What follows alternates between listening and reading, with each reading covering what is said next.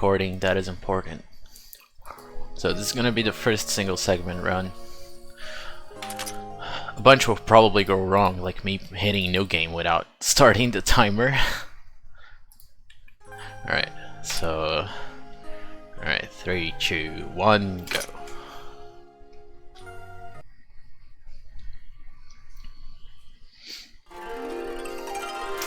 So yeah, Touhou Labyrinth 2. The most amazing dungeon crawler. Paired with the most amazing franchise known as Touhou. This game is amazing. That's all I'm gonna say.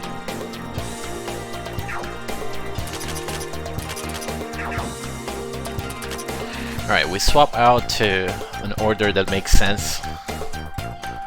Like, we put the character that we want to get hit on the left, and the character that we don't want to get hit on the right. That's usually how it goes. So the left is more prone to getting targeted by single target attacks. That's why we put Marisa on the far right. She has the worst defense and HP. And we just put Coding on slot 1 because he sucks. So if he dies, it's no big deal.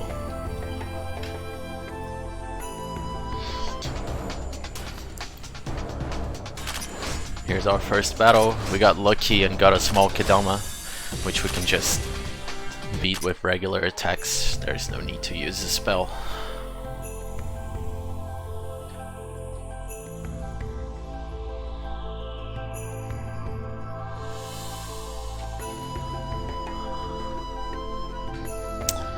So the goal for now is to get a few treasures and trigger the event in the top part of the map. And we need to get some stuff before we get there. E aí, Leandro?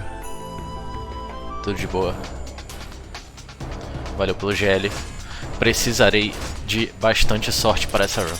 E aí, Secato?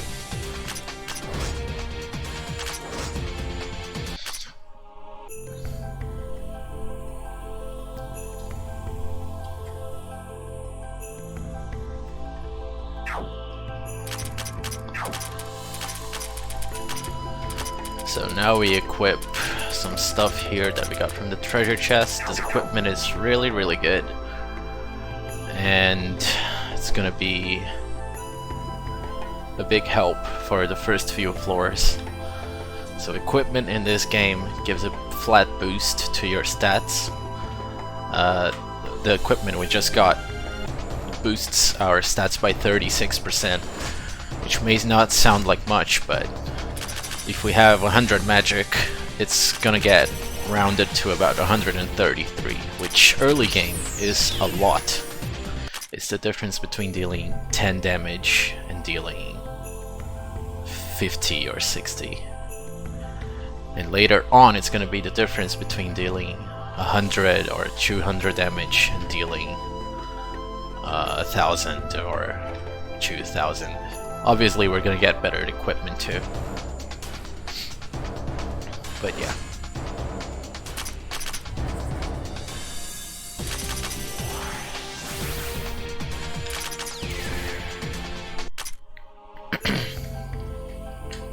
Wait, you broke your arm? No way.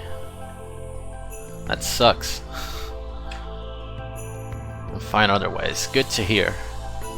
Breaking an arm or a leg sucks. The arm sucks more because you can't play video games. But yeah, hope you get better soon.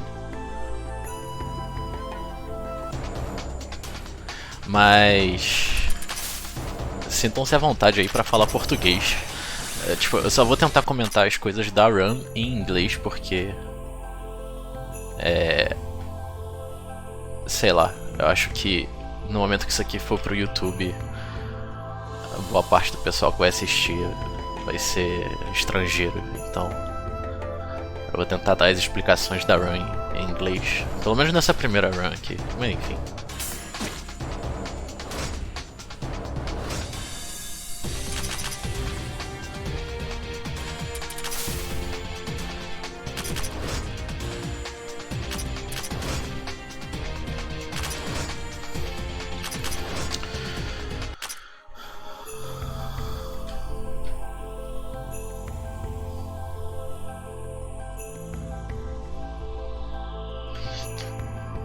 Alright, so here we're gonna get the final treasure chest for this dungeon trip. So we're gonna grind a little bit until we game over. And the reason for that is we get more experience and money the more consecutive battles we do without going back to town. And to not let this go to waste, and we'll have to grind anyway.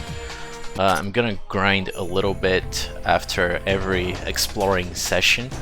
So I'm gonna explore parts of the map, grind, and then go back to town, repeat for a few times until I explore everything. This helps me get levels naturally, as opposed to just grinding them when I can't progress anymore.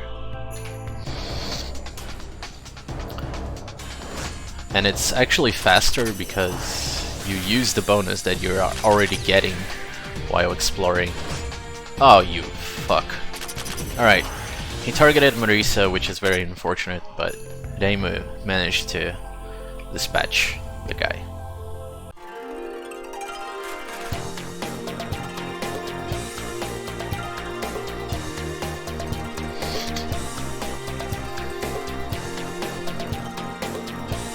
Oh, we also get achievements for doing stuff in the game. And achievements gives us items. That's going to be a very important part of the route eventually. So we actually recruited Momiji while we were exploring, so we can include her in the party. Shift some equipment around.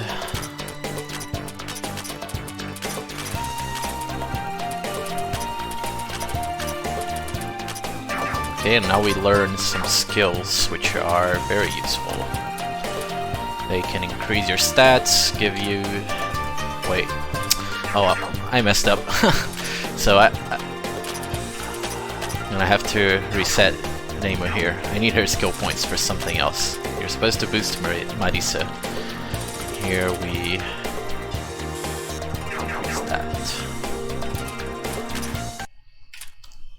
So, skills can boost your stats or do all kinds of cool stuff like boosting your dark type damage or water type damage, or boosting your stats when you go below 50% HP, or doubling your bonuses from equipment. There's all kinds of broken skills we are going to be abusing for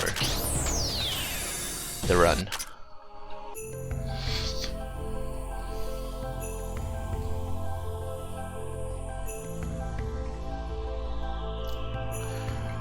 So in that little menu we got the MP boost skill for Kassen and Marisa.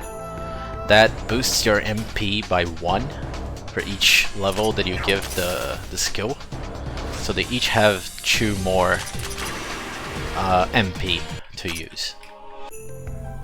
Which is very useful because Keen's spells cost 5 MP. So we now have an even 20, which means we get 4 spell usages. And Marisa has exactly 27 MP, which is the amount required for Master Spark. Master Spark, as you may imagine, is this incredibly powerful nuke that just decimates everything in its path. And it is very useful early game, because it deals such a huge amount of damage.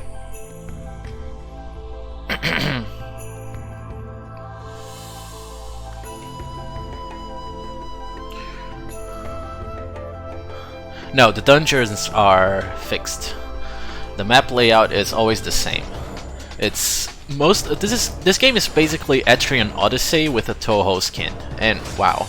Alright, Marisa died, but that's not a problem. If a character dies, they lose 10 TP, which is their motivation to explore, so to speak. When it reaches 0, you lose them from your party until you go back to town.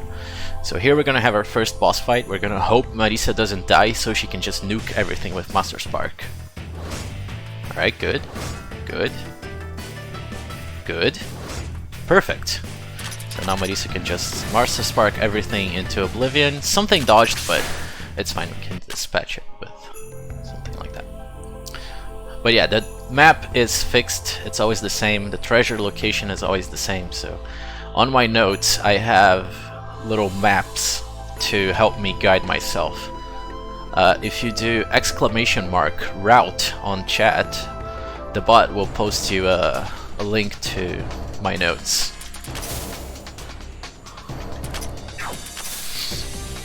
And you can see kind of how I'm organizing myself. Or not organizing myself, because it's a big mess at the moment. But yeah, we just lost Marisa here. She's out of TP. So I'm gonna shift characters around. We get this event with Cyrano, which unlocks the next boss fight.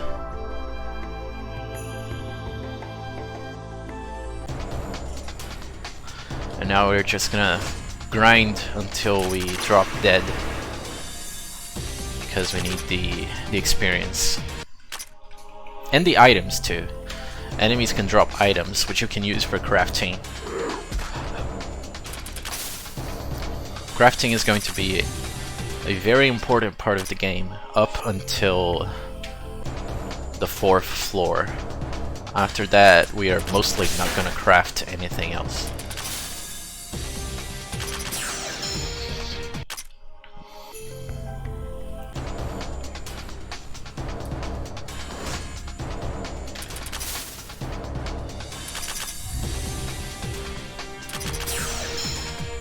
But yeah, early game is just map exploring, a little bit of grinding, and a few interesting boss fights.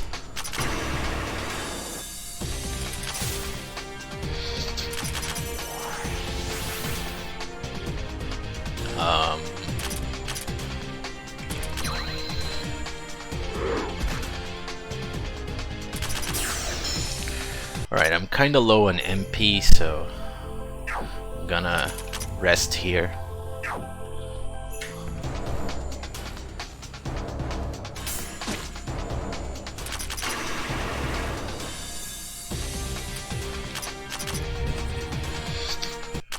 Rest allows you to regenerate MP outside of battle, but you get locked, you lose TP by using it, depending on how much MP you're missing. Alright, coming up is the Yomu boss fight. Yomu is kinda easy, but we need to do a little setup to get her. Also, I forgot to split. That is a great start to a speedrun. You forget to split, the first split. Always nice.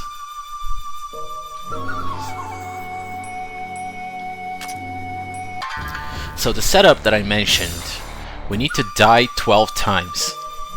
Yes, it is Kassan grinding.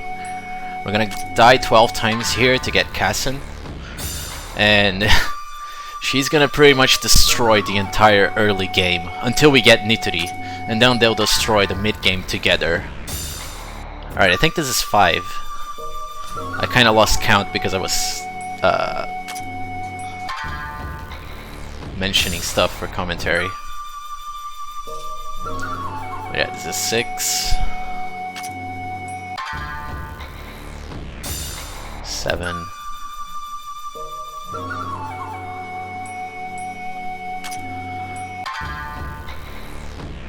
8. So if Yomu chooses to normal attack instead of present life slash, she can actually miss. Yeah, like that. And Marisa gets a free turn to try to damage her. She tries her best, but it's just not enough.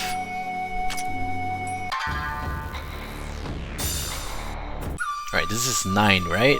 Or 10. I'm gonna be conservative here and say 9. So this is 10. 2 more.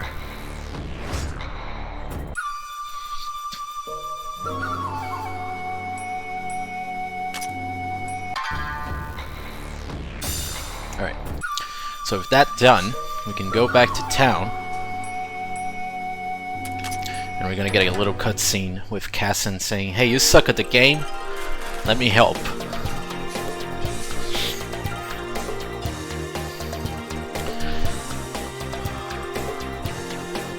Esse foi o vencedor do coin flip, Forlin, exatamente. So we're gonna put Casson into the party. I'm gonna put her on slot 2. Now everyone equips this.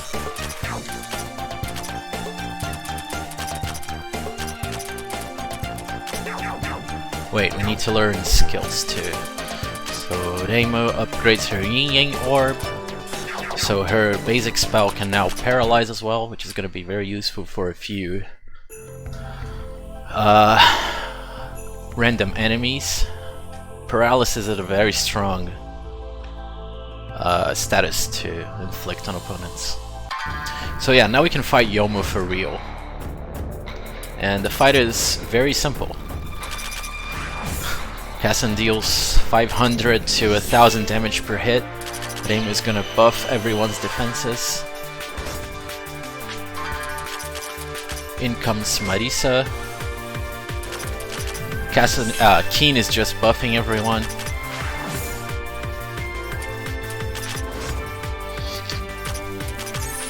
Marisa is gonna boost her own magic stat.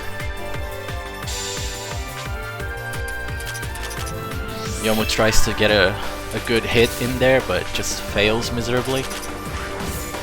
So Casson is out of MP and there's still a bunch of HP left, but that doesn't matter much because Marisa is just going to Master Spark.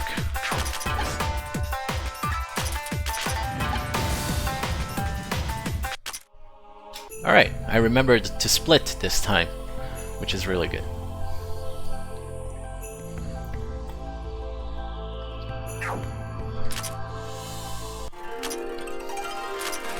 Alright.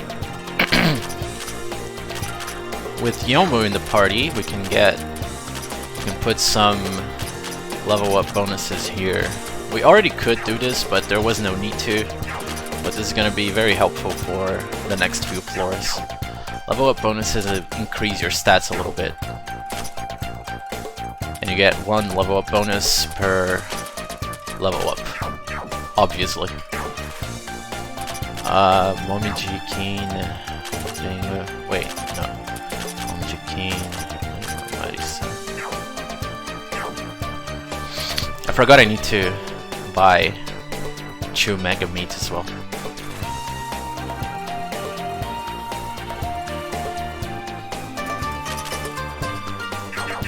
So we buy 2 of those because we need to recruit Rumia. Oh, we didn't get the drop.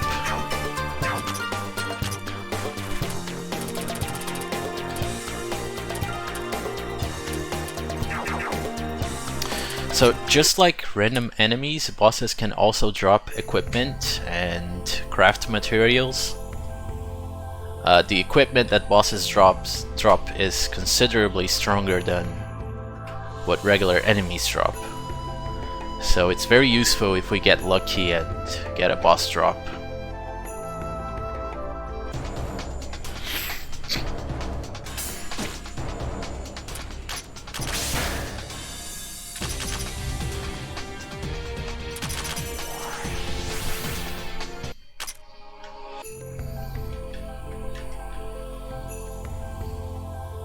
Oh yeah, you can also, since Thurler posted there, you can also see exactly what I'm using for route. Like, those are pretty much my notes. So you can tag along if you wanna read what I'm reading as I go through the game. You may have to reload the page manually by pressing F5 to see it properly formatted, but it should work like just as is.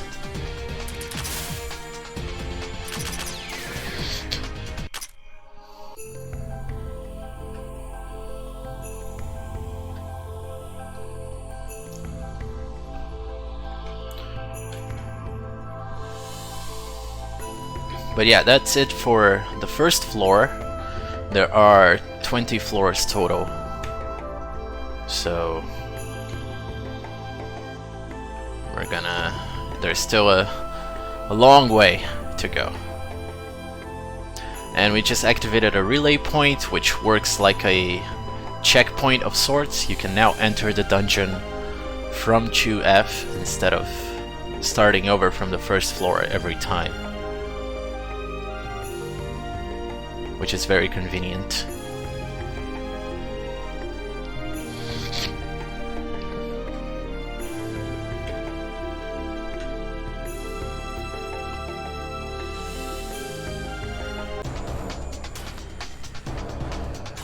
Alright, as you may notice, we climbed the floor and the enemies are considerably stronger. Like they jumped from level 2 or 3 to level 6 or 7. And we are only level 4 or 5 depending on the character. What do you mean the most random Touhou games? This game is incredibly popular. It's the best dungeon crawler in existence. And hi Iris, how are you? It's a great game casually. Like you build your team, increase skills, grind equipment from the craft system. It's an even better speed game because you get to use very cheesy strats to defeat bosses while being incredibly underleveled. But that won't be the case for a few more hours, probably.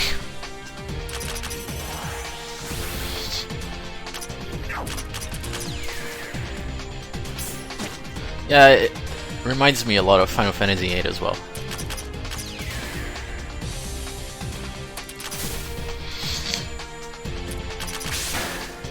Alright, that killed. Nice.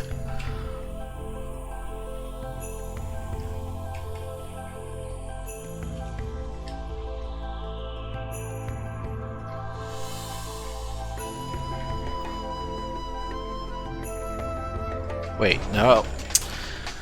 It's very easy to get lost in my own maps. Mostly because I don't have the entire layout memorized. So sometimes I'm just like, wait, why is there a wall here? Alright, need to go down here to get that treasure over there.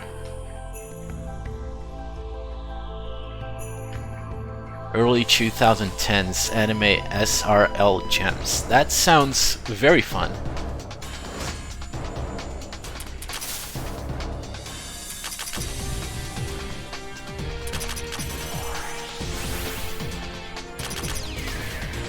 Man, this ghost has 1 million special defense.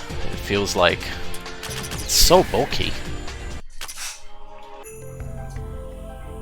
But yeah, as far as stats go, this game has HP, MP, obviously. There's physical attack, magical attack, physical defense, magical defense, speed, accuracy, and evasion. All of these will play major roles throughout the run. Most important being, obviously, the offensive stats. Just like Pokemon, exactly.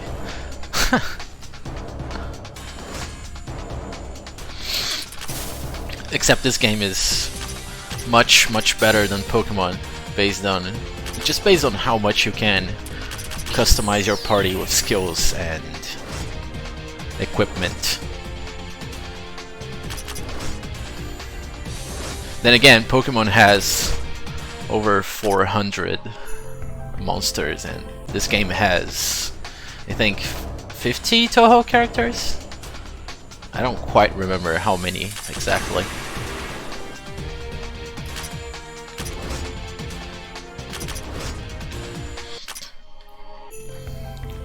But yeah, again, we're gonna spend the first few floors grinding a little bit naturally, just to get some experience.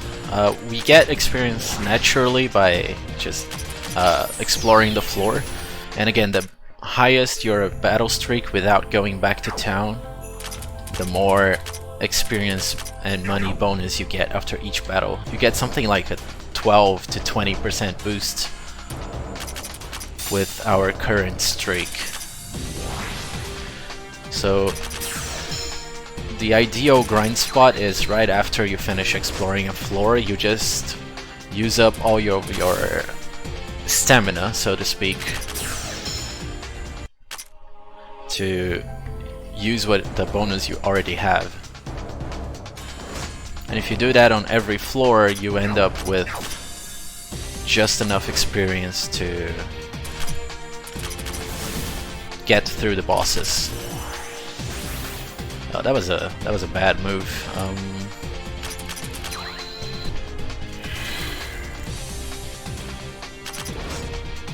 Okay.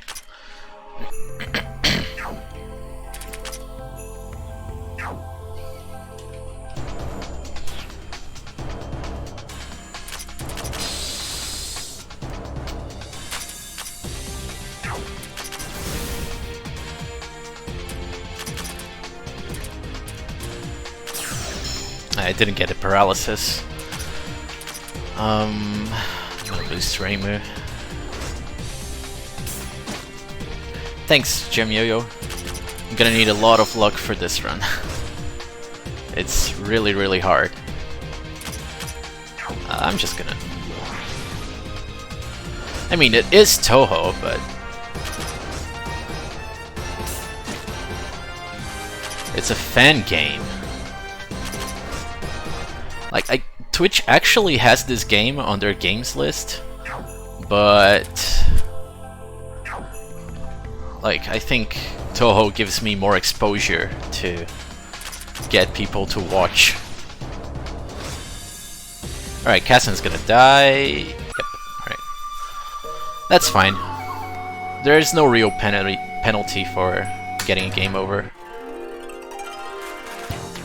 You just get sent back to town, which is what we were going to do anyway.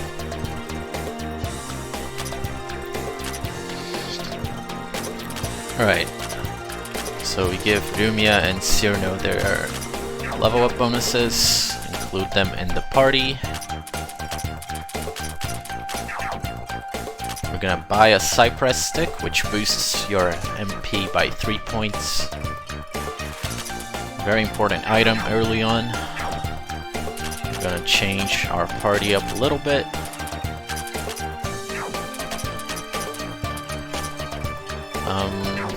Learn some skills. So Rumia learns Piercing Attack and Cyrano upgrades her Icicle Fall. Piercing Attack lets you pierce through enemy resistances, so if the enemy resists Mystic or Dark damage, she can deal more damage to it. And upgrading Icicle Fall just helps you get debuffs faster. Like the speed debuff you get from it, and wow, I messed up. Alright. I didn't miss input. Reimu used her buff way too late. It shouldn't matter, but maybe it will. We'll see what happens. If Kassan dies, I probably have to reset. Okay, she's alive.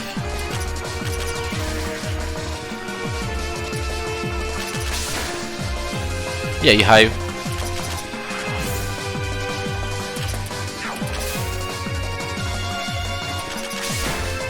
Alright, you can see both me and the boss have been afflicted with terror, which is a status condition that decreases your stats by 8%.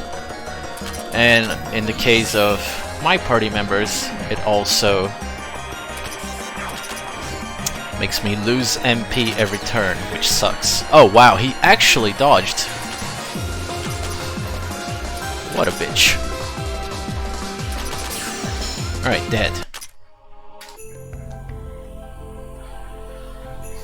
So, If Marisa didn't get afflicted by terror there, she wouldn't have lost MP on her turn, which would mean she could Master Spark, but unfortunately she got hit by it, so I had to spam her basic spell instead. Kinda sucks, but oh well. It's still faster than what I'm comparing against.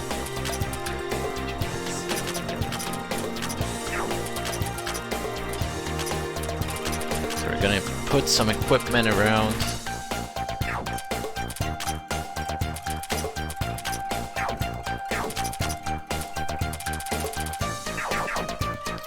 Upgrade Core skill that increases the item drop rate. We're gonna need as many items as we can to craft items when we are done with the third floor.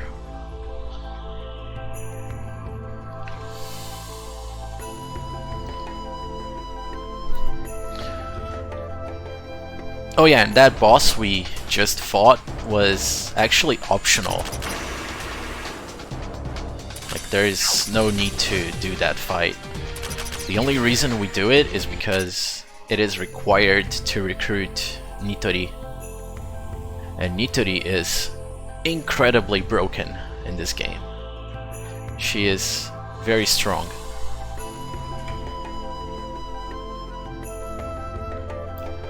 Like, unimaginably strong. She's probably the best character in the game. And yeah, that was technically an FOE, but unlike Etrian Odyssey, it's not actually menacing in the sense that it chases you or it has a complex movement pattern that you need to understand and circumvent. Just don't get close to it and it won't target you.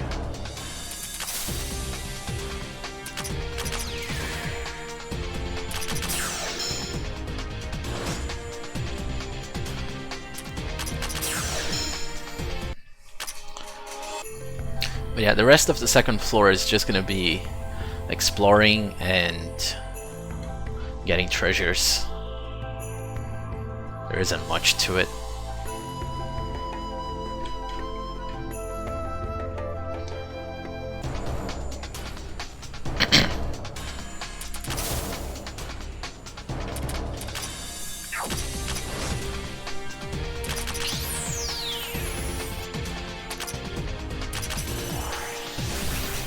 Oh wow, I actually didn't need to use Marisa's spell there.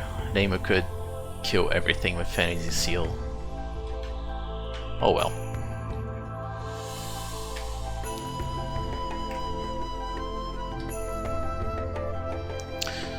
But yeah, I guess I should mention that these splits I'm comparing against is a segmented run I did throughout the week. So every day I would complete like 3 or 4 floors, and then I stitch it together, some splits from the time I got while playing that. There is a video of it, I uploaded it to YouTube, but oh oops, I forgot to make it public, so it's currently unlisted.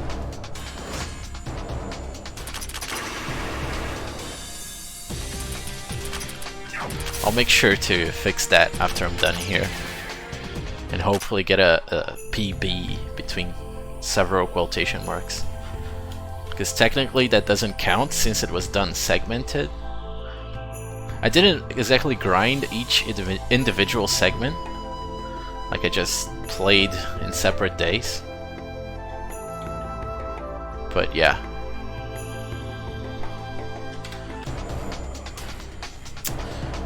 Alright, we got the rare spawn, which is good.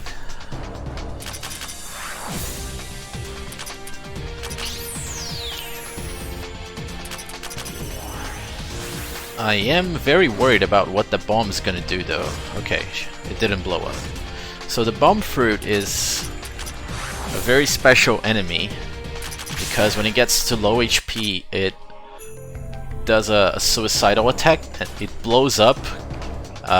And it deals whatever HP it has as damage. So if it has like 400 HP, it goes to 1 HP and deals 399 damage. And if it has a lot of HP when it does that, you pretty much instantly die, so not exactly the best situation to be in. And this spot I'm grinding in has a higher chance of giving the rare spawn, which is the unripe fruit or whatever. I don't remember what it's called. But that thing gives an absurd amount of experience, which is very helpful. It's still a very rare spawn, but the odds are greatly increased in this one specific tile.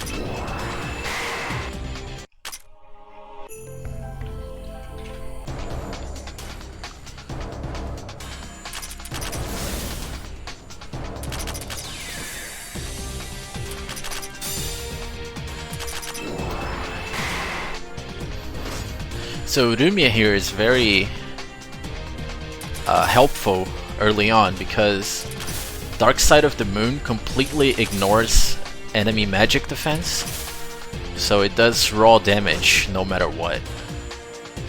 The only thing stopping it from dealing the exact same amount of damage is the enemy resistance to dark damage and the damage variance. Like every attack can randomly give 10% more or less damage. It's kinda like Pokemon, but the damage variance is considerably larger than Pokemon's.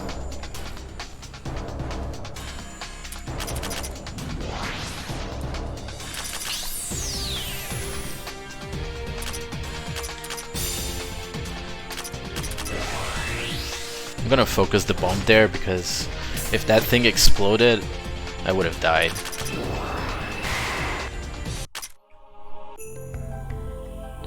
Alright, Yomu's out. Let's get coding in.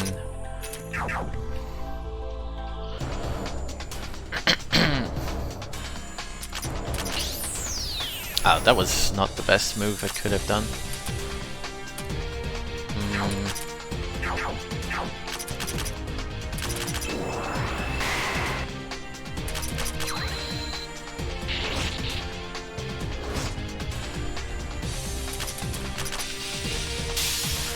I think the bomb fruit is gonna blow up. Oh, never mind. Keen managed to kill it.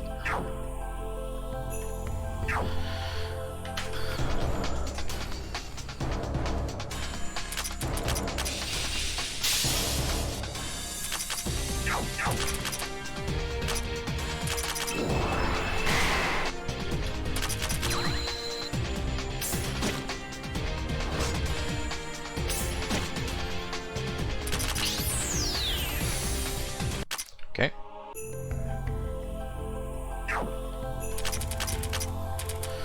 But yeah, the early game is kind of slow because we need to get experience. If we don't get experience, we're gonna get stuck on boss fights, and that's not good.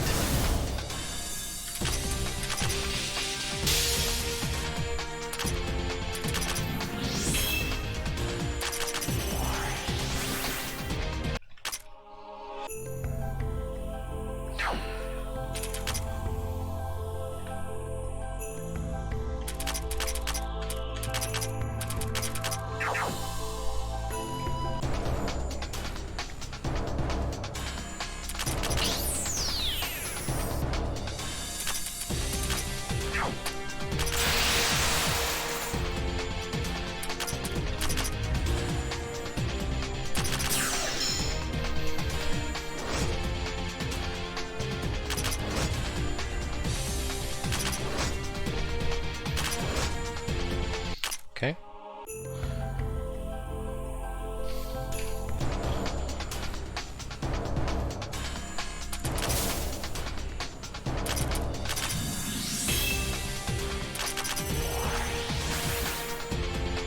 Wow, that thing is alive with like 1 HP. Seriously. Okay.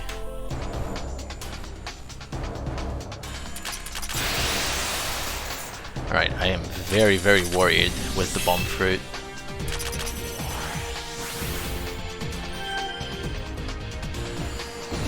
There's the blow up.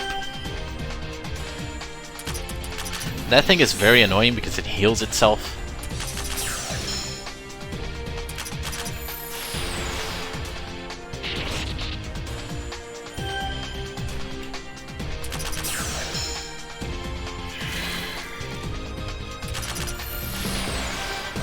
Come on! Alright, I'm just gonna run from this because it's unwinnable at that point. So let's go back to town. Level everyone with the experience we got. Apply the bonuses to further boost our stats. If I can menu properly, that is.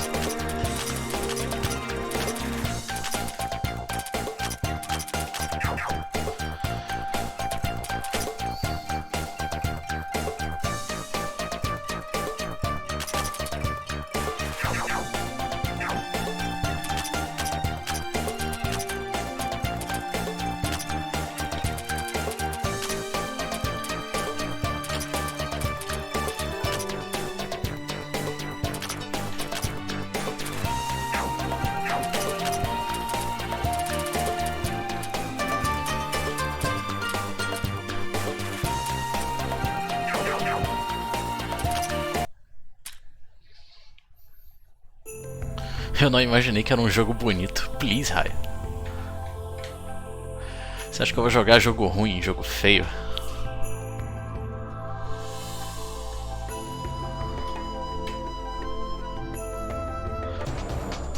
É, dependendo do pessoal que faz, realmente é questionável a qualidade mesmo. É verdade. Pera, eu peguei, ok. Eu tô no lugar completamente errado aqui, velho. Ah, esse meu mapa é...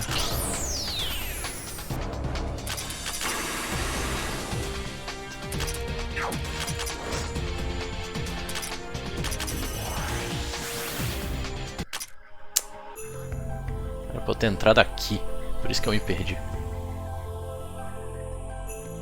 Pra aguentar 9 horas devia ter alguma coisa boa. Realmente, velho, se o jogo fosse visualmente feio ou chatíssimo de jogar, não ia rolar a motivação pra fazer 9 horas disso aqui. É que o early game é muito paradão, mas o endgame é sensacional, velho. As stratas são deliciosas de executar. Mas isso porque eu joguei o jogo, né? Então eu tenho noção da dificuldade das lutas. Quem nunca jogou não sabe o quão difícil é. Não vai apreciar completamente a run. Mas quem liga?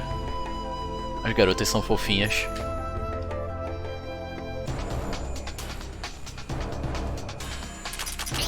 Imaginei que a coisa boa era ser Touhou, é. Justo.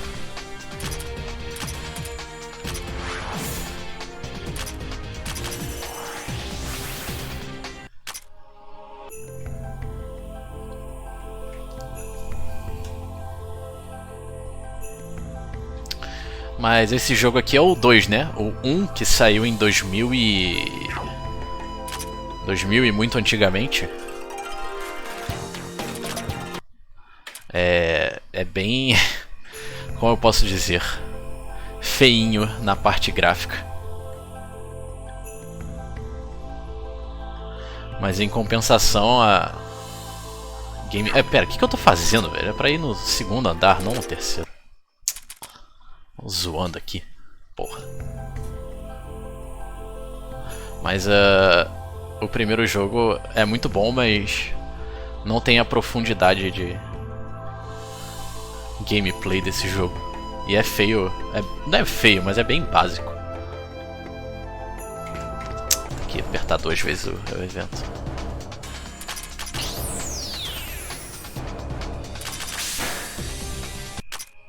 É verdade. Alright, here we get Minoriko We need 3 great tree leaves to wake her up. We get all 3 from treasure chests, so there's no RNG involved in getting her.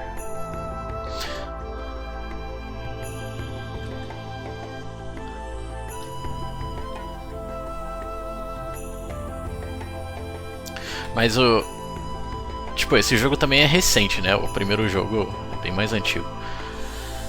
O cara teve tempo de aprender a desenvolver e tal, fazer a engine própria ou aproveitar uma engine que funciona direito.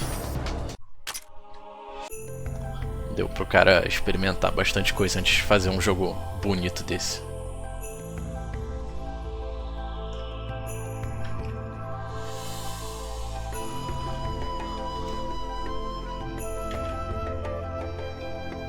Meu Deus, onde eu tô indo?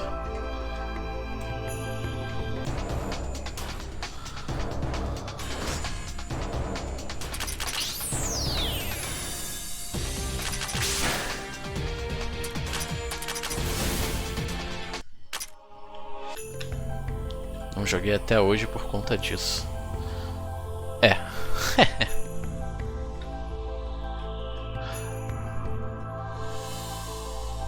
Pois é. Acontece. Isso aqui é uma boss fight entre muitas aspas. É basicamente um random encounter. Tunado. But yeah, that boss fight is just a Chen event with a random encounter. There's nothing really to it. So we're gonna apply Minotiko's level up bonuses here. Give her some magic. And we keep getting achievements. I don't fully remember what each one of them is, but they're very useful.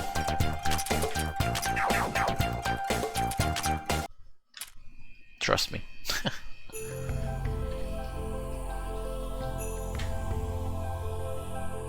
Alright, now we can finish exploring the 3rd floor.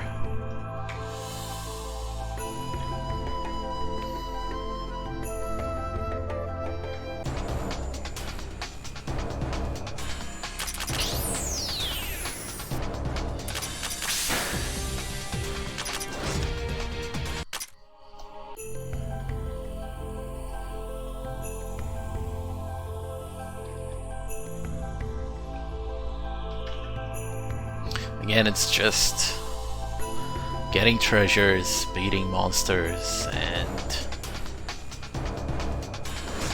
progressing the story.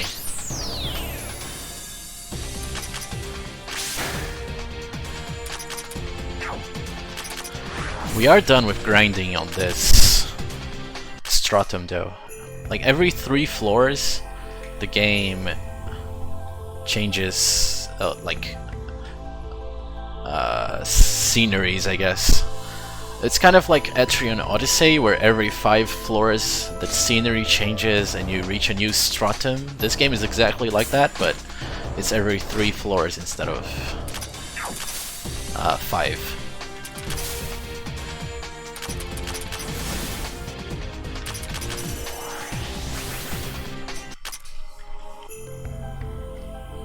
So we are technically done with grinding on this stratum.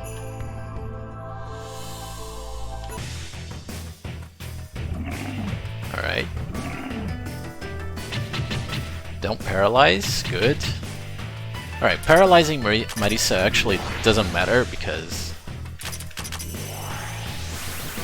she already has her action time bar full.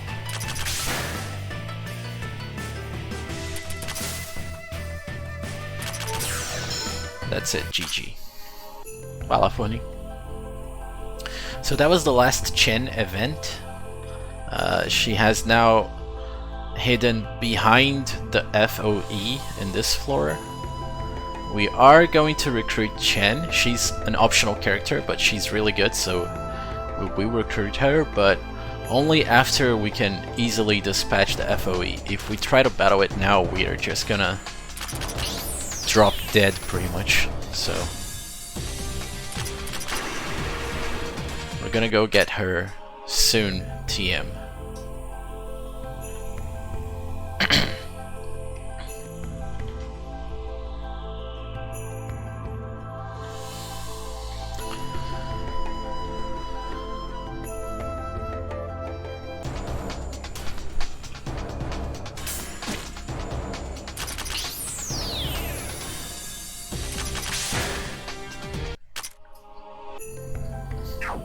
Actually gonna replace some characters here because they're running low on MP and... Wait, no, this is wrong. This is technically wrong. I should take the upper path because it's faster, but in the end it doesn't matter. But yeah, being low on MP kinda sucks because you can't use your spells and then the enemy can overwhelm you. And if that happens and you die, you get sent back to town. And we are not done with this floor just yet, so we would lose a lot of time backtracking to where we were when we died. Alright, this boss fight, as you can see, has a recommended level of 32, and we are level 9, which, you know, may sound impossible to beat. But Yuyuko and Yukari show up to help, and they are very over-leveled, and we can just easily dispatch the boss with 3 turns.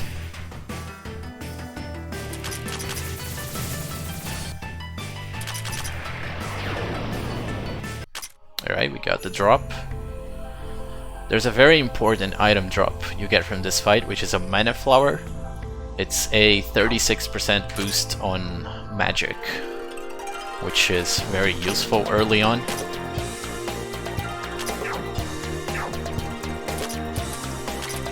Alright, so I'm gonna shift equipment around a little bit.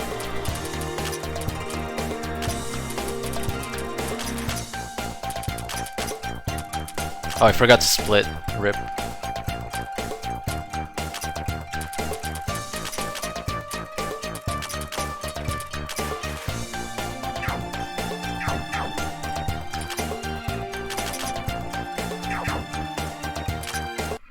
Alright, so now we're gonna go unlock the Stratum boss, Komachi. We're gonna reach her, unlock her relay point, and then retreat to town and make preparations to fight her. Yay, Drainaps! Wah!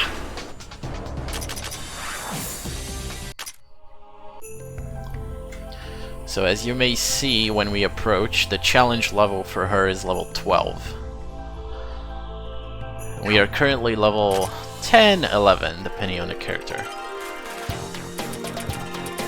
But yeah, now we're gonna forge some stuff, particularly a crepe mariette, fish's bauble, and whatever else we can forge.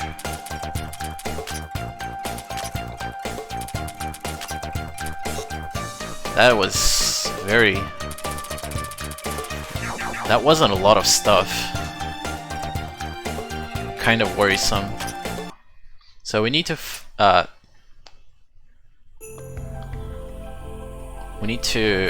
hang on. What am I supposed to do here? Just this?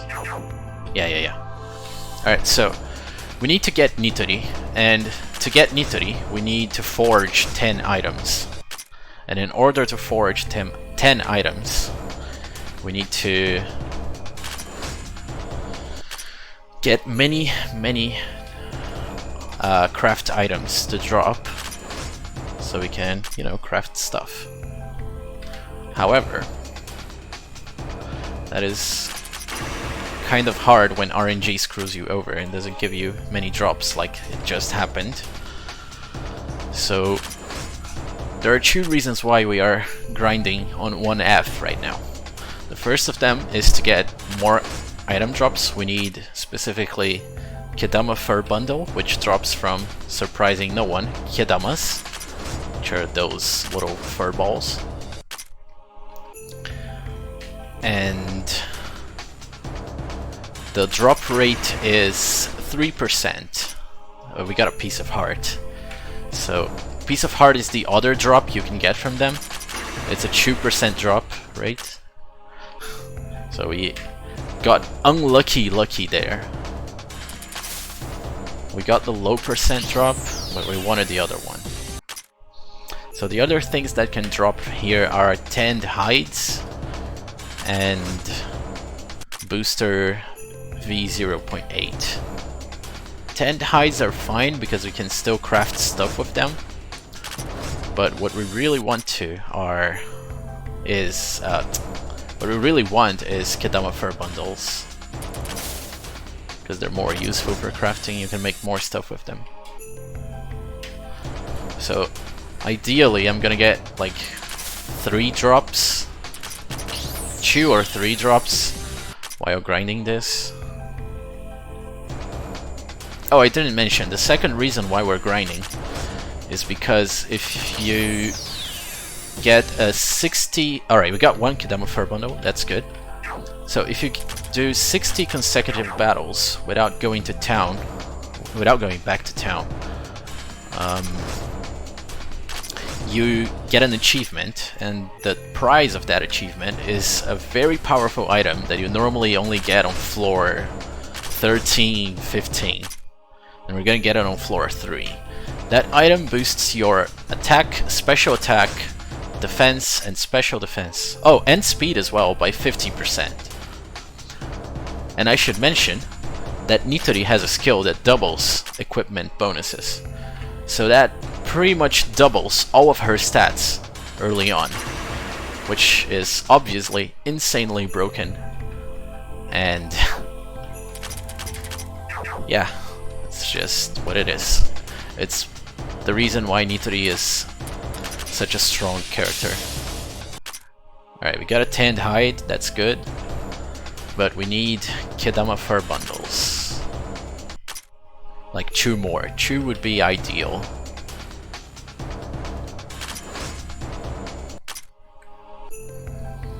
Yeah, our current streak is 22, so there's still a long way to go.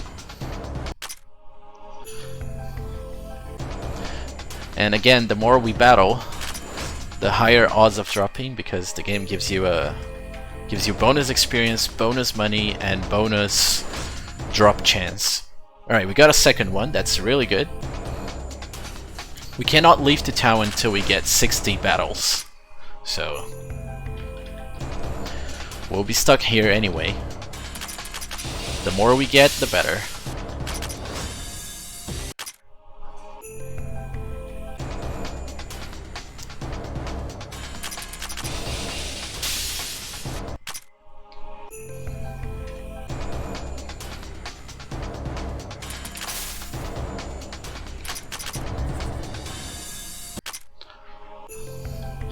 Não, a cada passo você ganha tipo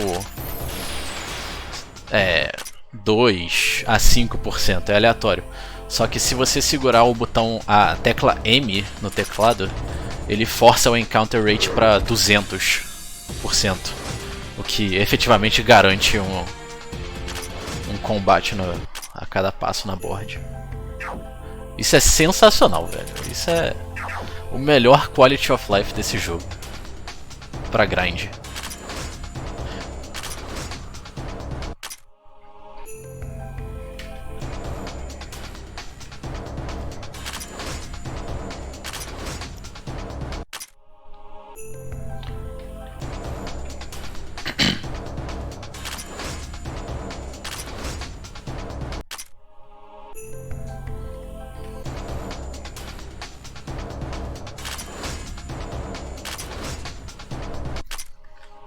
Alright, we got a 4th Tanned Hide. Well, not 4th drop, but that is the 4th one in the inventory.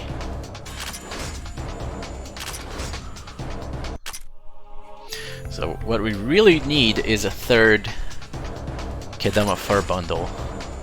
That would be the best outcome here. But we need Kedamas to make that happen. Come on, game. Alright. Nope.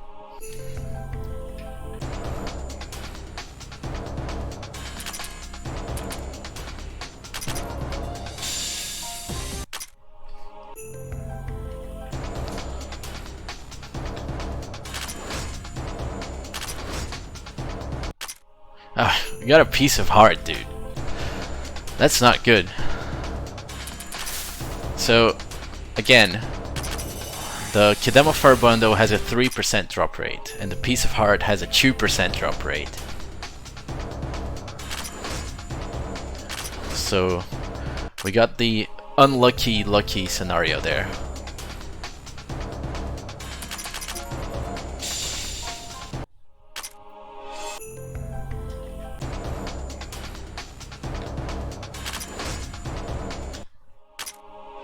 Alright, we have 45 battles, which means that we're gonna swap here slot 1 with Coding.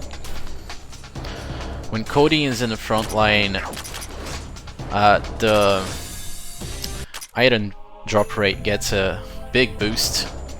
We are currently with a 132% boost, so we are a little bit more than twice as likely to get drops, so the drop rate is pretty much increased to 6% now, which is still super low. But yeah. Esse jogo particularmente não tem na Steam, cara. Tem só no DL site mesmo. Se eu não me engano, o criador do jogo estava querendo botar na Steam, mas ele teria que portar uma parte do jogo, tem que integrar com a Steam. Ele estava estudando fazer isso ainda. Não, nada confirmado.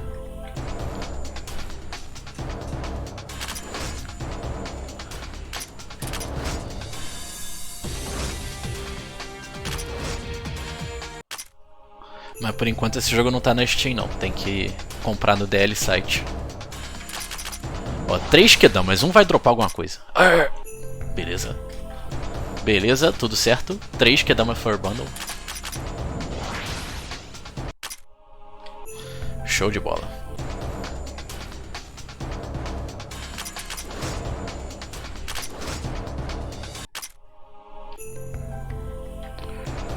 Alright. 5 more battles and we leave the dungeon because we have 60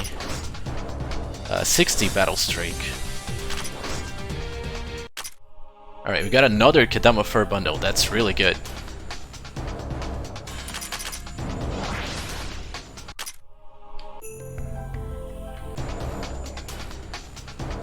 Oh wait, I messed up here, hang on.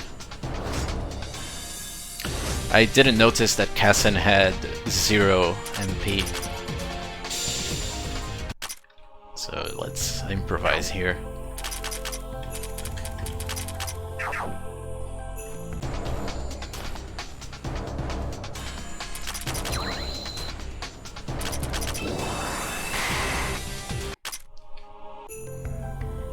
Alright, last battle.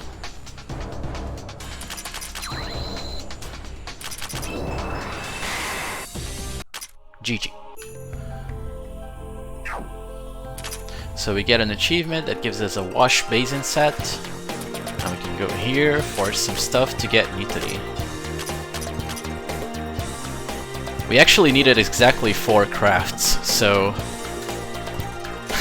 we got very lucky with the drops there. Alright, so next.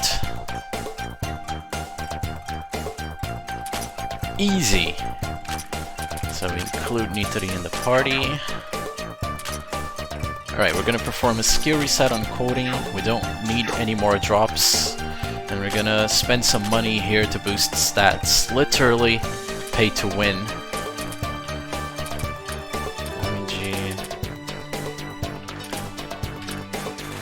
Nitori.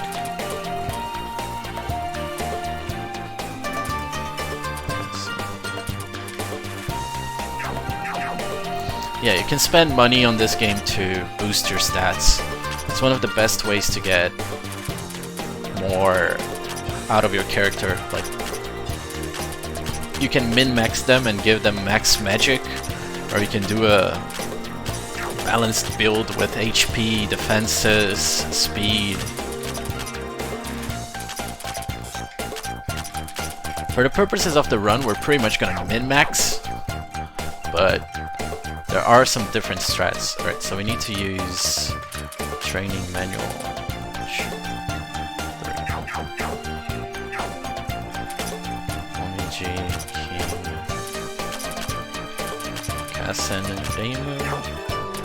Alright, this menu is very complicated, so that's why I'm not talking much about what's going on.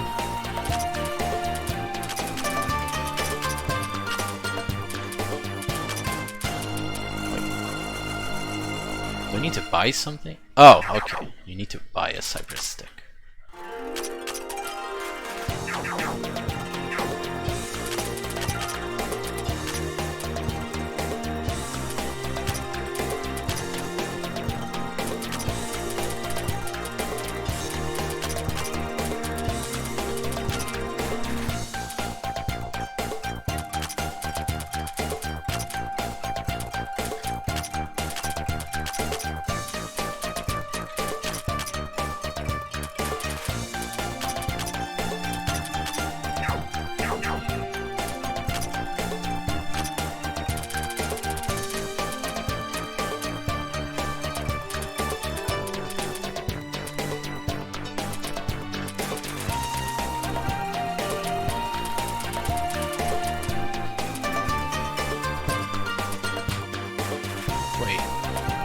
This doesn't seem right. Alright, things are out of order. My menuing is out of sync with my notes. Please understand. Pit charge. Maintenance. Alright, now we're gonna save because there is a chance Komachi will completely destroy us. And now we can go for the Stratum boss, Komachi Onozuka. It's a very difficult fight, but our characters are very strong. So it's a pretty high chance to win. But you never know with this game. Especially with Komachi, because she has access to instant death skills, which, you know, are always fun and balanced.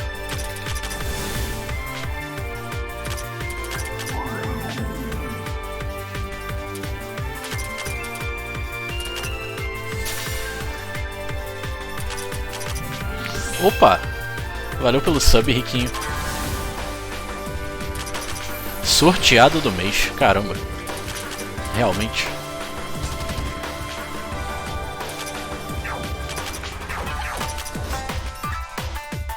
Pera, por que eu botei a Arumia, velho?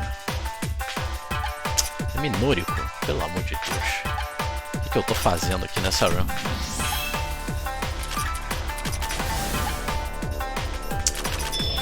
Não! Caramba.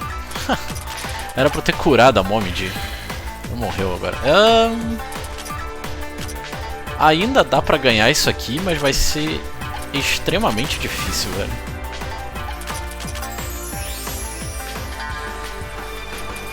Alright, this is gonna be a tough one.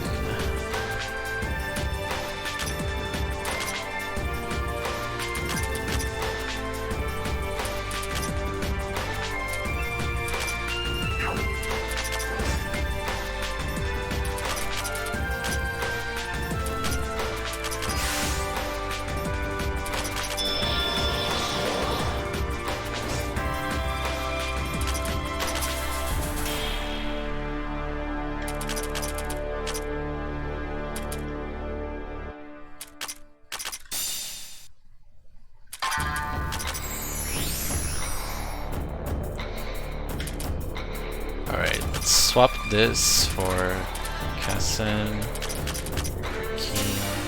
Wait, what? Really? I wasn't expecting that. Alright, name who it is. Alright, she needs just a little bit more damage to trigger the next phase. I need her to use narrow confines of Avicii. There it is. Alright, now I can put coding here. So this. That does not seem right. I'm doing everything wrong here, holy shit.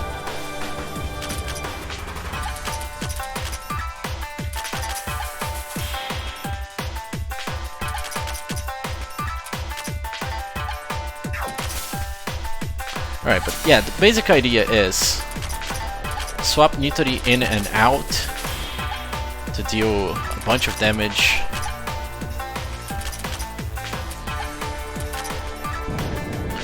And you should beat the fight like that. Alright, so she used a big delay, that spell with lots of delay, so we're gonna abuse that and put out characters that deal a lot of damage, and the fight is done. So it's really hard to commentate while doing that because things did not go as planned. There was a lot of improvisation in that fight. But yeah, we are done with the first stratum. The basic idea is if the enemy uses a high delay move, you switch in your very strong characters but that can't take hits and just pummel the boss until it dies. So, because we won, we now have Komachi. Komachi is one of the best tanks in the game. And she's gonna be very helpful.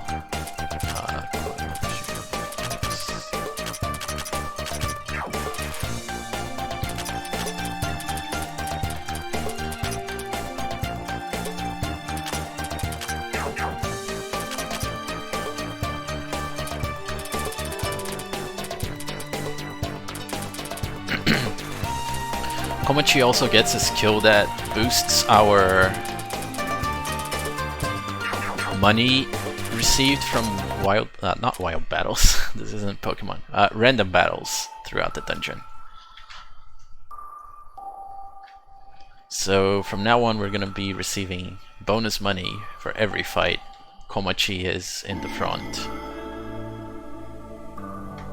And alive at the end of the battle, that is an important condition. Oh man,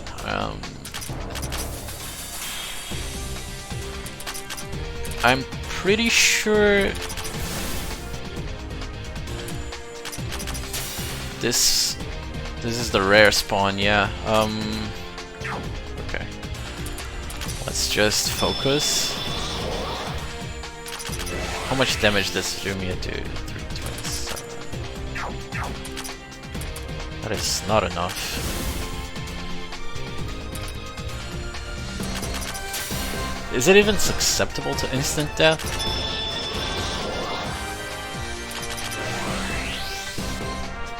Anyways, Lumia has the piercing attack skill, so she can damage things even though this enemy that I'm facing has a lot, and I mean a lot, of physical and magical defense. But yeah, we beat it somehow.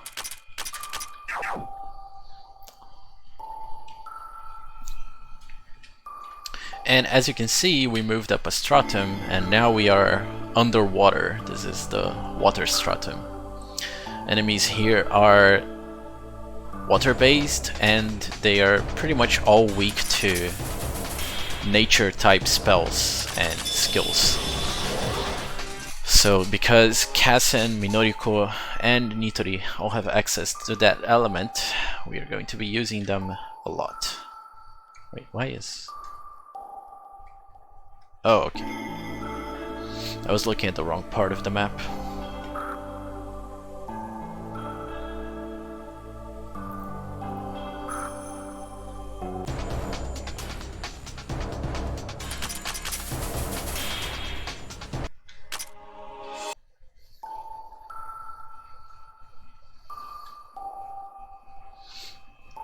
But yeah, going back to the Komachi fight, Momiji dying was really bad because she's the main tank for that fight, and as soon as she dies I need to be constantly swapping characters in and out of the first slot to absorb the hits. And no one is as beefy as her, so it's kinda important that she doesn't die. And I'm pretty sure that I'm not gonna be able to kill this guy because Lumia does not have much MP on her.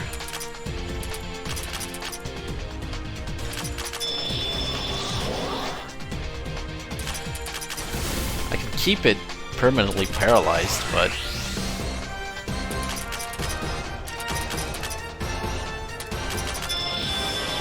this is not an ideal situation.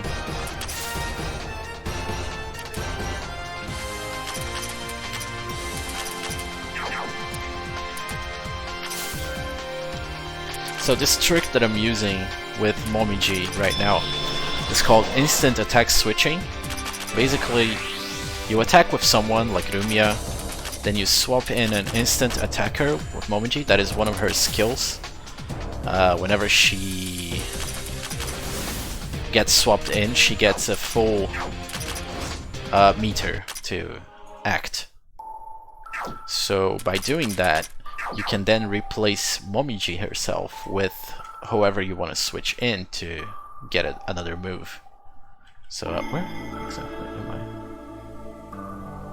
Okay. I got a little bit lost again on the map.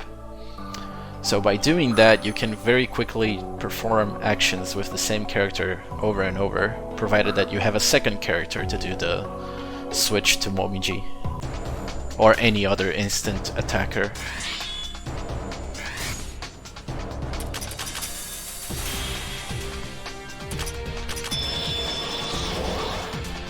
Right.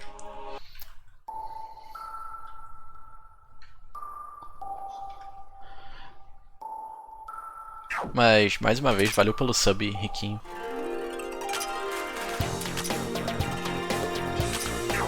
Alright. So we go back to town just to level up, get a little bit more powerful, and because it's faster to go back to town and take the shortcut than to backtrack back to the center part of the map from where we were.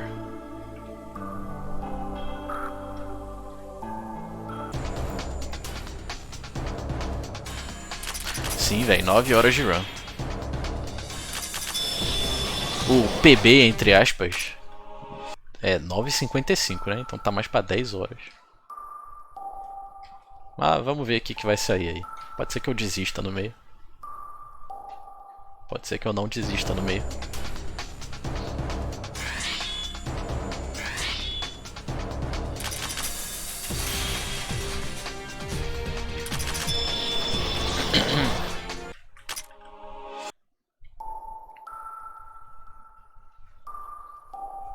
Right, there's this event with Rin. She just runs away and then will get caught in a boss battle that she cannot win and will ask us for help. Very inconvenient. But hey, it's part of the game.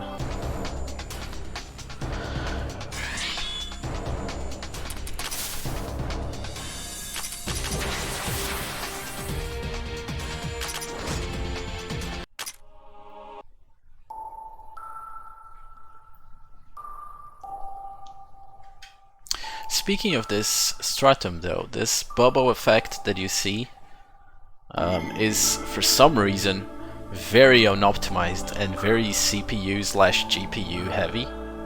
So many old computers will drop to like 20 to 30 FPS when going through this map. We don't exactly understand why, because it's a very basic effect. It just blurs the screen and makes bubbles, but for some reason it's very intense on the GPU, which leads to many people turning this effect off when they're playing casually, which is a shame because it adds to the the ambience of the place you're in.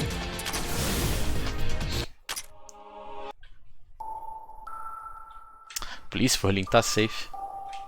São 9 horas de run. O BRB pode ser 5 horas que tá valendo.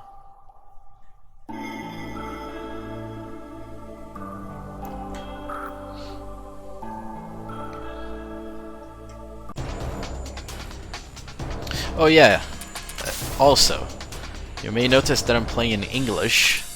This is a unofficial English patch. This is not made by the developer. The game is only available in Japanese. There is a community English patch though that patches like 99% of the story, items, menus, etc. The game is entirely playable in English, but through unofficial means.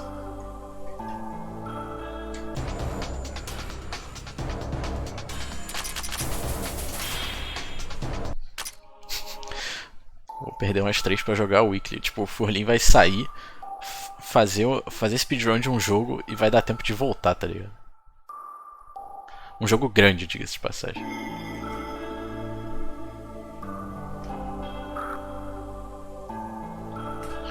Alright, so now we are gonna grind a little bit here on 5F. We are not gonna last very long because the enemies here are very strong. As you can see, they're level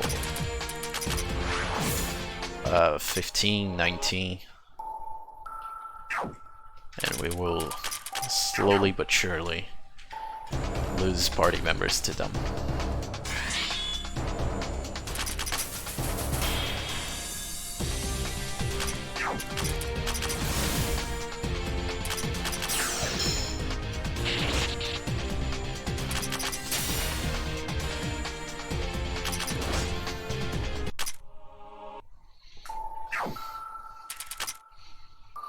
Actually, now that I think about it, it's better to grind after getting the treasures. So I'm just gonna deplete Nitori and Kassen's MP here before going back to town. Wow, okay. This is kinda bad. This is really bad now because I have paralysis.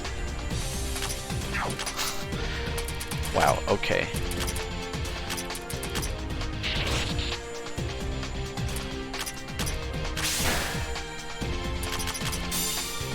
No, why did you miss?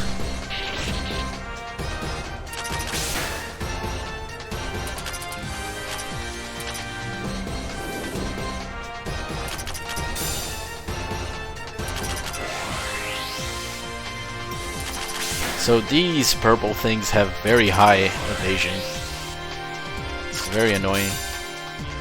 Mapa gerado de forma aleatória ou tem padrão? É sempre o mesmo. O mapa é sempre idêntico. Então, tipo, nas minhas notas eu tenho uma imagenzinha do mapa com linhas me dizendo pra onde eu tenho que ir e onde eu tenho que farmar.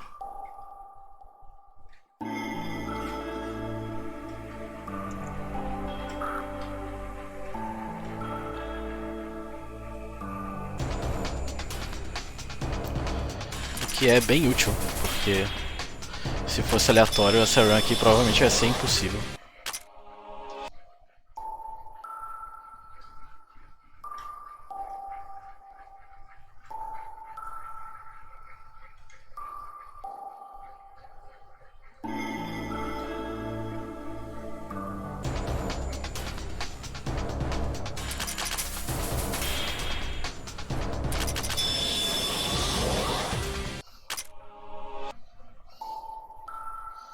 Ok, a gente vai perder tempo aqui, mas isso não quer dizer muita coisa, porque normalmente quando você perde tempo assim, é um sinal que você está grindando mais do que devia, então você vai estar overleveled e vai ter que grindar menos no futuro.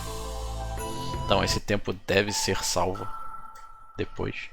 Sem falar que se você está overleveled você vai matar o boss mais rápido, então dá pra compensar, por assim dizer. But yeah, as I was saying, losing time on these floor exploration splits doesn't exactly mean that the run is bad, because it just means that you're spending more time doing battles. Doesn't necessarily mean that you are losing time, because if you get more experience, you will beat bosses faster, and you also have to grind less in the future. So it's not exactly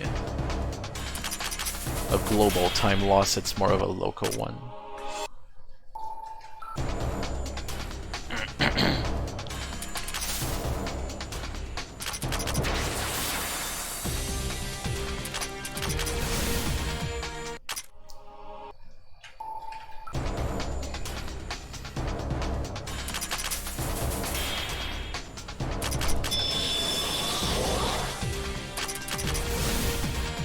Alright, Nitori's out of MP, so we're gonna go back now.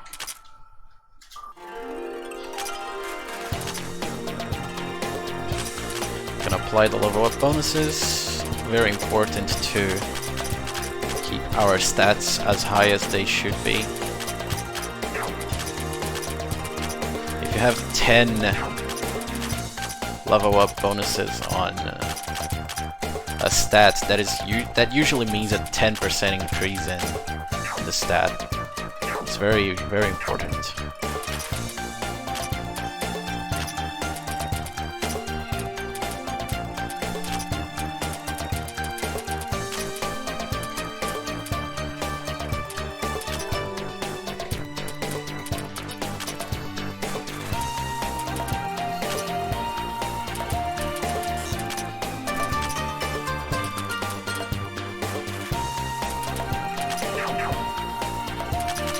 So we boost Komochi's skill that gives more money. Minoriko gets a skill that regenerates MP when she goes to the back line. Yume gets a very important skill that is Darkness Manipulation.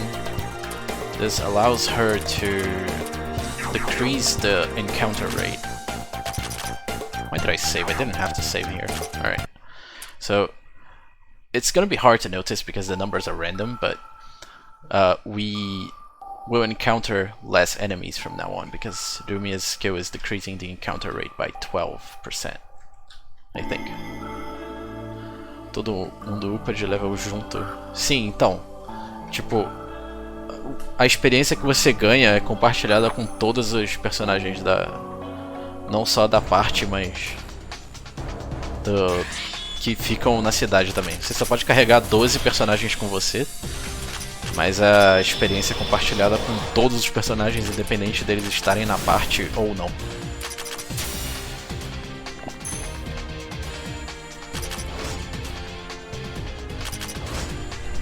É bem útil porque você pode trocar de personagem. Tipo, alguns personagens são bons para lidar com esses inimigos aleatórios, outros são melhores para lutar com bosses. E você não precisa ficar se preocupando em upar 50 personagens diferentes.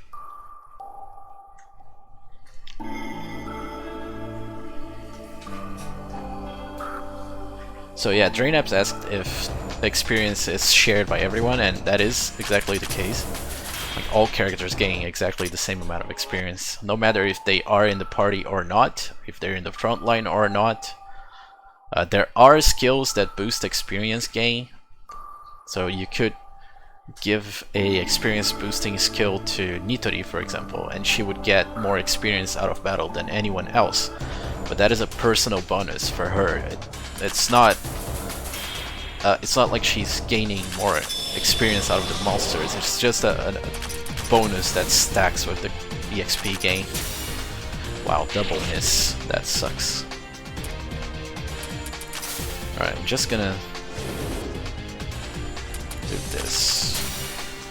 3 misses. Wow, very good game.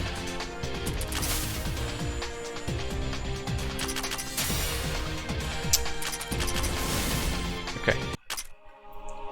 There is a chance that Komachi can instantly kill anything by just attacking it. She has instant death on almost every single attack she has. And these monsters aren't exactly resistant to it, so there should be like a 1 in 3 chance that instant death procs on anything Komachi attacks. Except for bosses, obviously. But we'll get to that.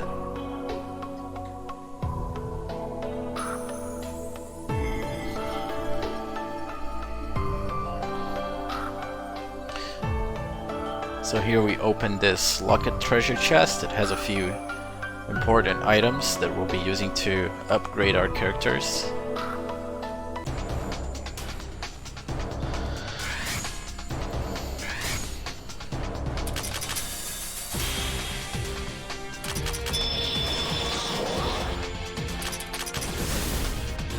That is not what I wanted to do. Okay. It kind of works though, because then I can regenerate MP here.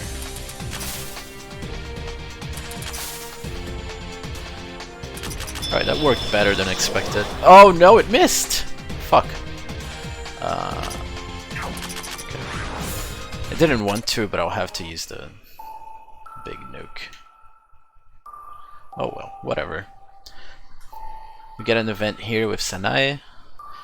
Sanae is very special in this game. The artist was a little bit exaggerated with a few of her features when the artist was drawing her. Sanae is also a really good character. She's very strong and has many support skills that will make the game beatable in a very fast manner. What I mean to say is, she's really good in several ways. Alright, so back in. We're gonna explore the eastern part of this floor now. The reason we go back to town is to regenerate everyone's MP and TP. TP is kind of like stamina, how many battles you can do before being forced back to town, for that character specifically, that is. So for example, Nitori has 19 right now, and every battle she's going to lose 1 TP. If she took damage, she's gonna lose more based on how much HP is missing.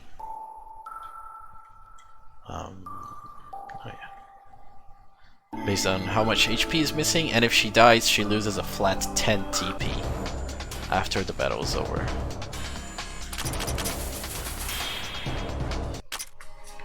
So it's very important to manage your MP and TP when exploring. You don't want to be low on MP when facing a powerful enemy.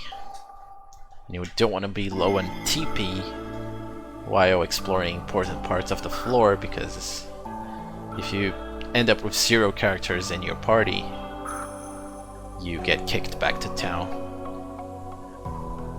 Like, doesn't matter if the back line has more characters, you cannot bring them back to the front if all 4 characters in the front have 0 TP.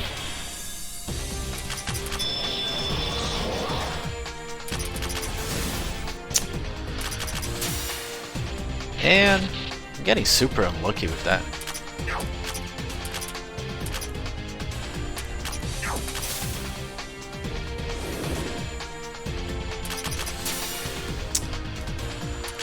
Ah, okay.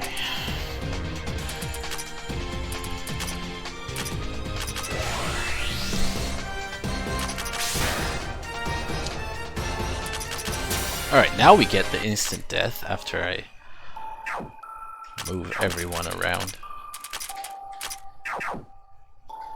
Kinda sucks. But yeah, the rest of the 5th floor is just gonna be exploring and getting treasures.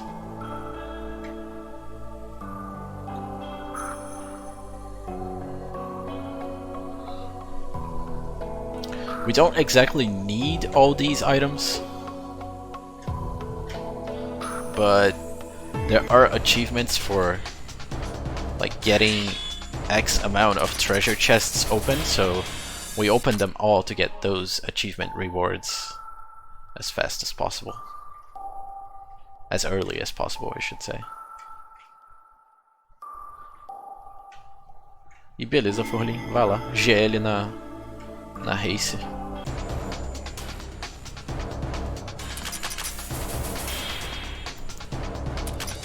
Só não garanto ficar até o fim. Eu também não. Mas é GL. Cadê o Instant Death, velho? Pelo Pelo amor de Deus.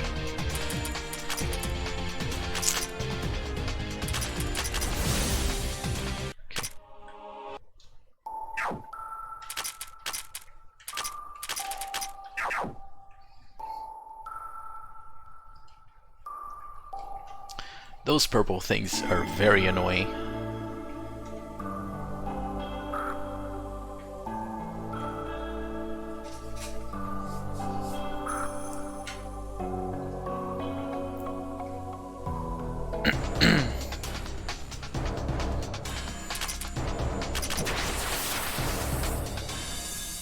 Wait, how did that deal so little damage?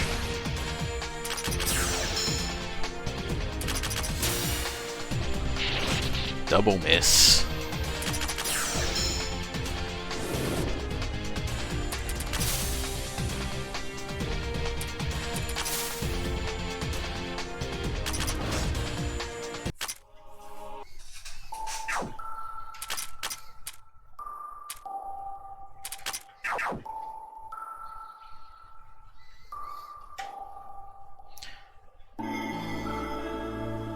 But yeah, like I said, we don't particularly need all of these items, but it helps to get the achievements for treasure chests. Like the last one is to open 256 of these chests, and that gets you 50,000 money, which is a lot.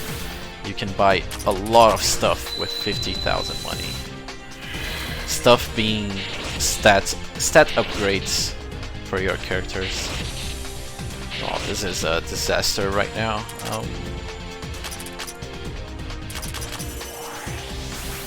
I should have used the orb on Blue Shade.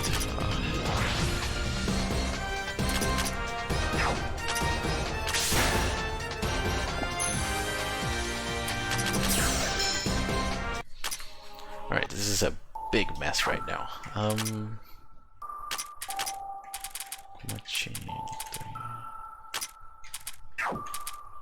Yeah, this will do.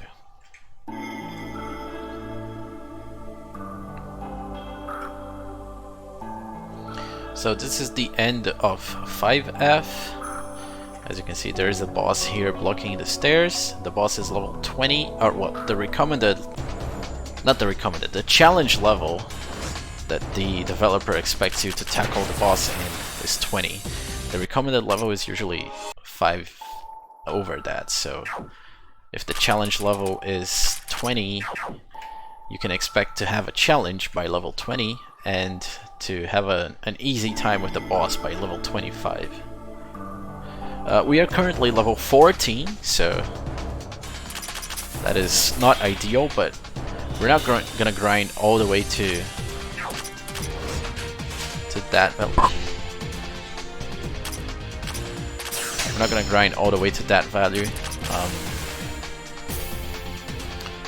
Mostly gonna stop. Hang on. I'm mostly gonna stop at like 18 or something like that. I don't quite remember the level. Man, this fight right now is really bad. Jesus. Okay, I'm gonna need Yomu, Kassen. But yeah, we're gonna cheese that fight pretty much, so our level doesn't really matter that much. More on that in a bit.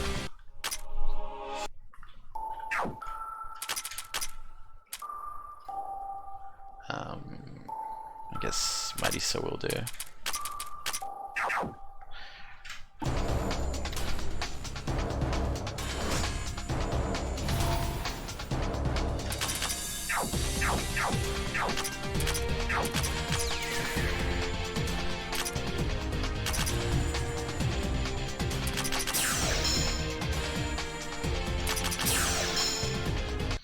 Alright, we absolutely need Nitori here.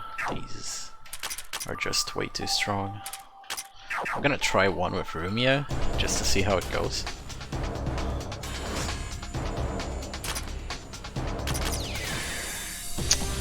Of course it missed. Why wouldn't it miss?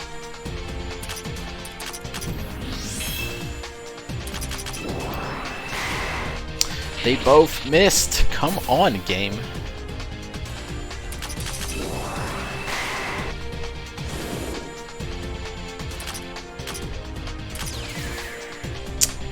Oh my god.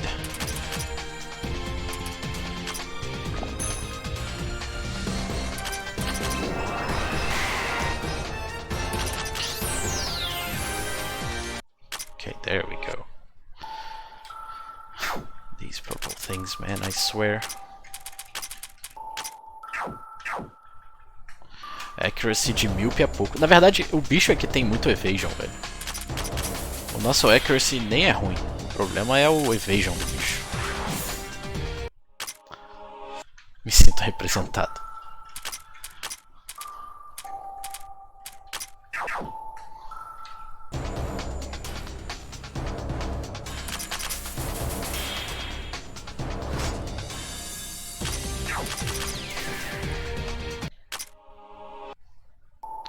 Alright, one more fight with Nitori and then I'm gonna bail.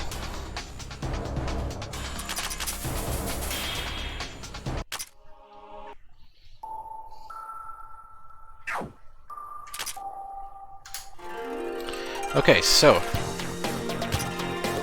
we're gonna use a Tome of Insight Vitality on Cody.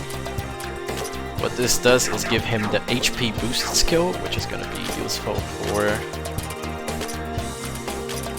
a few boss fights. He's gonna need some HP. So we're gonna shift some equipment around here.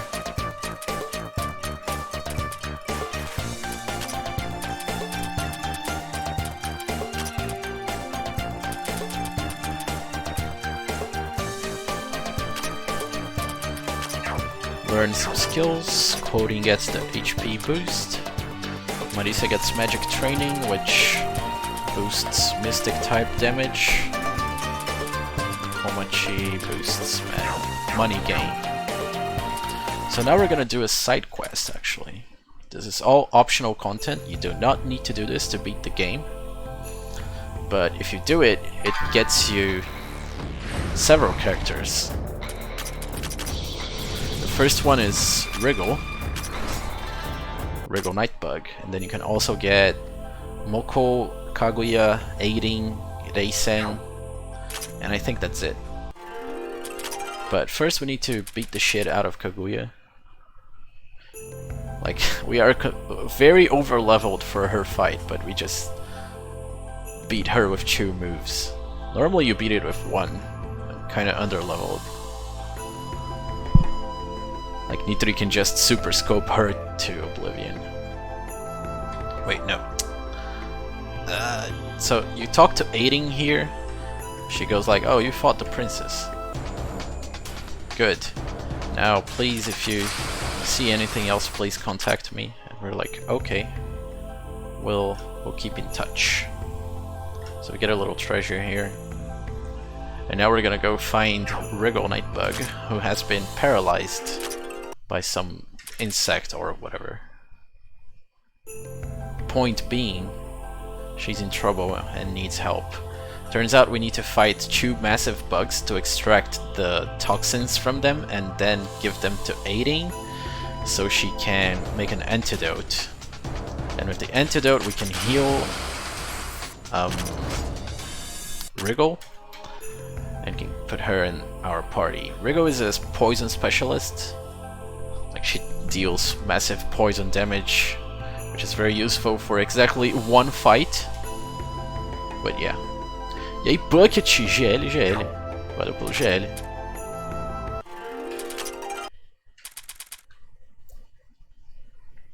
So yeah, the first one of these bugs is this guy over here. The Great Tree's Poisonous Wasp. Wait, I messed that up. That's not how you're supposed to do it, but whatever. It works out. Like, you're supposed to boost first with Nitori so you can one-shot it, but this works too. Now we go to floor 4. Nitori é o nome de uma loja. Comprei minha mesa aqui. Lá, no caso. É, Nitro, eu acho que Nitro é um nome muito comum aí no Japão. Pra coisas em geral. Ou não, sei lá. Posso estar viajando. Alright, this fight is very simple as well. It's pretty much the same fight except this bug paralyzes instead of poisons. Or we can just buff up and kill it before it does anything meaningful to us.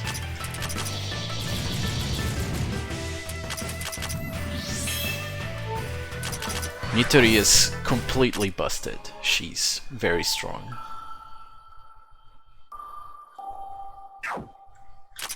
Alright, with both toxins in hand, we can go back to aiding on floor 2. Get the medicine for Wriggle, and then forcibly recruit her into our party.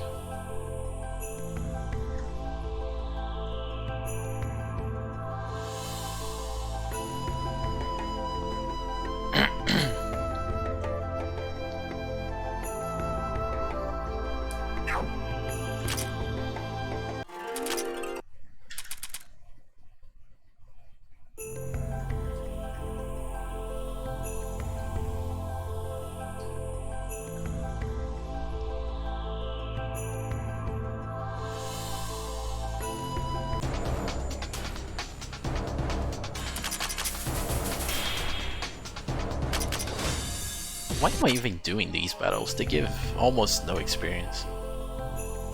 Oh well, whatever.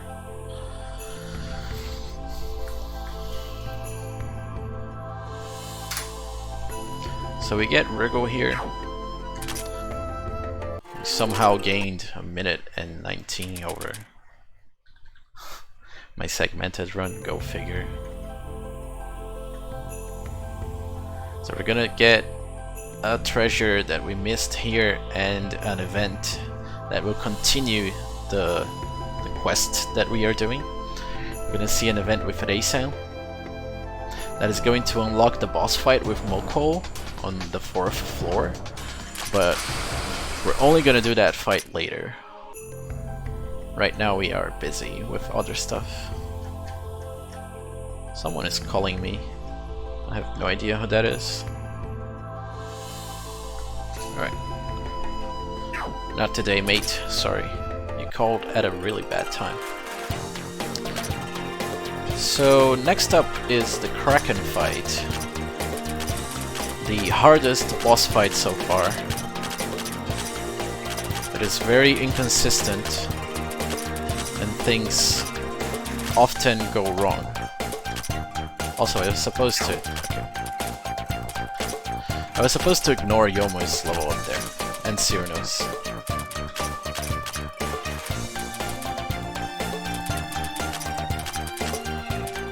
Oh, also, I forgot to recruit Parsi. I didn't read my notes properly. So we need to go back to floor 1 and recruit Parsi. I should say now, if you like Yomu as a character, and you want her to be part of the run and really strong, I suggest you give up because she's about to get completely forgotten. She is really bad. Yomu sucks, I'm sorry. So we're gonna boost Parsi's HP and Mind here. Mind is special defense. So Kassan gets a little boost on HP and defense. F pra coitada, tadinha mesmo. So on Human Village we swap Yomu with Wriggle and Cyrano with Parsi. And we buy a Cypress Stick, a Mad Milk, and a booster replate.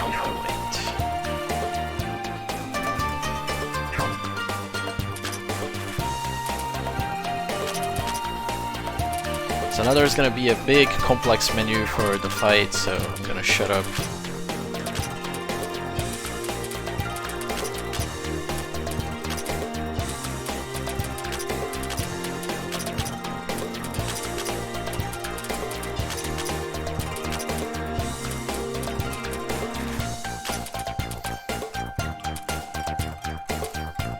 What? Okay.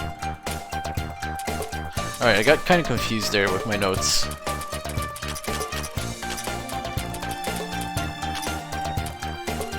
Should improve how they read. This is very annoying to read in the current state. So we give exactly 1 MP boost to RC.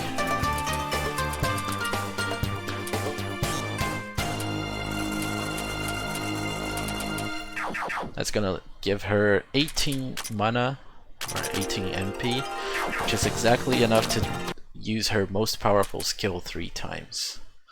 And that's what we're gonna do for this boss fight. So this is the first boss where I might have to close the game and reopen, so if the screen goes completely black, the game did not crash, I'm just rebooting it, because it's faster to restart the game than to just lose the fight and retry. Alright, good start, really good start. So basically we inflict terror, and then Parsi uses her ultimate skill that deals big damage to targets that are afflicted with terror. Okay. This is not exactly ideal right now, but I can live with this. So Kassen focuses here to restore some MP.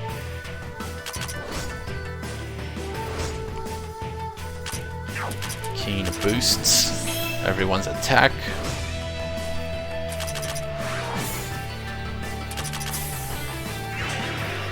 Okay.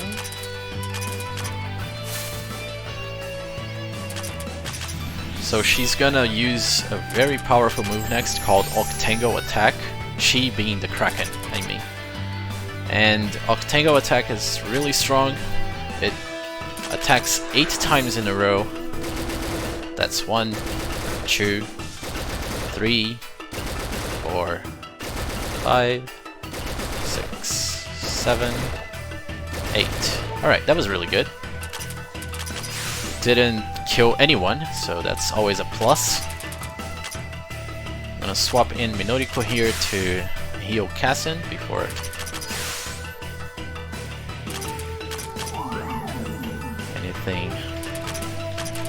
anything bad happens, I mean. Trauma Center hopefully tomorrow. If I have time to stream tomorrow, I'll definitely stream Trauma Center tomorrow. Well, because today I have 10 hours of free time. Tomorrow I will only have like 3 or 4. What do I want to do here? Kassen into Marisa. Okay. Seems like a plan.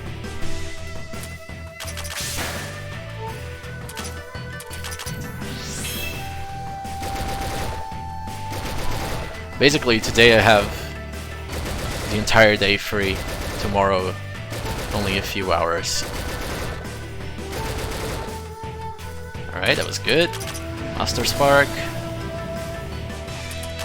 Now, I'm actually gonna concentrate here. I need to heal with Ame. Alright, she didn't kill anyone. I don't care about Kane. Now I can... I'm not gonna swap in Parsi yet. Swap in Nitori, because I need to heal one more time here.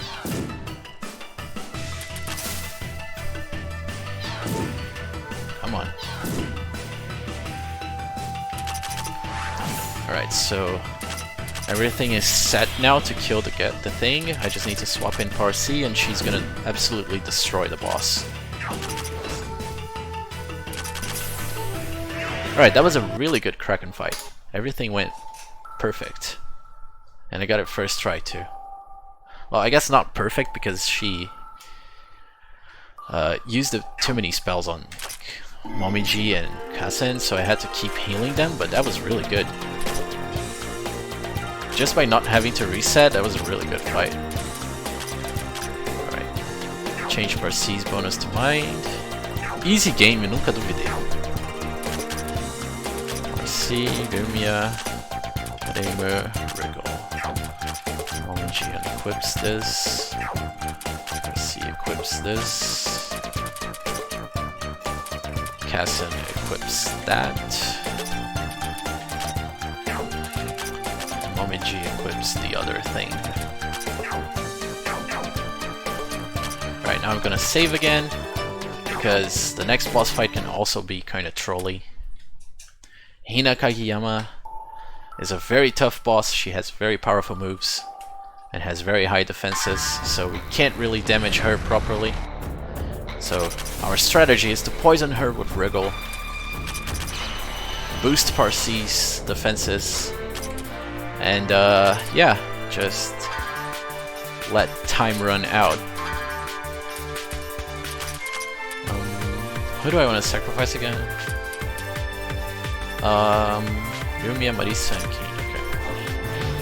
Okay. So now I'm just gonna wait for Hina to kill everyone except for Parsi, and I'm gonna let poison deal damage for me.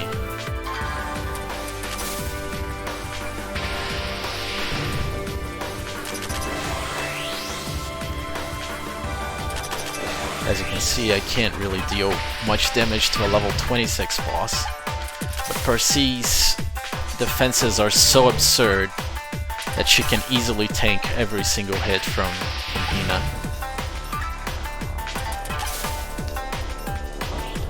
So as long as I keep reapplying the poison, I can win.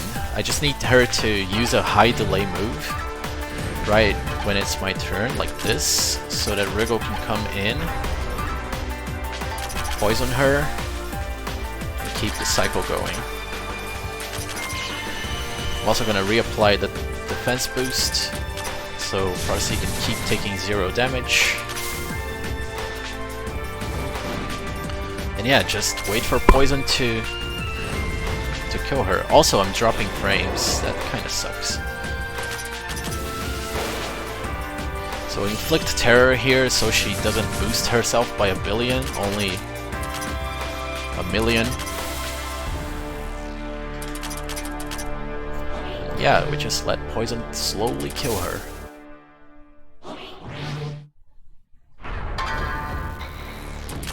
On every chance we have, we reapply poison and kind of refresh the buffs on Parsi.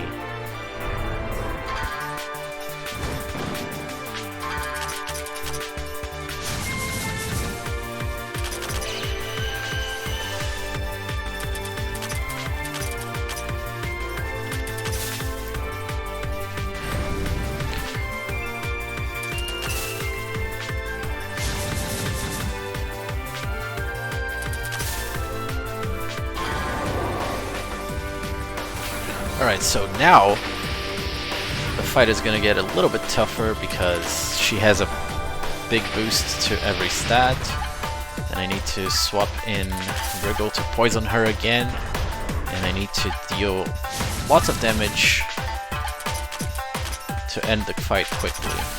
But it's tricky because only Parsi can tank these hits, so let's see what happens. I'm gonna switch in Momoji, Reimer,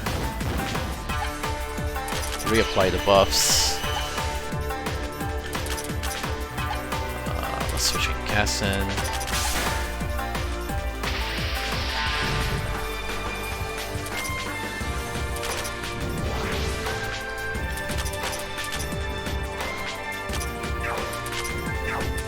Now we begin this slow game of playing around her attacks and damaging her a little bit while poison ticks the rest of her HP bar away. I can also put in Nitori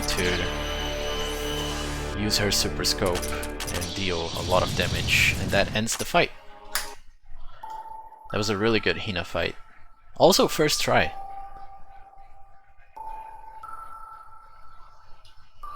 I'm getting very lucky with the bosses here.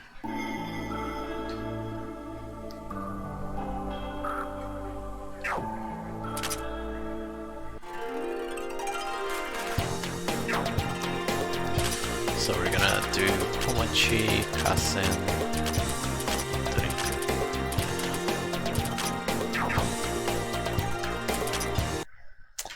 So now that we are level 16, 17, we have enough power to do this FOE, the Lesser Golem. Nitori just deals a bunch of damage. Everyone else follows suit to finish it off in one turn before it even gets a turn. And because we did that, we now have access to Chen. Really powerful party member. She's going to be very useful. And we also get these two little treasures here. Before we move on to the 6th floor, we're gonna go back to... That's the wrong floor, but whatever. We're gonna go back to 4F and recruit Aya.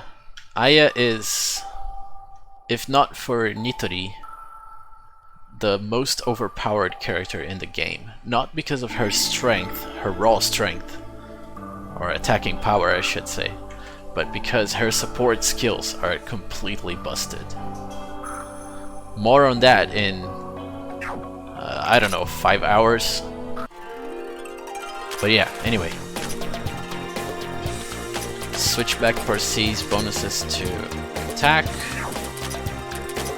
You put Chen and Aya's in attack. Then we're gonna do some swapping here. We don't need coding anymore. We don't need Keen anymore to deal with random enemies. So we're gonna put her in town and unequip them. We're gonna buy 2 of these.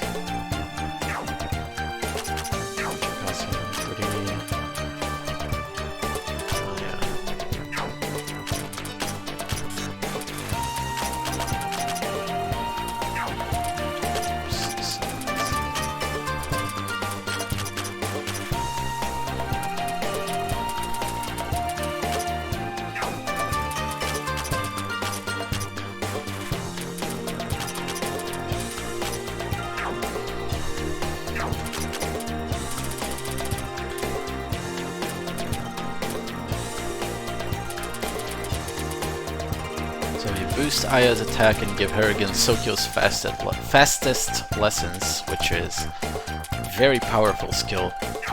It allows her to start every battle with a full ATB. And that, my friends, is very, very important. Because that means that Aya can move before everyone else in the fight. And can do support, can deal damage, can do whatever she desires before any enemy can move a muscle. So she can do an attack and then before anyone even gets a turn, attack again. She also has a really broken skill called Divine Grandson's Advent, which boosts any once party member to full ATB. So you can have your main attacking unit do a super attack that puts them at 0 ATB, and then Aya comes in and boosts their ATB to full. It's like that, for example. You can give the battle start bonus to anyone else. It's very costly. It costs 6 MP, but it is a very good skill.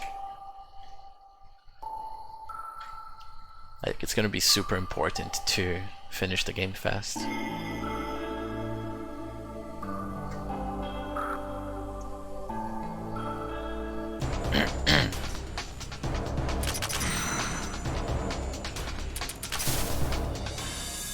And again, because she acts before anyone else, she can use a low delay spell like Wind God's Fan, and still act again before anyone else.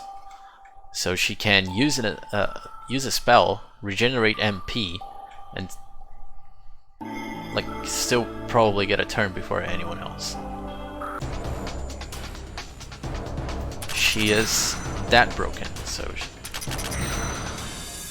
yeah.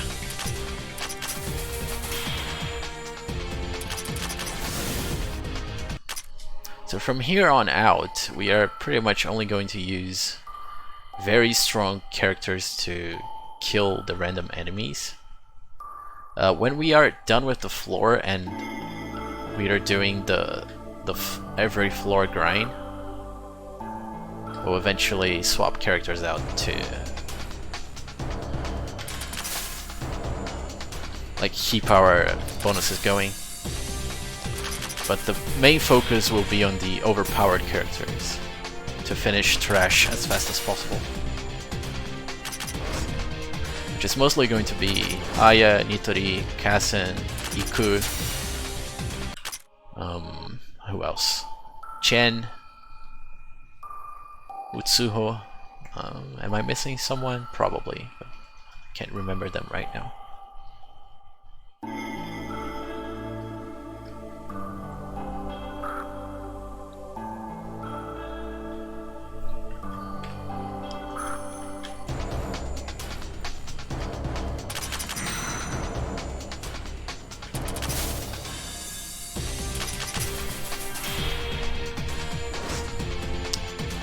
Wait, that thing lived? Seriously?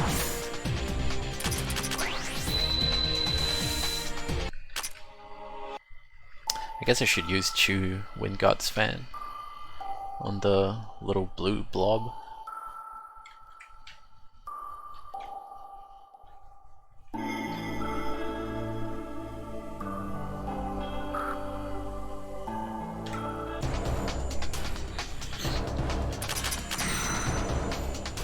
Oh yeah, and Aya also can quickly dispatch the purple things, which is very useful.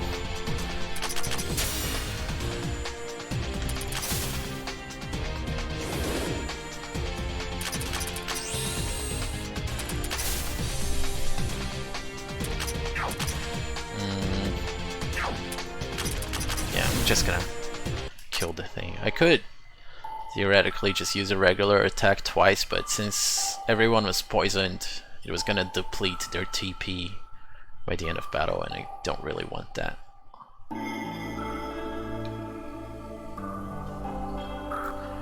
Right, now we gotta dodge this FOE here. Basically just go left and right here. And then again here. Until it resets to the default position and we can climb up the stairs. So we get the relay here, we're gonna get a treasure, and we're gonna grind a little bit.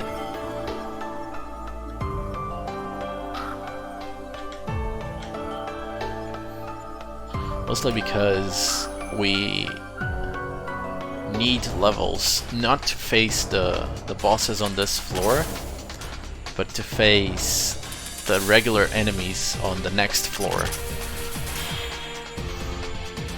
which will have a considerable jump in level and power. I'm gonna swap Kassen with Reimu real quick here.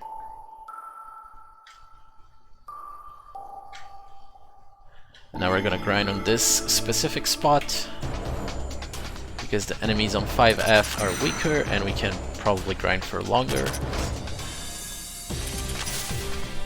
Not only that,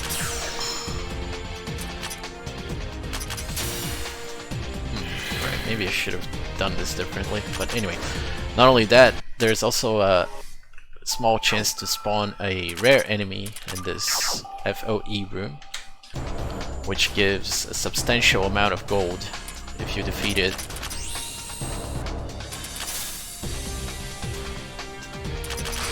Wait, that's the wrong move!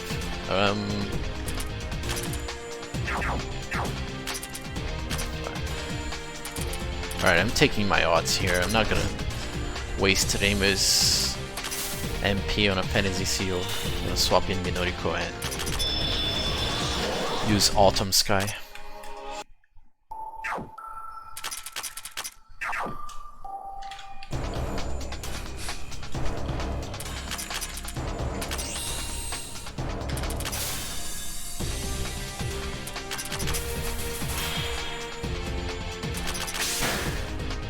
Alright, didn't miss, good.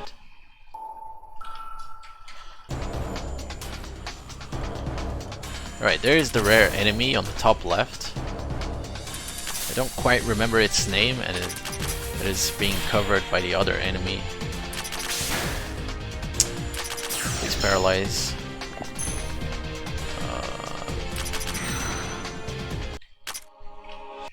That wasn't too bad.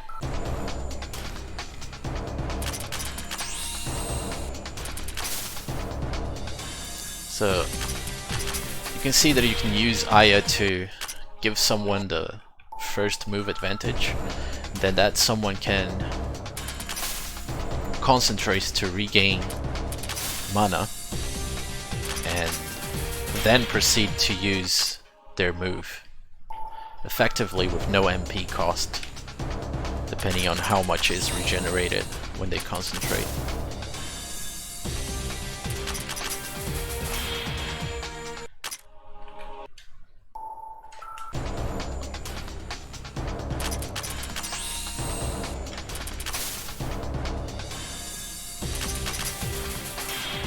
Probably didn't need to do this, but whatever.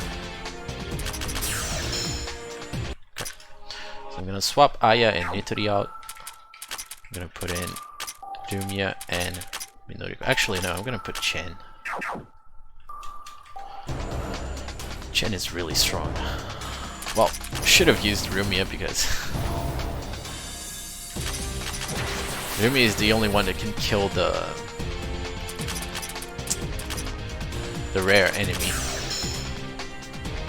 Other than Nitori, of course. Nitori is busted.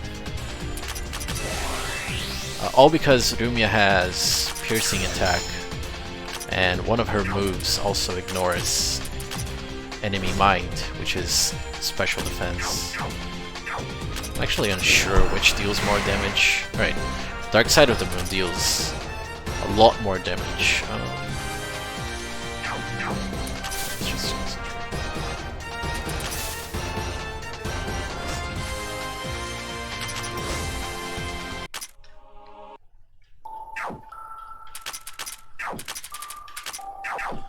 Okay.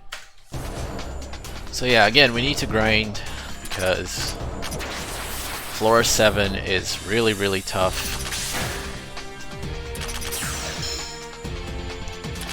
And we need as much help as we can to defeat it.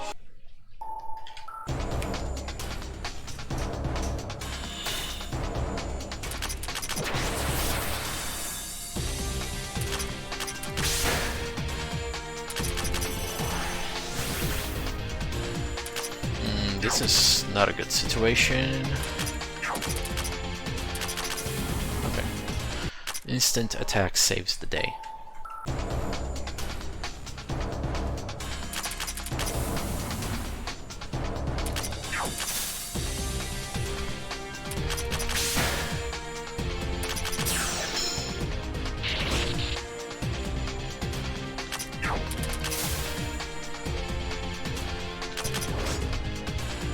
Okay, so Momiji and Reimu are out of TP. So we put in back Komachi and Castle.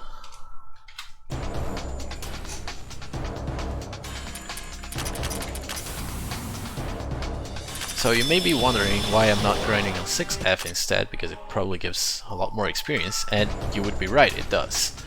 But 6F also has way tougher enemies that I cannot beat consistently at this level, meaning that I might not increase that, like I won't increase my consecutive battle streak as high as with this strat. So by grinding here instead, I can get a longer chain, and by getting a longer chain I can get more experience. In the end it's kinda the same, but this is way more consistent, so I prefer this method.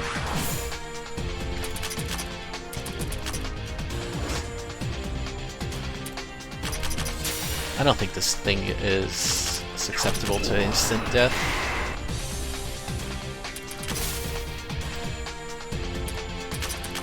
Alright, I'm just gonna swap it. Actually no, I can't swap in Nitori because she only has 1 TP. And I want to use her for a fight now.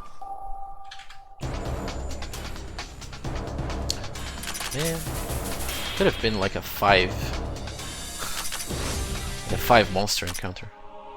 A parte vai até 12 bonecos, mas você tem acesso a uns 50 na cidade. No total, né? Se você recrutar todo mundo. Mas são 12 slots, basicamente.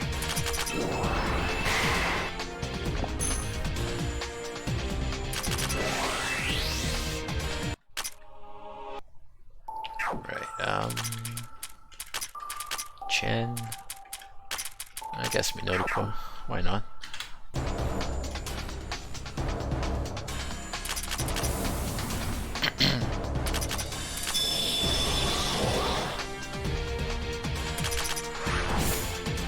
I didn't want to use that move, but I think Komachi wasn't able to kill it, so that was my only option.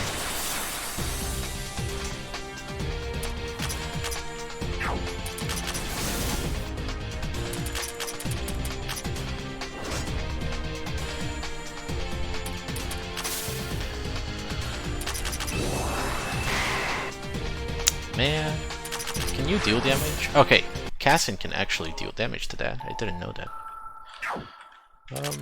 Let's see. I guess Rigo can tank for a little bit. No. Aya, Chen. I'm gonna concentrate with Cassin.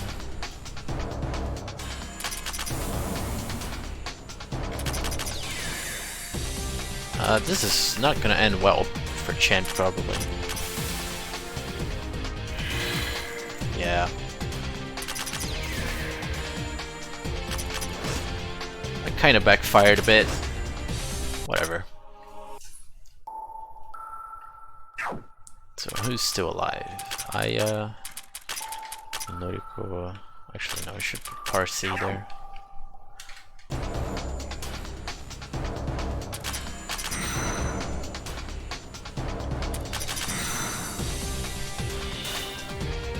Alright, well, Aya was gonna die anyway. Might as well just kill her. Well, not die, but get sent back to town.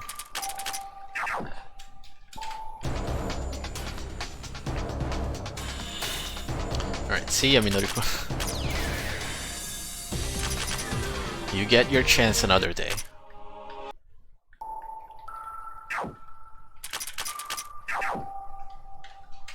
Foi bom enquanto durou.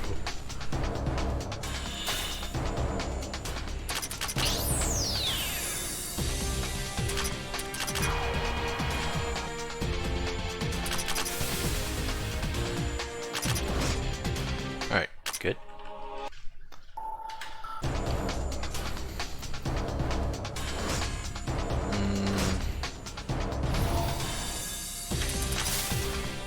I'm pretty sure Grudge returning can kill. Yeah, and now I just do this. Oh, it's alive. Oh! Damn it! Alright, rip Lumia as well. So I guess now I'll just rest and Master Spark so I can go back to town and heal.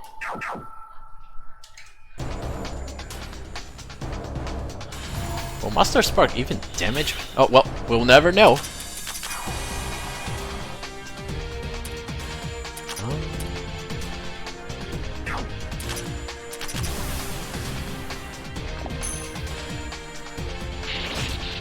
Alright.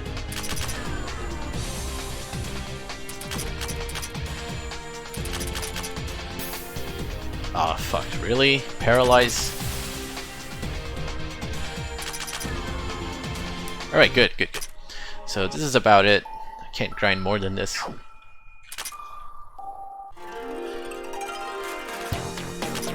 we get a bunch of achievements, a bunch of levels. We're gonna apply some bonuses. Lumia.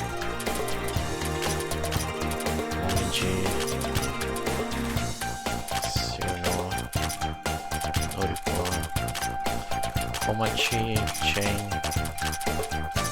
30 Parsi, Rigo, Aya,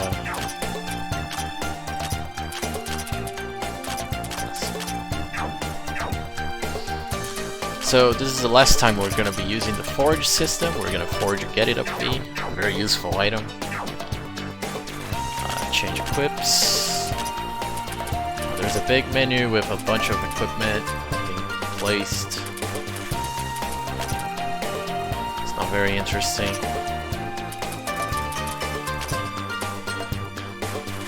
Wait, that? Okay, that's right. Biggest sword ever. Gold stake.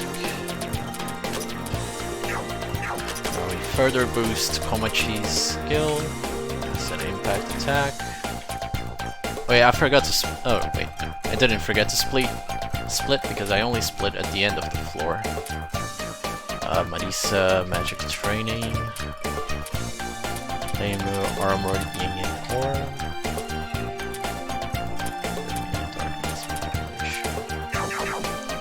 Alright, so Reimu just got a very important skill, which is Armored Yin-Yang Orb. It reduces spirit type damage that the party receives when she is in front. It's not exactly useful now, but it's going to be useful later in the game.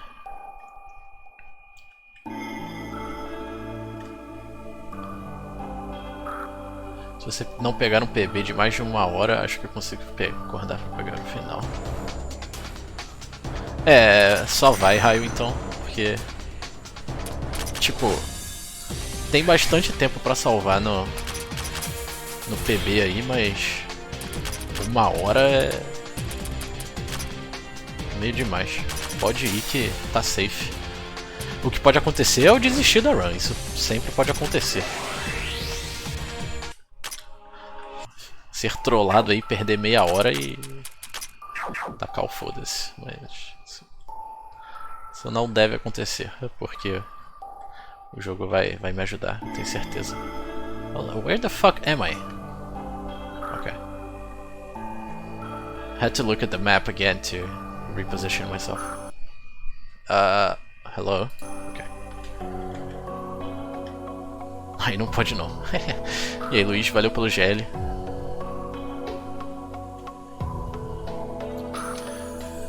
But yeah, speaking of the skills that I got, I upgraded Rumia's Darkness Manipulation skill, which further decreases the encounter rate.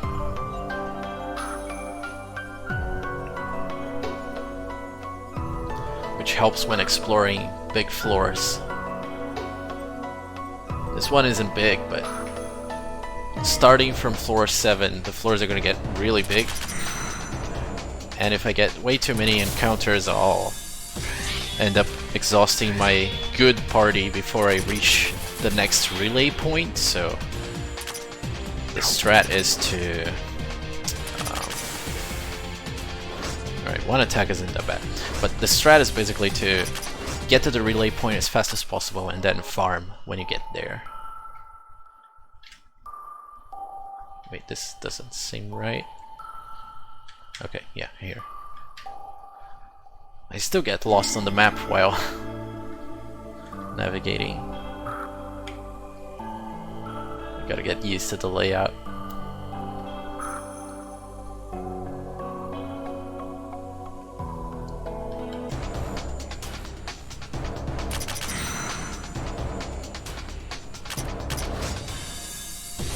Wait, oh, I messed up. Oh no. Right, I think Chen can save this.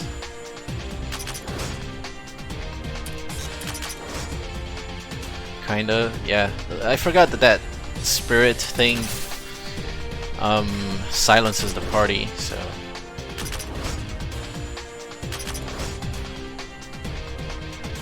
kinda sucks. Alright, I was hoping to concentrate with Nitori again, but oh well, whatever. Actually, I'm not even gonna grind on this floor. I probably could have just nuked it. So we're gonna unlock these two shortcuts here, one going north to the Straton boss and one going down here to another boss. Oh, I actually got the rare spawn, the twin coral gem. Interesting.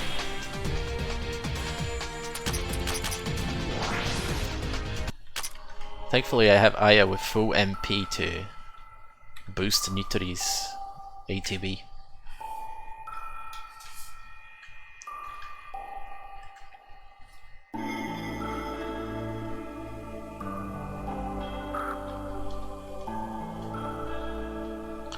Yeah, with both shortcuts unlocked, we're gonna go back to Gensokyo and prepare for the next boss fight.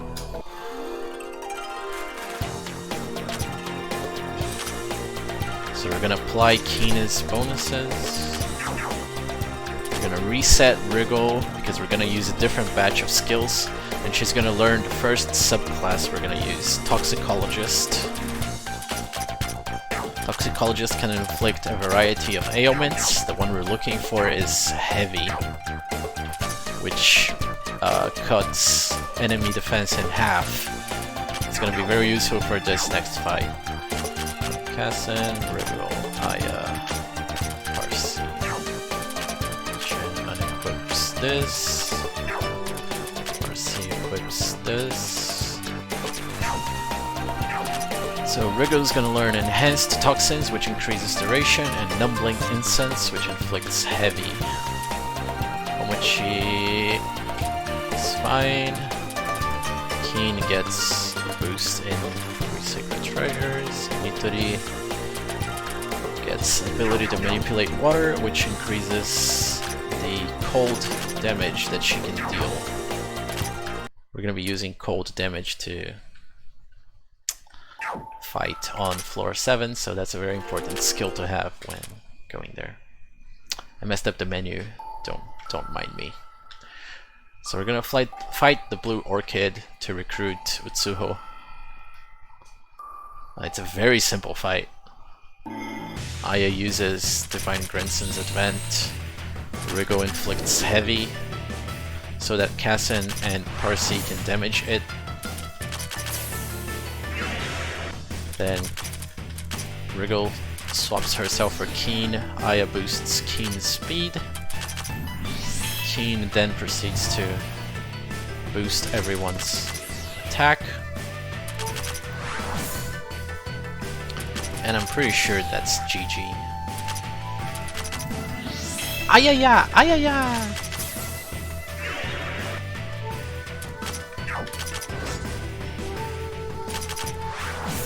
Yep. Good fight.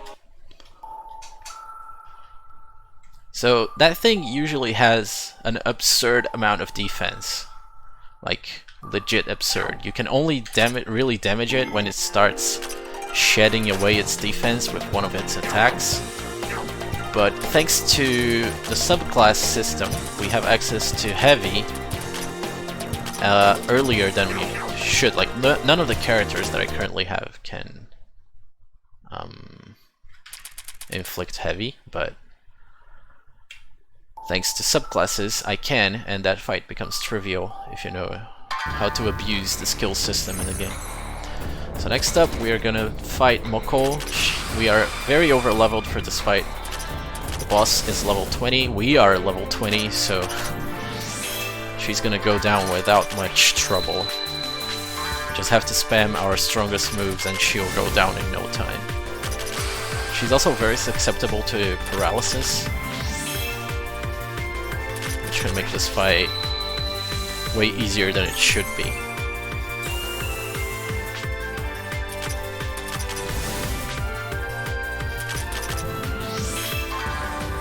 So coming up is Fujiwara Volcano. She can actually kill everyone, which is bad. Let's hope someone survives. Alright. Kassen dodged it. Gonna swap in Marisa. Master Spark. And boom. Wait, no, that's wrong. I only split when I actually recruit Moko. That was wrong. So now that we beat Moko, we can go back to floor 5 and get the event where we actually recruit her. We just have to mash Z here. Well, not mash, just hold. Thankfully, I don't have to mash to skip text in this game. Just hold the button and everything works out. So we're gonna keep going because we need to recruit Satori. She is required to move on to the next stratum. Not only that, she's required to beat the game in general because she's going to be a core part of our strategy for a few bosses.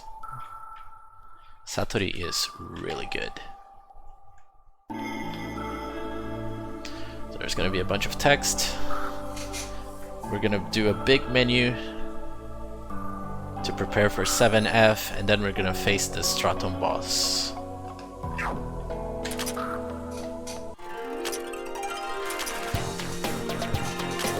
So we apply Moko's and Utsuho's level up bonuses. Reset Rigo because we no longer need her. This also allows us to give the subclass to someone else, so we're gonna give Chen Warrior subclass. I forgot, we're also boosting Chen's attack power with the power of money.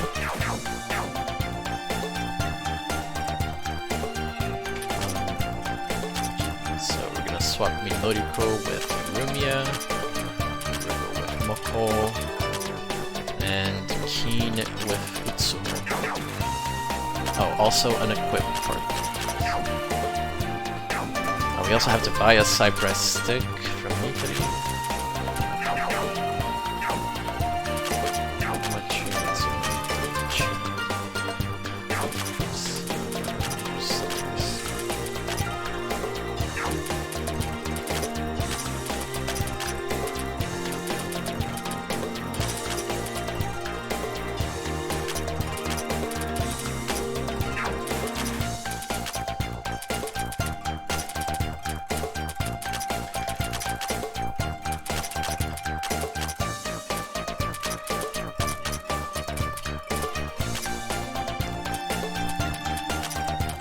Man, I keep not getting that achievement. I need to figure out why. So there's this one achievement that gives you a tin watering can that I always seem to miss. And anyway.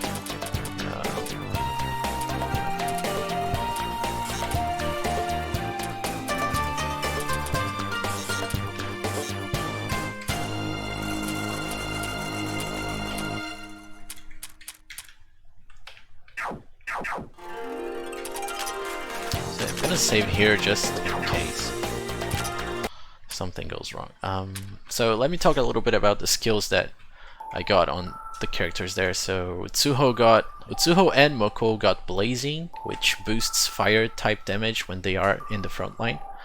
Moko also got Resurrection, which has a 66% chance of resurrecting her when she dies. And by the way, this is Tenshi. She is absurdly powerful and she's gonna murder everyone. There's no way we can beat this boss fight with our current team. There you can see Moko's skill activating. It allows her to sometimes revive when she's killed. Kassen has a similar skill, but it doesn't deplete her TP, her ATB on death. So we just have to wait until Tenshi is done killing us here.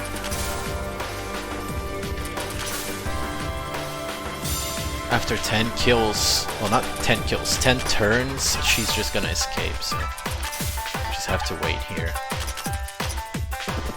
Okay, there it is.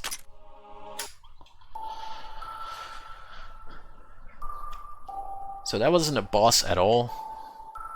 The water stratum doesn't really have a boss, so to speak. So we can now move on to floor 7 in the jungle stratum. It has very upbeat music. I don't know why I entered that menu, but anyways. Moving on to floor 7. So we still gotta talk about Chen's skill. Chen got enhanced row attack from the warrior subclass. It's one of the reasons why subclasses are very strong. Enhanced row attack boosts row attacks power. Like, row attacks are, well, attacks that target a single row. And Chen has one and it's really good. and it's our main source of damage for this stratum, other than Nitori, of course. Nitori is gonna destroy everything with Kappa Waterfall.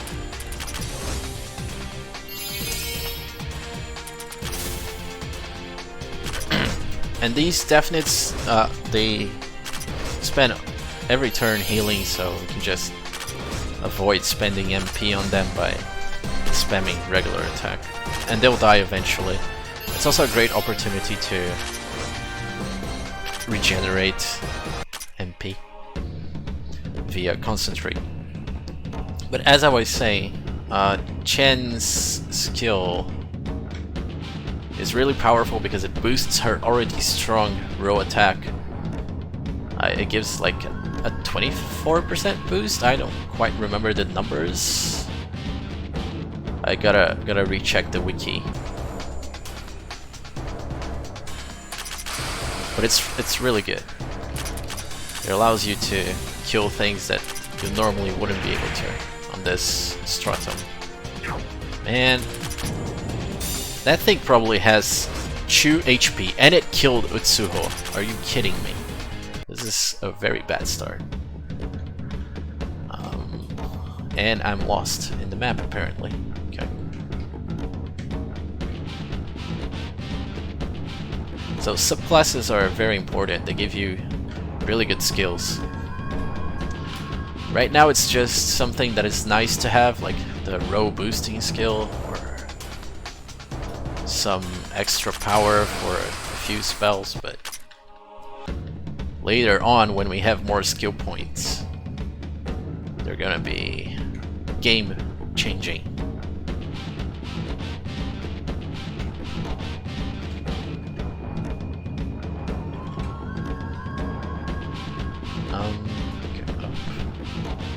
Yeah, the floor 7 map is considerably harder to navigate compared to everything else because it actually resembles a maze.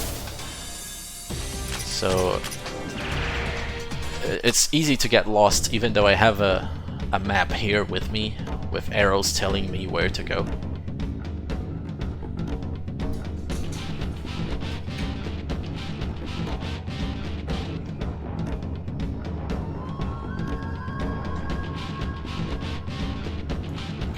What? Okay.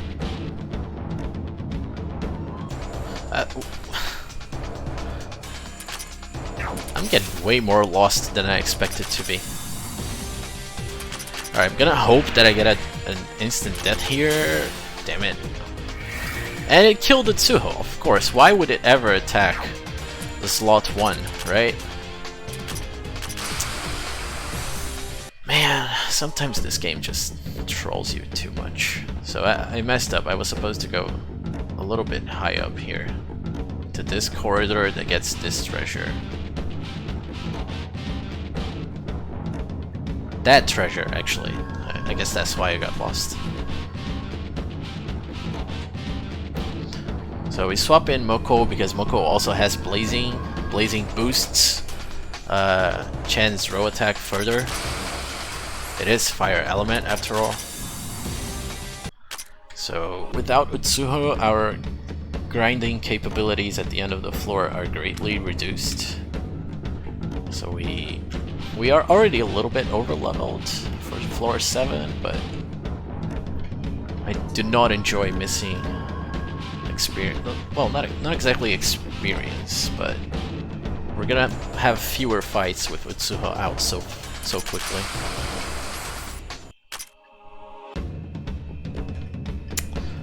And again, the map is trolling me.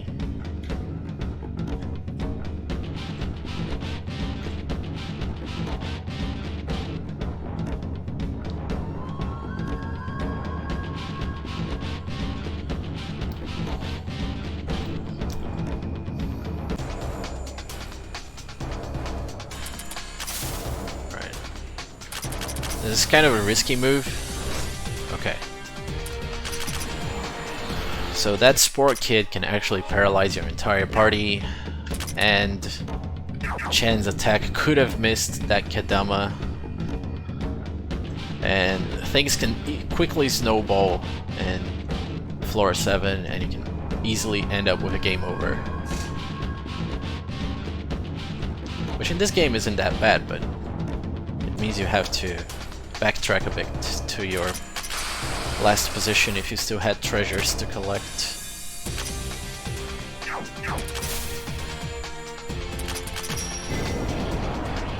Really? That dealt 0. Wow, wow. How does Fujiyama Volcano deal 0 damage?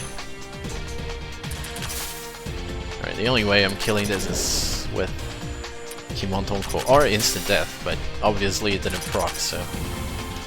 Kimontonko boosts Chen's stats to... boosts Chen's attack to maximum, and her defenses to minimum. So it's kind of an all or nothing approach to it. So she's out of MP because I had to use that.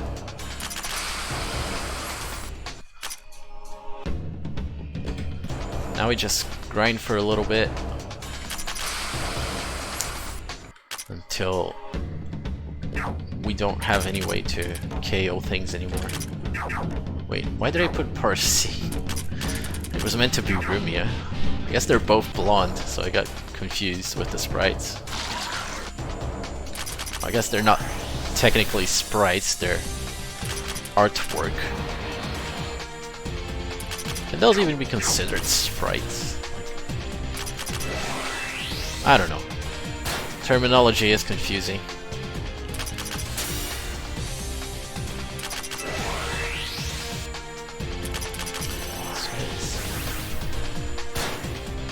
Man, I would really appreciate getting an instant death. Komachi is built around instant death. It would be amazing if she could proc that sometimes.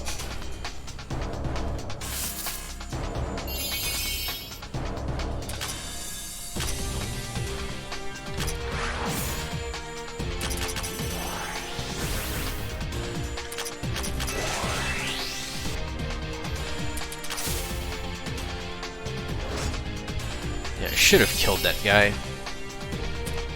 but whatever.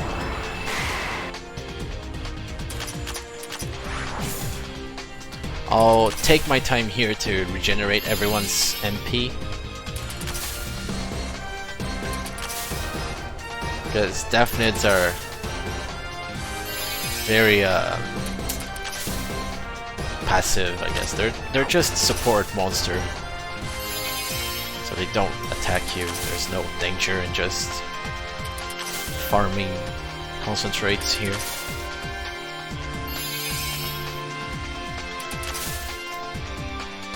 I'm gonna swap Kansen out.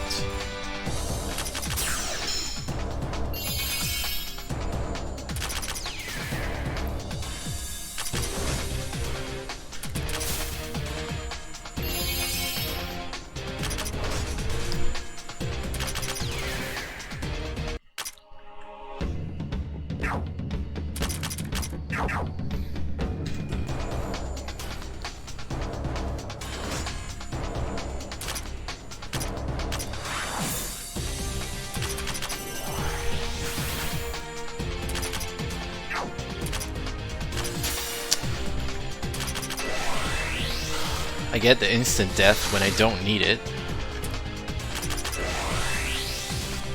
Good stuff, game. Good stuff.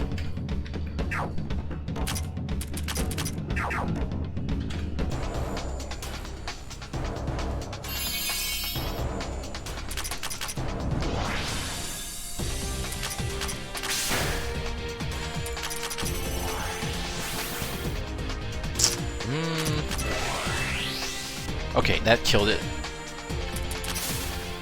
Like the little Ivysaur type enemy there, if it gets a turn, it boosts all of its stats and then immediately attacks. It's very scary. Thankfully, Gumia managed to kill it.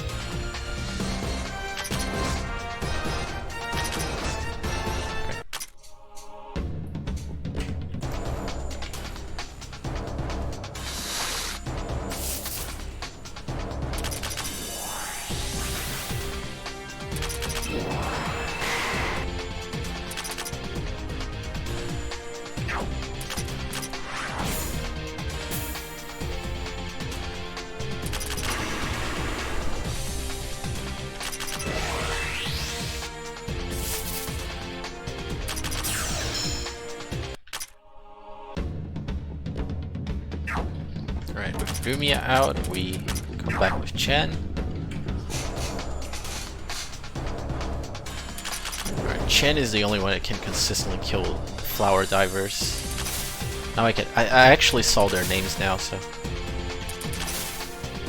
I can stop calling them Ivysaurs. Okay. I expected Chen to be able to one-hit KO, but I guess I need Blazing for that.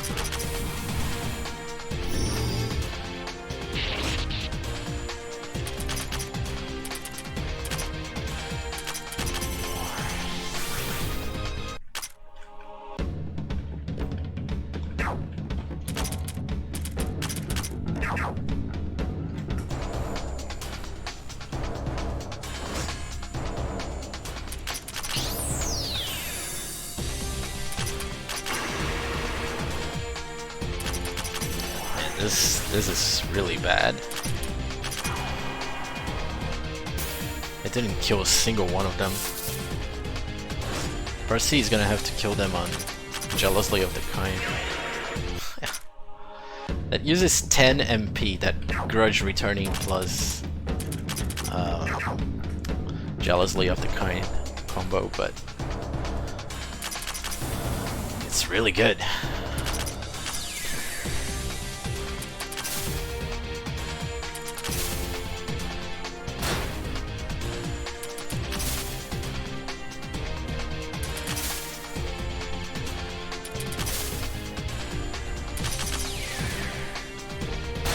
What, really? That didn't kill?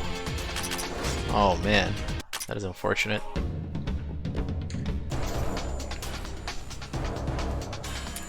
Alright, an easy one for Chen.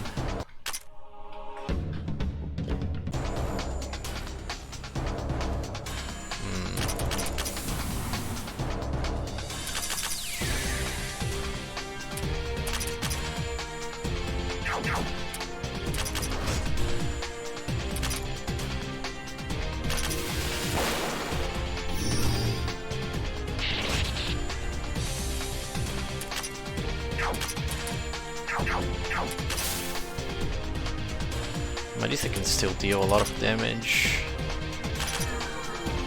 Yeah, no, that is 0 as expected. Yeah, I was gonna concentrate with Parsi, but that's gonna be too much, I guess.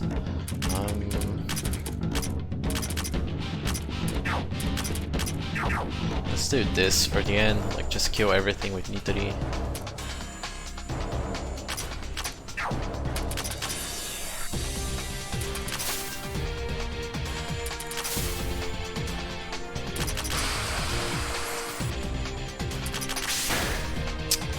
How is that still dealing 0?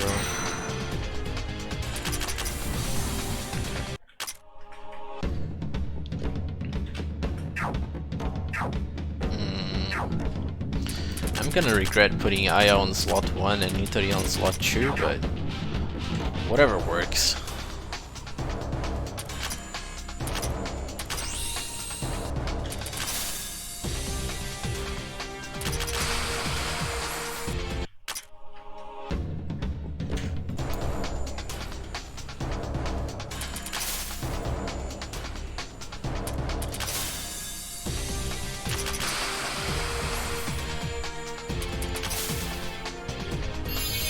Alright, since the Deathnids managed to dodge the thing, I'll take the opportunity to heal everyone's MP a little bit. And now just spam regular attack.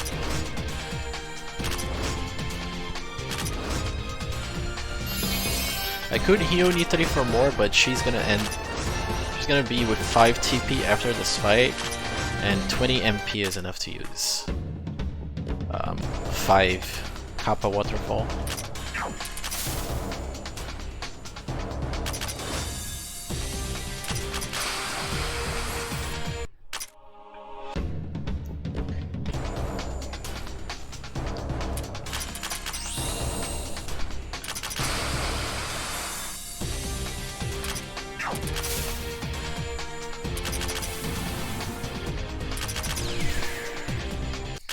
Alright, this was a really good grind session on 7F. I got a very big streak.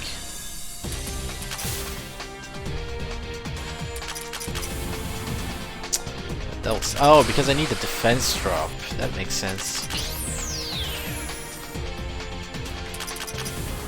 Yeah, with the defense drop it works. Okay.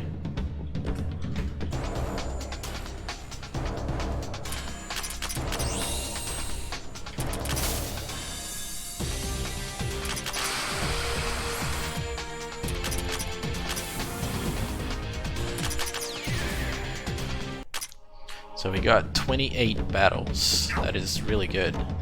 Why did I press that button?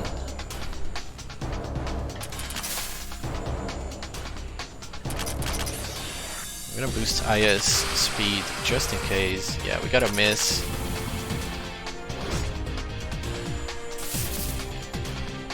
Everything is fine though. We did it. Alright, pretty good. So we're gonna get a few levels here. Apply the bonuses. Rainbow Marisa, Momiji, Rumia, RC, Komachi Chain,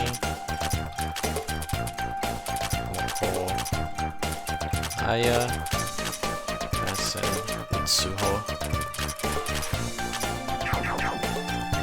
So we got another Stone of Awakening, so we can go here to Pachuli's library and make Nitori a warrior for the sole reason of increasing her attack stat. We're not gonna learn any of her skills just yet.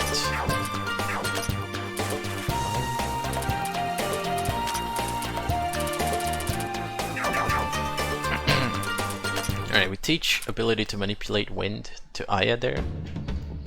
It reduces the wind type damage that you receive while she's in the front line. The monsters here do not use wind type moves, but the upcoming boss does. And Aya is going to be our main source of damage reduction for that fight.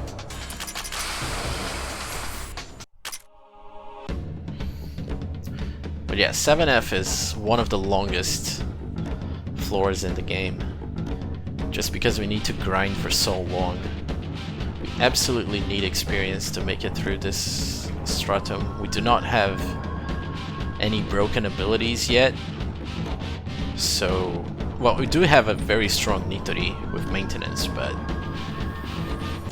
that's not enough to make it completely trivial to traverse the stratum.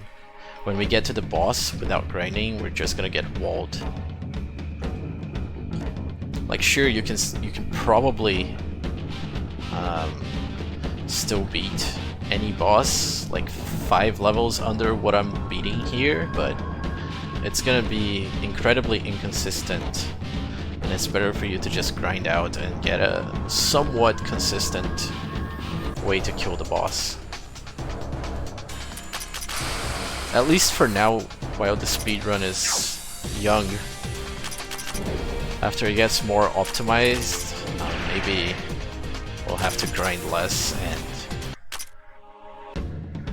actually try to get risky strats going with the bosses, but I don't know, I don't see many people getting interested in an 8-hour plus speedrun of a game they probably never heard of. Or if they did hear of, they probably spent several hours exploring everything and having a hard time with bosses and wouldn't want to replay everything. I don't know, it's kind of weird. Where do I go? Okay, here. It's kind of hard to navigate this part. There are many turns that I haven't memorized yet.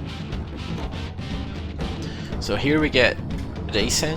She is incredibly useful because she has intense vertigo a skill that reduces enemies' resistances to status ailments. That includes instant death, which is going to be a central part of some boss fights later on in the game. But that also includes terror, and well, any other poison, paralysis, etc. She's also really good at debuffing enemies, which will be very important.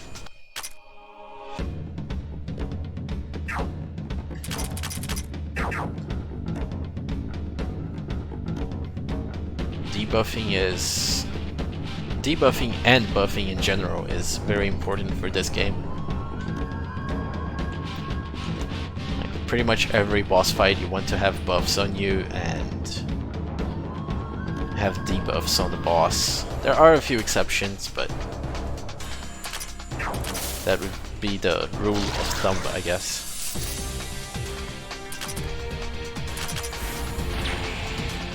And it's not like a few games out there where buffs just speed everything up and you can do it with just strong spells. I don't think you could beat this game without being very into buffs and debuffs. I guess maybe if you over level by a lot, then you can just brute force your way with no buffs, but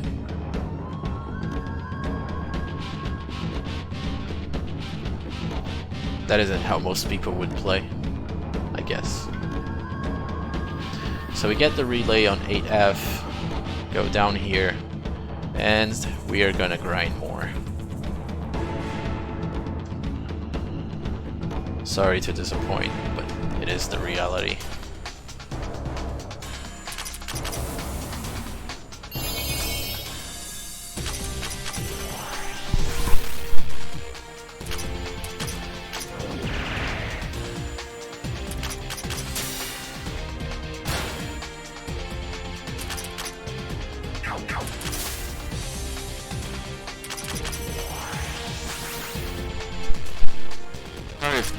Weird noises went on stream. That was my mic doing weird stuff. So I had to cough really bad.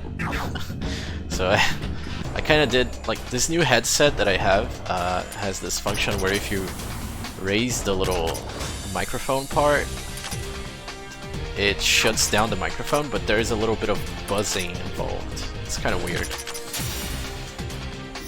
So it's not like, when I was testing it out, it was very annoying, but I don't know if on stream it was as annoying.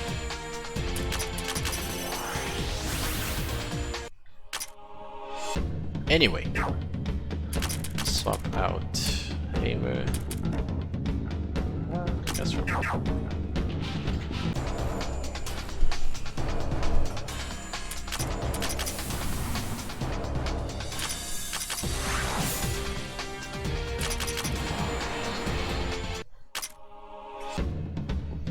But yeah, the same stuff applies here. We're gonna grind until our entire party goes away back to town.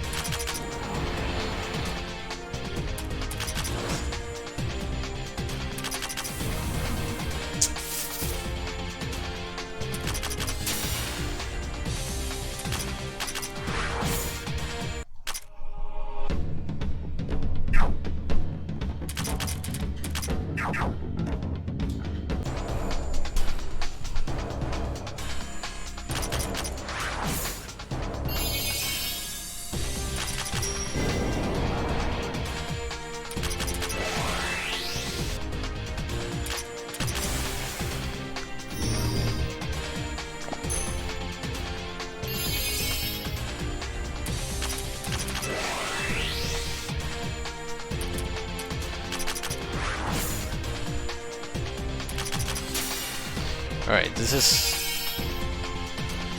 not a good situation to be in. I'm just gonna swap here and concentrate with everyone until they're back to full MP.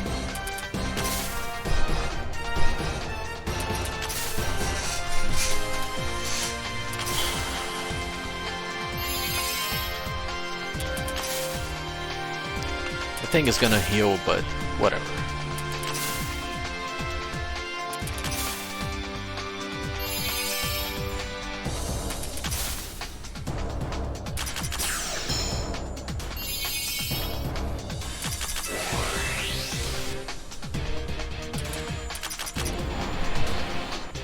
Okay. I'm actually gonna keep Ame instead of swapping back to Kassen. Let her recover some more MP.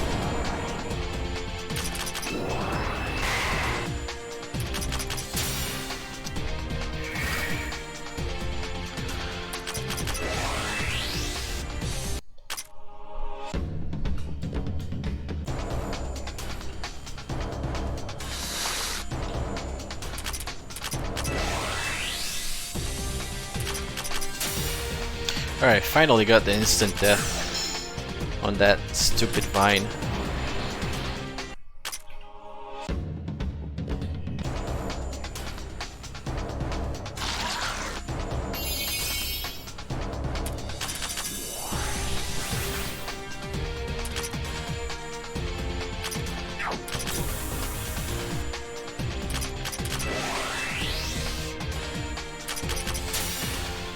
Got it again.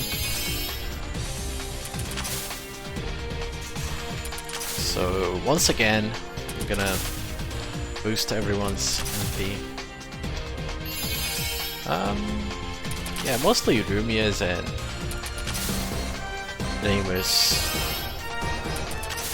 because Moko will probably go back to town after this fight, and Komochi will for sure.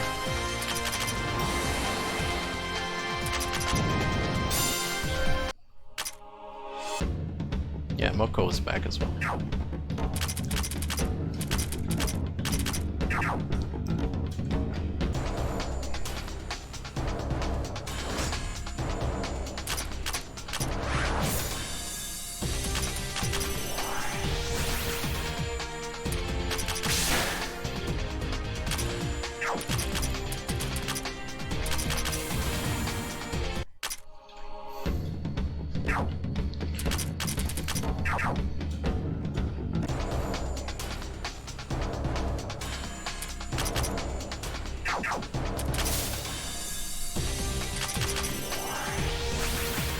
I don't particularly like this setup.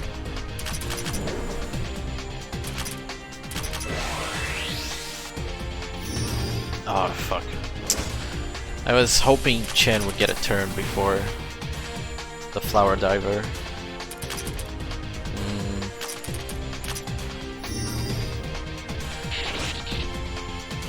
Okay, this is actually fine.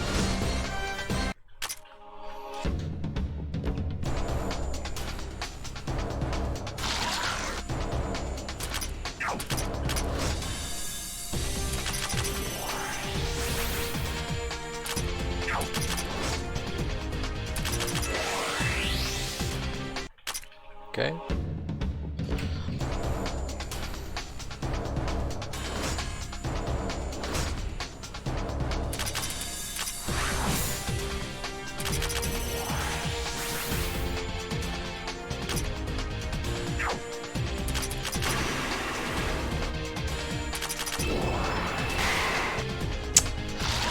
Oh man, that missed the Spore Kid.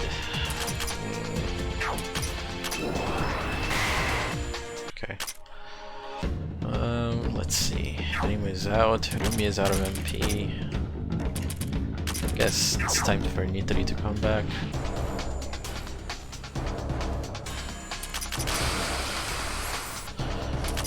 Wow. Imagine missing a Spore Kid.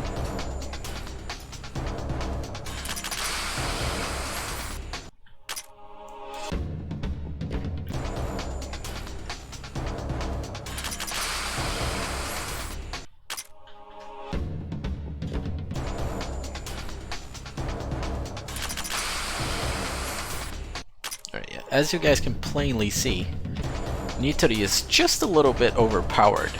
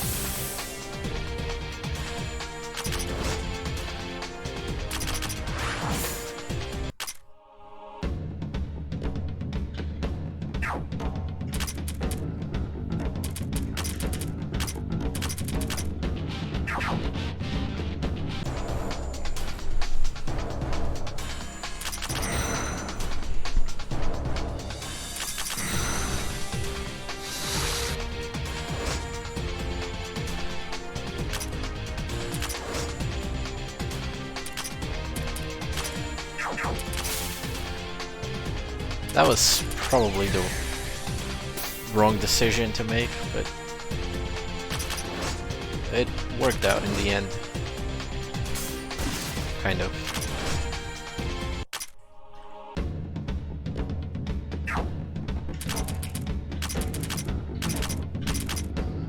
Alright, I think I'm gonna deeply regret putting Aya on slot 1, but let's just go.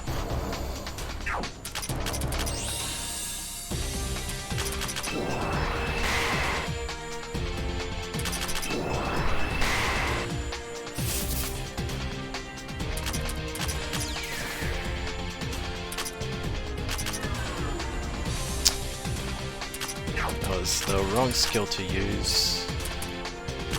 Guess I'll swap in Nitori.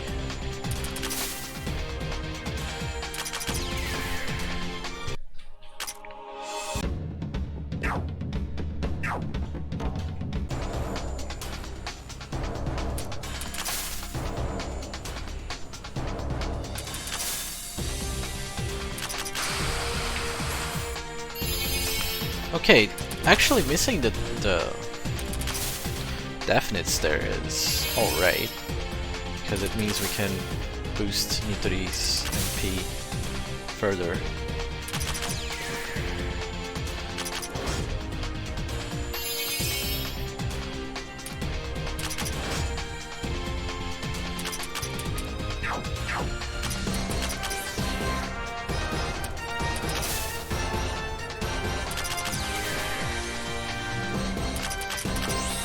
So yeah, I should say this again, losing time on floor splits just means that you're grinding more, which doesn't necessarily mean you're going slower, because you have to grind less on future splits.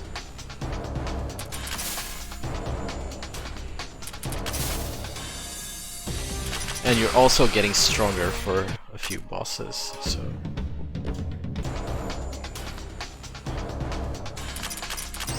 it's not that bad of a trade-off.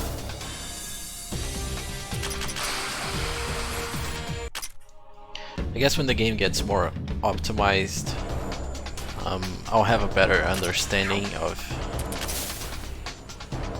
how the levels play out, which level I should be for each boss fight.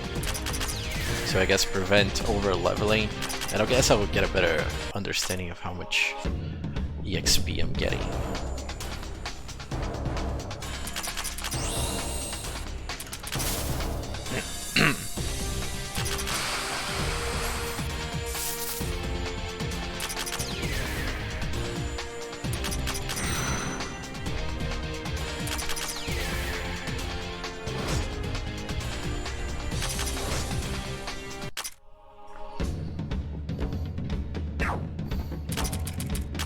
Alright, I'm gonna use Lumia as a decoy. Poor girl. But hey, if no enemy gets a turn, she gets free battle points.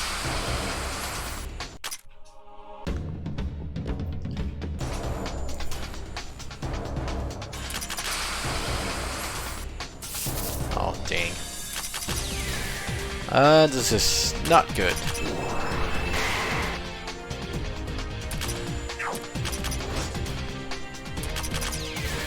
Okay. It didn't dodge any more attacks.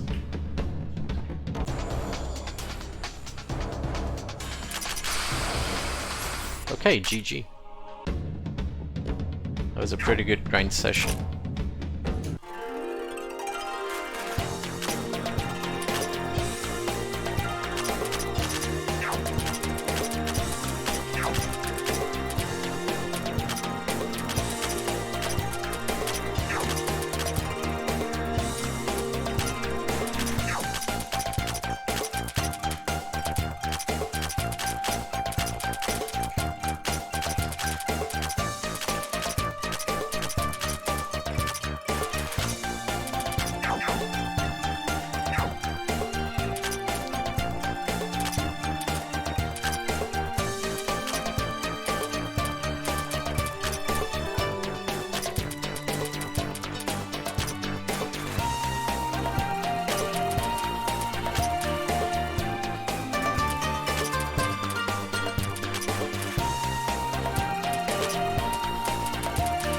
So we're distributing the good equipment around. Depending on which character uses which stat.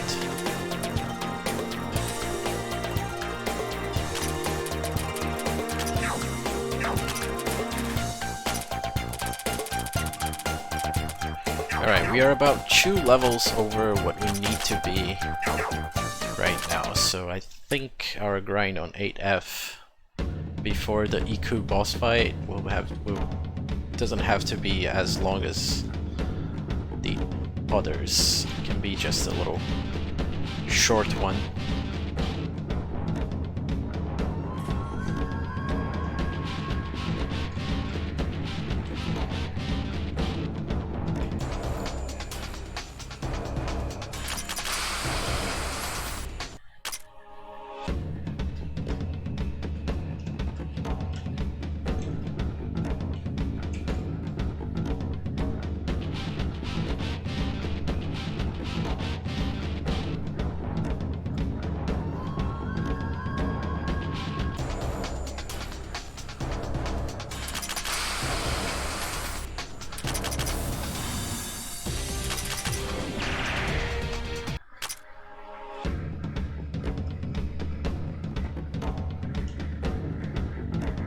Wait, no. Go right first. To get the treasure here in the corner.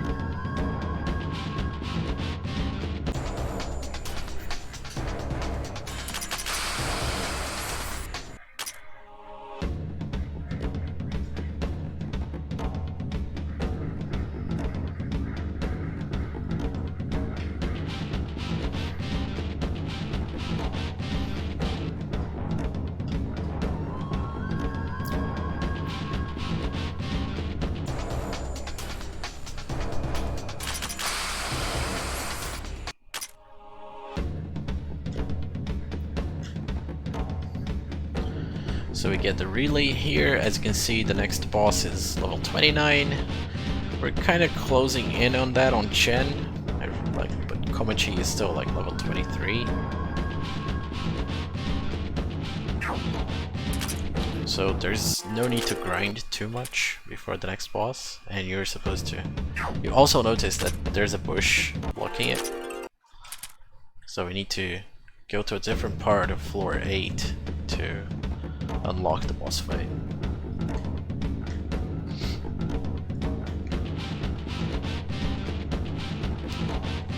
Wait, this is wrong. Actually, no, it's alright. I think it's fine. I could be wrong. Let's see what happens. So I need to go up here, talk to Sawako.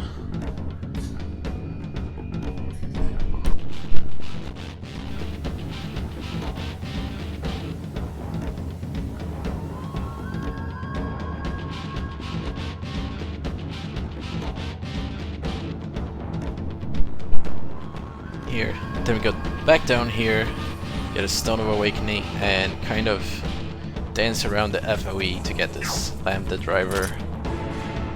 We go back to town, and we can finally explore the big part of 8F, the northern part.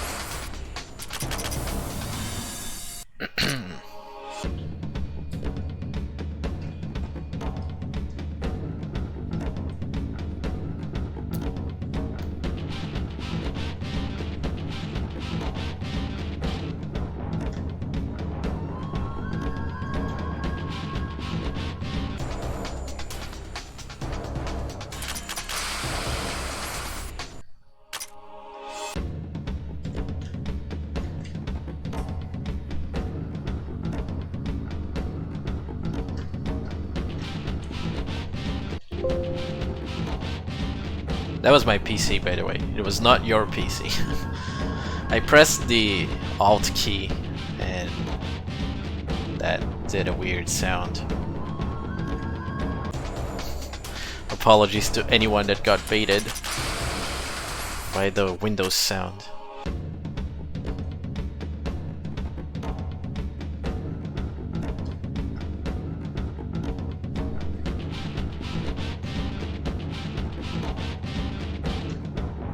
I'm not even sure if that goes on the stream. It should, because I'm streaming my desktop audio, and that includes both the game audio and Windows sounds. But yeah, anyway.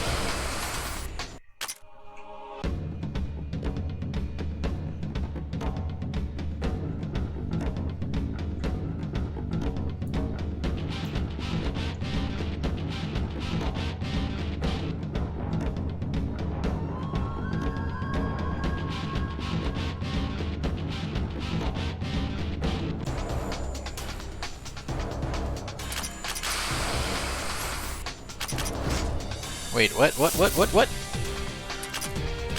I was just mindlessly mashing the button. Do I... Okay. It's kinda weird.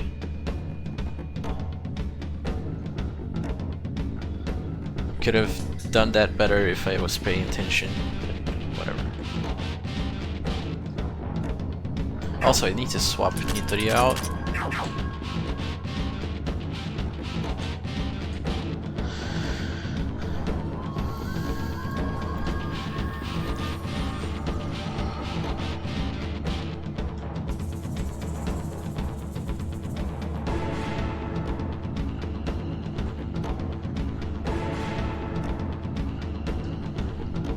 That boss icon there is optional. You don't have to do that fight to beat the game. It's one of the Patchouli boss fights, I think. But we do not need Patchouli to beat the game. Like, the game doesn't require her, and we don't require her. She's not strong enough to justify during her side quest.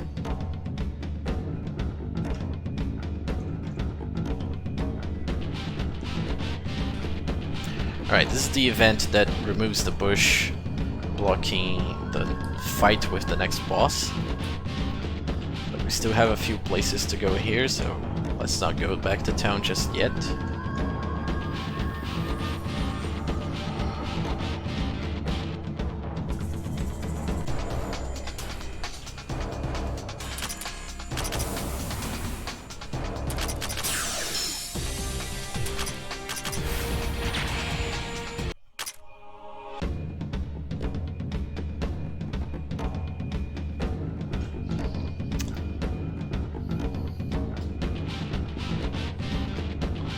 There's still 2 treasures to get, and we need to recruit Sanae. It's just a random event in the dungeon, so nothing too fancy. Go down here, get that event.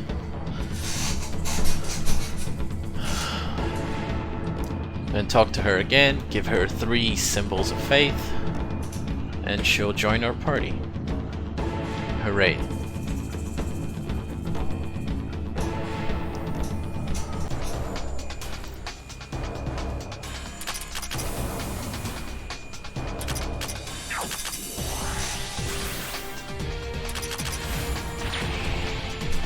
Alright, I'm actually gonna replace Touhou. She's really low on MP. Gonna put more coal.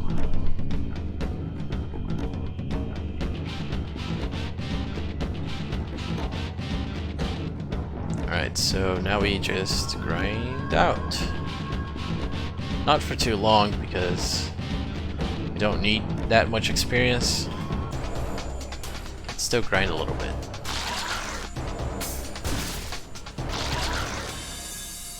Oh wow, Chen actually died. That is bad.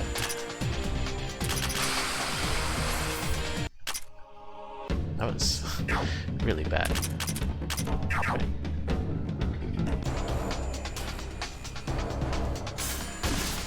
Okay. And she died again. Rip Chen.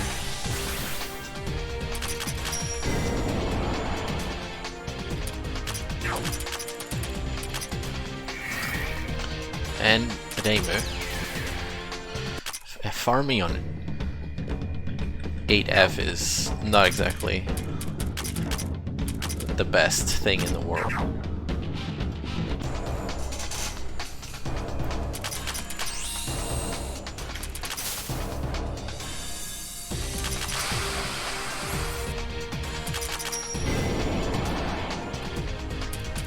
Wow. Alright, I got one instant death, that's good. Aya didn't kill, that's bad.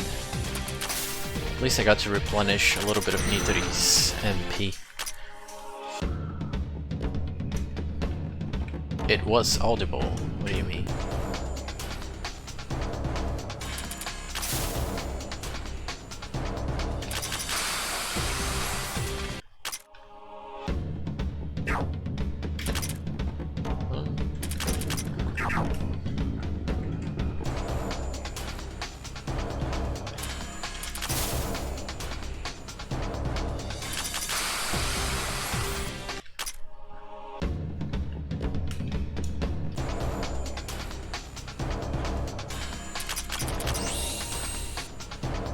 Alright, I had to check for something real quick in the notes.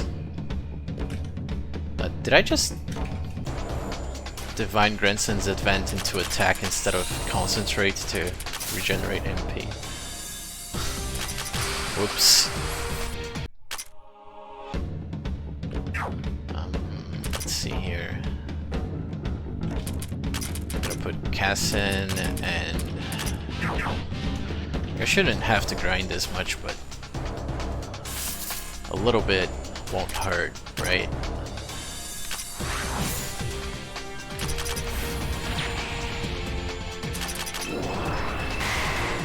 Oh boy, that is very boring. You have 2 buffs of those. Please get instant death. Okay, that's 2 instant deaths. Just gotta deal with this guy. Okay, that was very concerning.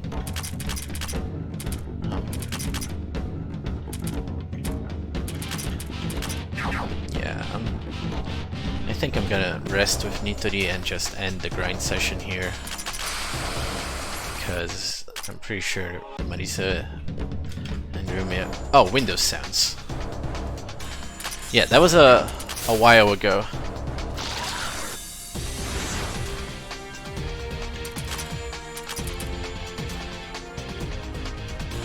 Like I've been dropping a lot of frames, so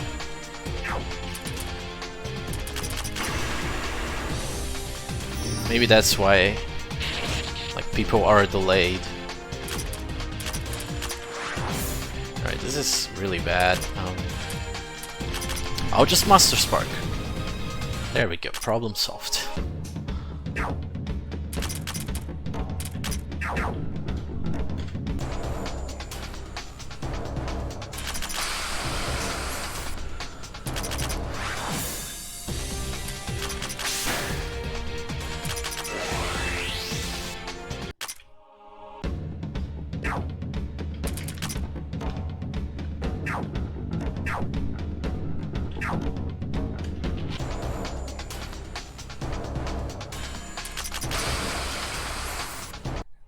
Yeah, it does accumulate over time, but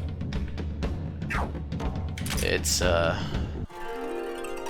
of inconsistent. Twitch is weird. So let's see. I usually reply instantly unless I'm doing like a boss fight or something. Then it's hard to reply instantly.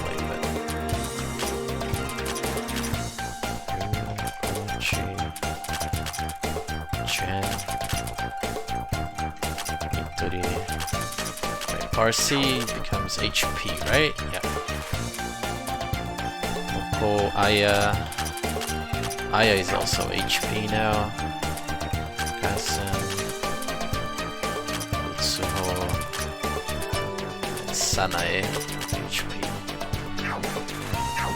Alright, we're gonna give Aya the Guardian subclass. Boost some stats with money.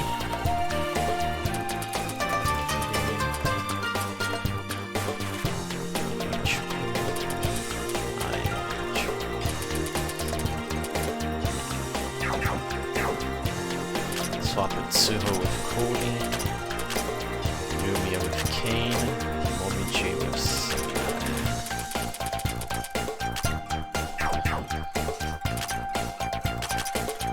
buy 2 of these.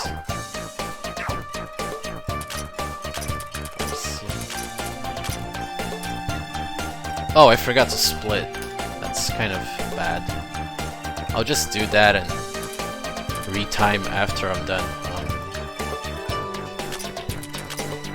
Actually, no, I should probably skip. There we go. Like, splitting after can create fake golds that are very annoying to fix later on.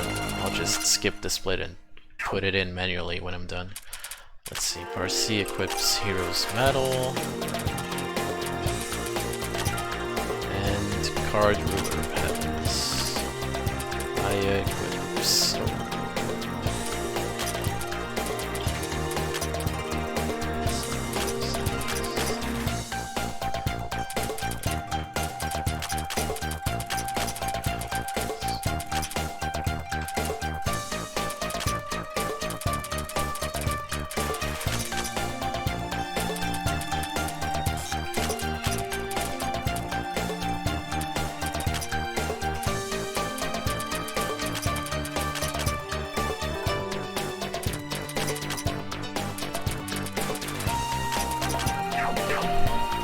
Aya learns HP boost.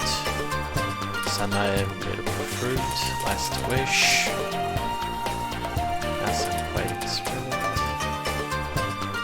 No Resurrection. Coding HP boost. Once or twice. It says once on my notes, but I'll just do it twice. Keen. That's it. So now we can go fight Iku. We are ready for that. It's a really difficult boss fight because if you don't time your attacks well, she will enter her second phase at a very difficult time and you have trouble dealing with everything. But anyway. Name buffs defense. I guess I'll boost Sanae.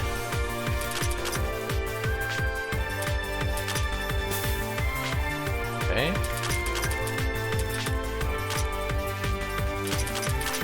So now we buff Kassen as much as we can and spam her super powerful spell. That also reduces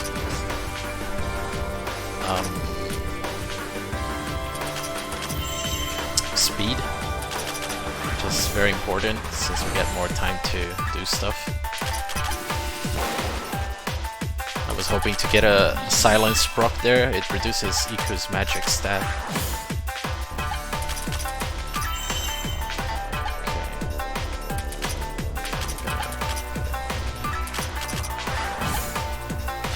Oh no, you see, that's what I'm talking about. She went into her second phase way too fast. Alright, this is gonna have to work.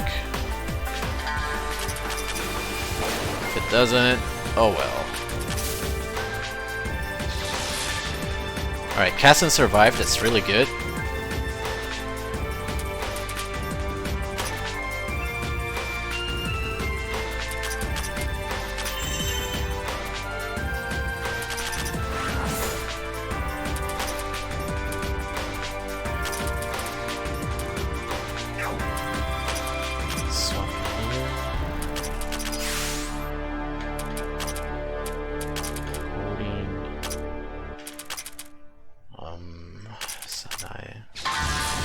Oh man, right. Okay. I guess I got unlucky. I didn't have to reset actually, I could retry from that position. I am dumb. I'm just so used to resetting the game when I die. Okay, never mind me. So apparently she used the multi-target attack twice, which is not common. She usually goes for single target after the first multi-target. Very unfortunate, but that's a big time loss there. I think my Iku fight on quote-unquote PB was really good, so yeah.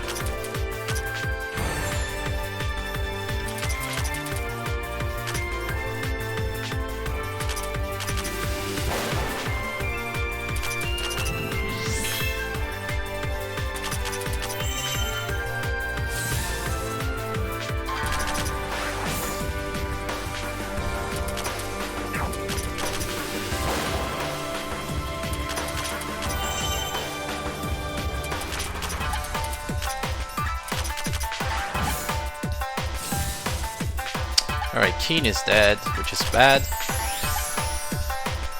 But I can kind of make up for it. Probably.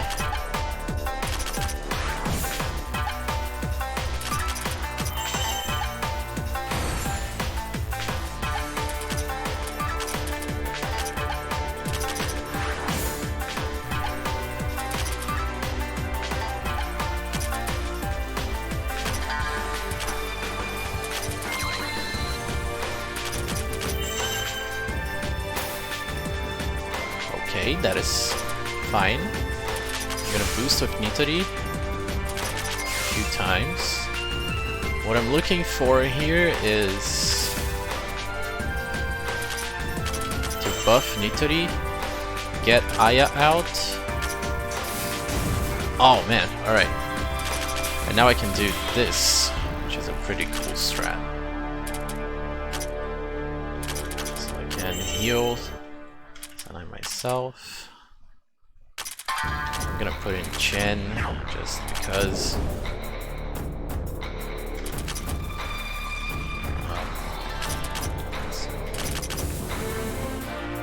Alright, what I'm gonna try to do here is put in Nitori, try to swap her back out before the big nuke.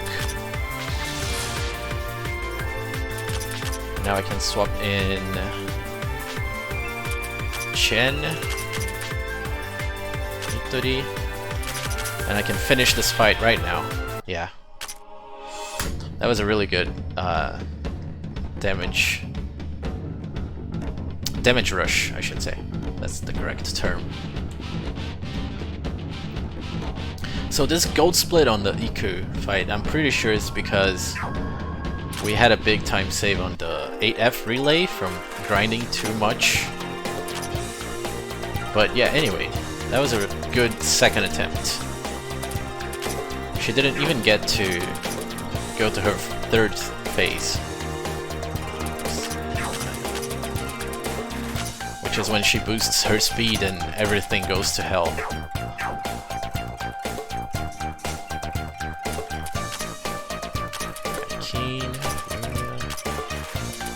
But basically, if you're smart with switching characters out, you can dish out a lot of damage before the boss can get a turn, which is a really good approach to a few boss fights. Alright, let me just check. Did I drop the Shinai of Spirits? No.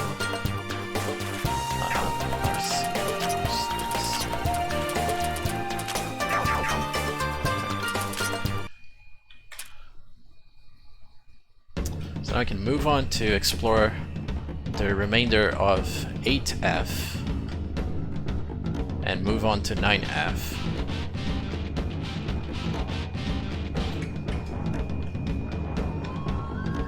Oh, okay.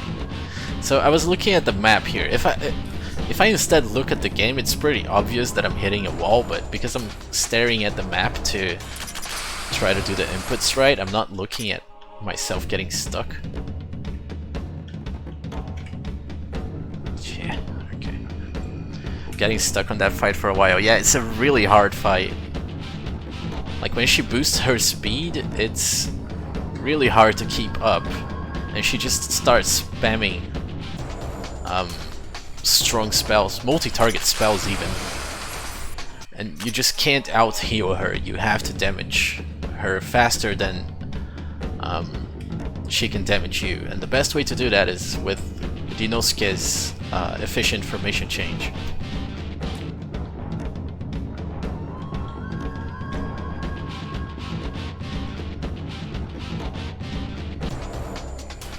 I'm actually not looking at the minimap. If you type !route in the chat, you can see what exactly I'm looking at while playing the game. It's a big HTML file with notes on what I should do, and it has images with maps that are cleared out. Like, I can see the entire map, and I have little orange lines telling me where to go. If the page doesn't load properly, just keep hitting F5 until it does. It's a thing with files, with Catbox. I don't know why that happens, but anyway. Like, it has very helpful maps that I made to guide me. So I'm looking at those, and I'm like, okay, so I need to go 4 tiles to the right, then 7 up, and then etc, etc. Like, the minimap there is not helpful at all. Especially since most of the map is hidden until you actually traverse it, so...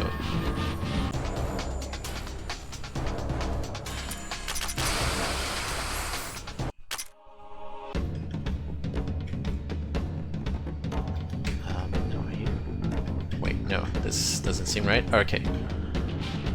Gotta backtrack a little bit further. Like, eventually when I do enough runs, I'll get a sense of the maps and will probably be able to navigate on muscle memory, but until then I'm gonna be bonking a lot of walls and losing a bunch of time to not realizing I'm bonking walls. Like right now.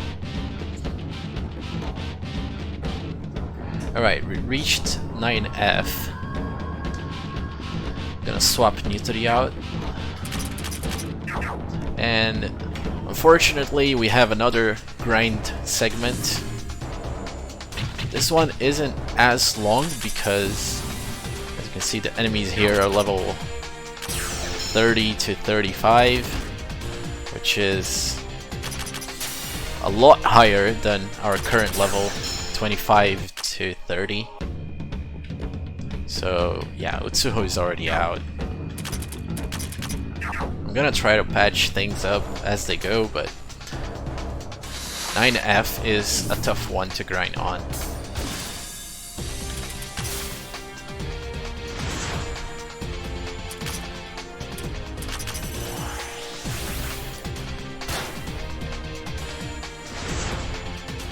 Alright, I don't want to wipe on battle choose. What? Assassin?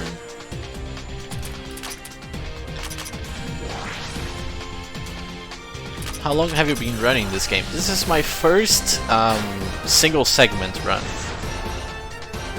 So up until today, I've never done a run in a single sitting.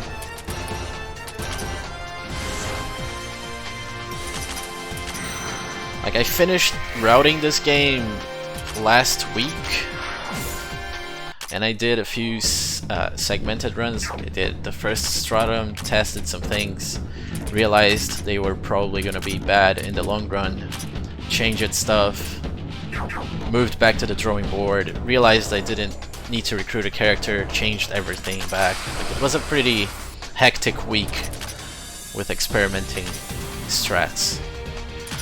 But I've settled on this now, which I believe should get me through most of the game in a semi-optimized way, as long as I do the inputs right. Yeah, this is very early days. And at least I am not aware of other people doing speedruns of this game. There was this one guy, I think 2 years ago, that did a glitched run. Glitched in the sense that I'm not exactly sure what was going on, but he manipulated stats across save files. So he started a new... Oh no, silence is really bad. Okay. Don't kill Nitori. Okay.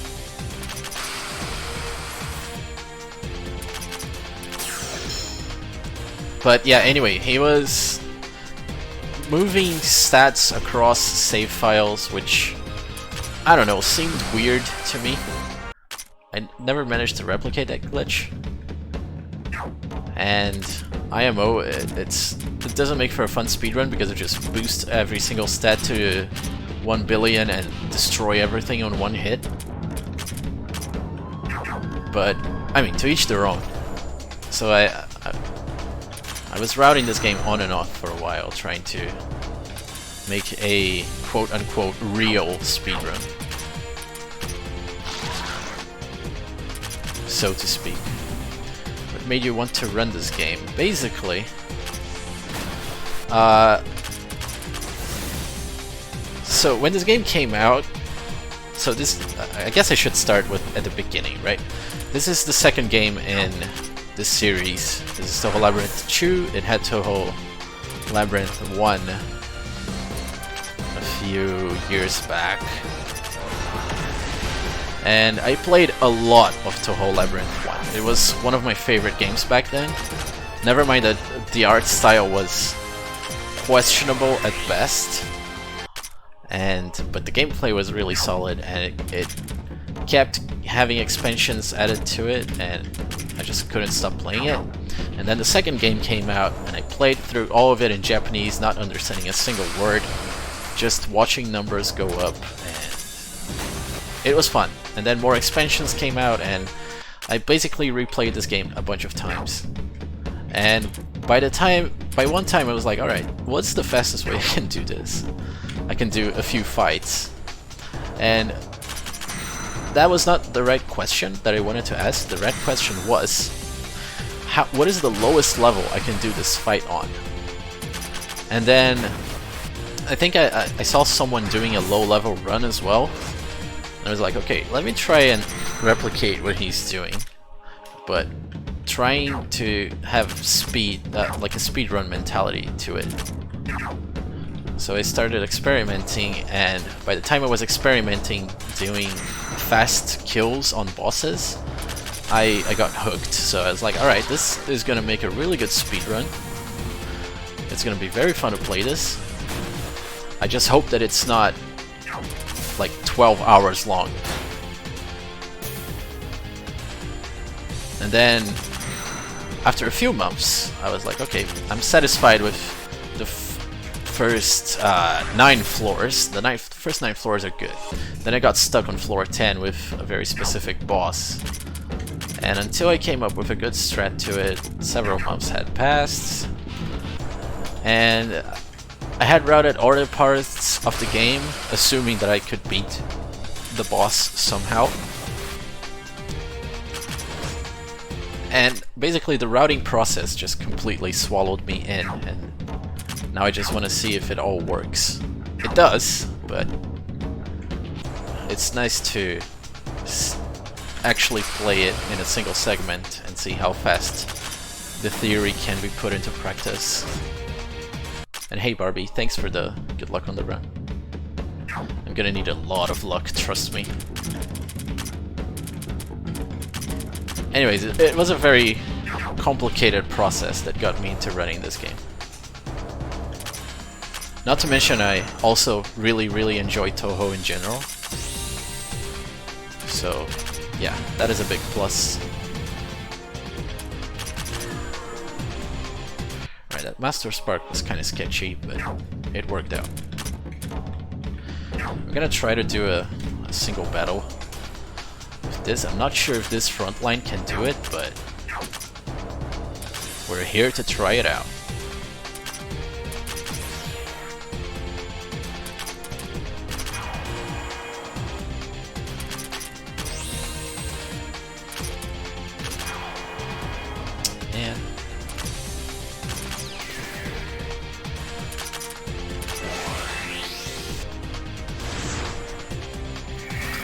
Oh no, part C died. Okay, okay. I'll just run from this. There's no way I can beat this.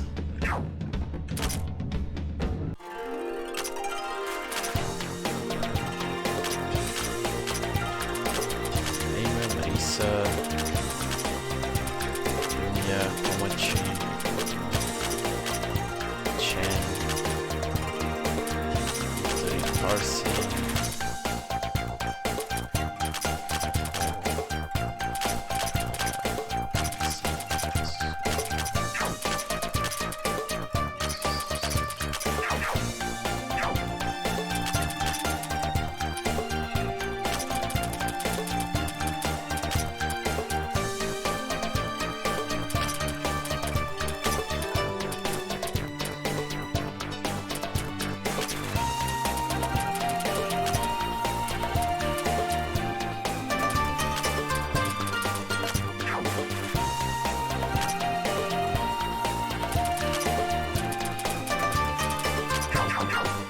Oh, right, you need to learn Beatdown with Chen. Beatdown is a really good skill. It gives back MP if Chen kills something, which happens often.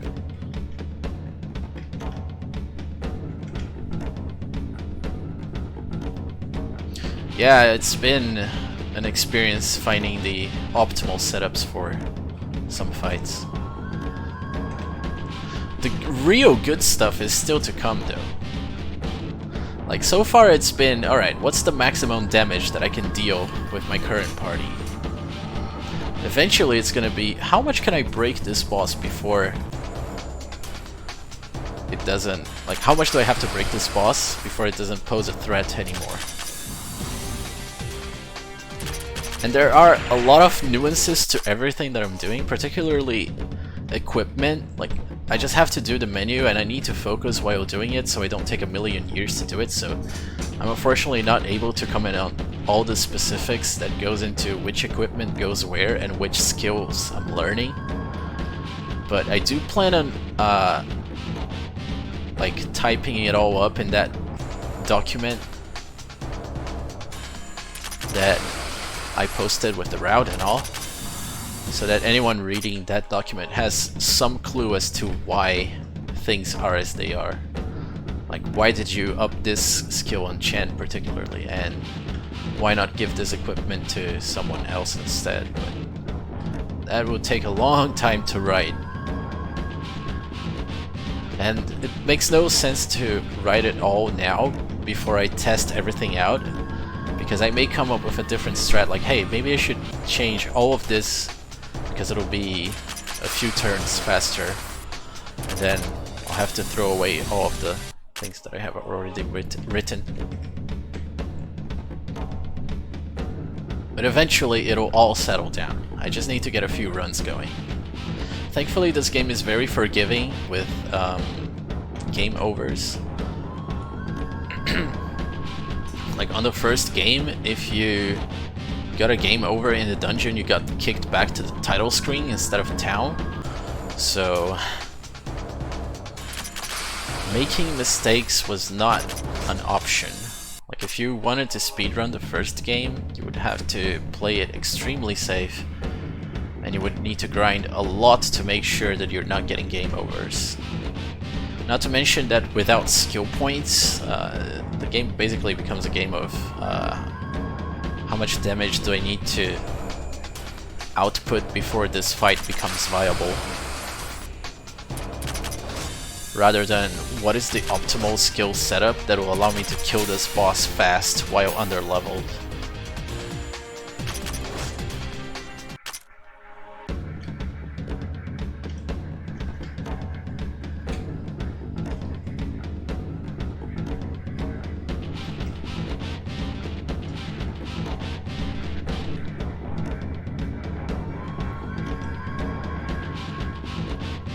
Oh yeah, about that website. I use it for file hosting because it's really good. Like, it has a decent file size limit, and it actually embeds video files when I want to share like a clip of something. So like if you share it on Discord, sometimes people have to download the file just to watch the clip, so I instead upload it to Catbox and just share the link there so it embeds in the browser.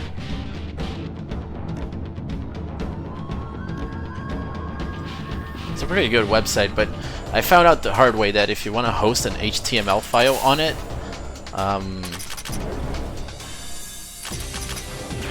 you need to... Well, you can't do it. It's not that you can't do it, but the user will have to refresh the page a few times before they can see the rendered HTML. The first time you open a page, it's just text. Like, I get why they do it. They don't want people hosting static web pages on their domain, but at the same time, it's very inconvenient for me particularly. I'll end up hosting that file somewhere else, but I just needed a temporary solution while I am developing the route. Alright, I forgot there was a treasure down there. I gotta replace E3.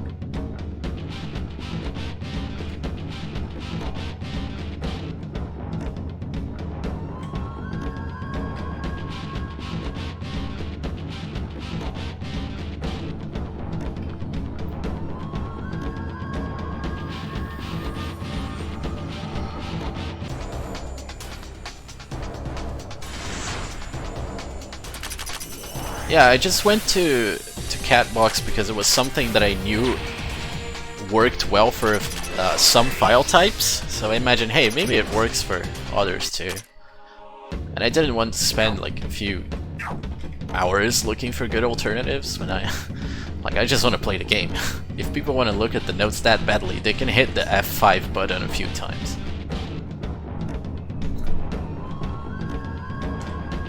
I'll end up like just hosting the file myself. I have a... well, I don't currently have one, but I'm planning on renting one of those virtual machines in some cloud service. It's very cheap, it's like $10 or something per month. More if you want to pay for a domain name, but don't really need that if it's just a direct link and serves static web pages.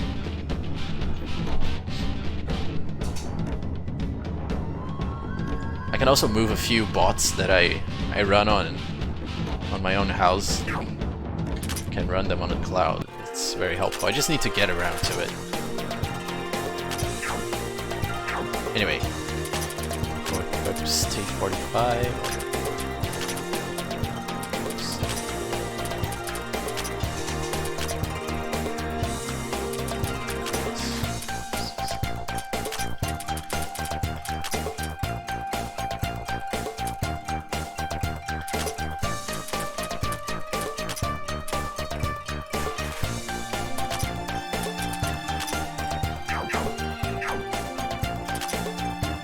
Why did I save? I don't have to save here. If I game over, I just go back to town.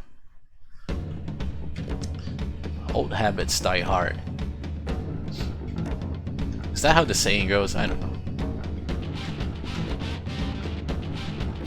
English is weird.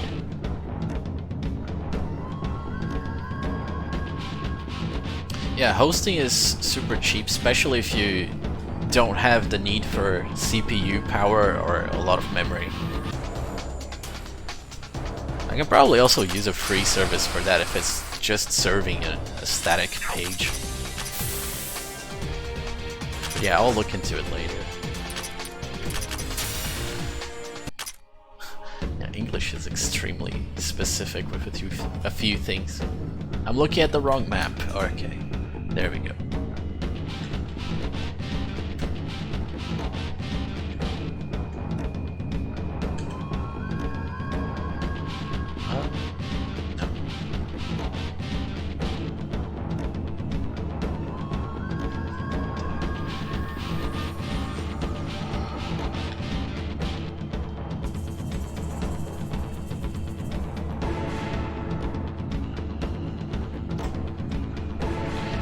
this will be the second bush. There's a third one hidden down below.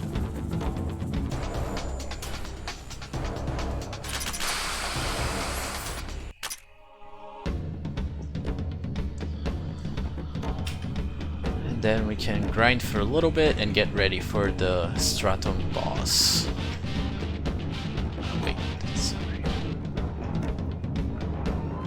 Which will actually be a challenge now instead of what the previous stratum was.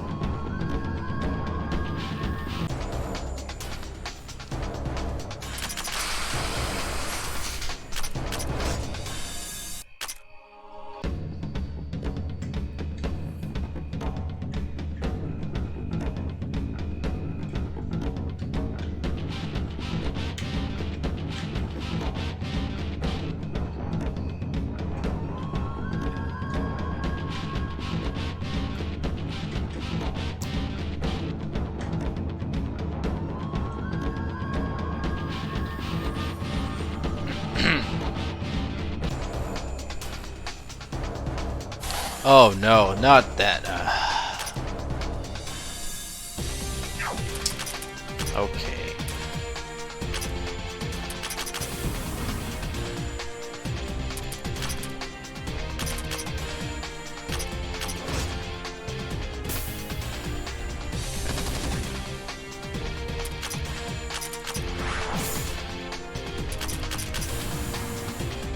It's very important that I kill that thing. It has access to instant death skills, which, you know, are always fair and balanced. So I gotta make sure that I don't fall prey for that. Okay. It is a rare spawn, so I'm glad it showed up. It gives more experience than regular monsters, but it can be very dangerous to encounter one of those in the wrong situation. Like when Nitori is down and can't attack.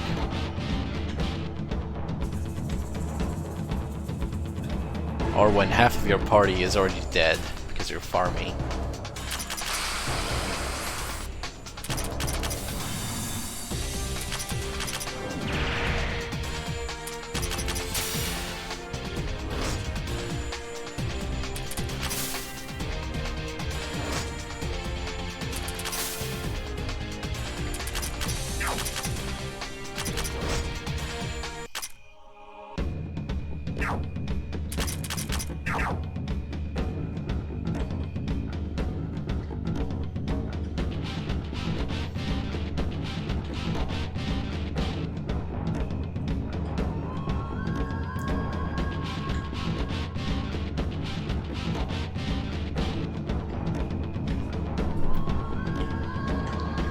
Another Stone of Awakening, so we can give another subclass to someone when we are back in town. Subclasses will be very helpful for the upcoming boss fight.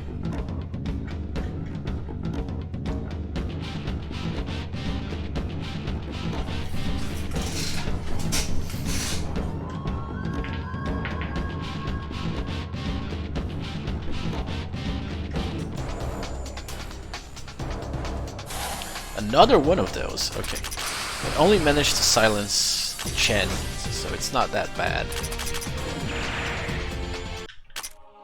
But if it silenced everyone, again, it would be a very weird situation.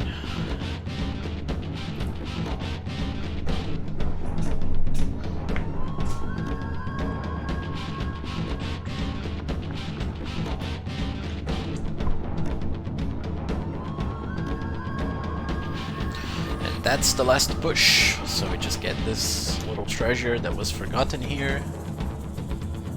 Now we grind for a bit, and we'll be done with floor 9 and can move on to Tengshi. This time we're actually gonna fight her instead of just letting her destroy us and get away with it. Oh man, I didn't realize the flower survived. And Touhou's dead.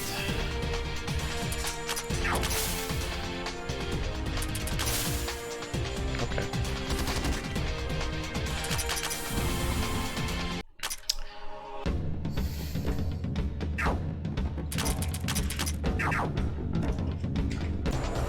I'm not exactly sure how much I need to grind for Tenchi. I'm gonna like assume I need to farm until I wipe here, so until everyone is dead. I don't know, maybe that's not the case. Right, please get instant death. Damn it.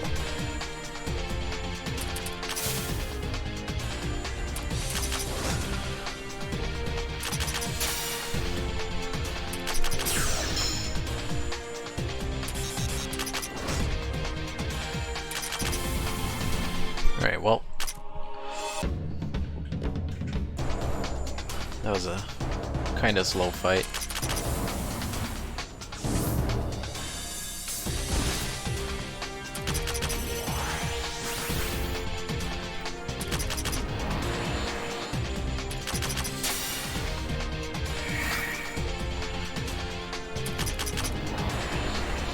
Rest in pieces, cat.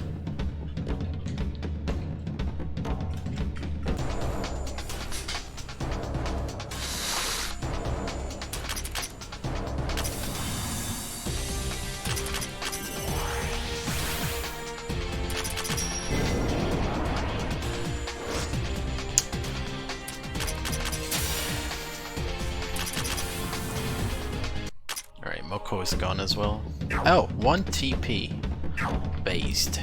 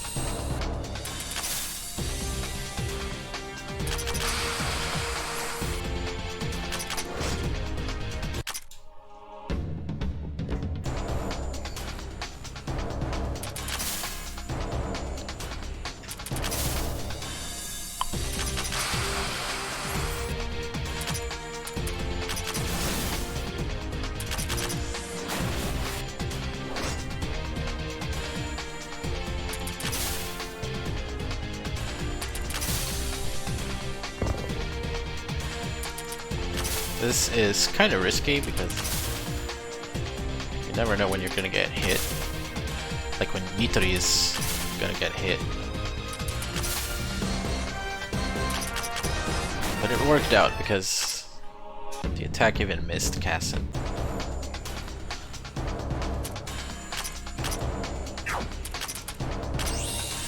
Hey Tallow, thanks for the good luck. Yeah, Touhou Eternal is amazing. Everyone should play it. Great game.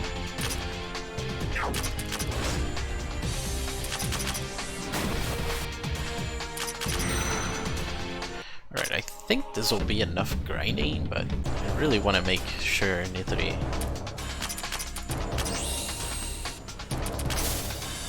uses all of her MP. Like, I'm gonna lose time, but I'm gonna overlevel. So, at the end of the day, I'm gonna save time. Because I'll have grinded more here. I'll also beat Tangshi slightly faster, probably.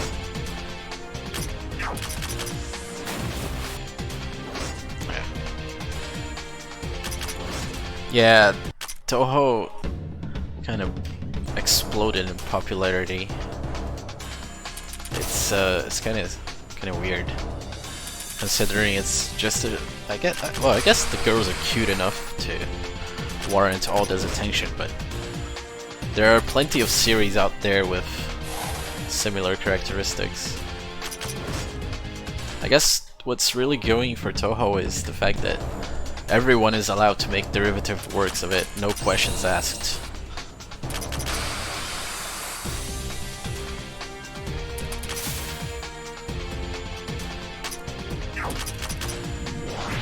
So there's basically no copyright stuff to go around, like to keep you from making your dream Touhou game or your dream whatever game.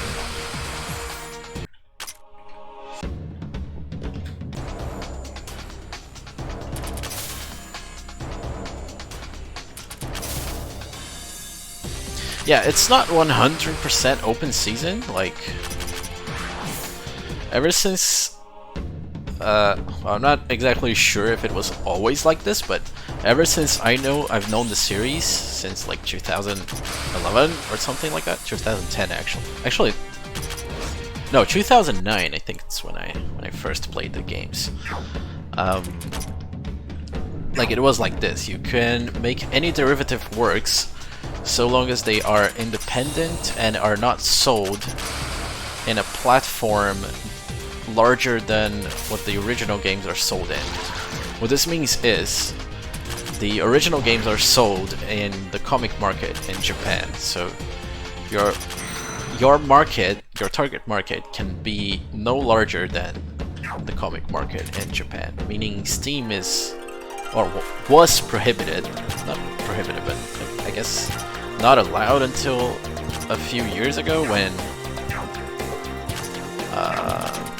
Touhou, the original Touhou games got released on Steam, which I guess pretty much means Steam is allowed now, and basically nowadays there's a bunch of gray areas that no one really knows where the boundaries lie at. I'm not the best person to talk about this topic. I'm not too familiar with it. Coding Cane. Oh right, I forgot to split. Noriko. I kept talking so much and I completely forgot that I'm playing a video game. Nitori.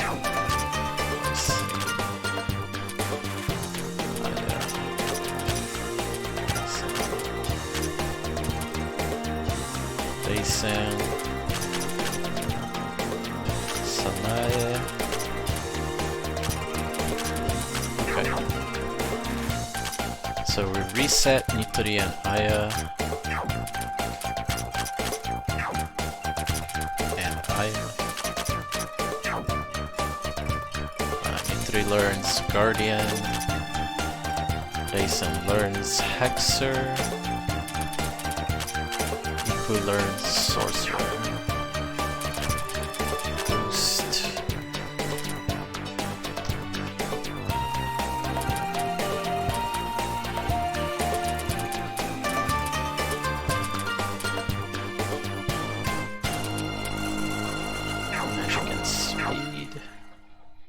Now there's going to be a bunch of menuing to replace characters. It's Suho Cody, Chen,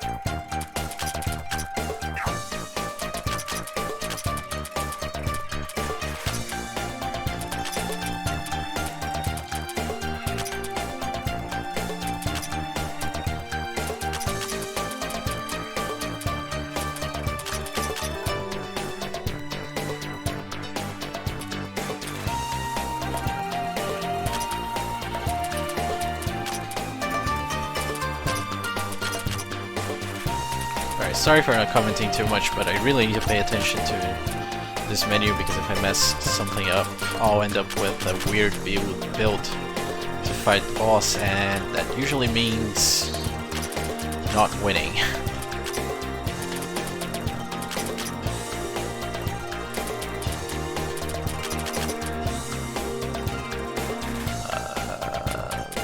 Wait, do I need Parsi? No, Komachi, okay.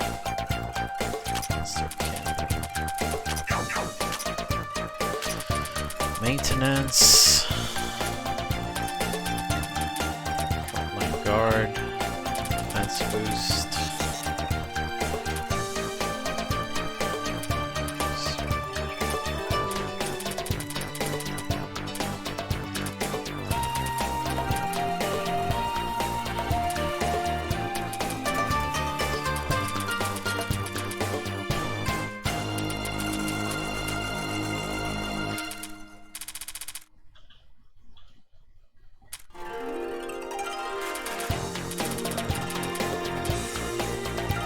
Like, I really wish I could explain everything that I'm doing, but it's just not humanly possible at the moment. Coding, nothing. Game mode, final prayer. Last wish.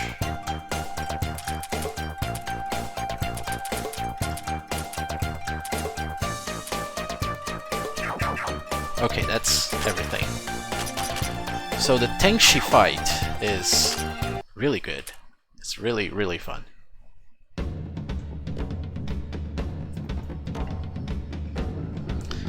Basically, there's a quirk in the AI where if one character has more than 100% buffs, if you add up all the buffs on them, she will target that character with Sword of Hiso, which tries to debuff them and deals a lot of spirit damage. So the idea here is that Nitori is going to sponge all of those hits so that she is permanently locked doing Sword of Hiso the entire fight. And then while she does that,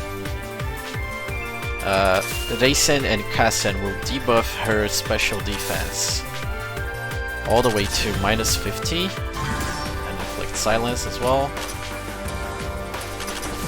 And after doing that,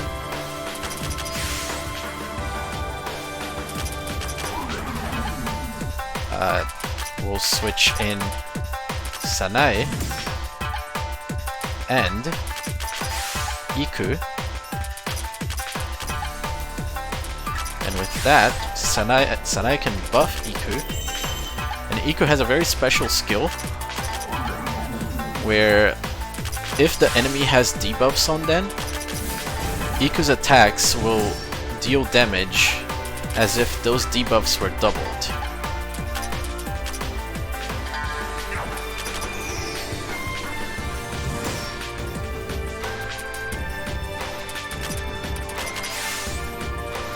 So basically, Iku can completely ignore Tenshi's absurdly high defenses. Especially after getting buffed by Sanae.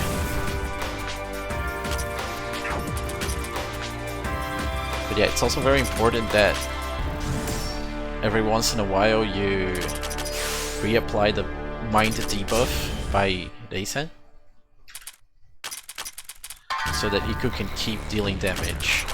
And also Minoriko's only purpose in this fight is to keep healing Nitori so that she doesn't die. And if she dies, well, the fight is over because you lose your bait for a Sword of Hiso.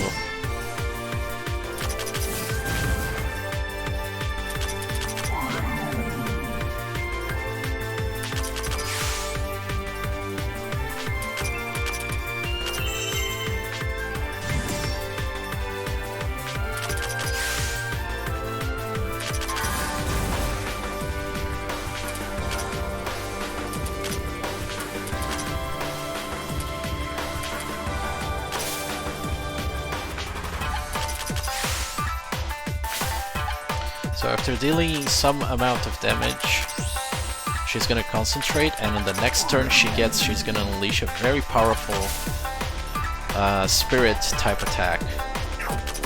So we're gonna change the lineup here a little bit. We're gonna include Reimu and Komachi. Komachi? Yeah, Komachi.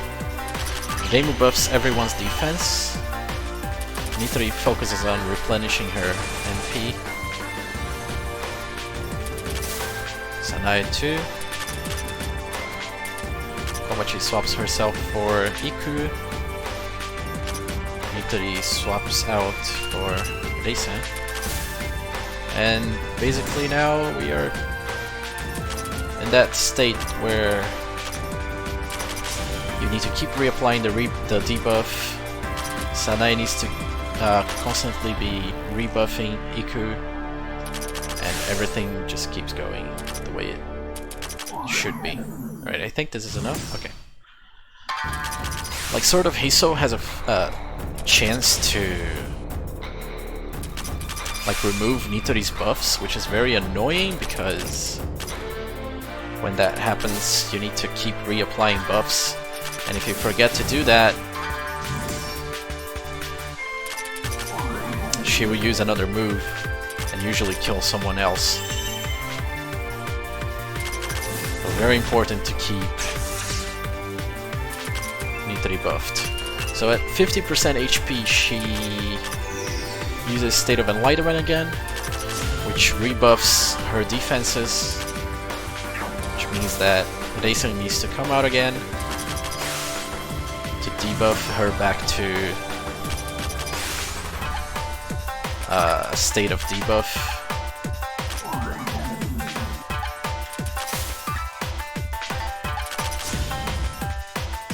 Usually after 3 hits it's enough.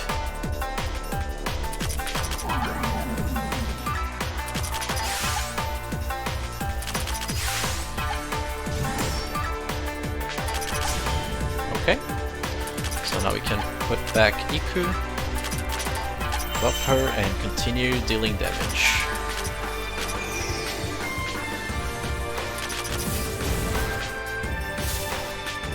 So again, she concentrates to try and do her little nuke, but we can use Aya to give Iku several turns in a row.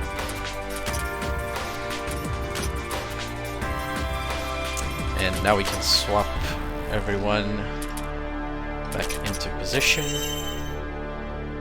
to receive the nuke. Okay. Then Reimu just switches back Iku to finish the fight. She's basically dead. GG. That was a good fight. That was a really good fight.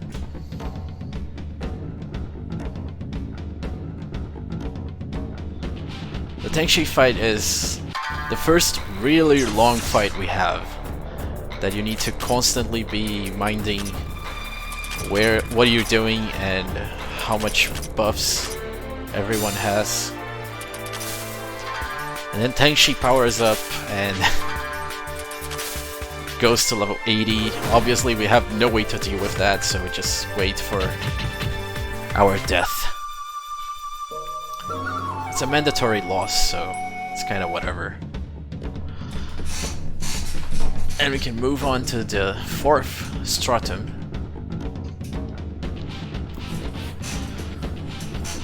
which is desert themed.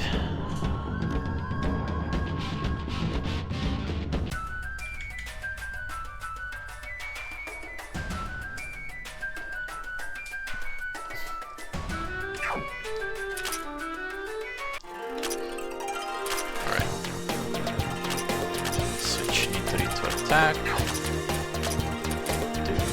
Yeah, and shit.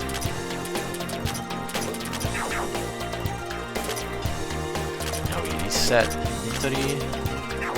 Give her warrior subclass to boost her attack rather than her defense with Guardian. Swap Keen with Lumia. Where's Keen?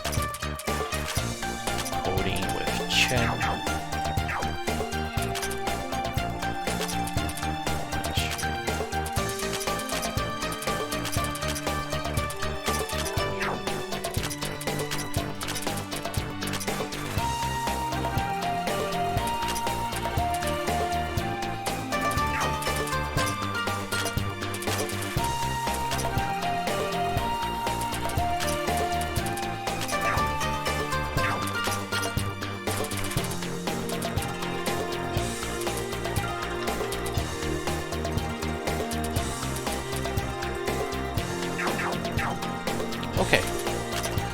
Now we can go to floor 10 and explore this wonderful floor.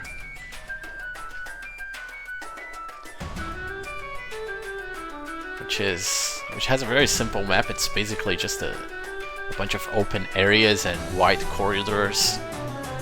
Very much unlike the what do you call it? The jungle stratum, which was filled with mazes and twists and turns. So here we have Suwako. She's like, please kill this boss for me, I'll join your party if you do so. And then on the other side of the map you have Kanako saying the exact same thing.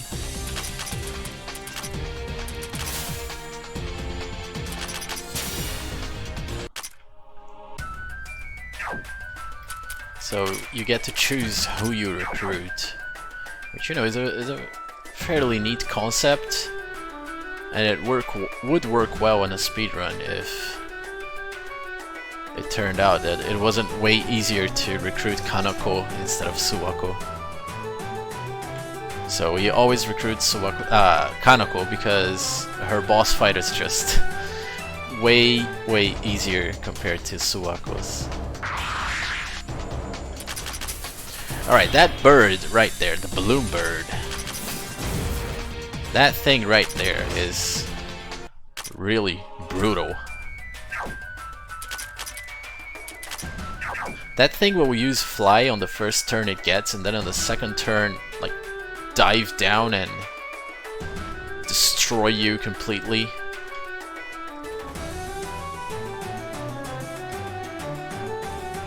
Like, it's a pretty big nuke. Like, if you let it hit you, you will most likely game over unless someone dodges the attack. And yeah, the songs are, for the next few stratums, are really good. I really like them as well.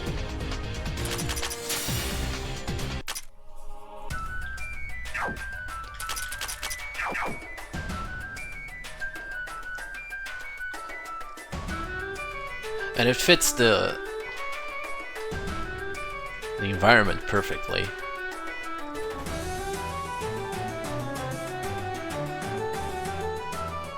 Right, here we mash left and right until the FOE goes away.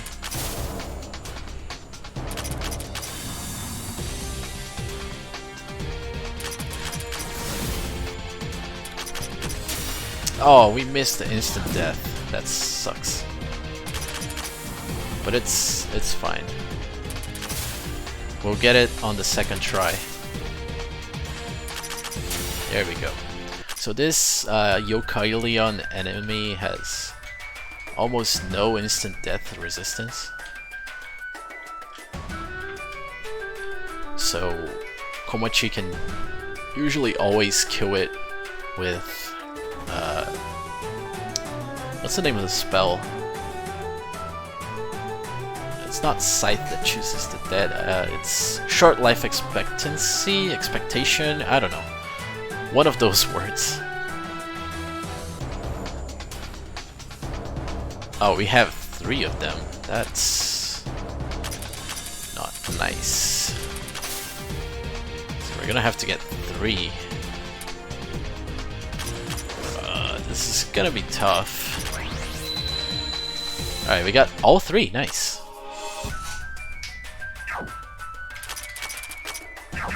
Narrow Confines of Avicii. It's a really good spell. Shame it's like 6 MP to use it.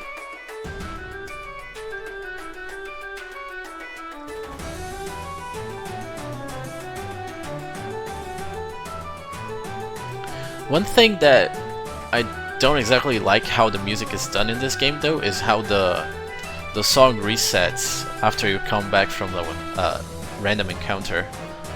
Like, I would have preferred if it just kept going. So like right now it interrupted, right? Because I entered a random battle. Like, in the ideal scenario, when you leave the battle, the song would resume instead of just reset.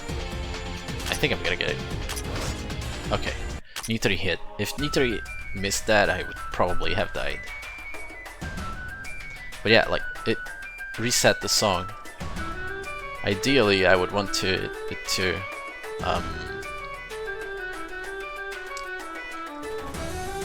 continue where it was playing. Anyways, 2 more treasures here, and we'll spend some time farming. Not too much time, but a little bit. Gotta get some experience.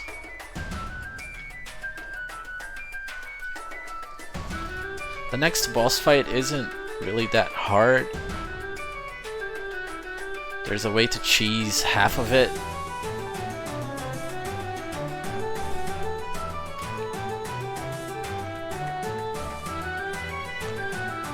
And the other half that remains is just very simple to deal with. Oh, nice double miss. Really appreciate that.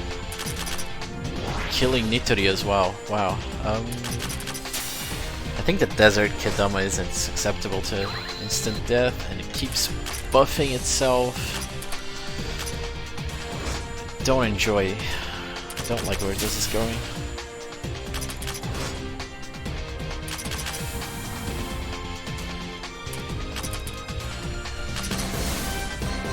No paralysis.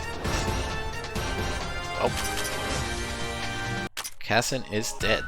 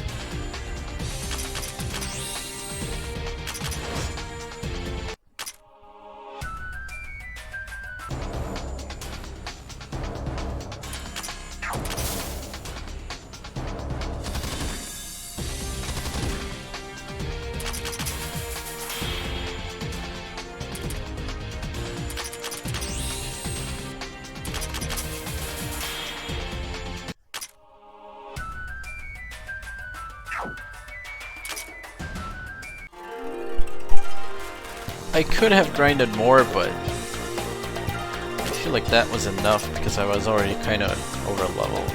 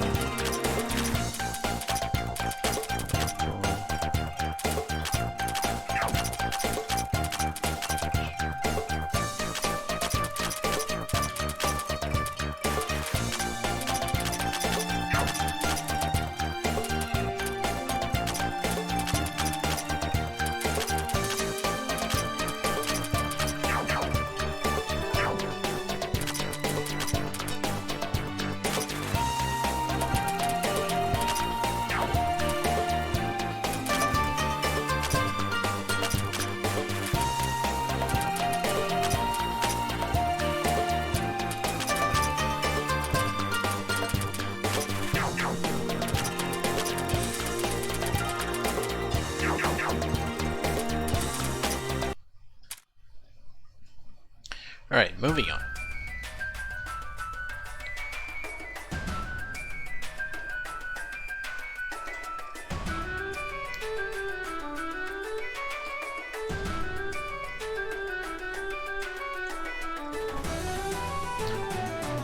You get a lot of good items out of this chest.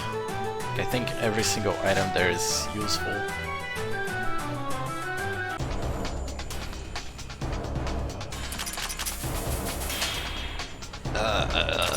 Speaking of useful though, that was a very bad miss. I missed way too many things. Alright, at least I got the instant death on that thing.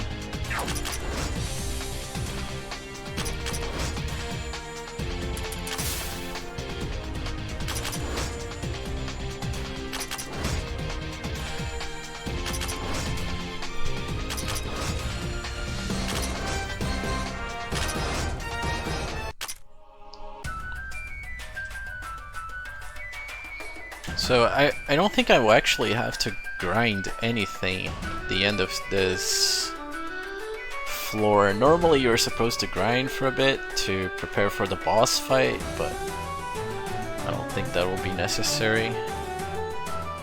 I'm already quite over-leveled. Well, I'm still under-leveled compared to the boss, but...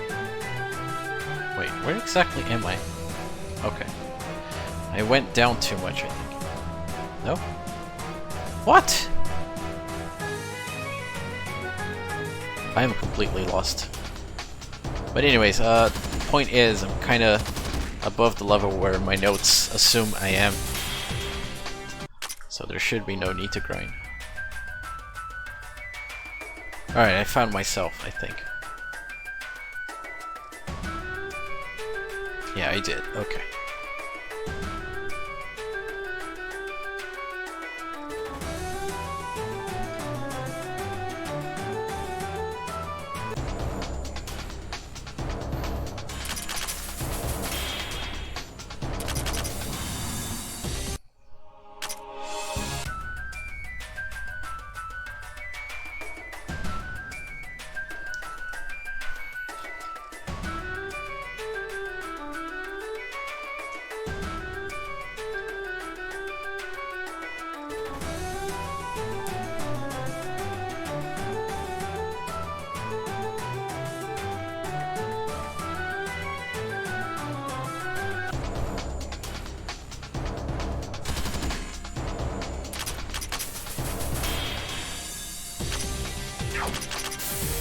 Wait, no, that was not the spell I wanted to use.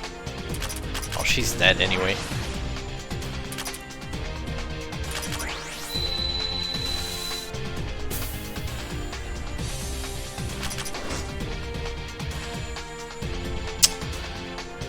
This is not going according to the plan. Another miss. I'll just do this. I'm not gonna grind anyway, I don't need the MP.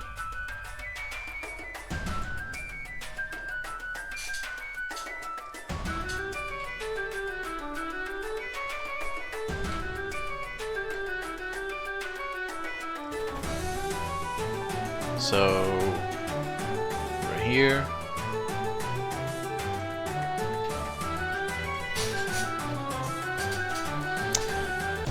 One more treasure and then we can reach the relay point.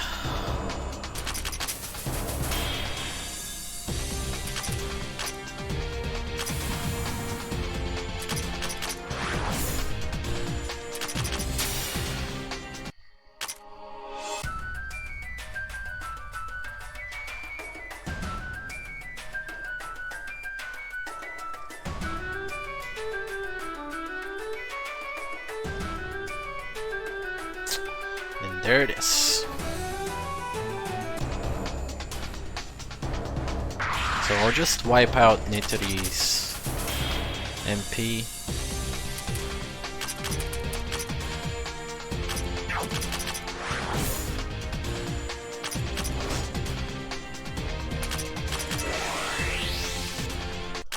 And go back to Gensokyo.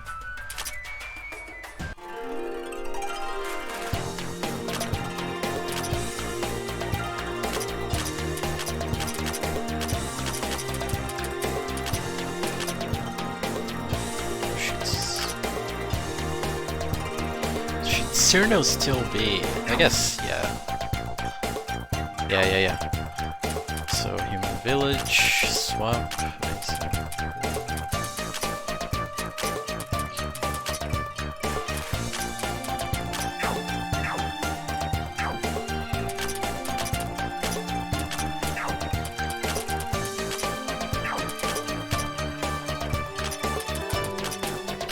So, just gonna redistribute some equipment.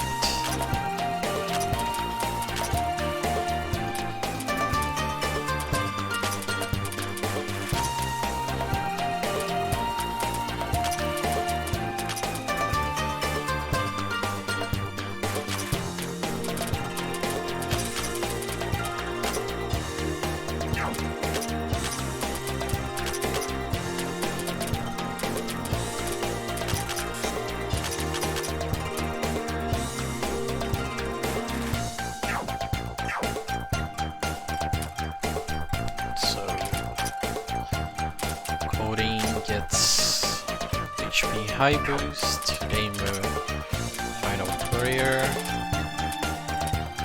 Iku mind and body as one, which boosts her strength, her attack power, and you get icicle.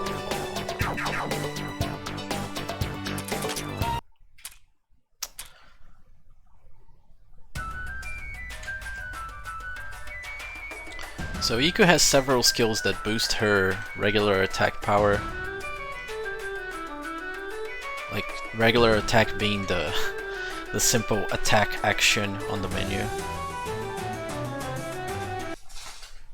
Alright, so now we have this FOE that we need to beat to recruit. What do you call her? Kanako. It's a very simple fight.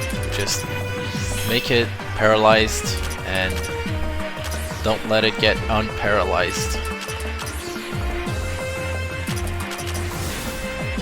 And Nitori will kill it before you notice it, because Nitori is incredibly strong.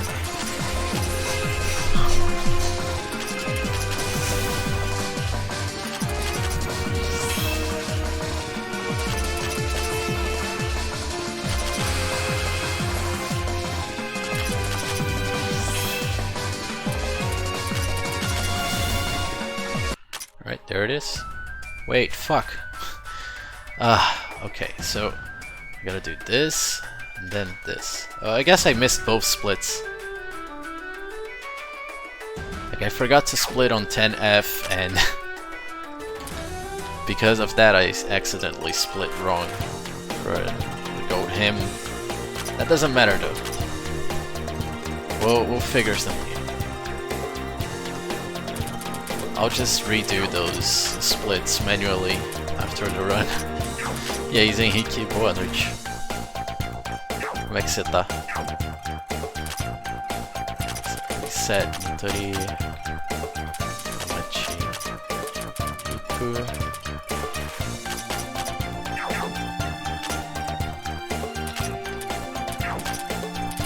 Nitori learns Guardian. in as well. Iku learns Monk, which will allow her regular attack to attack every single enemy in the field, which is going to be very broken in a little bit, like on the next floor.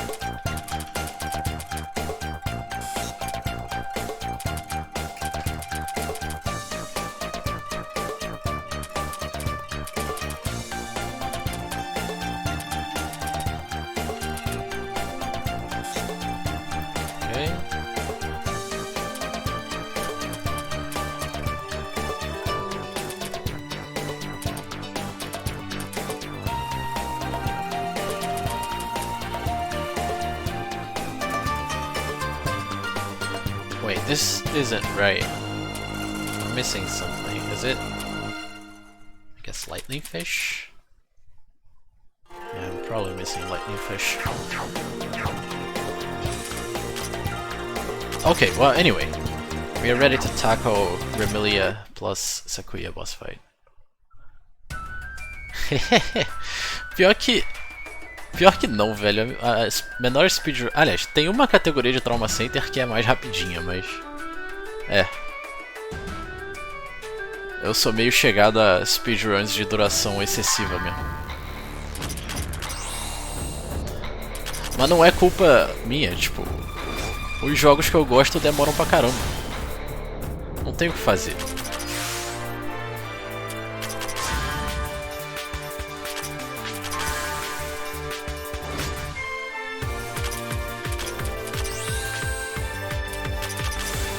Ah, fuck. Alright, well, that's a reset. Reset the fight, not the run, I should say. Alright. Did I get the Stone of Awakening after the FOE? I think I did.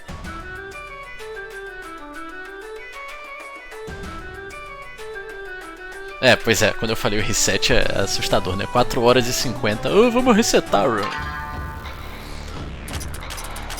E aí, Jair, como foi a GDQ? Cara, foi muito da hora. Alright, we got the instant death. Foi muito divertido. Foi uma experiência única que eu espero repetir em algum momento no futuro.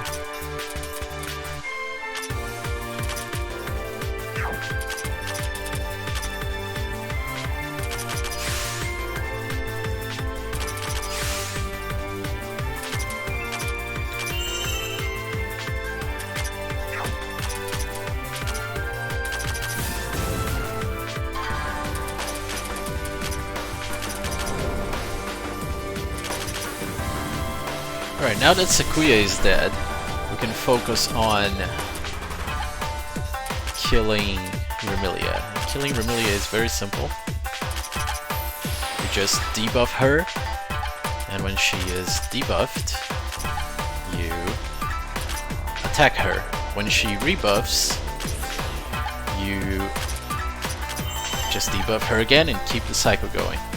I can instant death Sakuya, not Remilia. Why you killed my waifu? Well, she was in the way, it's her fault. Alright, so she rebuffed, which means that we will... gonna buff her actually, and then retreat.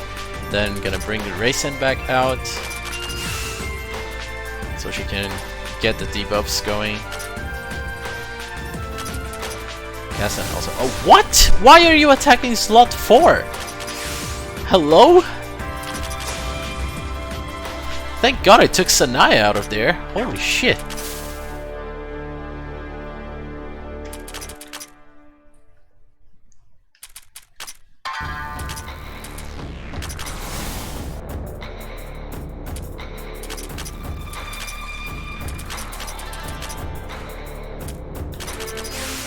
Right, anyway. Racen debuffs mine. Then Sanai comes back.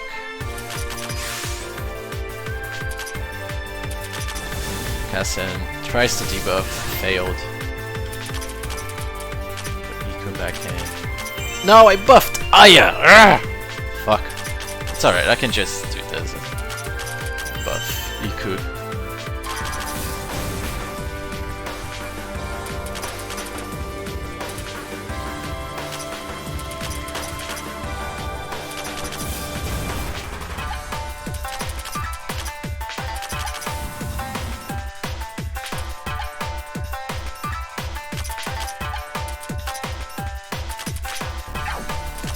I'm gonna heal Nitori before she dies.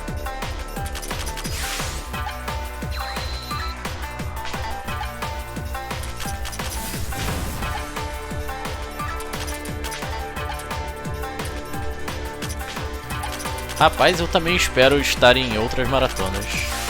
As maratonas aqui do Brasil, é quase certeza que eu vou fazer alguma coisa.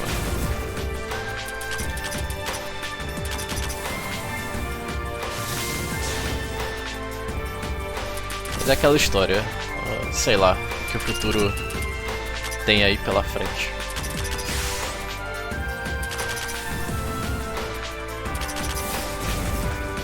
Alright, a few more hits and she's dead. I'm gonna re-debuff her speed because she's getting kind of fast and it's kind of annoying. Especially because Nitori is about to die.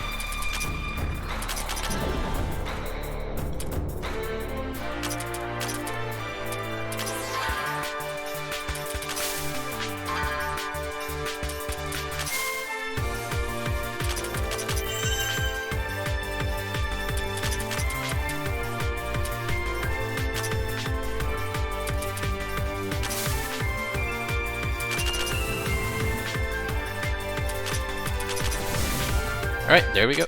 Good fight. So we are 19 minutes ahead, but that's mostly because I did a really good 10F. Like, I was kind of over leveled, so I didn't have to grind. The Remilia and Sakuya fight were really good. I only had to reset once for the instant death.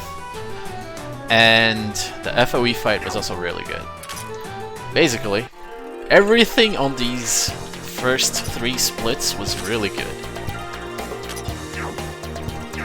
Wait, that's wrong.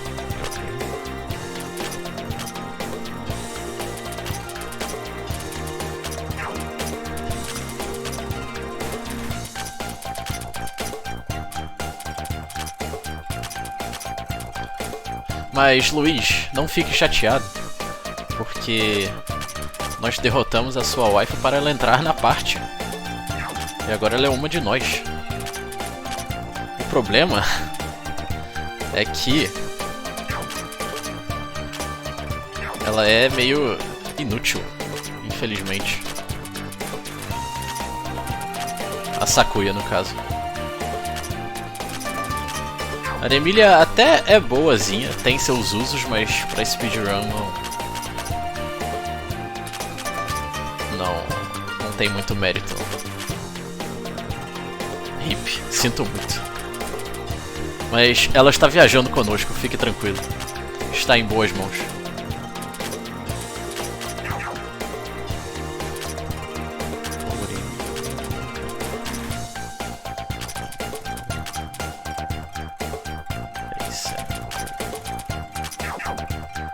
Alright, we include Wriggle there, but we don't actually care about Wriggle. We just put her there so she can get some BP. That's gonna be useful later on. I'll explain that when it's time, I guess. Right now I just wanna do this menu properly. Where's my notebook? Okay.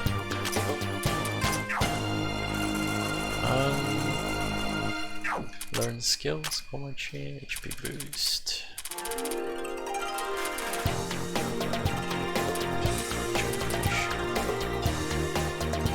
Something is missing here, what the heck?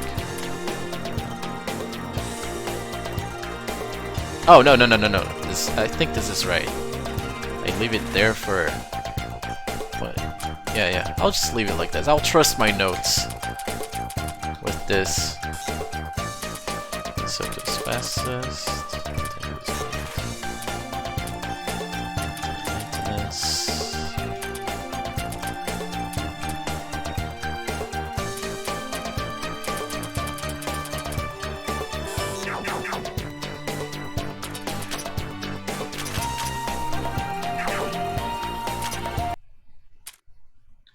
LOL, é verdade, Leandro. Meu Deus do céu, como eu não reparei isso. 4:20 jungle, velho. Puta que pariu. 4:20 jungle. How did I miss that, my friends? The meme was right in front of my eyes. Wait. Did I hit the red switch twice?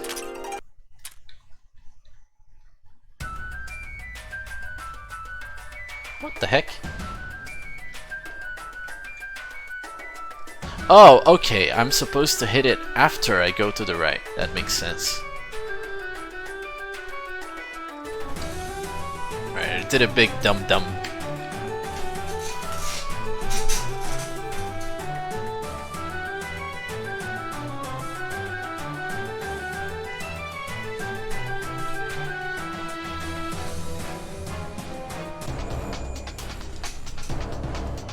So basically, now that we have Nitori and Iku as part of our front line, we get access to Iku's broken ass normal attack.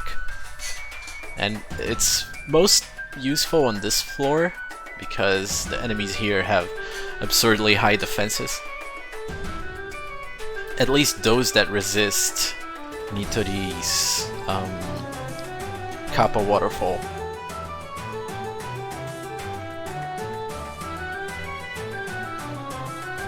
Só vai, Leandro. Melhoras aí de novo pro teu braço. But yeah, basically Nitori just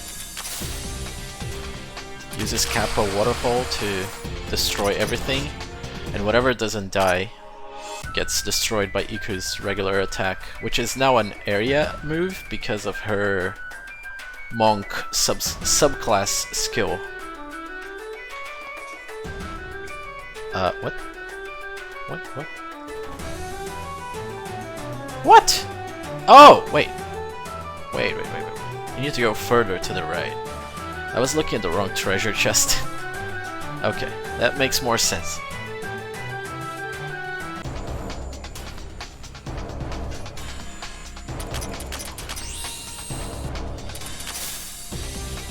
So in addition to that, Nitori got a skill called Cooling Down.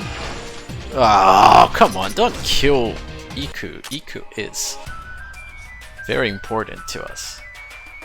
But basically, what Cooling Down does is whenever Nitori uses Concentrate at full HP, she regenerates twice as much MP.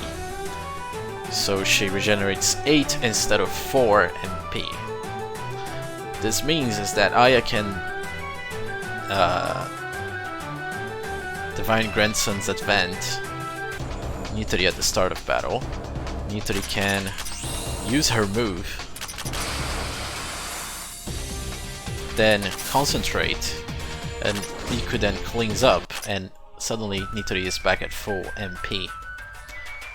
And on the turns that she doesn't have to use this, because Nitori is close to full MP, Aya can just concentrate twice. Because she's that fast.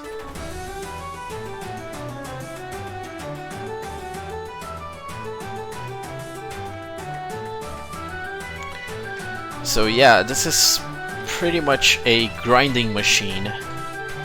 Nitori and Iku completely destroy all the trash, and Aya just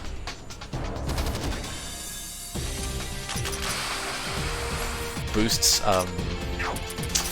MP whenever necessary. So there is one little caveat, that is the sandfish. The sandfish is absurdly fast and will outspeed Nitori. Because of that,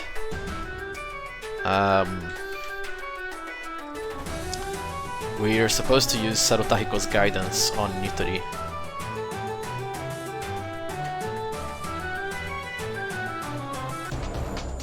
Yeah, Sarutahiko's guidance on Nitori whenever that monster is in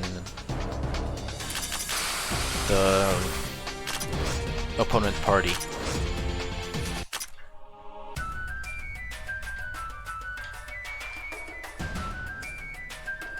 But yeah, this team will be our main trash killer for the rest of the run.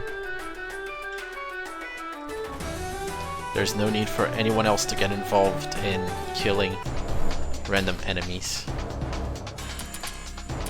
These girls are self-sufficient.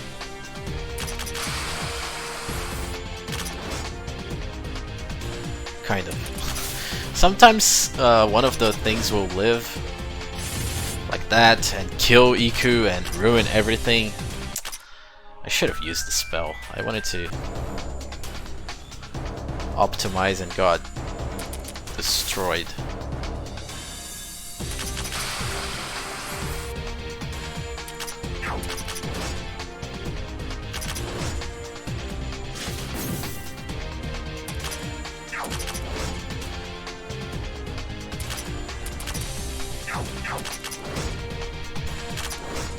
But yeah, basically we can just keep doing this and farming until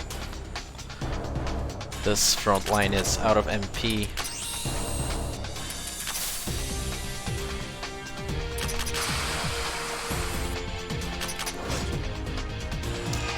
Yeah, the magic crystal ball sometimes lives that. I need to make sure that Aya attacks it. Otherwise my grinding is gonna be severely limited by it, because it likes to attack slots 3 and 4, which is where Nitori and Iku reside. And yeah, Nitori's gone now. So I can still grind somewhat efficiently with only Iku, but after they're both gone, it's kind of complicated.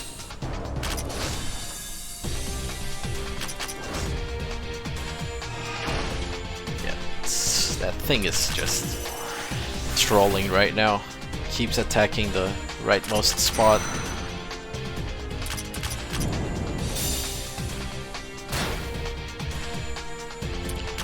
It's just too strong, man. But okay. So I'm just gonna leave the dungeon and continue.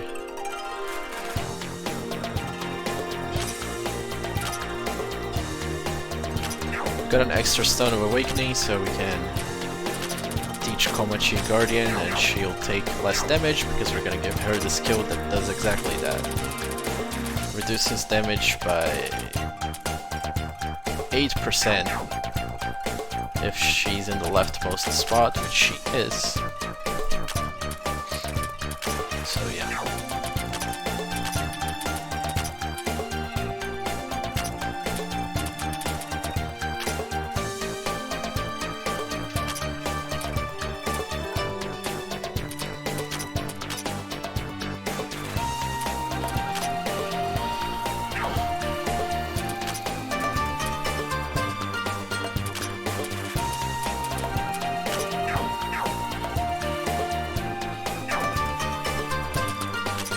Keep going and exploring 11F.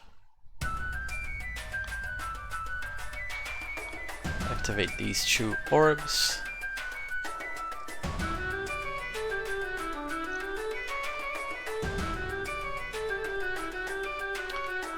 Yeah, for now it's gonna be mostly just exploring and collecting treasure, grinding whenever we reach a dead end. We're gonna need levels to beat the 12F random enemies, believe it or not. The bosses in the next few floors are cake. The real difficult stuff is the trash.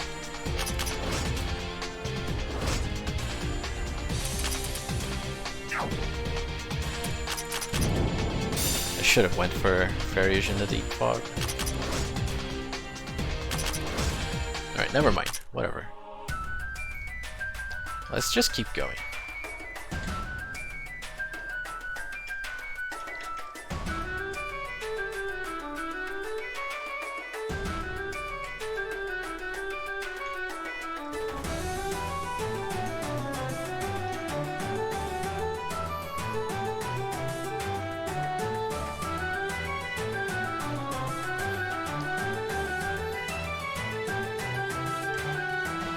We get a meteor drive out of that chest, which is an item that boosts speed considerably. Very useful for Aya and Chen. And I don't trust that thing to not kill. Alright, he dodged. Man, alright, at least I got the instant death.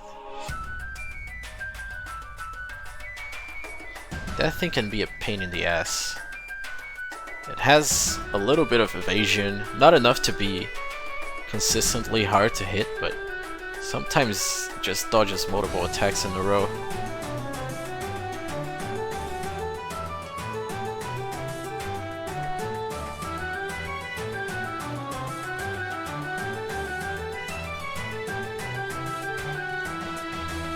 Did I?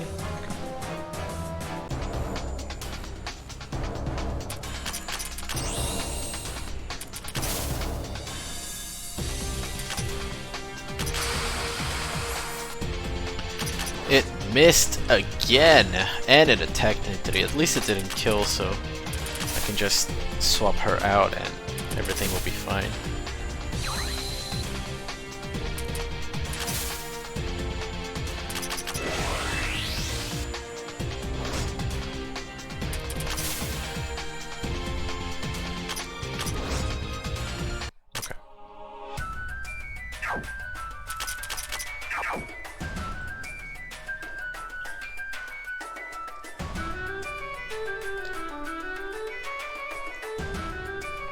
So we grab that, grab this, and now we are gonna grind again until Nitori and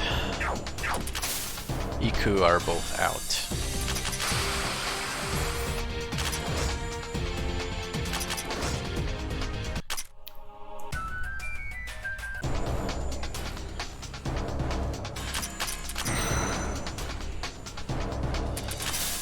I'm gonna play it safe and use an attack on the magic crystal ball so it doesn't kill Nitori or Iku.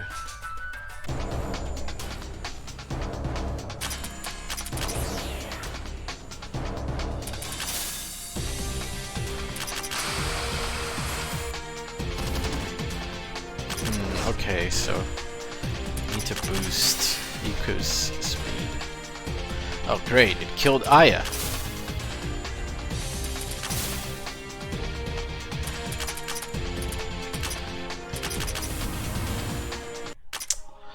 Man, that thing sucks. Like when it dodges. And I'm dropping frames again. It's not good.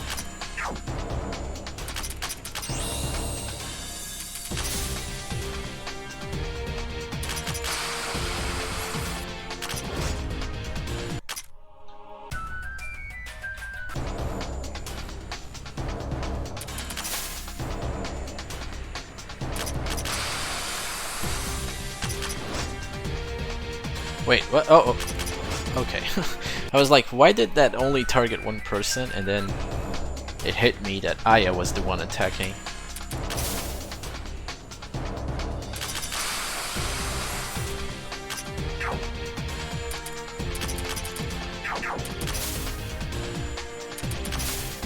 Wait, no, what? Ah! Why would I concentrate with Iku? Holy shit.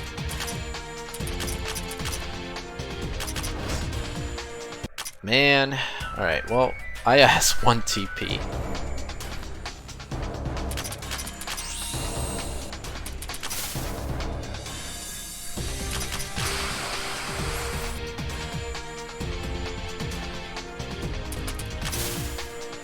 think this is safe because this rock egg always targets slot 1. So I'm gonna take this opportunity to raise Nitori's MP.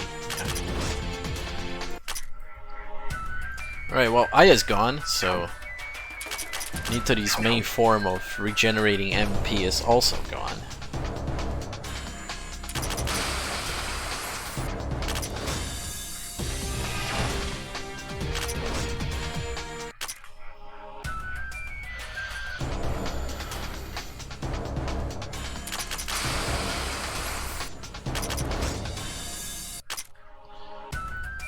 Not exactly sure how this will play out.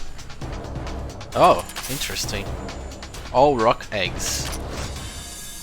Letting Nitori restore some MP.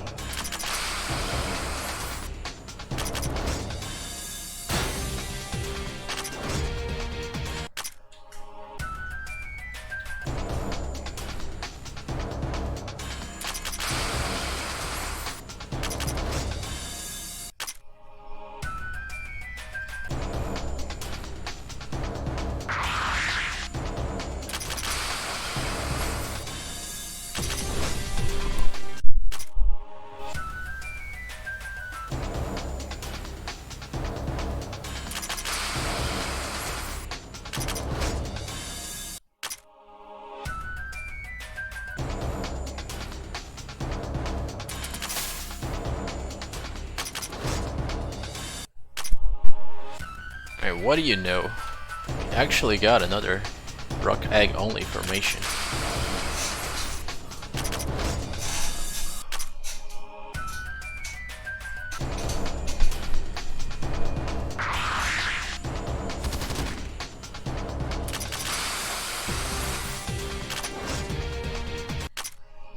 So I'm not gonna extend this grind past Nitori losing all her TP. I'll just go back to city and start anew.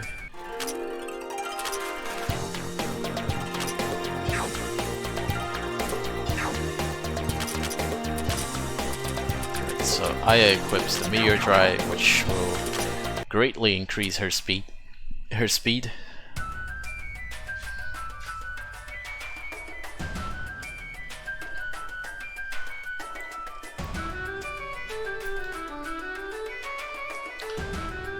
We're gonna go get the final treasures in this floor, then immediately go back to town and proceed to 12F.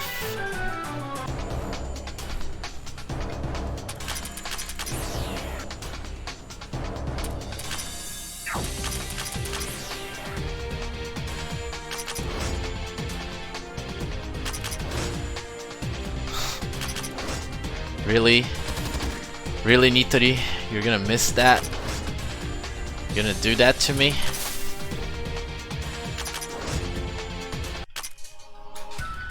Alright.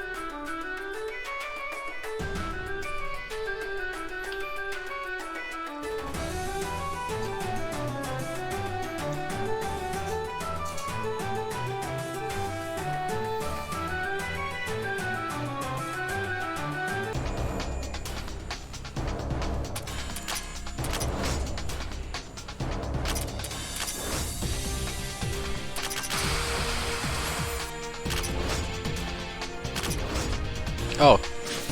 Okay. could have used something different with Aya, but I don't think it would have made a difference. I don't think Aya could kill with any of her spells. Whatever. It's not like we'll stay long here anyway. After getting this final treasure, we just warp back to Gensokyo and go for 12F. So when we do get the 12F relay, we'll just go back to 11F and grind until Nitori loses all her TP. Then we can adventure ourselves into 12F.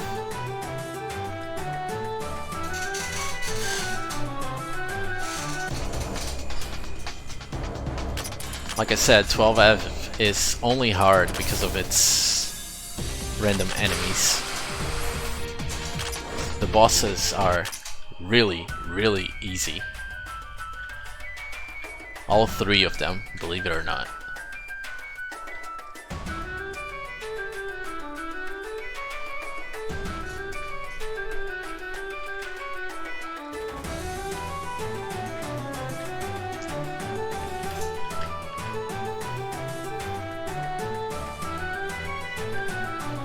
Alright, we're gonna spend some time grinding here. So get comfy.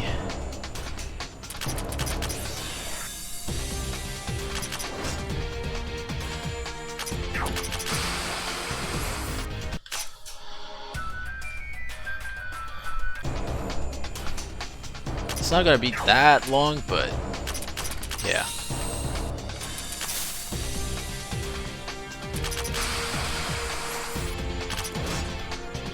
Anyway.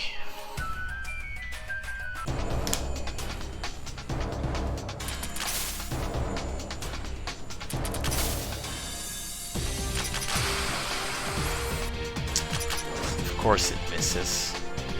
Alright, at least Aya dodged it.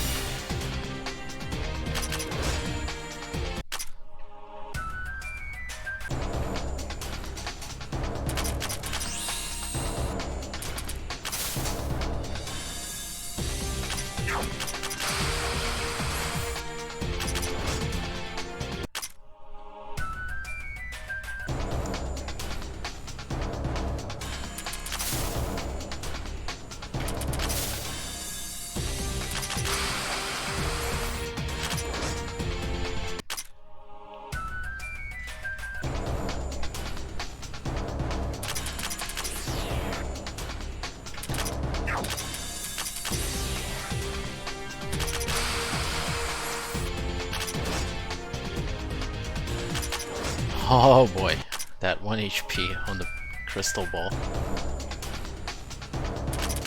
Not fun.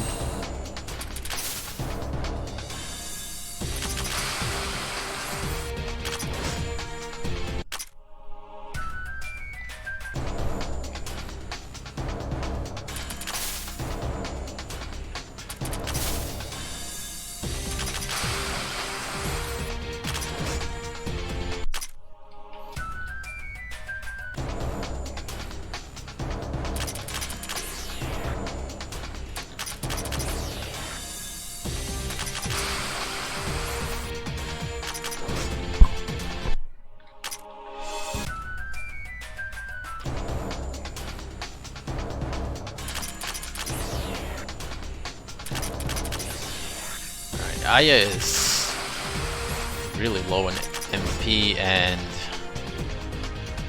oh boy, how am I gonna handle this? I'm gonna swap today.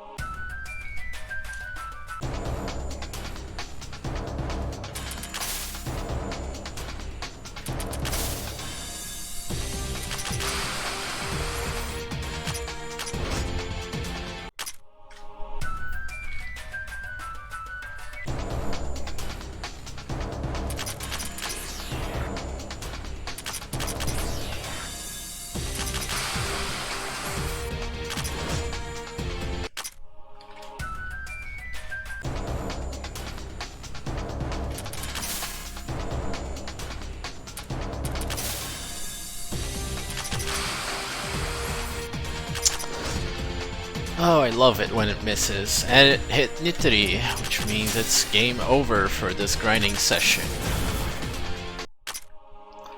Because now Nitori has 0 TP. Alright.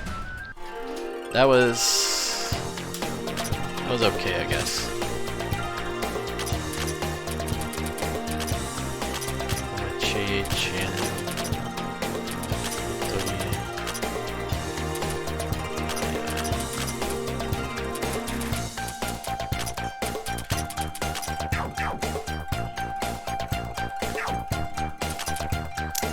Not exactly satisfied with my current level, but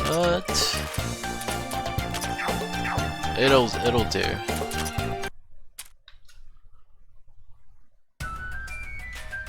Like, this should be enough to explore 12F safely.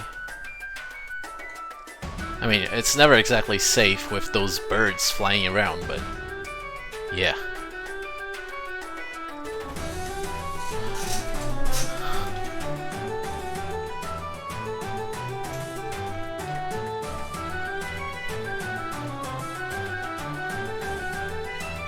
So there are a few events and treasures that we need to get. So it's gonna be a lot of exploring.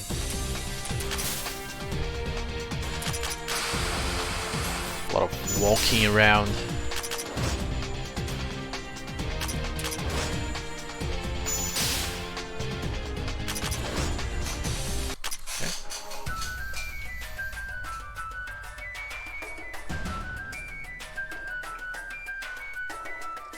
Wait, what?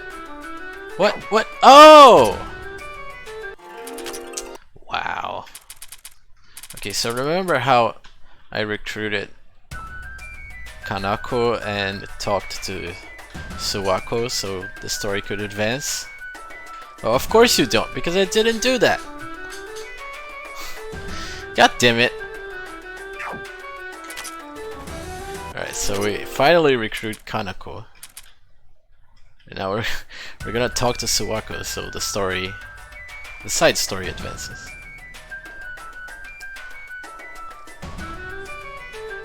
I guess because we never really used neither of them for anything, I just completely forgot about it.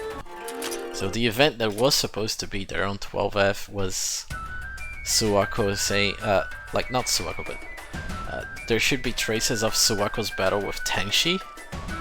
But I guess if you never did the event on 10F, the event on 12F will never spawn. Makes sense. But yeah, anyway. We are required to do this because to get out of 12F we need to have both goddesses in our party.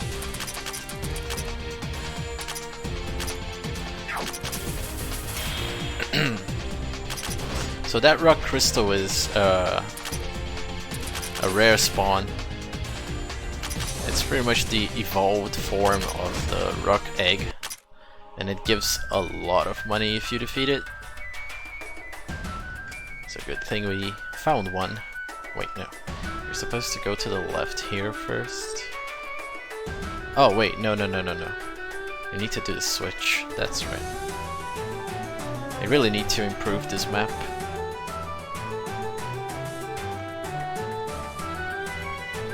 So we do the switch.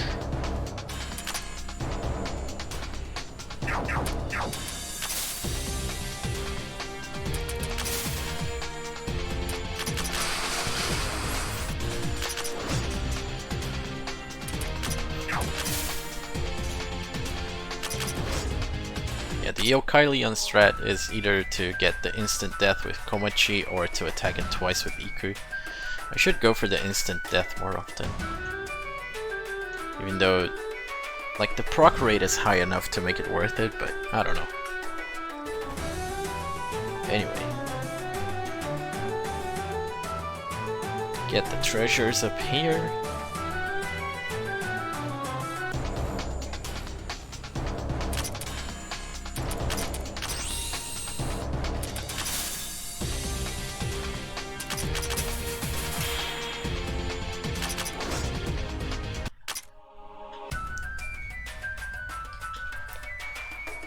Oh yeah, you can also extending your arm into Iku regular attack. But you're usually using Kappa Waterfall anyway, so...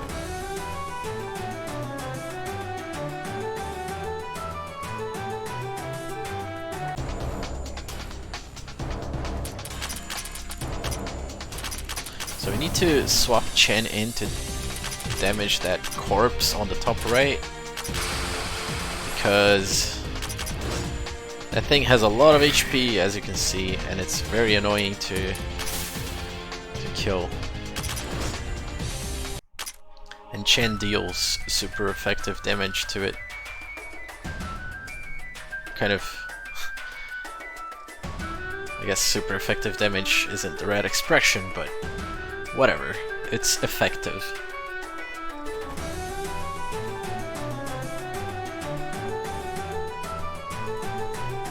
So we get this strategist's proof up there. That subclass is gonna be very useful later on in the run.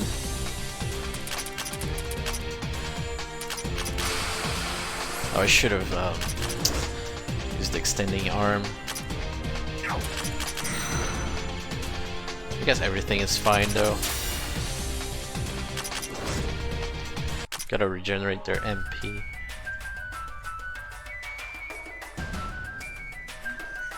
Then again, I think we don't do grinding on 12F, so it should be fine. Wait, I didn't... No, that's right. The switch is up here. I was gonna be like, wait, I didn't hit the switch.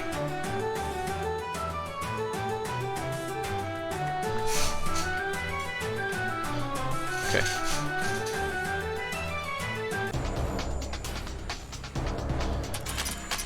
I am slightly lost.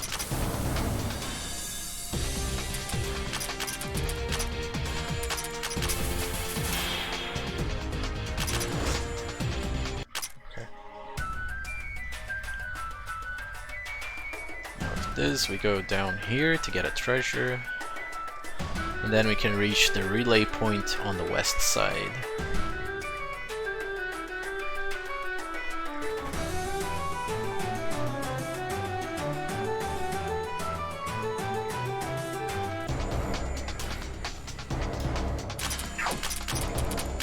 No, that is the wrong girl. I need Chen, not Sanai.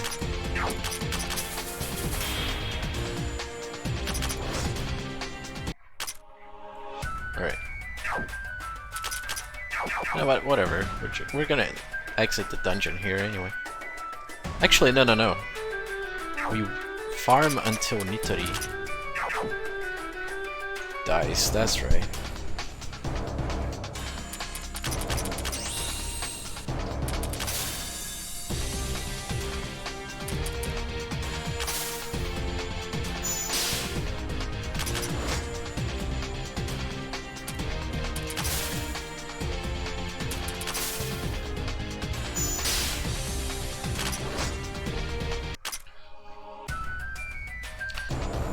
Gotta replenish Iku's MP, even if by a little bit. You know what? Let's have Komachi take some damage. I don't mind. Oh! I didn't know the rock was susceptible to instant death. That is good to know, I guess.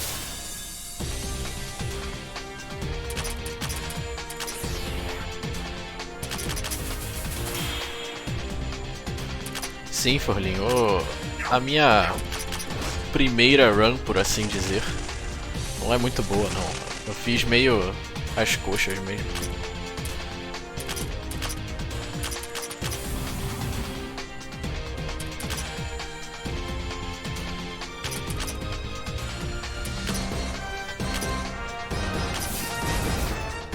I think I'm gonna wipe here because these birds are just evil. Oh! I hit both. Nice. So when they are flying high like that, their evasion skyrockets to absurd values. So it's kind of hard to hit them, but Nitori managed to hit them both.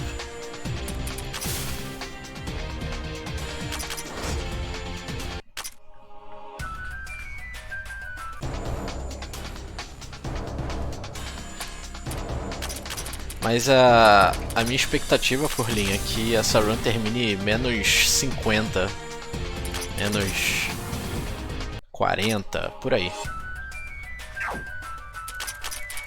Dependendo do nível de sorte e azar no endgame. Porque, infelizmente, boa parte do RNG dessa run tá no endgame, tipo.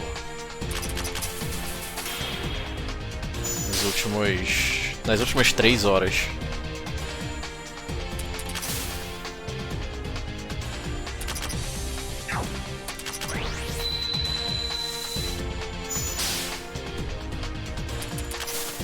Não é um RNG muito pesado, mas, né? RNG é RNG.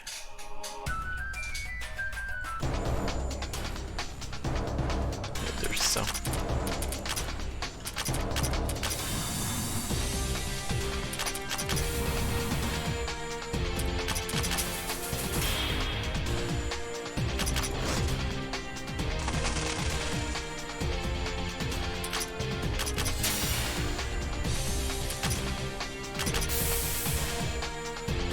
Alright, we hit the bird.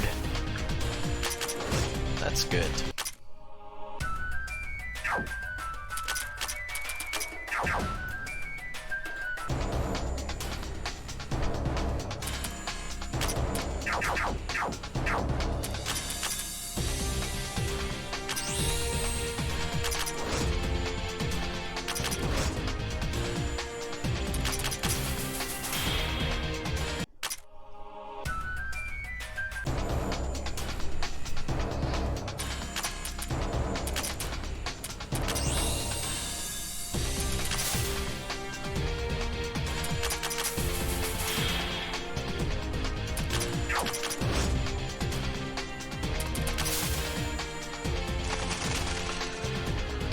Alright, bird.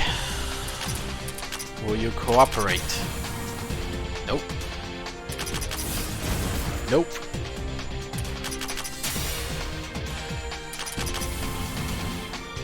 One more hit. No! Jeez. Alright.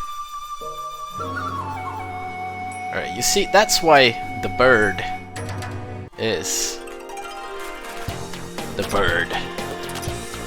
It's a big nightmare killing it consistently because of the evasion. But it's not like it matters too much. We are just grinding in advance at this point.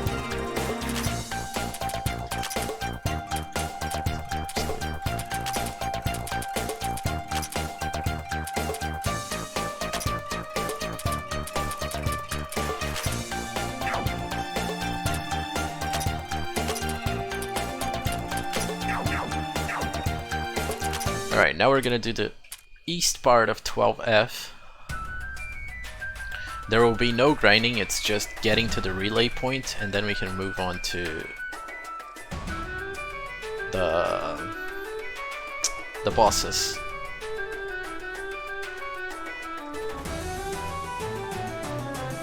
Am I in the right direction? No. Okay. So we're gonna lose time, but we have grinded a bunch, so it's not exactly much of a time loss.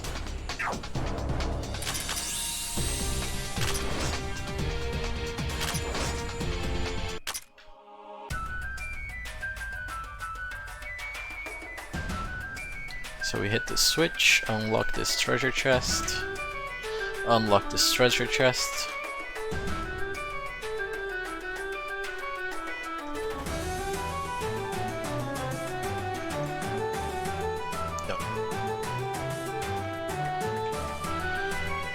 Right,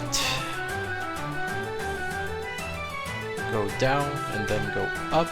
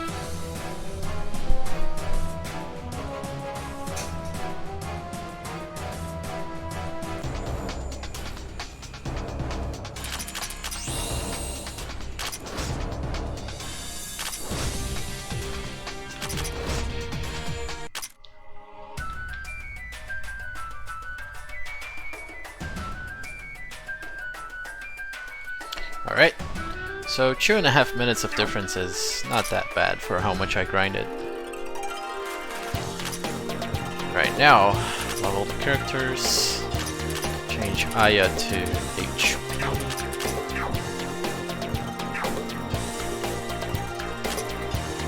Reset Komachi.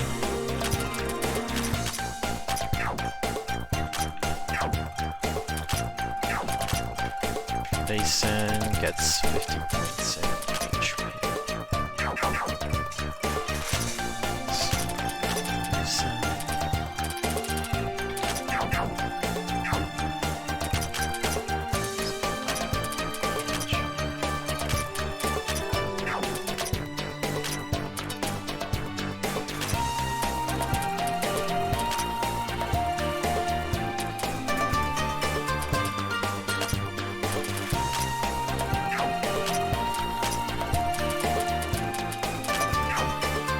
Alright, Komachi learns 2 very important spells. The Shinigami's Work and Farish in the Deep Fog level 5. That is all we need to beat the next 2 bosses.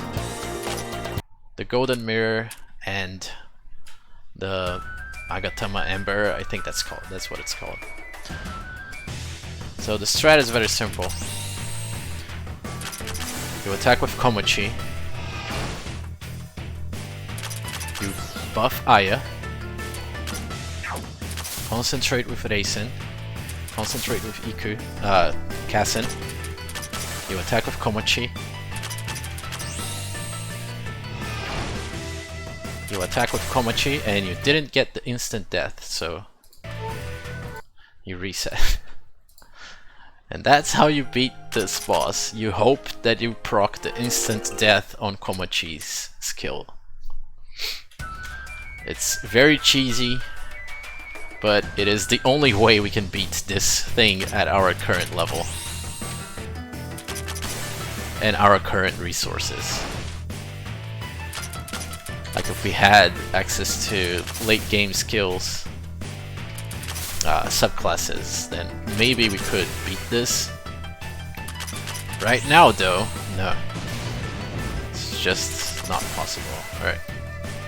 So the reason we reset after 3 tries, even though the characters are still alive, is that it's very unlikely that they will stay alive until Komachi gets another turn. So it's faster to just reset and hope that the next attempt will be better. The chance for death to proc here is, I think, 9%. So I think on 9, I forgot the numbers now, but it shouldn't take that long for it to be a coin flip. Like, oh, after 9, if you have 9 attempts or something like that, it's a 50% chance to get the instant death.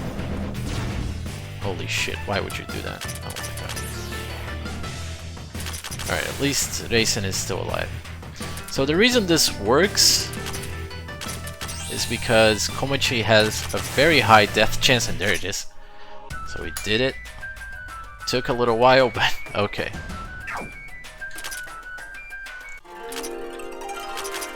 So now we just do the same thing for the Magatama. But anyways, the reason this works is Komachi has a very high chance of proccing death with the 2 skills she learned. But normally even that is not enough to proc instant death. So what we do is bring Reisen out, because she has a skill that drops the enemy ailment resistance, and that includes instant death. So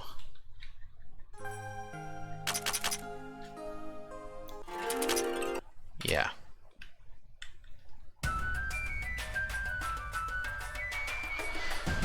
That brings it down to like 9% chances, or brings it up, I should say. Like, this fight, if you're playing casually, is really, really hard. These 2 boss fights are very hard if you're playing normally. because these things' defenses are just uber high. They are not joking around. These are really hard to kill.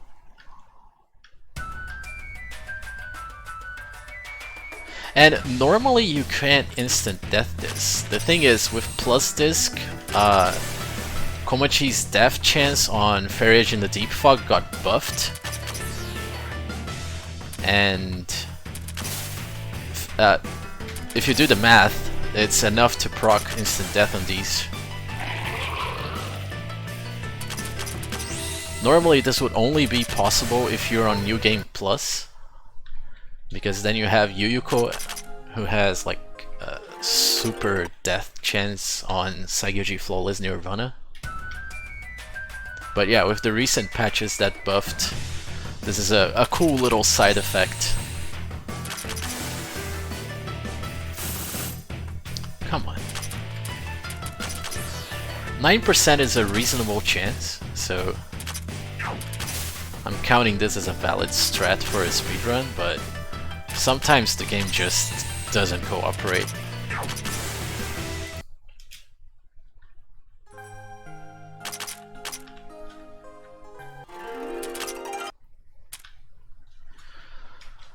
Alright, come on.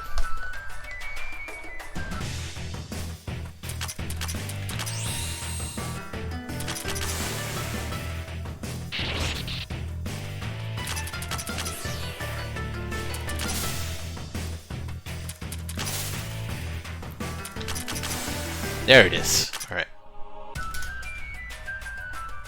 Good stuff.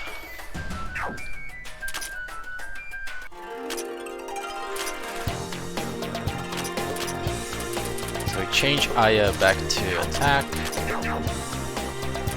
Reset Komachi since we won't be using death for a while now. Give her the Guardian subclass. Go back to our trash killing formation, so to speak.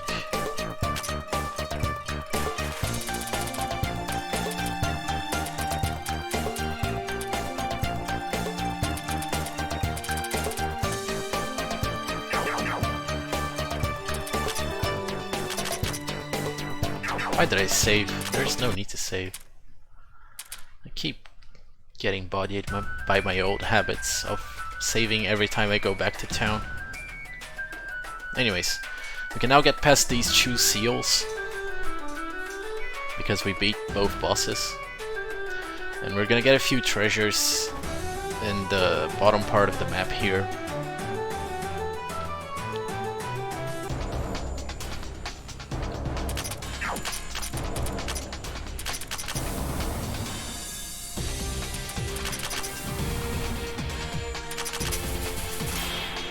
I don't think we need to grind, because we are already kind of over-leveled anyway. Over-leveled compared to what my notes expect you to be. As far as the game goes, we are very under-leveled.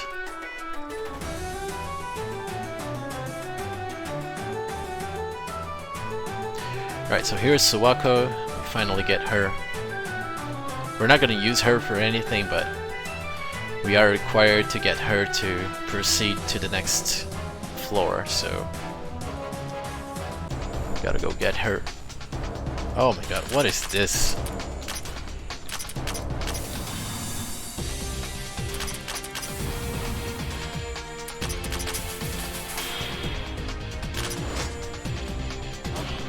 Oof. Alright, whatever. I probably could have killed them both with narrow confines of Avicii, but whatever.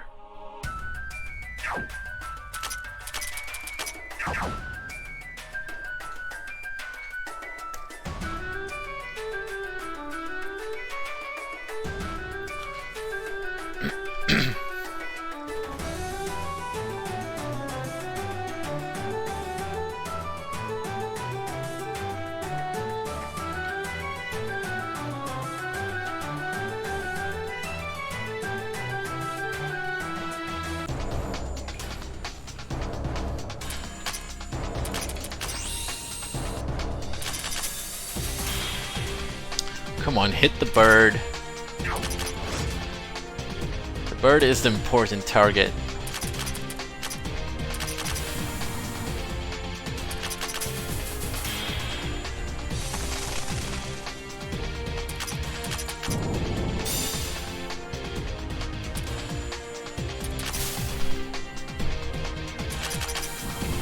Alright, good.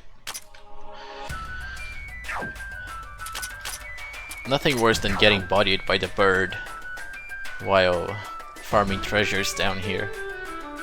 It's such a short segment, but yeah. Alright, here's the relay point. I'm gonna go get ready for the third and last Tenshi fight. So reset, Nitori, and Iku.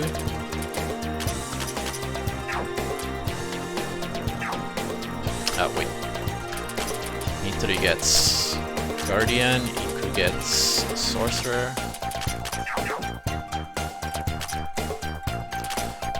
Alright. Apply the bonuses to a few characters.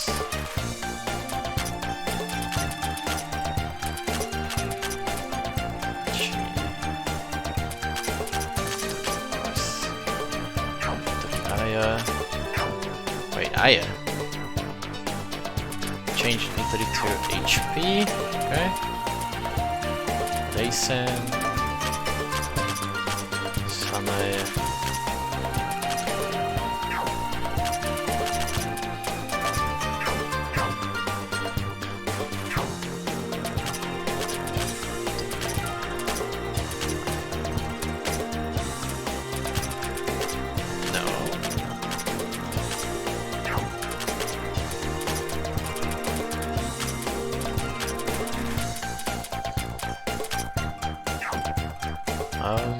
I think that's it, yeah.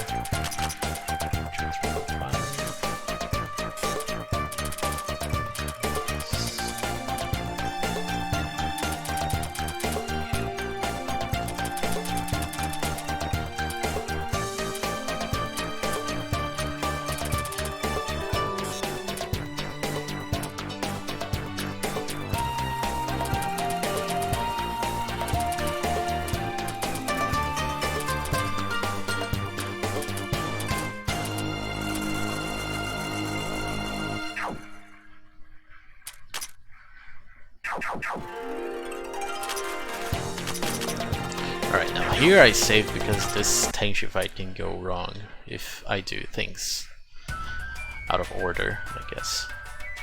So the fight is almost exactly the same as the one in 9F. I'm gonna boost speed, debuff her, and attack with Iku, but unlike the fight on 9F, she is not resistant to mystic attacks. So we can attack using Iku's normal attack, which has very low delay. And will deal a lot of damage, especially with Sanae constantly buffing her.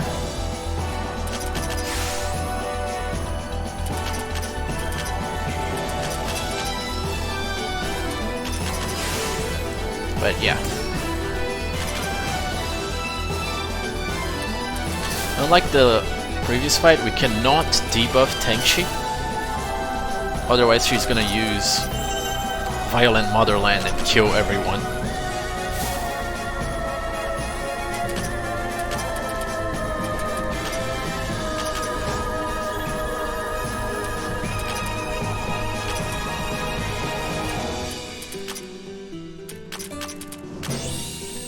That was probably unnecessary.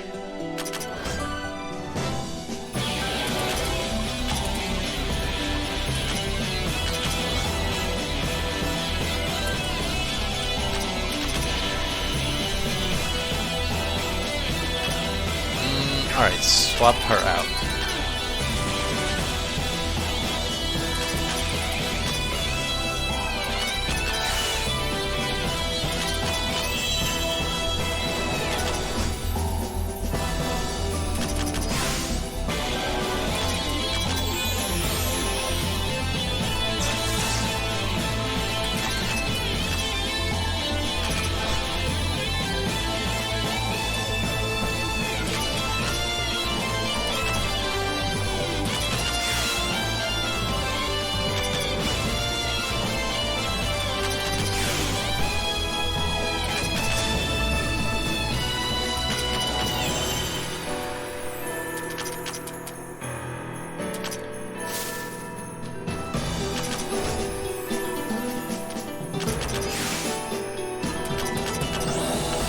yeah, super easy fight. Iku is absolutely busted for this. She's really good at dealing damage to Tenchi because she ignores most of her defenses. Alright, now there's this fight with the Ame-no-Murakumo. This is the final boss, by the way. Level 120, but our party is not yet ready to take it on. Even with the help of our overpowered allies, we are not ready.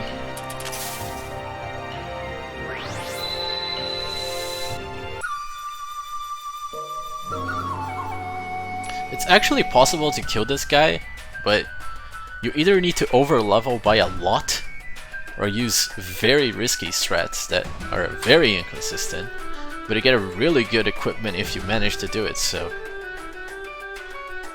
I guess if you really want to and really like resetting the fights over and over.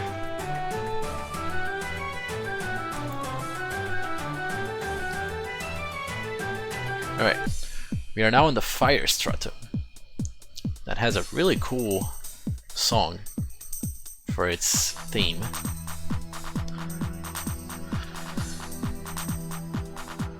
And we'll be hearing it a lot. But anyways, gotta make sure everything is right with the characters. Change Nitori back to attack. Set her and Iku.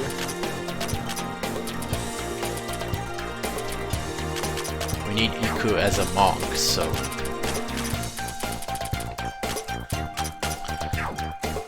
get her back there. So now we swap Rigo with Basin to give her a few more battle points and go back to our trash killing formation.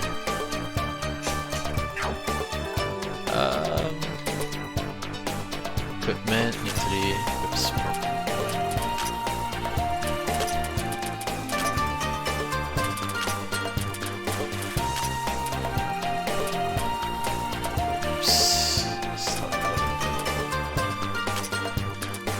Oh, I actually got the second star of Elendil. That's nice.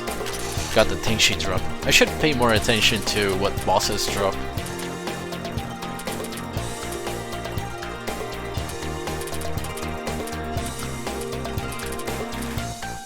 So that I know previously where I have to menu. Right, that's it.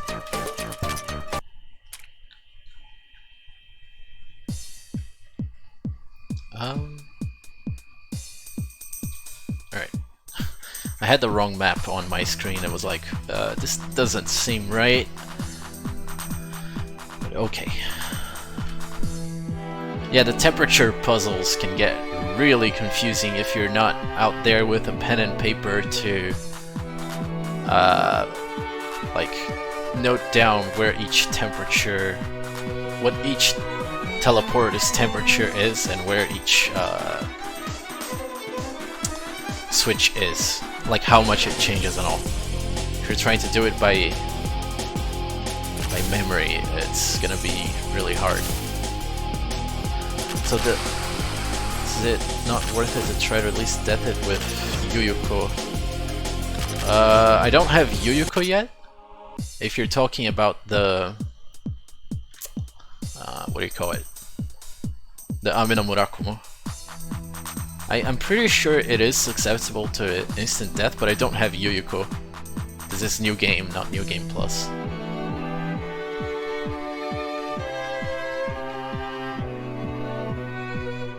Oh yeah, right. Now that I know, yeah, if she joins your party, you're absolutely right. But I don't think...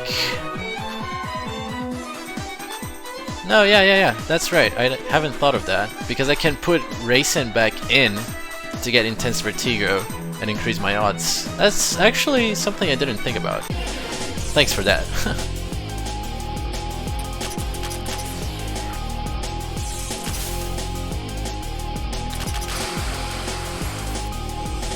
Do you by chance know how likely it is to instant death? Because maybe it's... well, you're waiting on that fight anyway, so... it should be worth it no matter what. Unless it's something like 1%, then maybe no. But if the resistance is 100, like with every other boss, it should be pretty high actually. Did I? Okay, I did.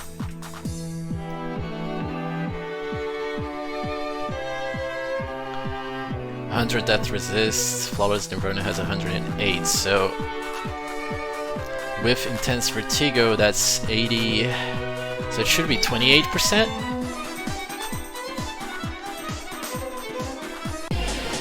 Yeah.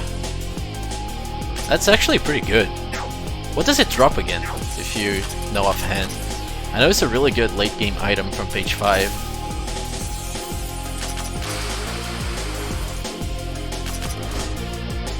Like, I don't think it will make much of a difference, like overall, but it can speed up some fights, I guess.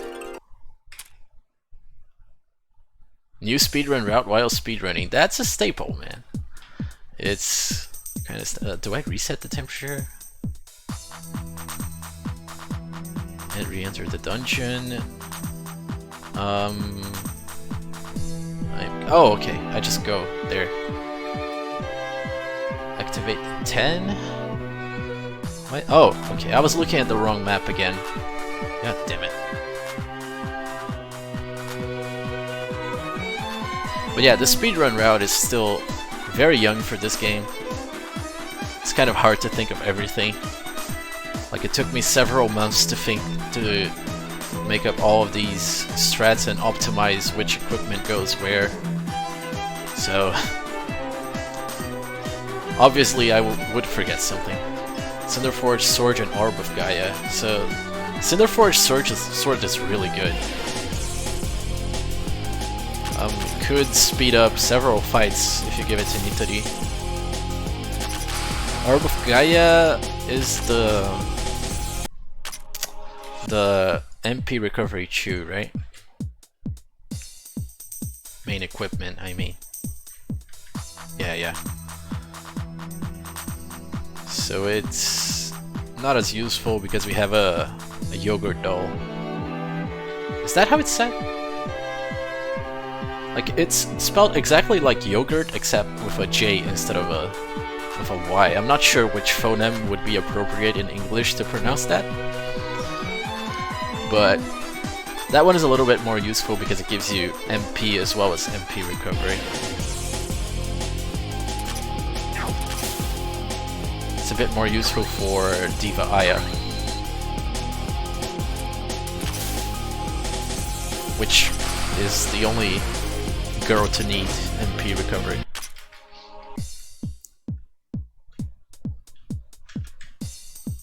Now it's this one.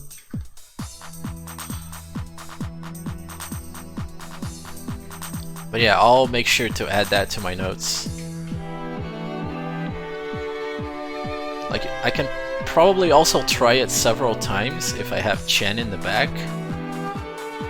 Like, with the instant attack switching and all. I'm not exactly sure if Chen was in the party. I may have swapped her out.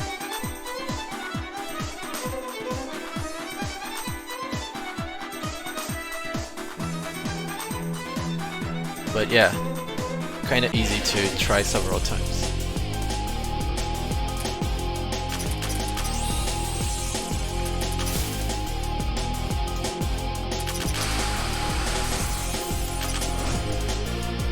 So for this stratum, Nitori and Iku completely one-shot everything. What? Am I missing something? I think I only hit one of the orbs. The temperature is supposed to be 60, so I think I forgot to hit the right one. Yeah, okay. I gotta improve this map. It's kinda hard to read. Anyways, the target here is to get to level 50 by the time we reach 50F. So in order to do that, we are going to grind on 13F whenever we can.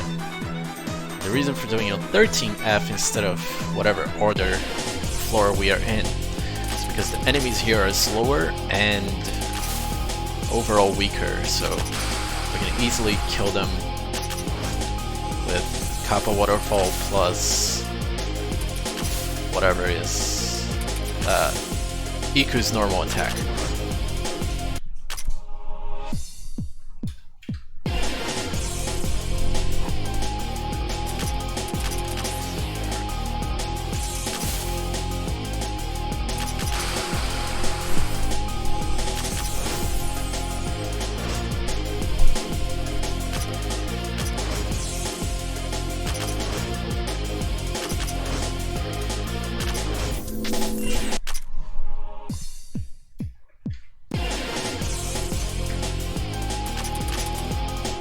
Do I even need this Strata guidance? I don't think so.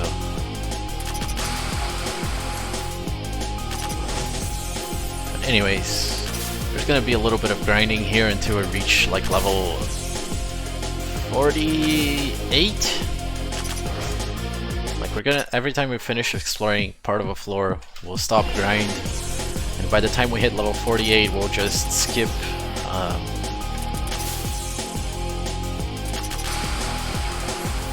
skip grinding entirely. Ugh, both lived. Please don't attack Nitori. Okay.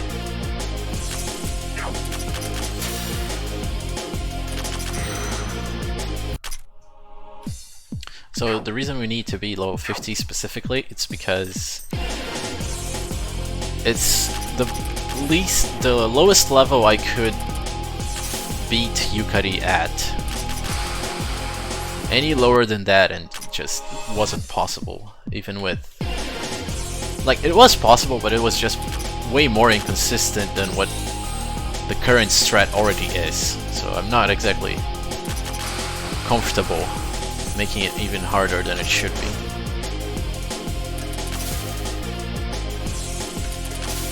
There's also another fight that is coming up later, before Yukari and after Yuyuko, that is really hard, and I need level 50 for that as well.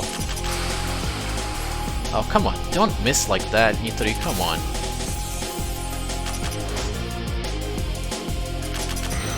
That's the wrong row.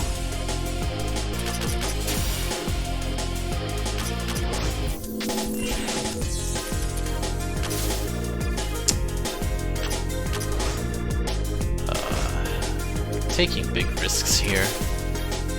Shouldn't be doing this. Got the instant death.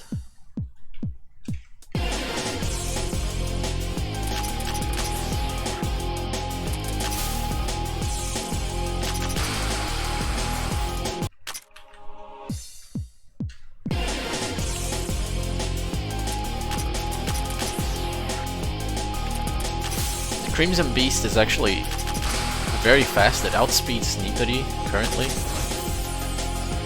That's why we need to Saritahiko guidance.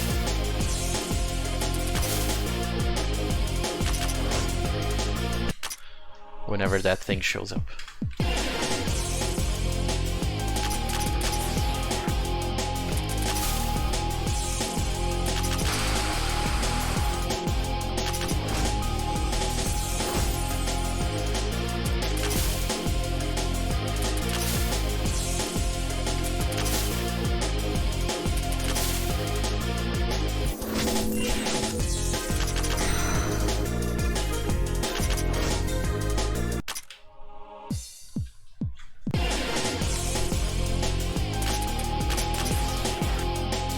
Well, the good thing is, once we do reach level 50, we'll never have to grind again.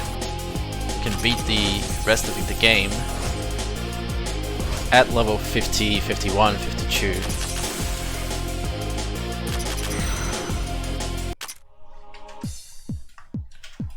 Like, we'll still level up because we get experience from bosses, but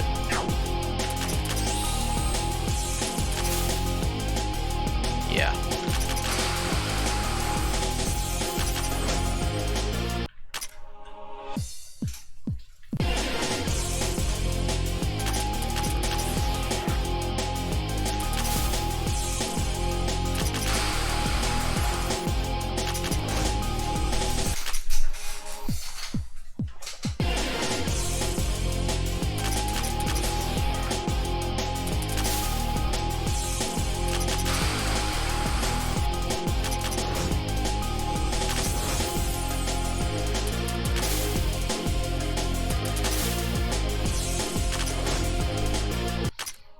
6 more battles, and we can move on to the next floor. That's the wrong person to boost.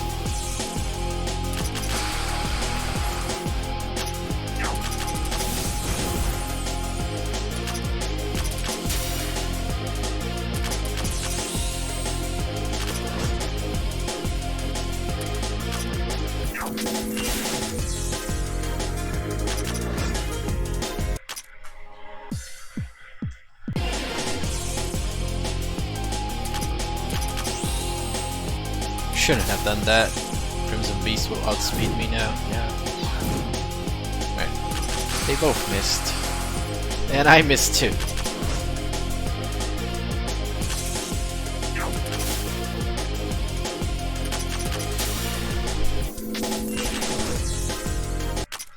Alright, 2 more fights.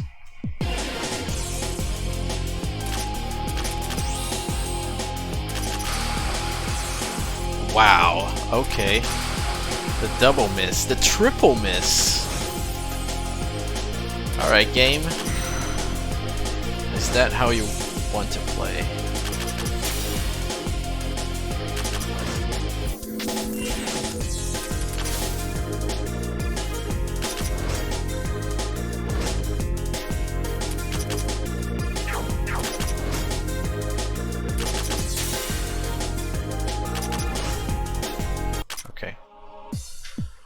The Rio final fight now.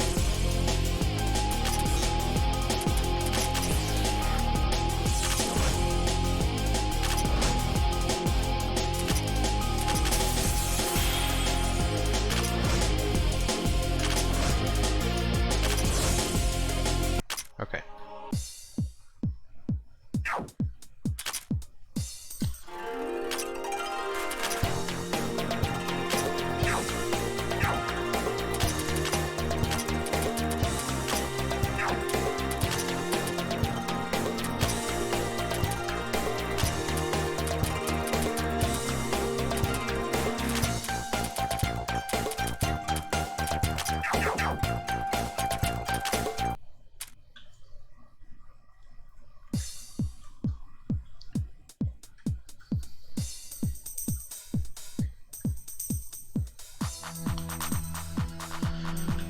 The first part of floor 14 is pretty simple. Just get treasures, beat enemies, reach the end, and farm again. You're gonna keep farming until we reach level 48. 48-ish.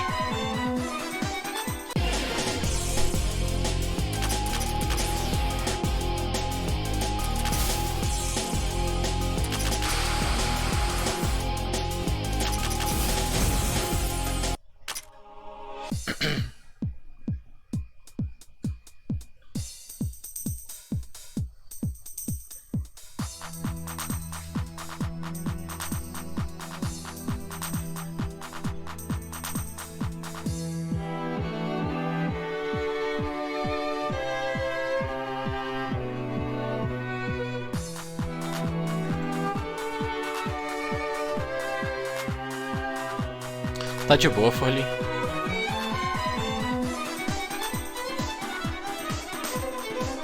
É complicado mesmo. Que horas são? 00:15. É, tá cedo ainda, mas eu compreendo. Não é pra todo mundo ficar acordado até tarde, ainda mais vendo um RPG. RPG cansa. Não diga isso, Furlin. Você é novo. Não tem nem 40 anos. Você chegou a terminar o Rando? Ou nem isso?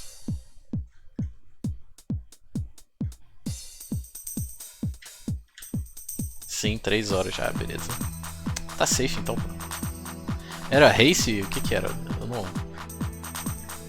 Você deve ter falado, mas eu não lembro.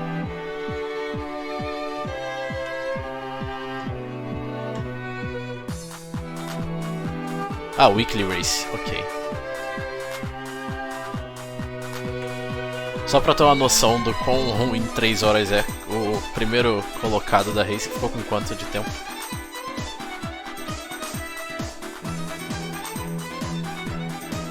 Um 54 é, 1 hora é pesado. Fora da curva, entendi. Normal o que? Tipo 2 horas e meia, 2 horas e 40? Ou não chega a isso? Aliás, não, pode ser que o normal seja bem menos que isso e você quis dizer que a Seed foi muito fora da curva em dificuldade.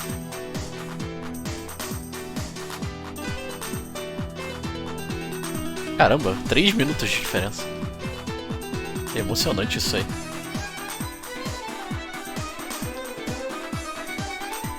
É.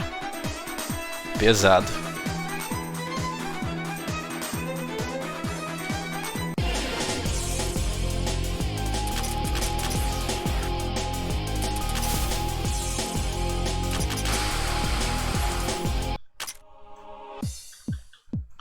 Ah, entendi.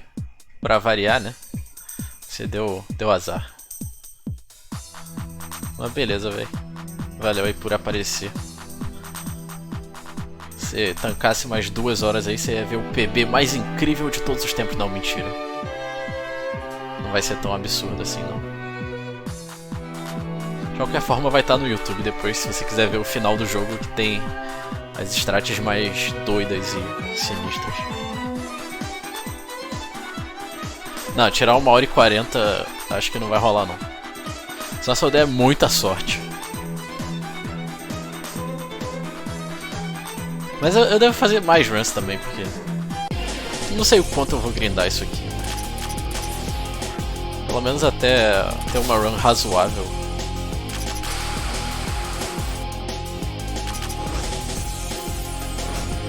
Oh, fuck off. Alright. What's the plan B?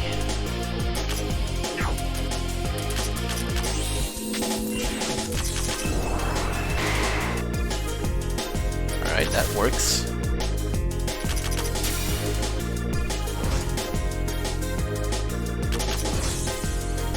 Mas é, o final da run é quando tem as strats mais interessantes, então depois assista. E valeu, falou, boa noite. Bom descanso.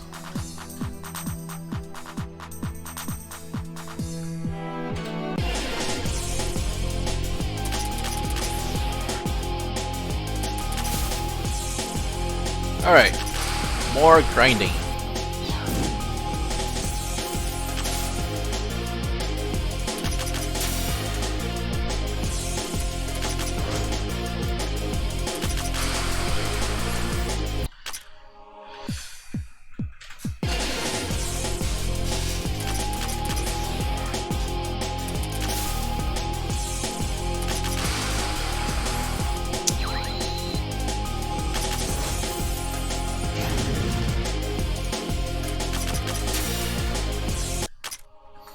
Again, gotta go up all the way up to level 48-ish, so that by the end of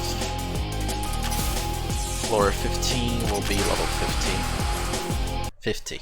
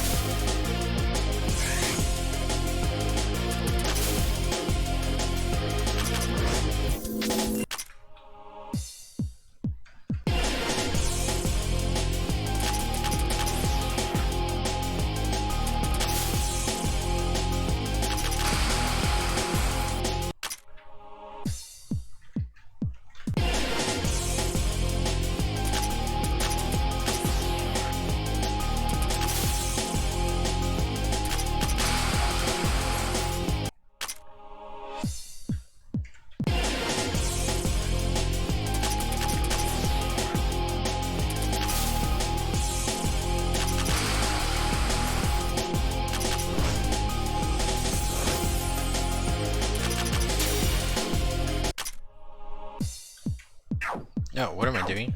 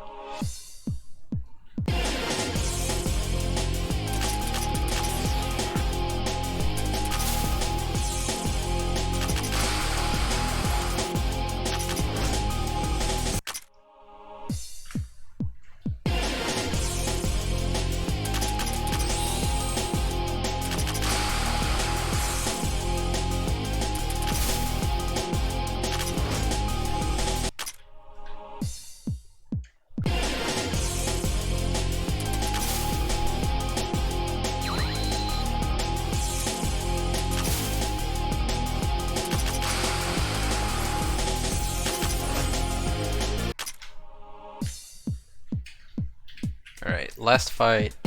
Hopefully with no need for Iku.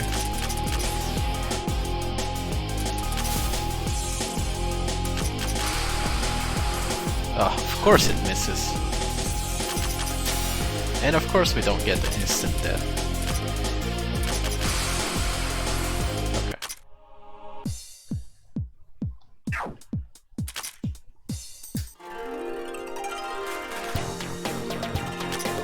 Alright, now we're gonna do the memorized knowledge boss fight. So, Keen, Cyrano to speed. Keen, Cyrano, Hamachi, Chen.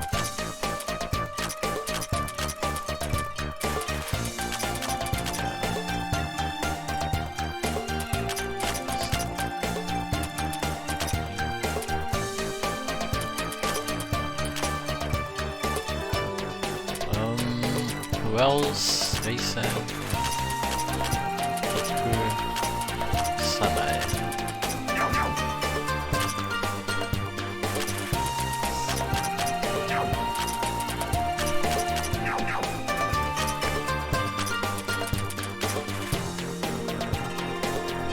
Oh, whoops, that was one more than it should have been. I don't think it matters that much though.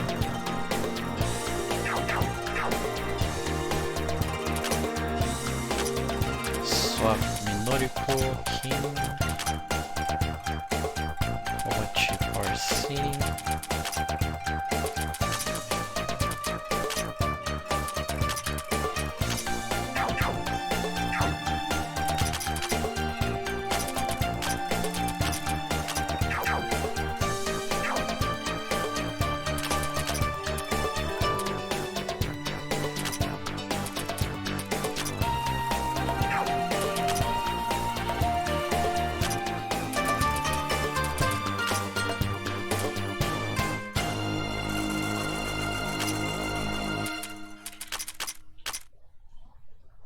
Is this right?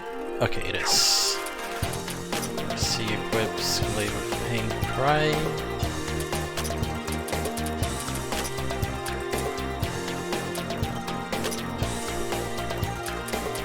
No, wait.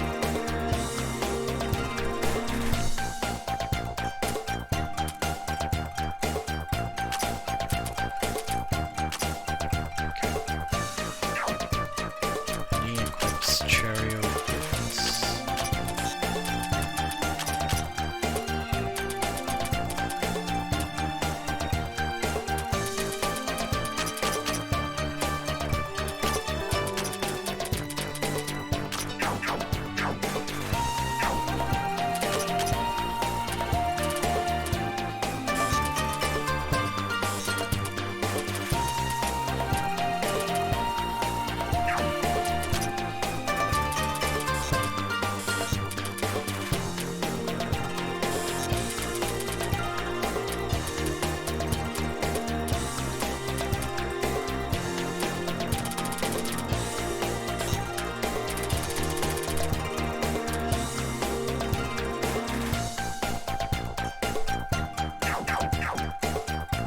Okay, I'm gonna save just in case, because this boss can be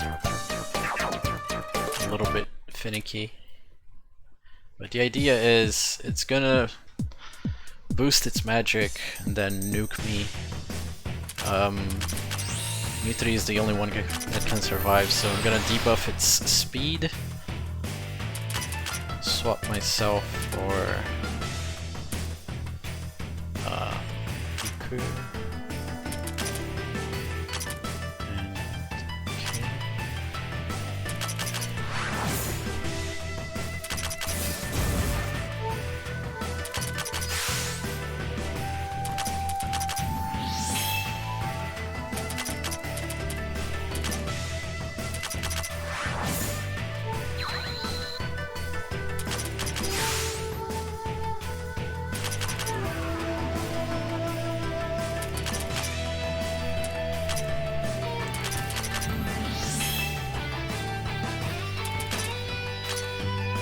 Who do I sacrifice again? Cyrano?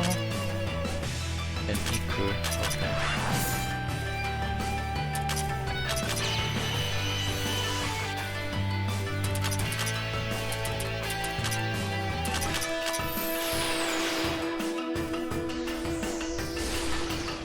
Wait. I forgot to do something. What did I forget to do? Nitari doesn't have enough HP. Did I forget to move her boosts? Yeah. God damn it. Alright, well, that was bad. Really bad.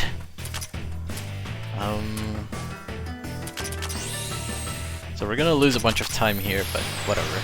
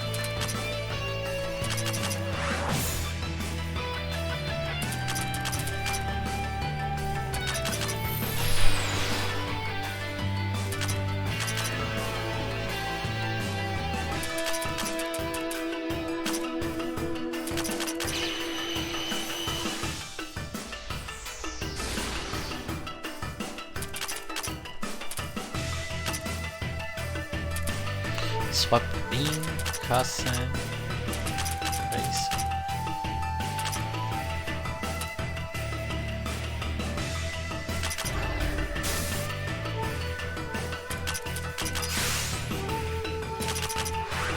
Alright, we got the Terror, that's really good. So we can now swap this girl in. This.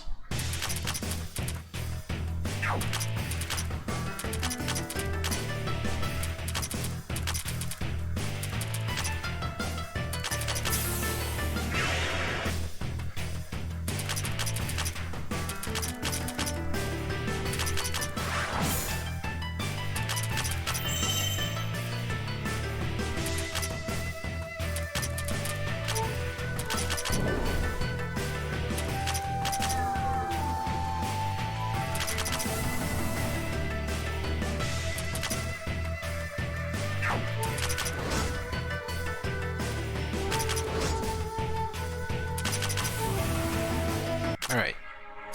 That was a sloppy fight, but it worked out.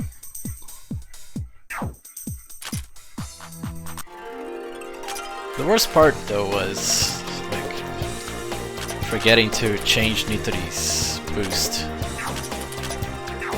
having her die to the nuke. Gotta make sure I put that in bold letters so we don't forget next time.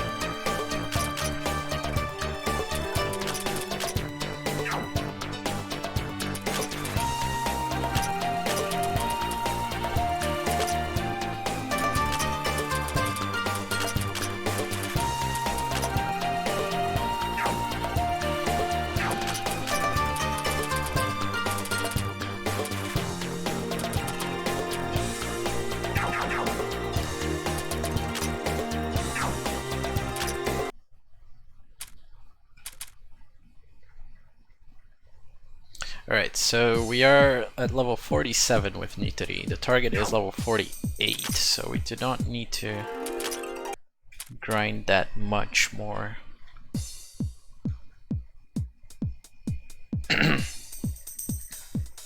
Where am I supposed to go? Down.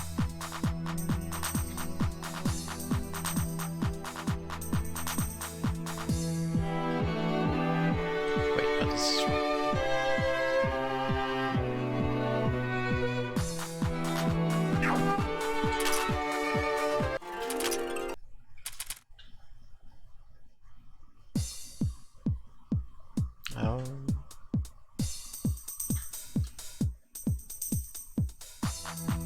Is this right?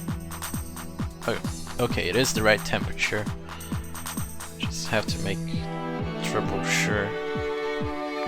Also, I'm lost again.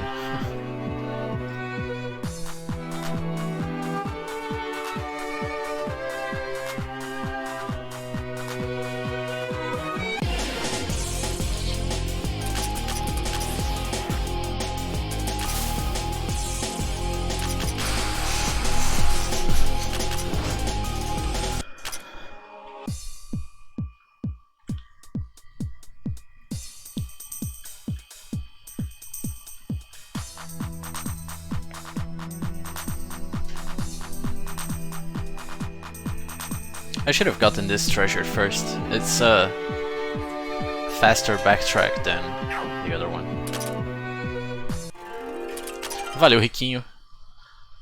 Vai lá. E mais uma vez, valeu pelo sub, velho.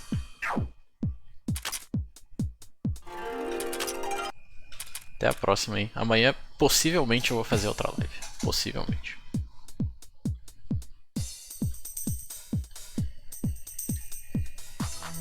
Espero eu. De boa. Valeu, falou.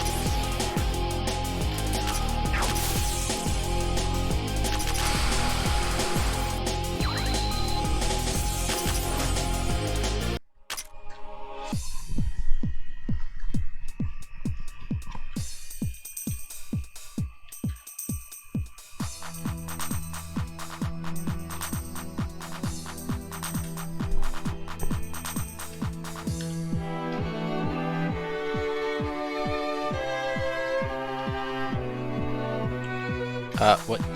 Okay. I read the map wrong.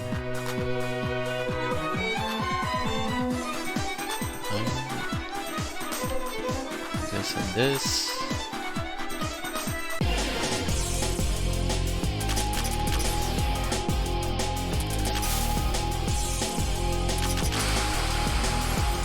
I should have used Divine Grandson's Advent. Restore MP. Then again, Nutri has cooling down level 2, so she's gonna regenerate 12 MP per concentrate, which is an absurd amount. So there's no reason to rush her concentrate.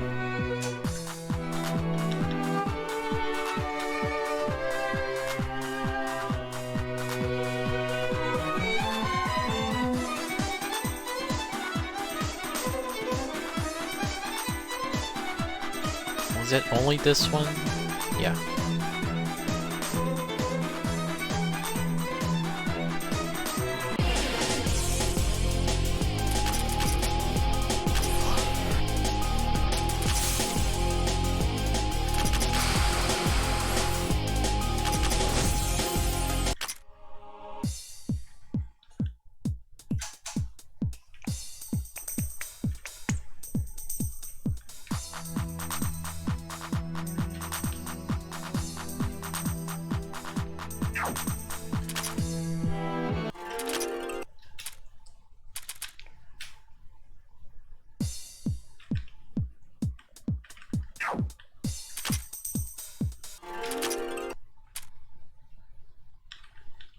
Alright, so now we fall down a hole and get the remaining 2 treasures on 13F. Since we need to reset the temperature to be able to get them. Well, one of them, anyway.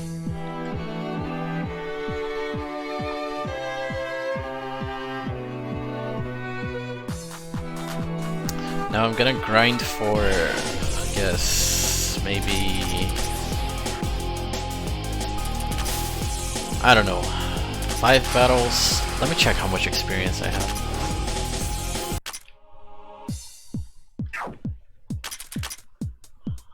Okay, so there's 6,000 left. So I guess I'll grind 10k experience.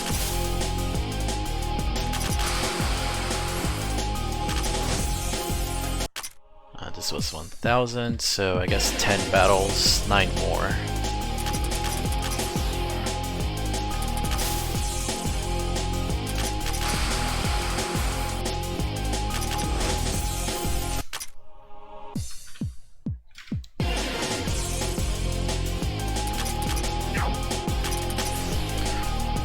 So I'll stop when Nitori's TP reaches 12. Should be pretty fast.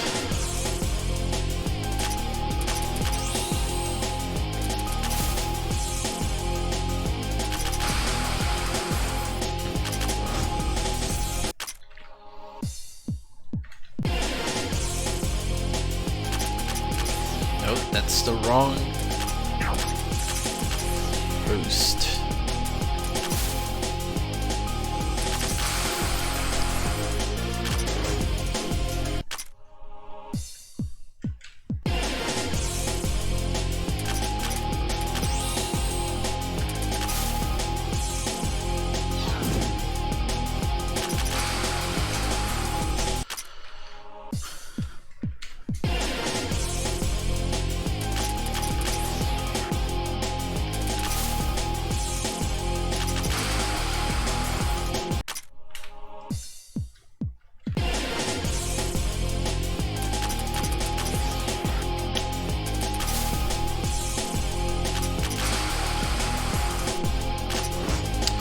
Dropping frames again. Come on. Internet, please. No, stop dropping frames. Please. No, it disconnected. It didn't disconnect. Like it's very close to disconnecting. OBS is all red with alerts like, hey, your internet is unstable. Alright, that's enough grinding. Probably.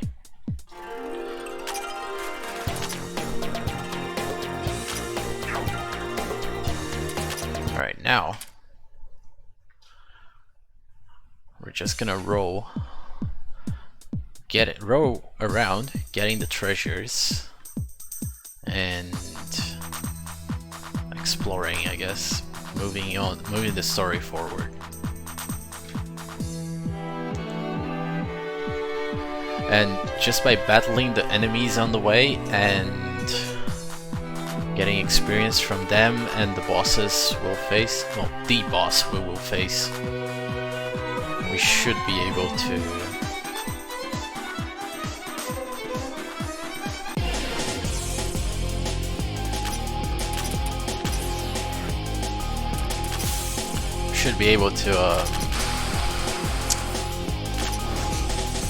reach level 50.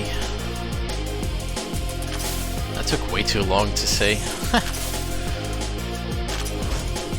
Words just didn't come to me. Okay.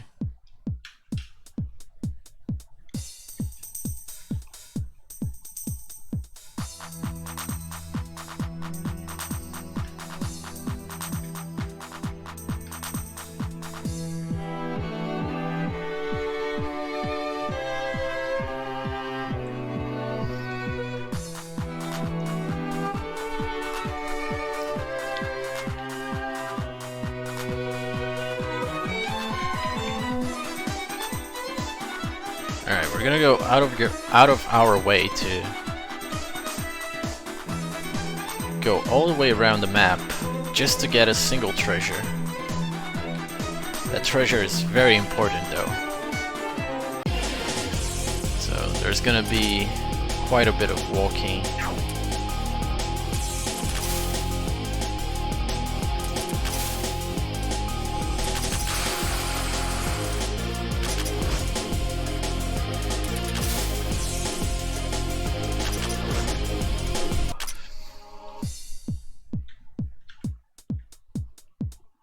Just to reach a single treasure, but it is worth it.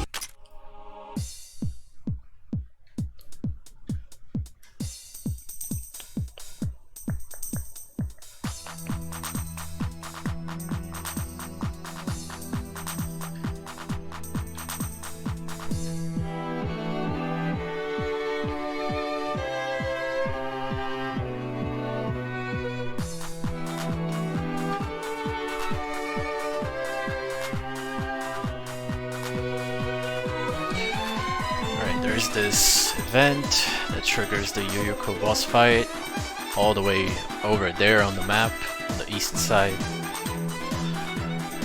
It's gonna be a while until we fight Yuyuko. What's this? Wait. I feel like I'm going in the wrong direction there.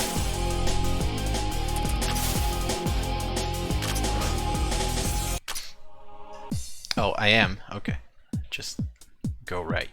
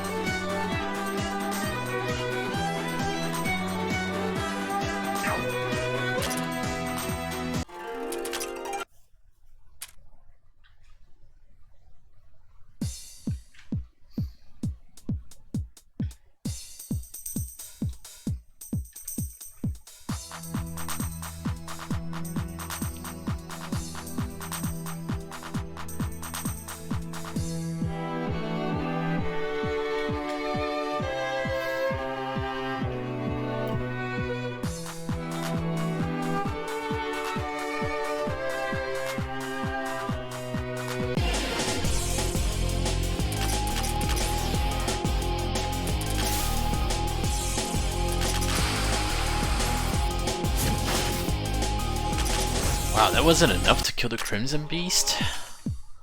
That's surprising.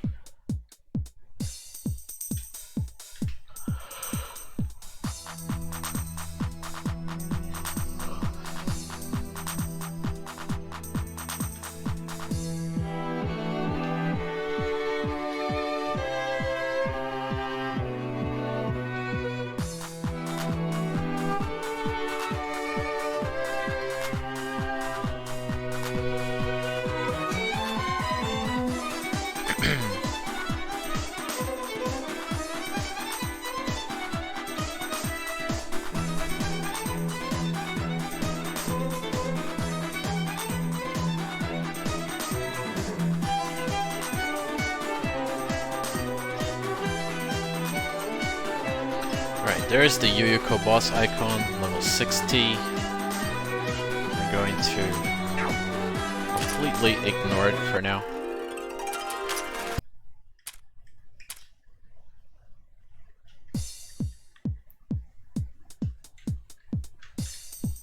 Oh wait, we need to activate this. And that one as well.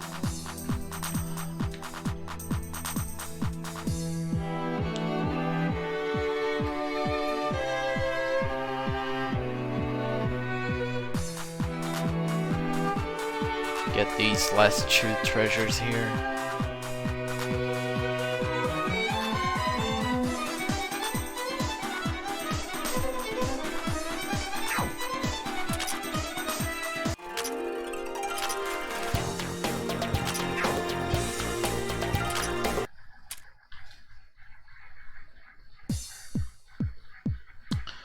Okay.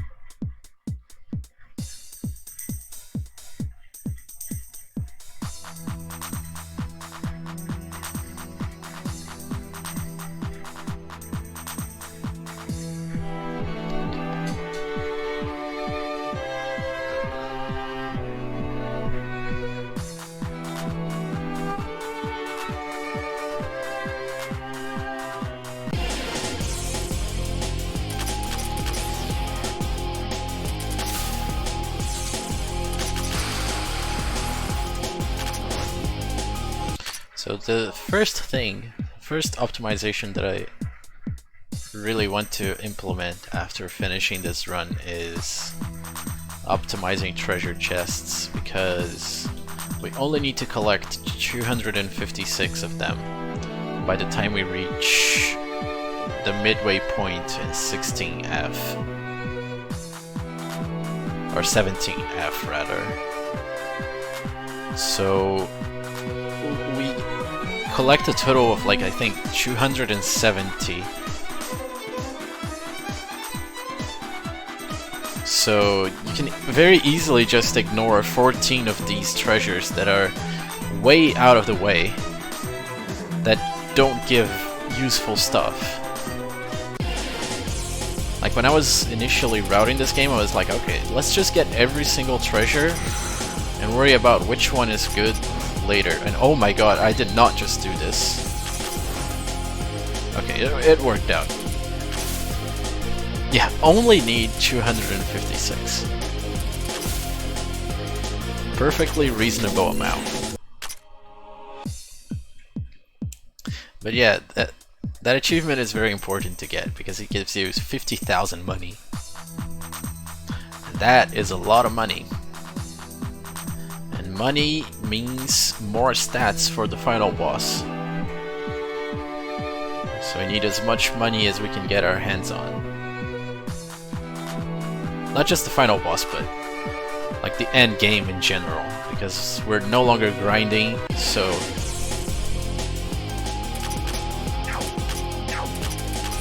our only ways of increasing our damage output is with money. Money means power, literally. Oh my god, that is a strong attack. Holy shit.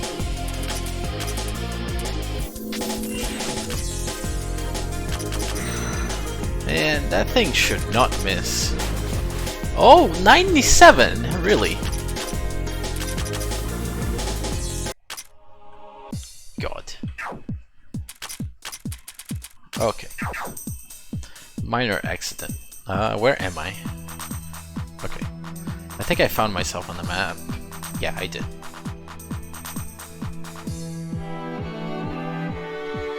She tried her best, but it just wasn't enough.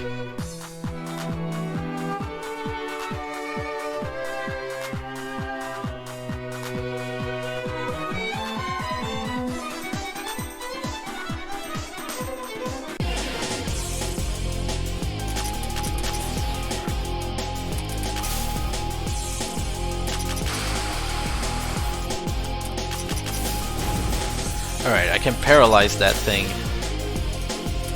then slowly kill it. Okay, so the strat is to paralyze it, not to try to use Iku's dermal attack.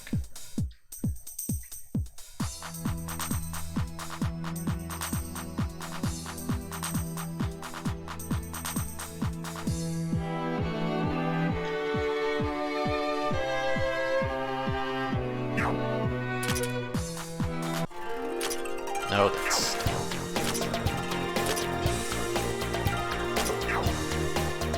Alright, Nitori is level 49 now. Wait, no, it's 15F center. Use the warps correctly, please.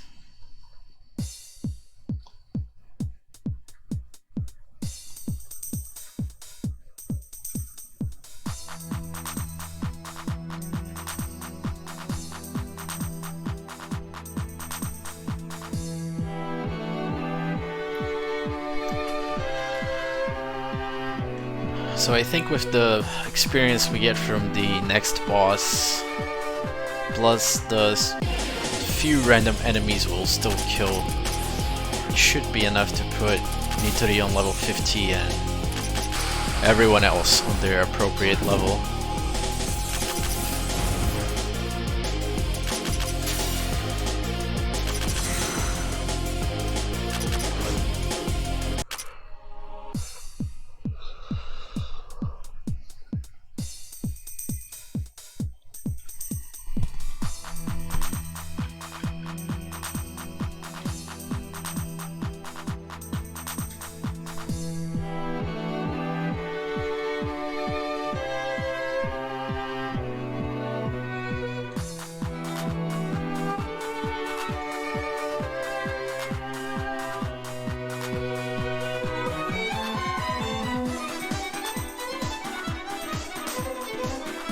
Right, this FOE is chasing us around, but we'll just drop down here and get this treasure and leave the FOE alone. It's pretty hard to kill that thing.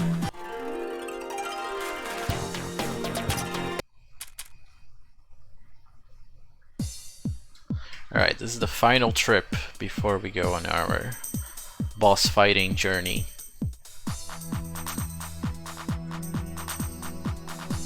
Just a few more treasures to collect.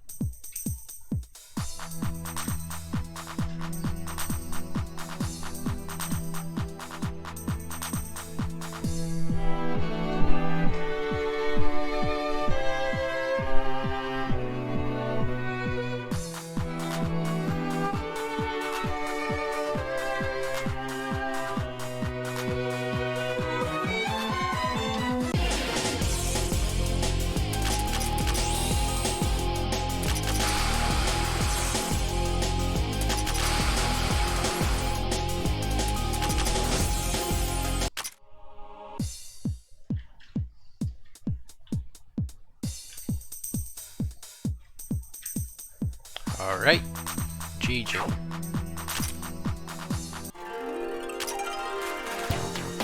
So now, level all the characters, reset Komochi, Aya Komochi Ace, Komochi equip Star Quill, Komochi learns Shinigami Work and variation the Deep Fog 5. Now, we are gonna kill the Azure Giant with instant death. Hopefully.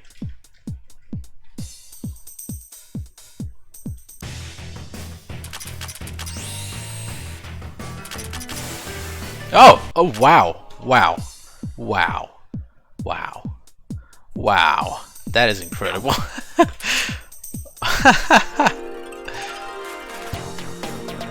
I am speechless. Easy every time, dude. Well, that's gonna be a tough gold to beat. A very tough fight, yeah. Part C.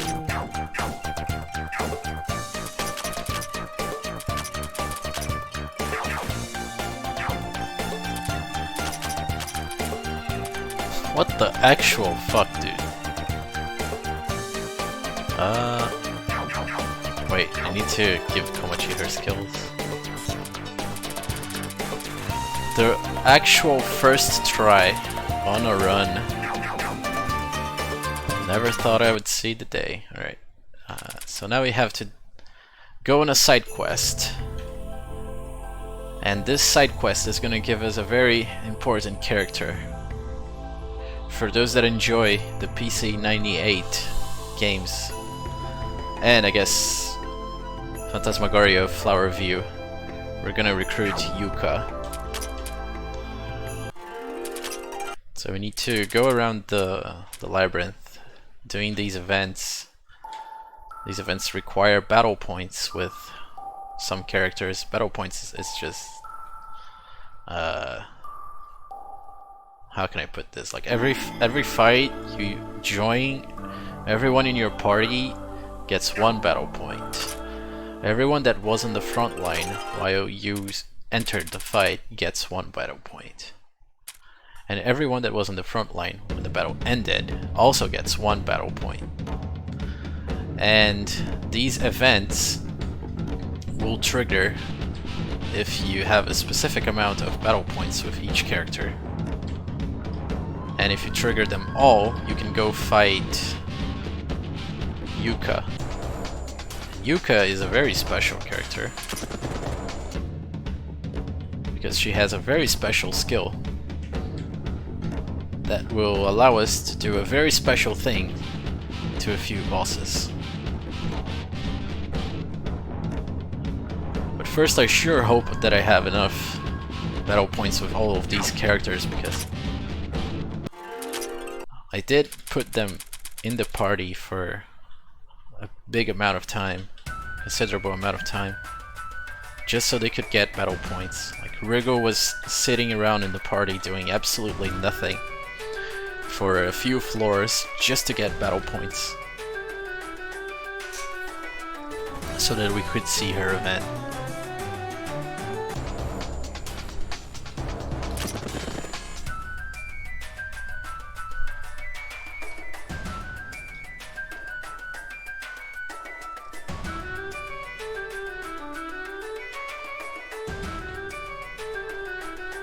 Wait, this doesn't seem right. Okay.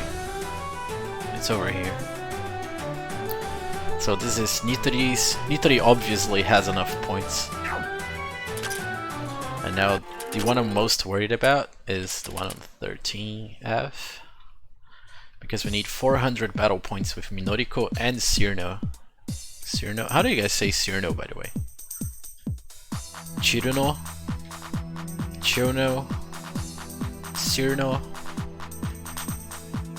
There are so many ways to pronounce that name, and I think everyone does it slightly differently.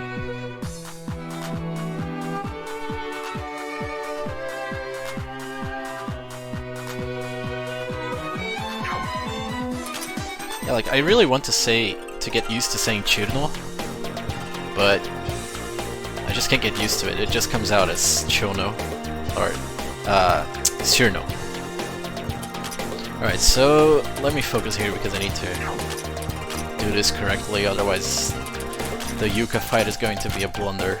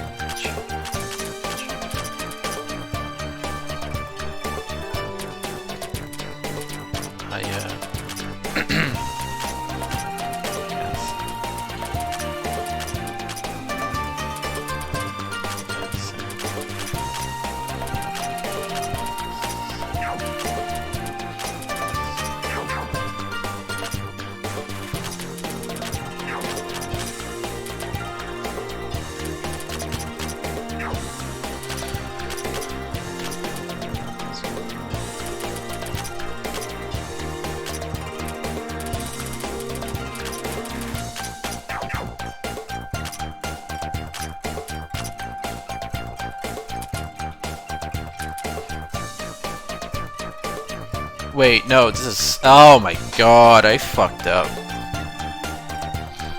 There was no need to boost defense.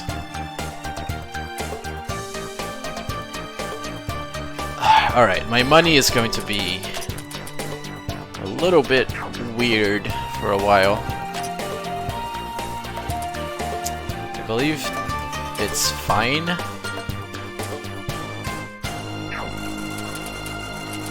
Hopefully. Highest speed 50. I mean, I'm gonna boost his defense eventually, so it's not that bad, but anyway. I just hope it's not an issue. It doesn't become an issue.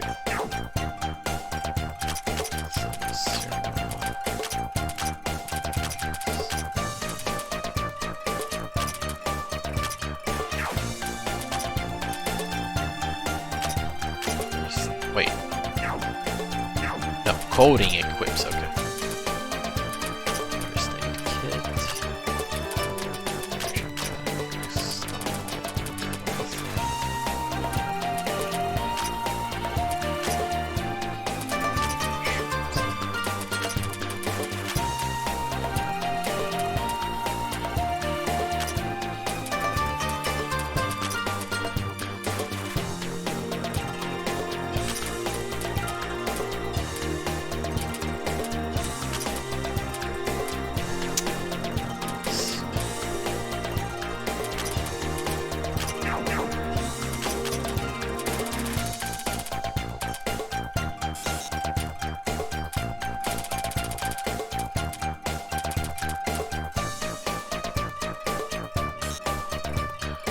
Okay.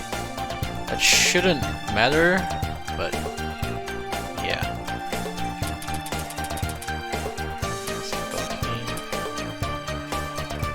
That's an HP boost.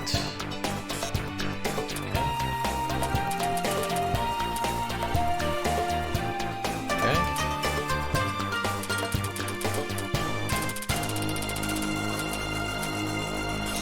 Boost, rise boost.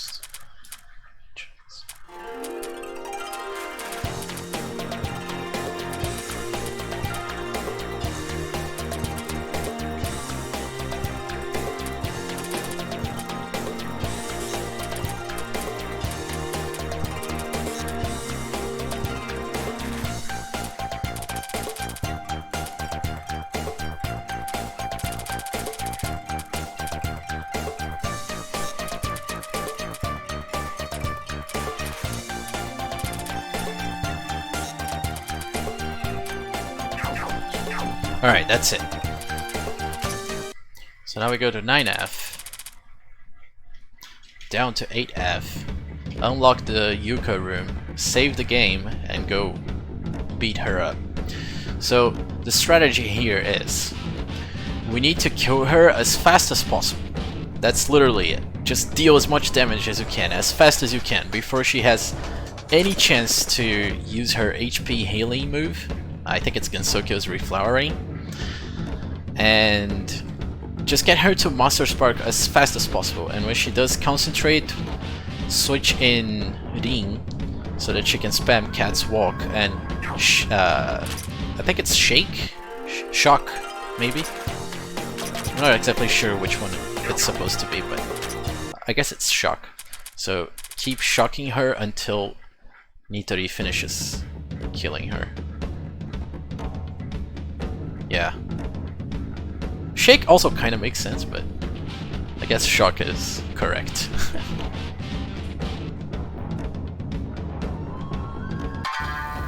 Alright, here we go.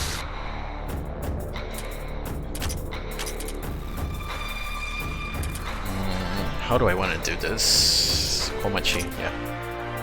Wait, no, it's not Komachi, it's Part C. What am I doing, dude? What am I doing? Okay.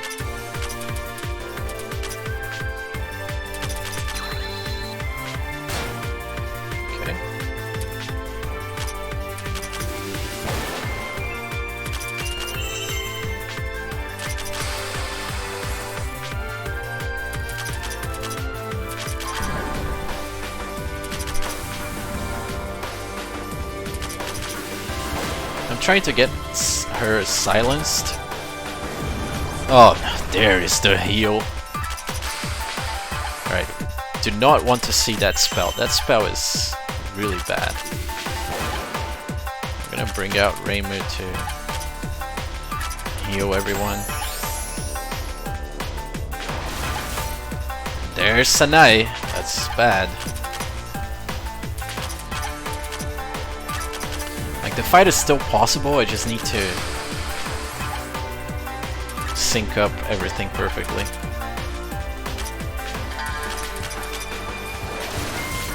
Do not kill Coding. If Coding dies, it's gonna be game over.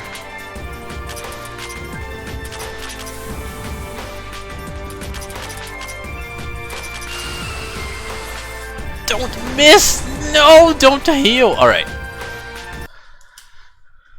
Ah, god damn it, Yuka.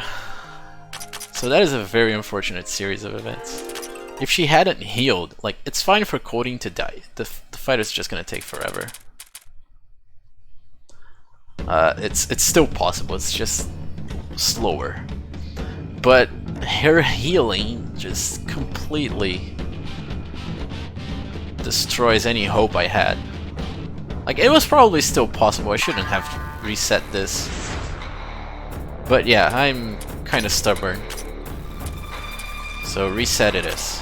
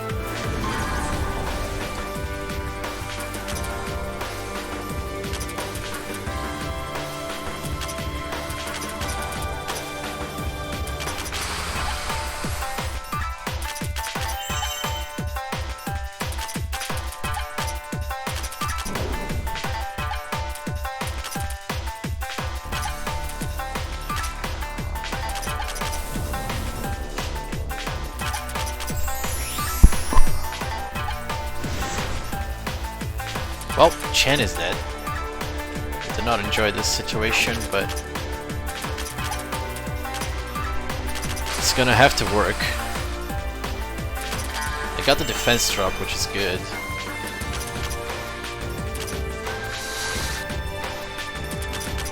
Oh man. This fight is something else. Alright, let's heal Cody.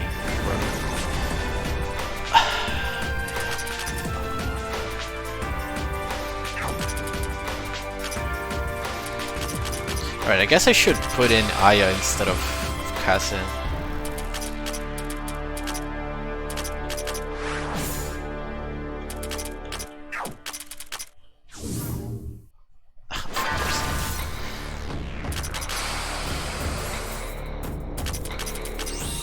so she can Divine Grandson's advance.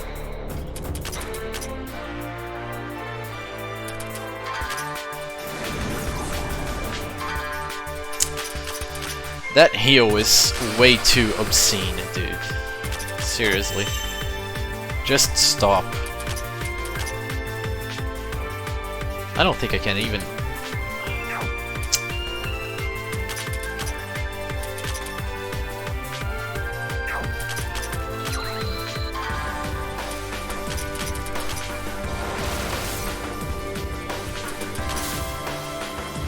Alright, how do I win this?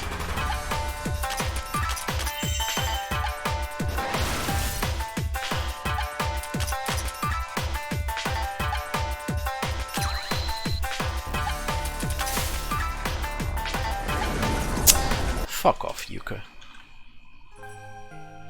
That was a bitch move and you know it. Like, her healing is just way too absurd. 25,000 is a ridiculous amount.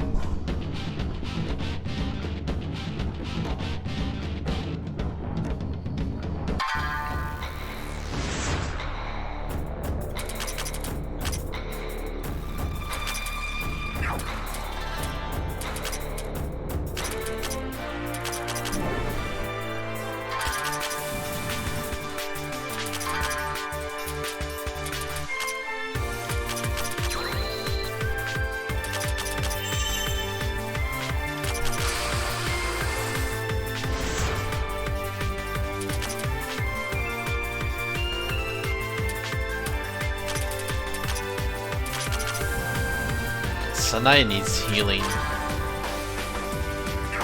Let's see. Why would it work?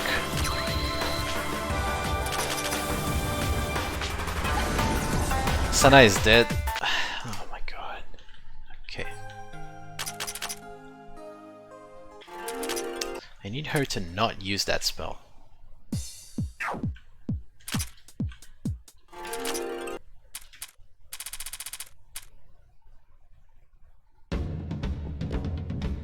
Or just use it once and then never again, but hopefully not while Sanae is out. Come on!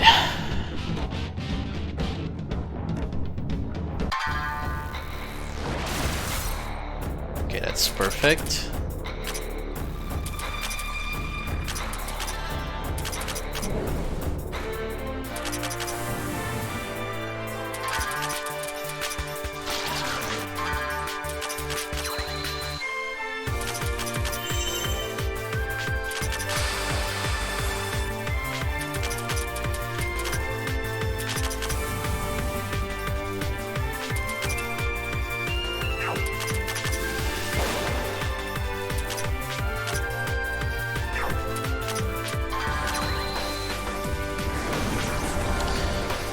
Why do you use that stupid spell? Alright.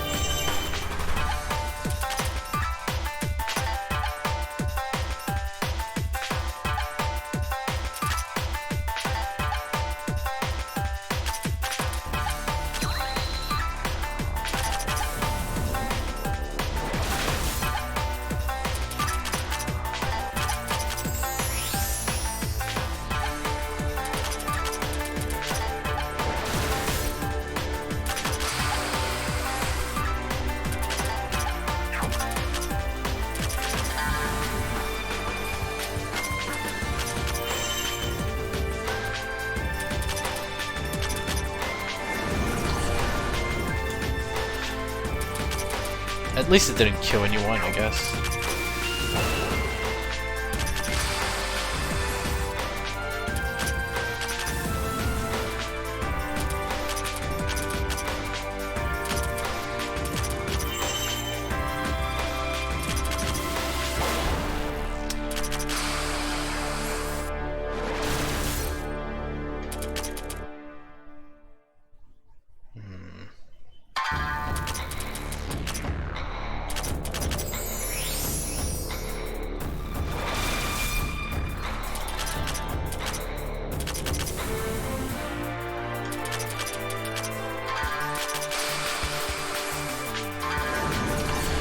I was so close, dude. Come on! Stop healing!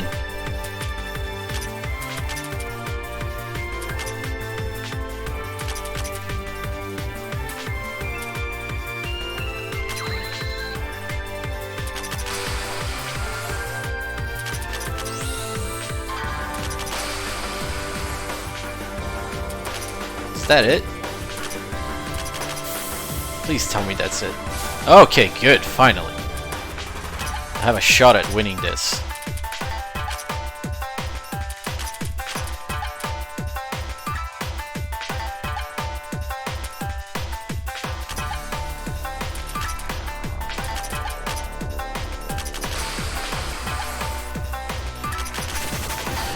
Do not fail the shock. Holy shit, please do not fail the shock. Okay.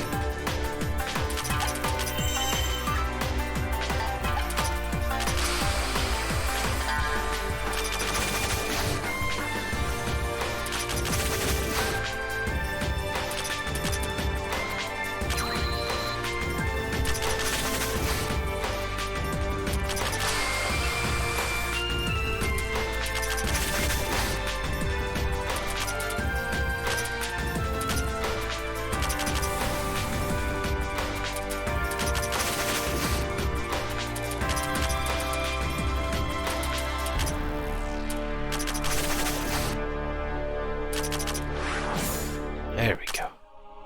Easy peasy.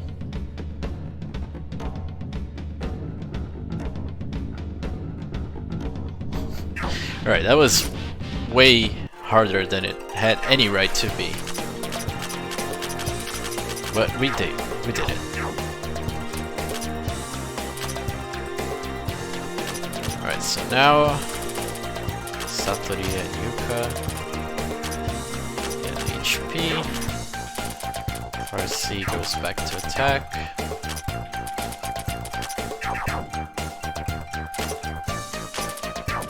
Reset RC.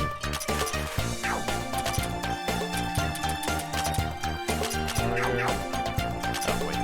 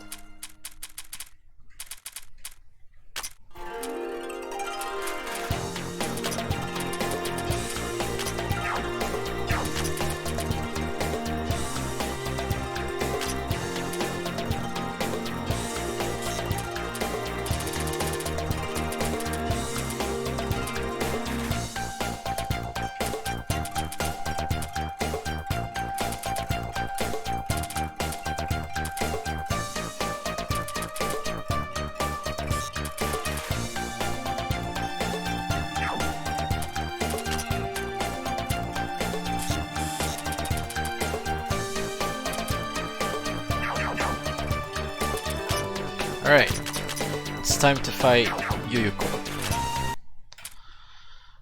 15. So the strat here is gonna be the following. Cyrano, Reimu, and Iku will die. Turn 1. Reimu will activate her skill to fully heal whoever lives on death. So Komachi is now fully healed. Now I put in Chen, Sanae, RC, buff Parsi,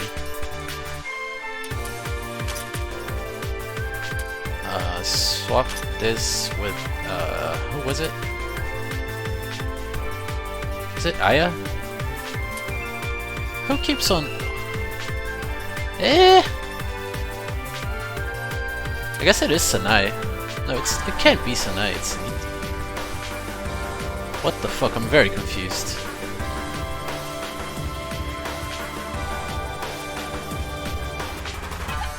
No, yeah, it is Sanae.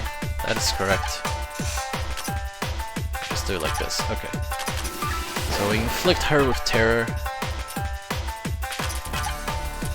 Swap this for Yuka. Swap this for Satori. And now we're gonna spam Beauty of Nature. So what this spell does is increase the ailment duration on the opponent. So each ailment has a duration counter that slowly decreases as the ATB fills.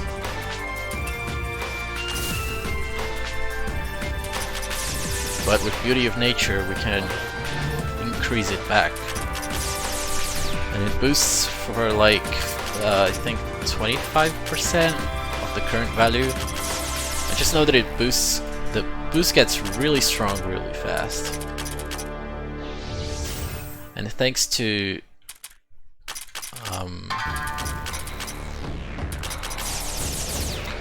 Cyrno's skill, Blizzard Blowout, she has a 50% speed debuff on her, which is going to delay her ATB even more.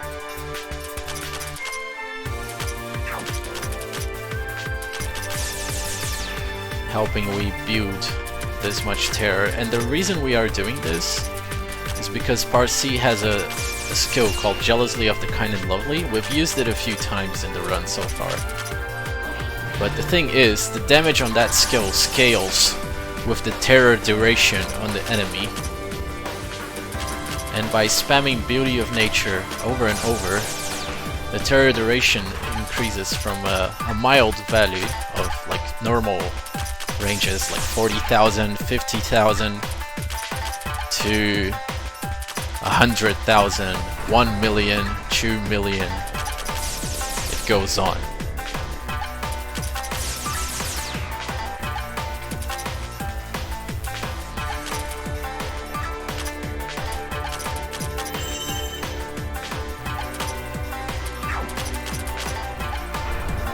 Oh fuck, Satori died. That's gonna be a reset. Unfortunate. I should have healed. I mean, no matter what, someone would have died, so... I guess I should have... Maybe I should have kept... not Chen out, but someone else. It doesn't really matter because it's a quick retry, but... Yeah, that's gonna be a big time loss. Like 3-4 minutes. Unfortunate, but whatever.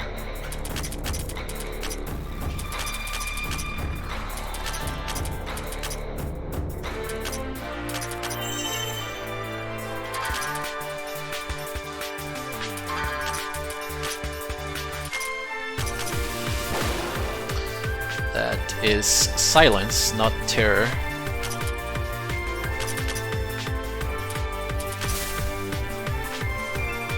We need terror to proc, not... Alright, there's terror.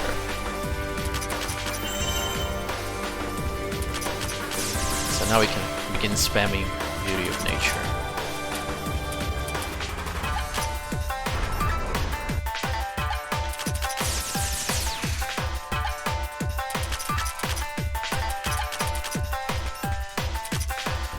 Silence,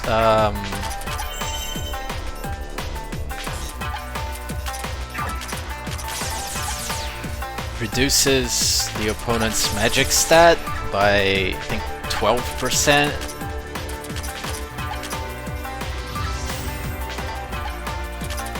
And I think that's it for enemies. I don't think there's anything else, but for your party, it prevents you from using regular skills. Not regular skills, spells. Like Beauty of Nature, Miracle Fruit, etc.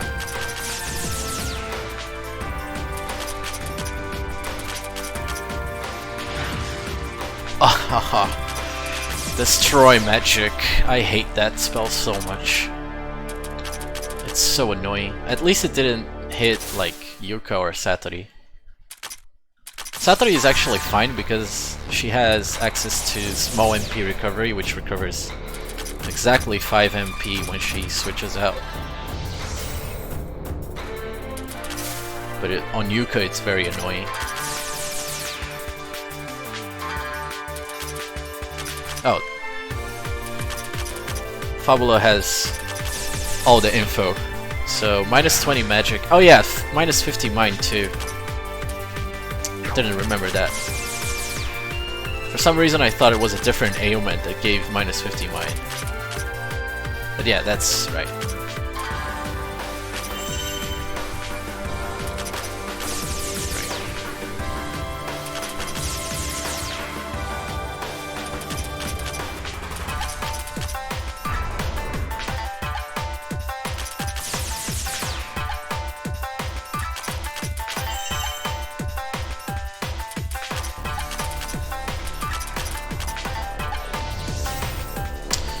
Alright, I need to heal Satori urgently.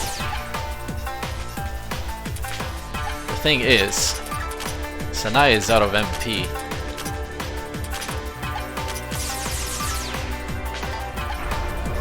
Oh my god.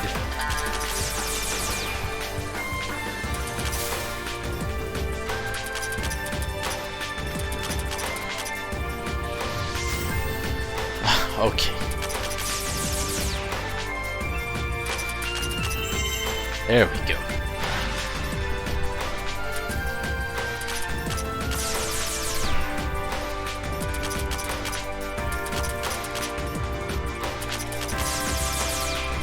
Alright, what's the terror situation like? 4.7 million, okay. So we can bring in Kassen.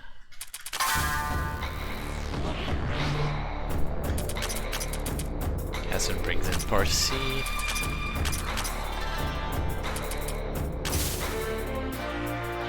No! Okay. I was so sure that she was gonna die to that. Would have been very unfortunate. Alright, now die. No! How do you miss that? No, dude! How do you miss jealously of the kind? No, dude, no! For fuck's sake! Oh my god. The worst part is that even if it misses, it removes the terror effect, so you cannot try again. No fucking way, dude. No fucking way. Oh, fuck. I just... what? Fucking what?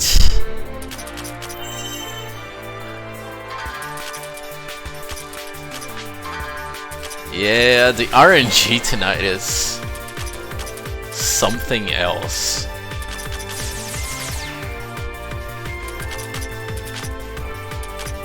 Man,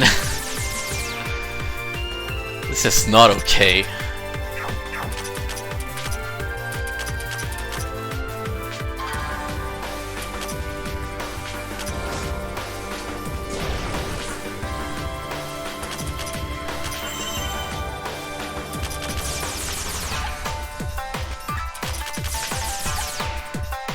Two misses in a row.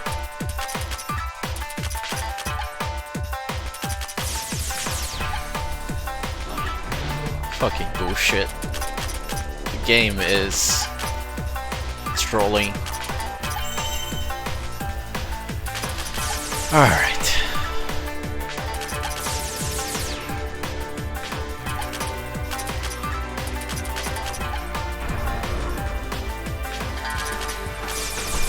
Gotta heal Satori before another accident happens.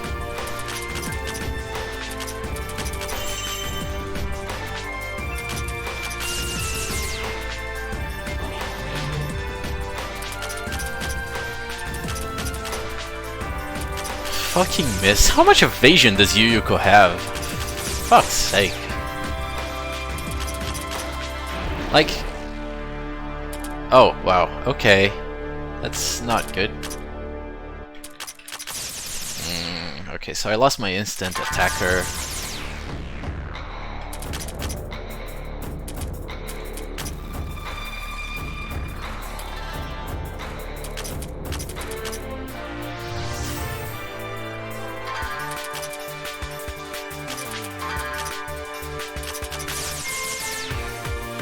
Miss again.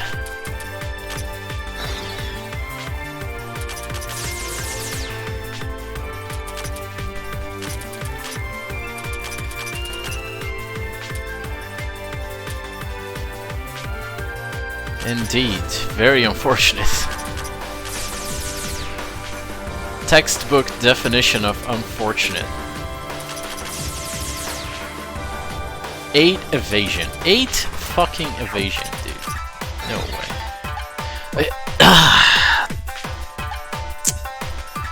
The instant death on Sanae. Fuck. Alright, well. This can still work, but it's gonna be tough.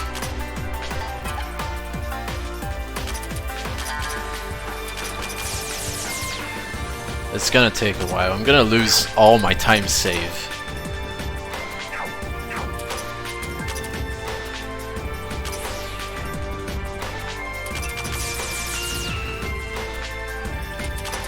I also no longer have access to heals, so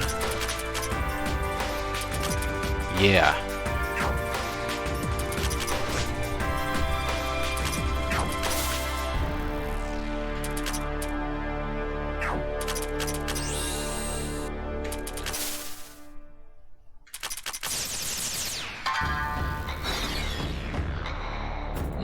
That could work actually. It'd be kind of a pain putting Momiji on the front though. Like the chance is just so low though. The menuing is just not worth it, I think. Like, since I was routing this part, it never missed. Like literally, I never saw that thing miss.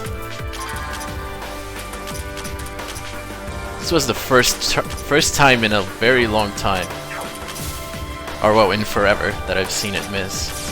Alright, I'm gonna go all the way up to like 5 point whatever million, because I can no longer buff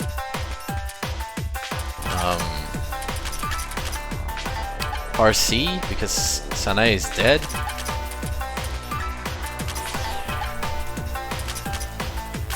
Alright, 6 million should be enough. I'll just wait, okay.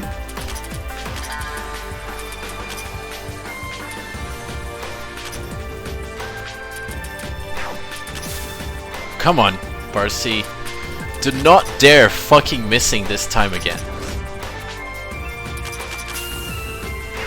There we go. We lost 9 minutes to that shit. Oh man. What a trip.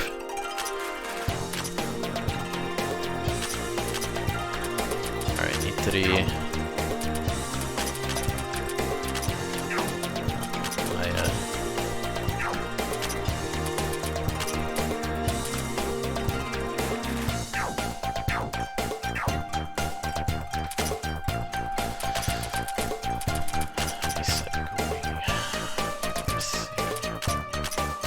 Yeah, we did it, but at what cost?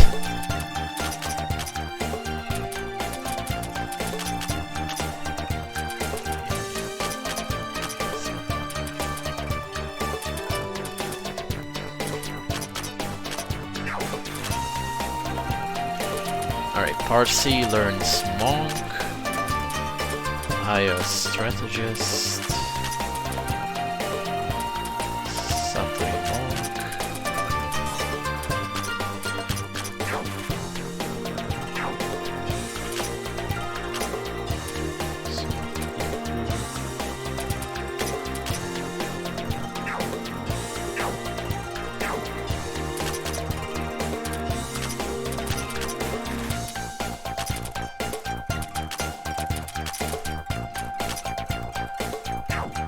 At 9 minutes. Oh, that is the technical answer. Yes.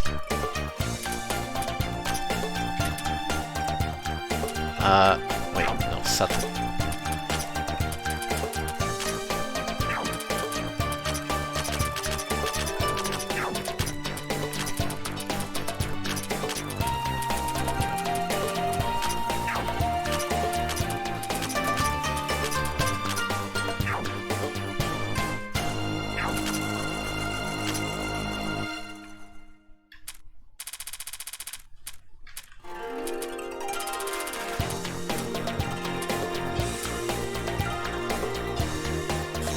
Wait, it's not.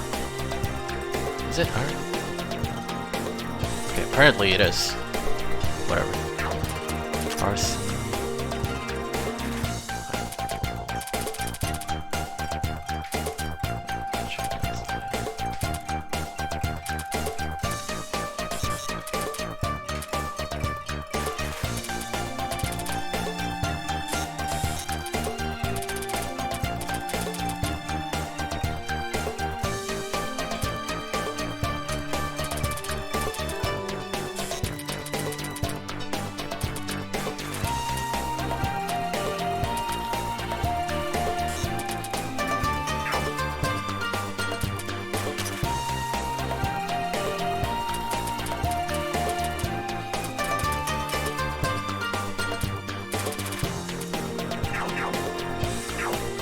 Okay, so let's talk about the Yukari fight.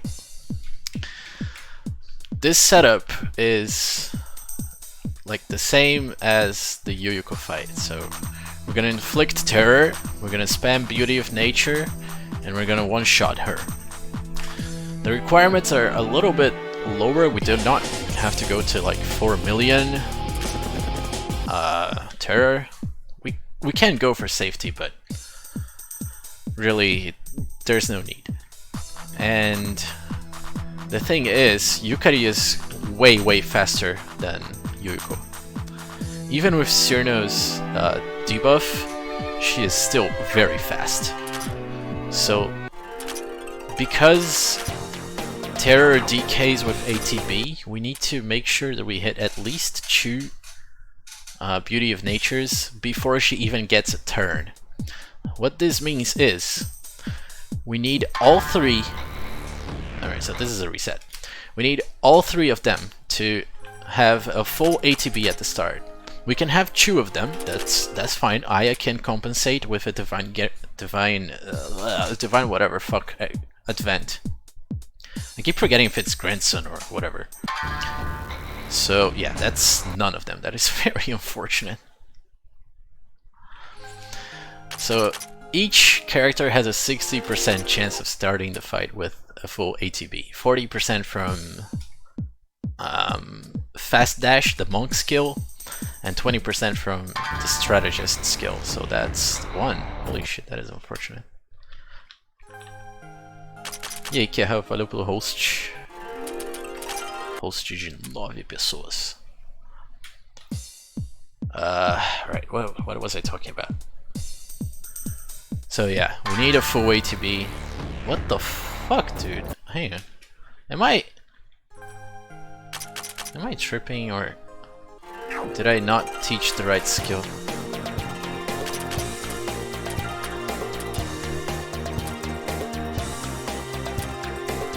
No.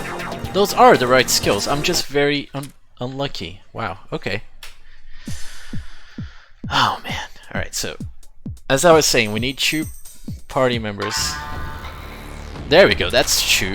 Now we can boost the 3rd one with Aya. And we need Terror to proc. It did. And now we need to hit 2 Beauty of Natures. Alright, now the fight truly begins. Aya died. Holy shit, Aya died. What the fuck? Aya can't die, no!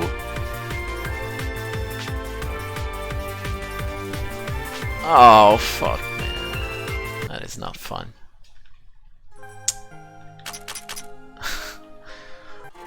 Am I...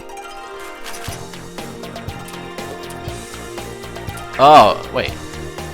Shouldn't Aya have HP bonus? No, this is right.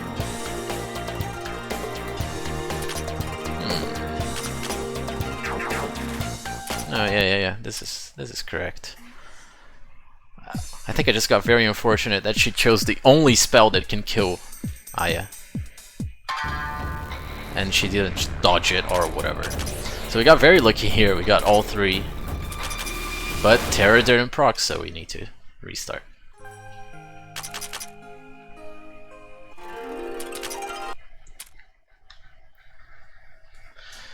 Yeah, this is sadly one of the toughest setups we need to do. So we need 2 full ATBs and Terror to proc, otherwise we need to restart the fight.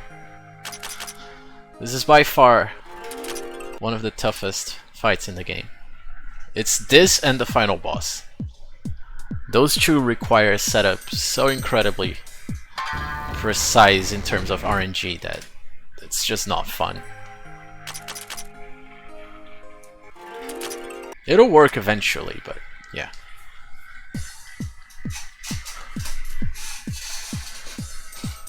The problem with this is that Yukari uses, I think it's Black Universe, the name of the spell, which reduces your HP to 1, lowers your speed, can paralyze, and can, I think, also inflict terror. So she is very much capable of completely destroying you at any moment during the fight, and there's nothing you can do. There aren't enough heals in stock to guarantee your survival. Man, I haven't been this unlucky in a long time. Like, not just with this game, like, in general.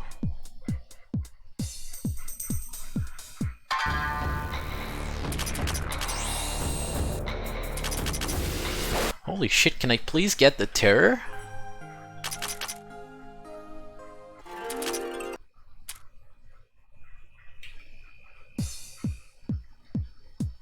I don't quite remember. I think it's like 25%, maybe 30.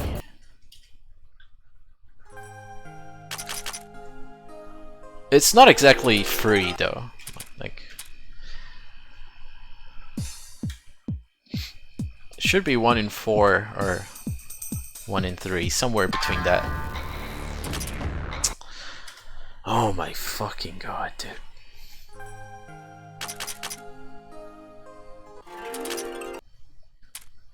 Yeah, she has 30 tutor resistance, and Midnight Anathema is like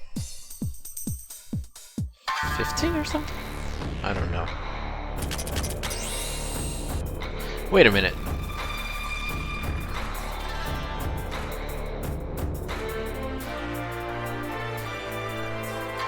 Oh, I think I know why this... Okay. I think I'm missing an equipment on Parsi.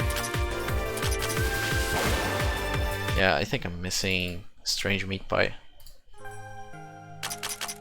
I'm not even sure if Strange Meat Pie scales with...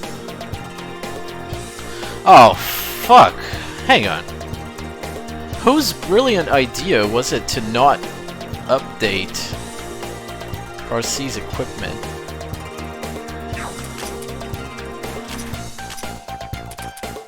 How did I kill Yuyuko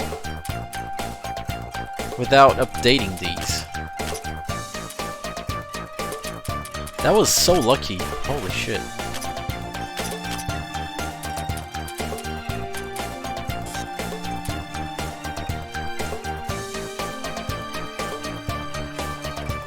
Wait, she already has a glaive with me. I only have... What? What is going on, dude? Alright, I am very confused. But, yeah. Oh my god. Okay, so that's 66 minus 32. That's 34% without the strange meat pie.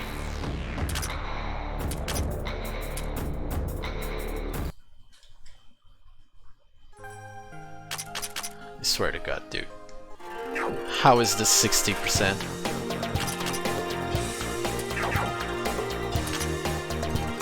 But like, does it scale with Parsi's skill though? I know that it doesn't scale with Kassen's terror skill.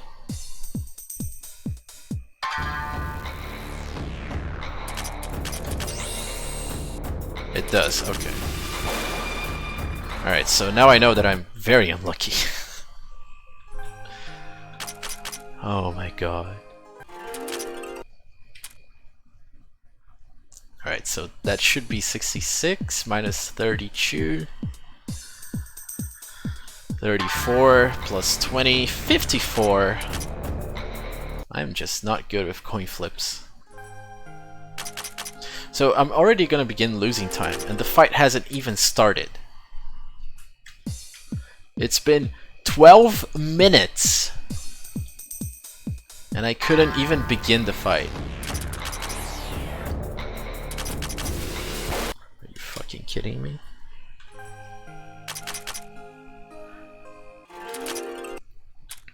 How is this possible?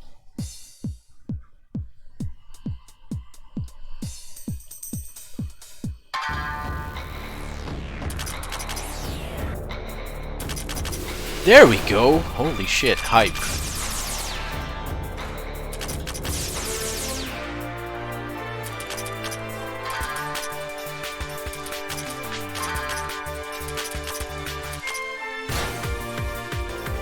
Something isn't right. Aya shouldn't die like that.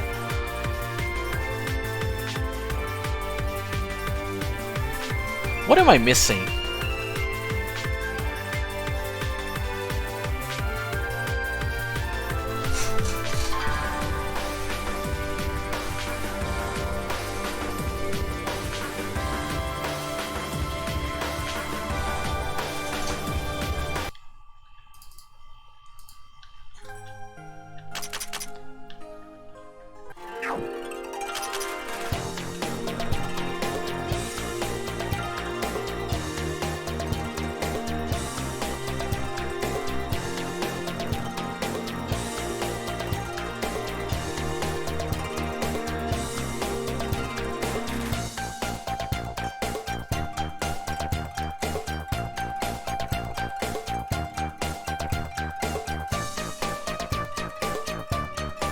No, this is correct. I just don't understand though.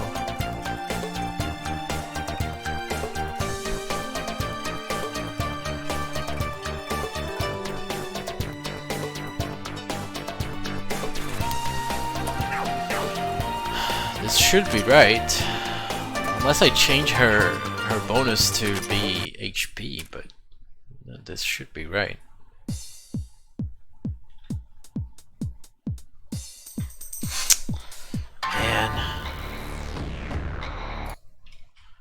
Alright, let me recollect here. So the strat is the same as Yuyuko's, except you're using Aya and coding to do switching. And coding is very useful because he has effective formation switching, or whatever. So the strat is to swap coding, then Aya with Cyrno, so that Yukari can kill Cyrno with whatever. And then Blizzard Blowout procs.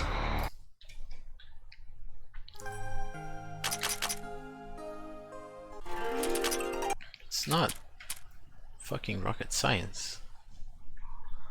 It worked every time when I was practicing and doing test runs. I do not understand why I'm getting bodied. Oh well, I do understand. The RNG is fucking with me, but yeah, anyway. Maybe I should put Yuka or Satori on slot 1, but then that doesn't make sense.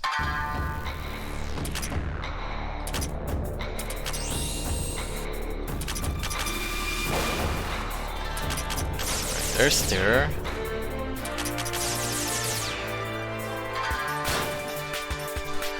This is not okay, dude. Alright, I'm gonna try it out anyway, just because.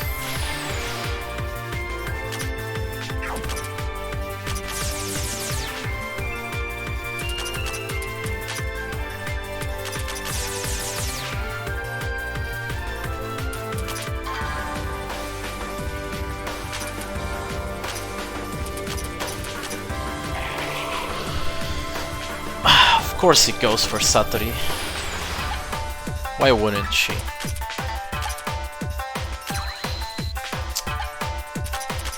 Fuck's sake.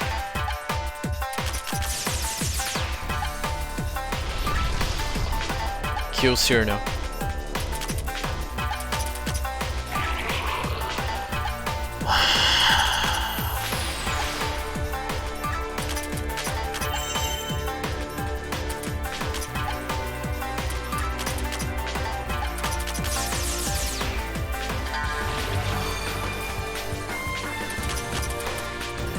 Alright, now I guess I'll just put Komachi there and just hope she doesn't die. Wait, I think this is it actually, I think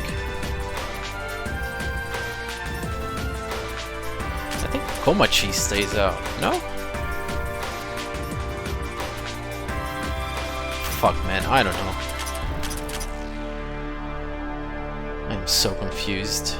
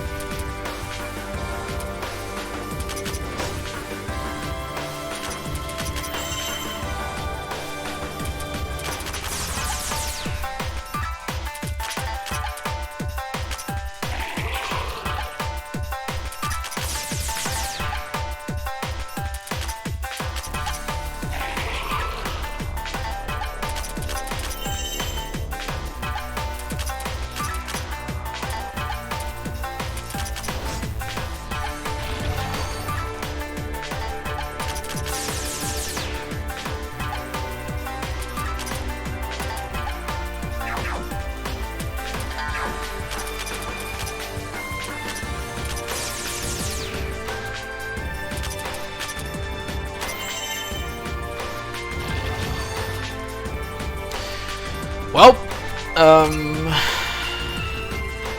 Sanai died.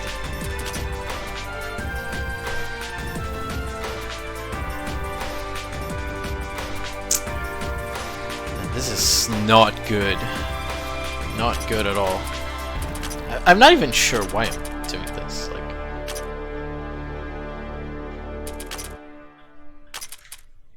this is so fucked up.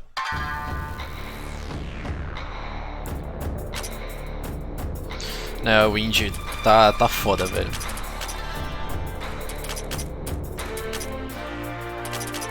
Algo deu muito errado aqui. Eu não sei o que, mas algo tá muito errado.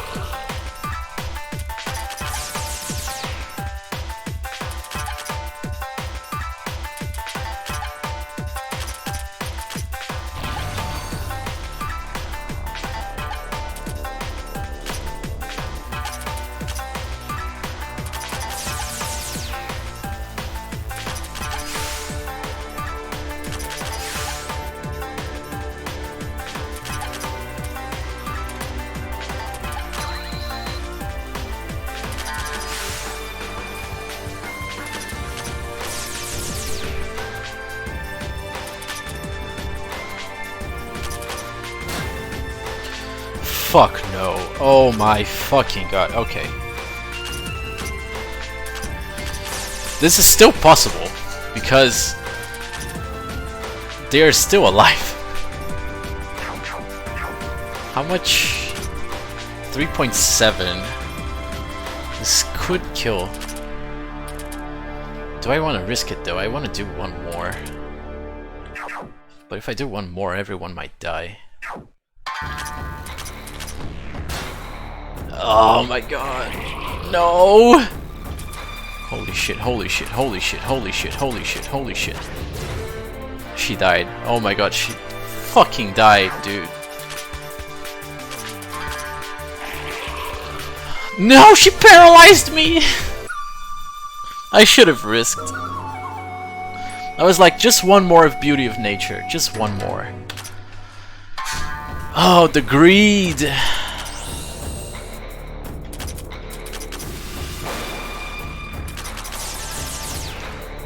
Like 3.7 is not ideal for one-shotting Yukari, but it could have worked depending on a few circumstances. Like, fuck, dude. It was possible.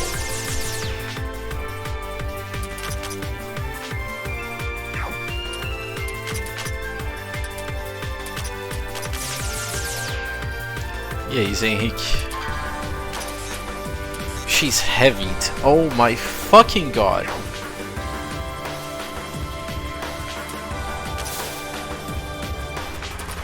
Fucking wait, this is real.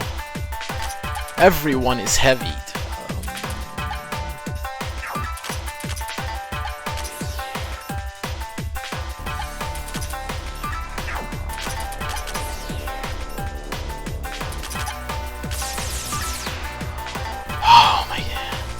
Wait, something is also wrong with Satori. No. It's just my imagination.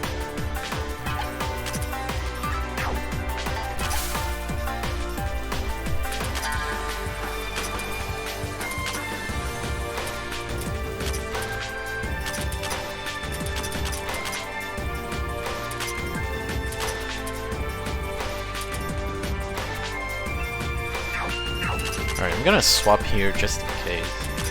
I don't want Aya dying this early.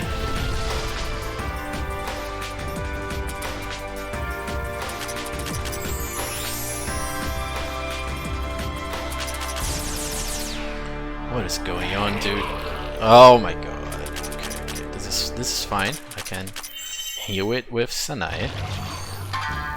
And now everyone is heavy, which means that I can't bring in Satori.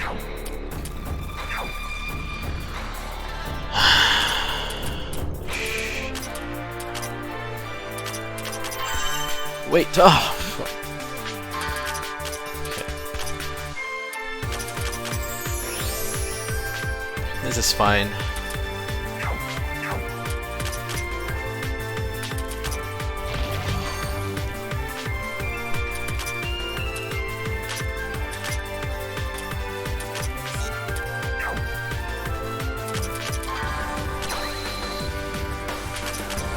What is going on, dude? What is this fight?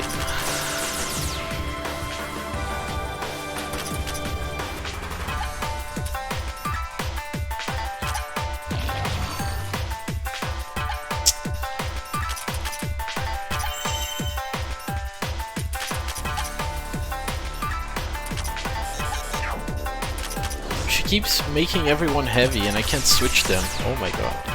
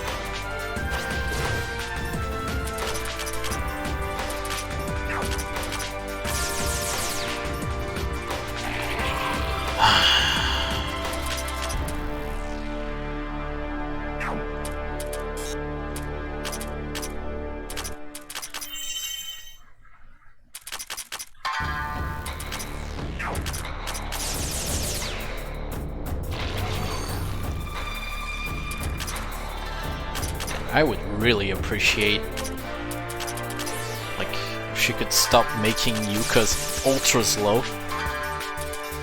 That would be amazing.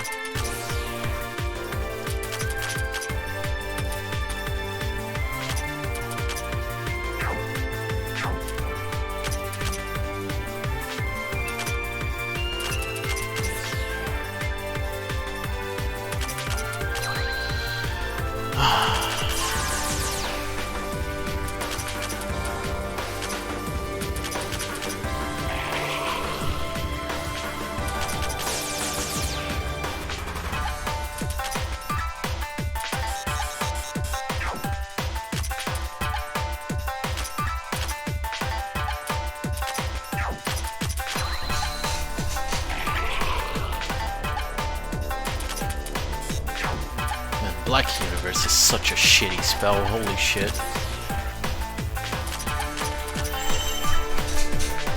Leaving you with 1 HP is bad enough. Paralyzing as well? No thank you.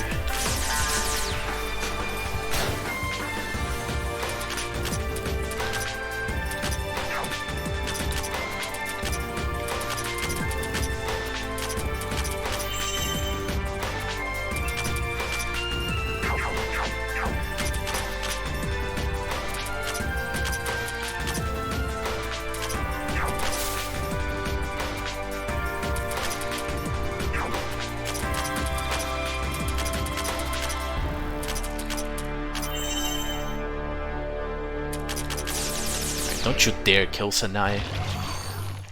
Okay.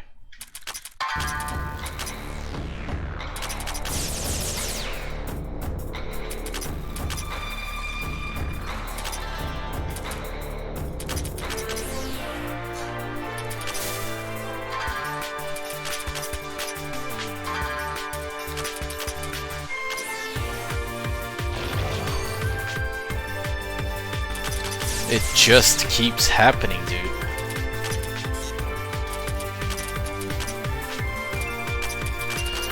Oh my god.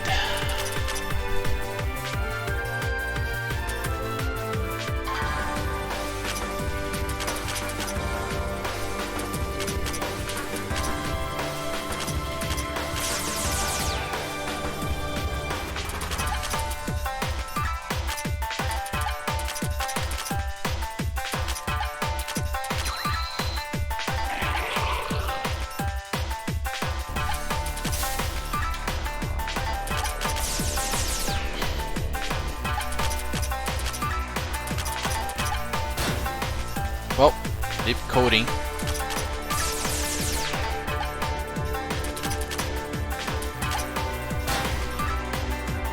Rip a lot of people. Oh man.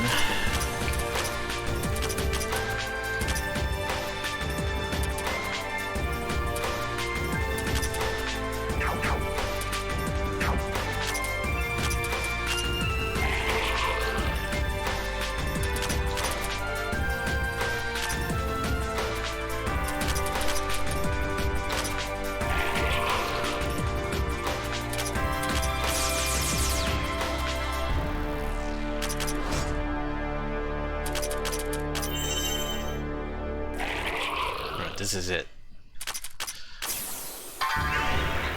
That was a lot of overkill. Oh my god.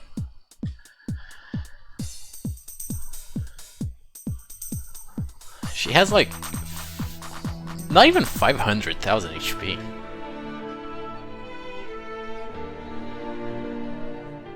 It's like 400 and whatever thousand.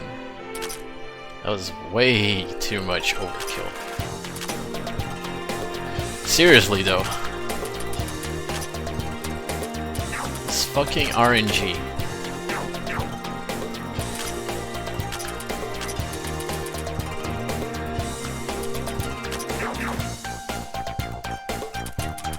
At least she's done. Indeed she is.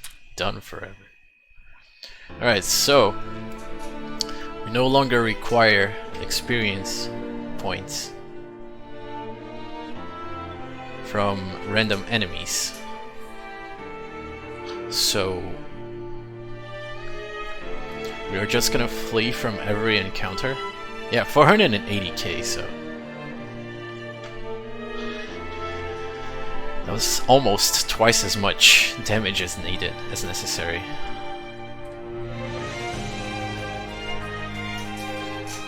Anyways, we're just gonna flee from everything.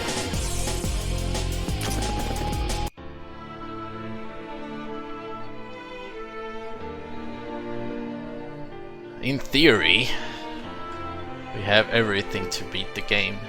Like, we just need a few more treasures to get that achievement, and a few more equipments. It should be good.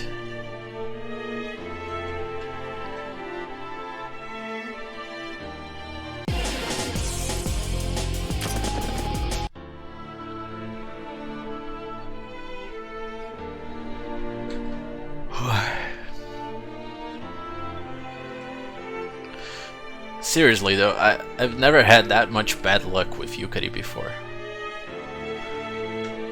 Like, I would have preferred to reset 10 times on Azure Giant instead of getting it first try, over having to do Yukari that many times until the stars finally aligned.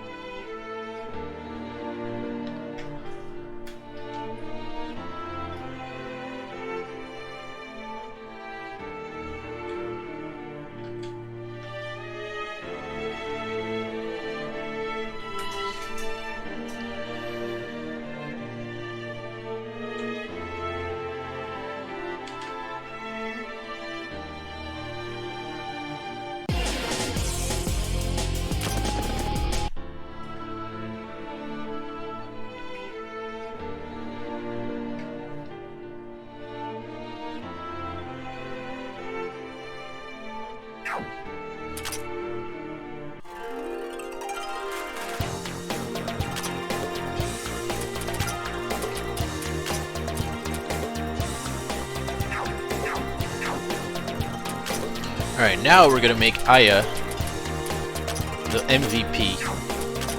She's gonna learn the Diva subclass.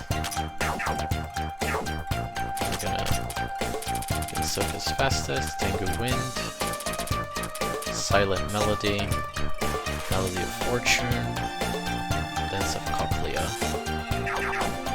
So the Diva is a subclass that manipulates the ATB of both your allies and your foes. She can increase everyone's ATB by 3,000. Well, not now because I don't have the skill, but... And the useful skill is to reduce everyone's ATB by 3,750 or some silly number like that. So why is that broken? Because if you use Cyrno's Blizzard Blowout by having her just explode to some boss's spell, everyone in your party can be faster than the boss. And if everyone is faster, when you reduce everyone's ATB, eventually everyone will get a turn except for the boss. So you can keep most bosses, or every boss technically if you have enough speed, in a permanent stun lock phase where you just keep lowering their ATB and they do not have enough speed to match you, and they just stay there without getting a turn while you completely destroy them. That's gonna be our strat for the next 4 boss fights. Just to use Diva Aya to make sure the enemy doesn't get a turn after killing Cyrno.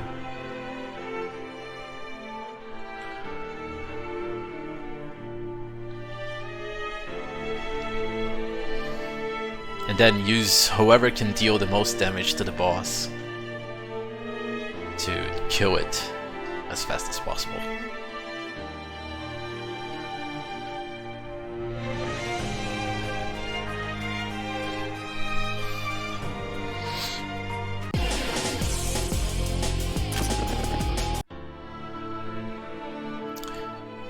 Remember that we are severely underleveled, so this is pretty much the only way we can beat these following bosses with our current setup without grinding.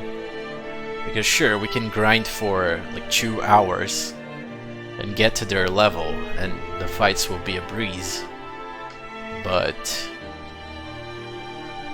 on a speedrun setting, Diva Aya is the best.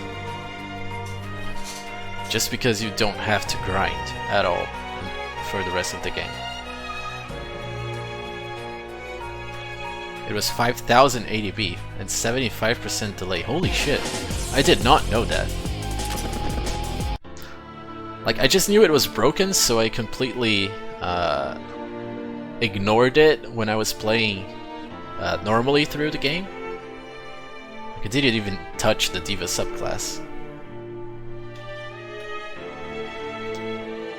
5000 ADB, 75% delay, that is just broken. That is not even fun anymore, it's just broken. Did he change that on Plus Disc, or like does 1.203, which is the base game's final version, does it still operate like that? Plus Disc, okay. So this run is going to be completely different if you play this on the base game, because you have access to extra attack that is actually good, even though it's unreliable. And there's that absolutely overpowered Diva.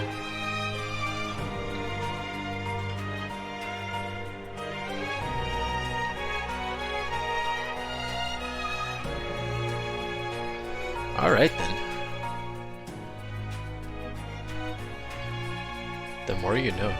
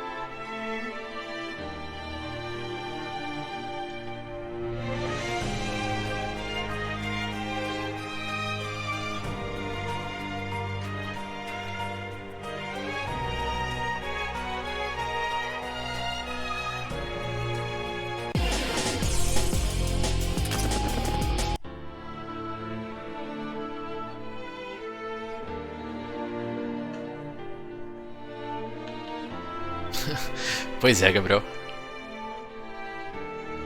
E aí, como é que você tá? Tudo de boa? Mas é bem chill essa música, eu gosto dela. Cara, era pra eu estar bem, mas se você der uma olhada aí no último split, mais 18 minutos e 36 segundos, você vai ver que eu não tô muito bem não.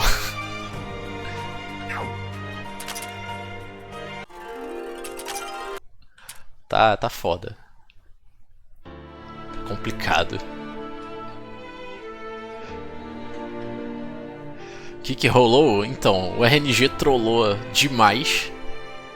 Tipo, eu simplesmente não consegui matar o boss. Não consegui nem começar a matar o boss, porque eu preciso de um setup bem específico no turno 1. E é totalmente RNG, então se não rolar o setup, reset na luta. E quando eu consegui o setup, o jogo trollava por completo, matava meus bichos. Cara, foi surreal, velho. Foi surreal. Traumático essa experiência aí com a Yukari. Please. E aí, Napa? Matil sou eu mesmo, eu tô de boa aqui. Por dentro eu estou arrancando os meus cabelos. De raiva da Yukari, mas tudo bem.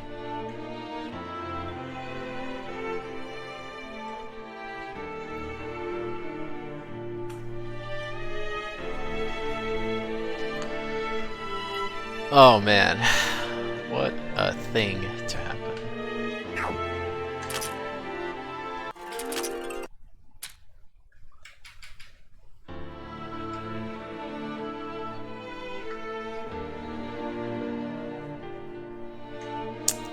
Man, I cannot fucking believe that Yukari bodied me like that. I'm still speechless. I practiced that fight so much. Like, it was the last fight that I needed to finish the route. I had every fight perfectly practiced and orchestrated. Fuck's sake. Esse jogo é 0800. Bom, tudo na internet é 0800 se você se esforçar o suficiente, Napa, mas em teoria não é não. Tem que comprar no DL site. A tradução para inglês é 0800.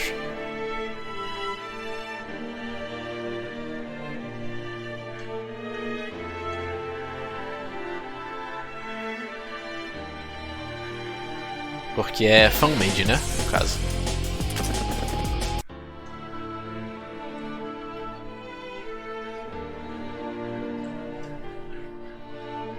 Como Fun fez esse RPG, então. Eu não sei se você já jogou Etrian Odyssey, mas é basicamente isso, só que o combate é num estilo de ATB, com a barrinha enchendo e aí quando enche você pode fazer alguma coisa. Sim, a arte é muito boa, velho. Alright, apply bonus. Alright, there's no bonus. Reset Sataruka.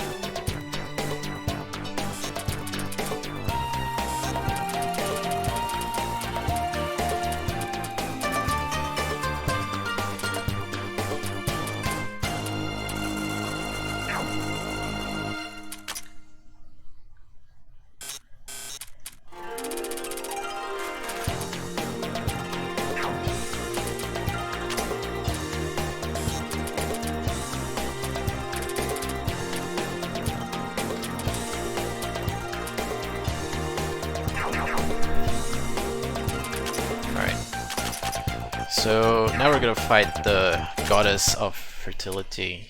I think that's her name. Oh, this is the wrong spawn point. Okay. 16th center. And you guys are gonna see what Diva Aya looks like. Hopefully. Alright, so kill Cyrno. No, you need to kill Cyrno. Not Coding and Sanaya, that's a game over. So I need her to kill Cyrno.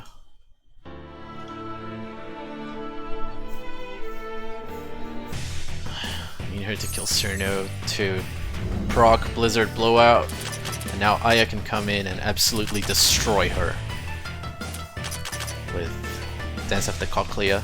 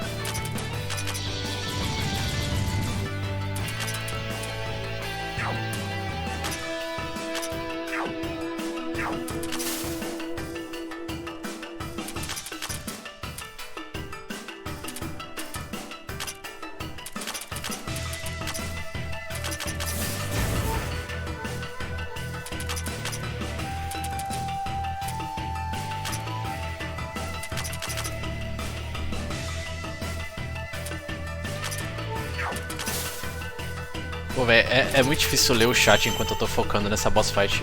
Eu sinto muito.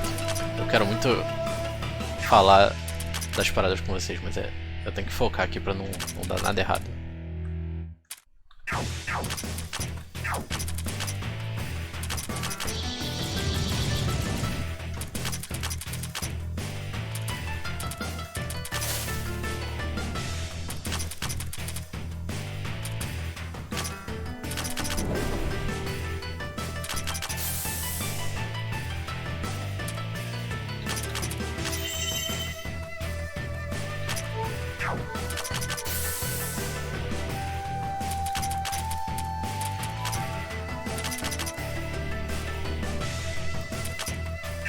Basicamente eu tenho que ficar spamando a skill pra o boss não ganhar nenhum turno.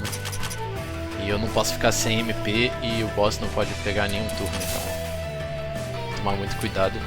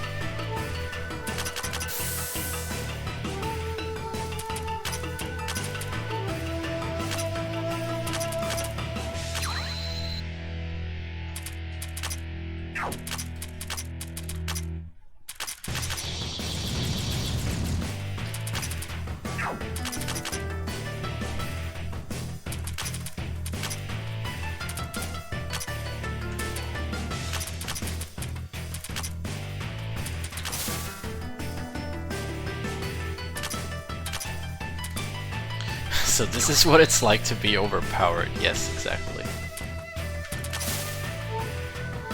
I just need to focus a lot on what I'm doing because I cannot run out of MP and I cannot let the boss get a turn. So I need to make sure I'm doing everything right, so so that the fight doesn't go to hell.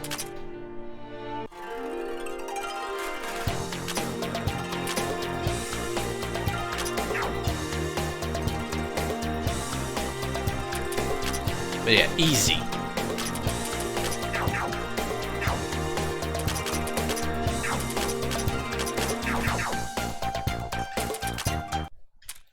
Alright, now I can actually read chat because walking around is chill.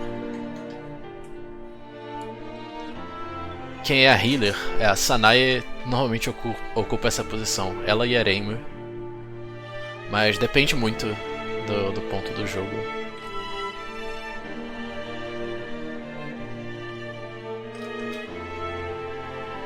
É, então, porque você encontrou o boss, né? Aí tem que botar um ritmo mais pesado.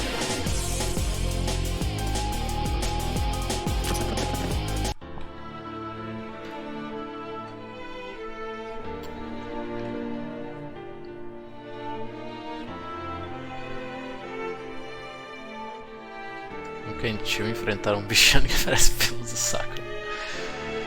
Meu Deus do céu, Napa.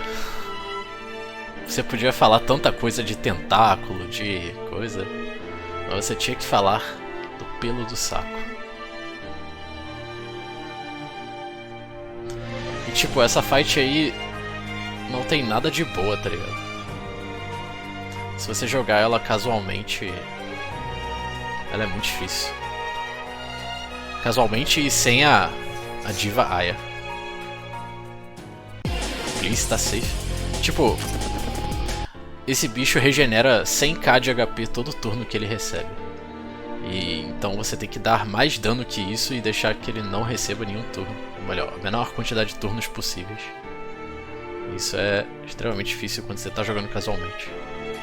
Mas se você tem uma diva Aya, tudo é possível.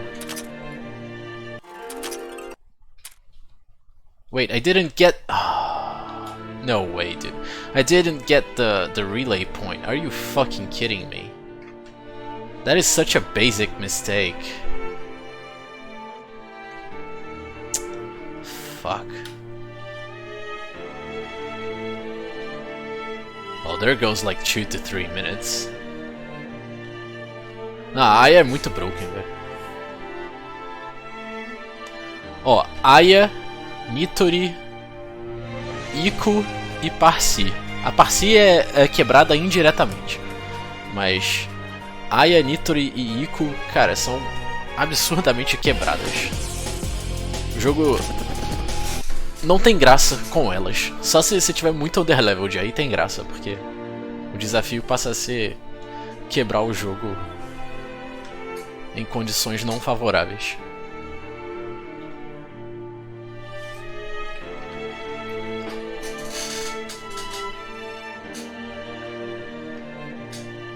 Like, imagine going back to Gensokyo without getting the relay point. It's right there.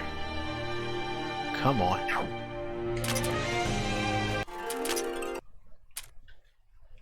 Alright.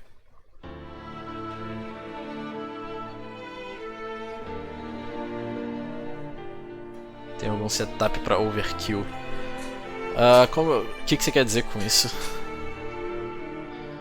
Tem alguns setups para matar tudo em uma porrada só. A gente vai usar no final boss, inclusive.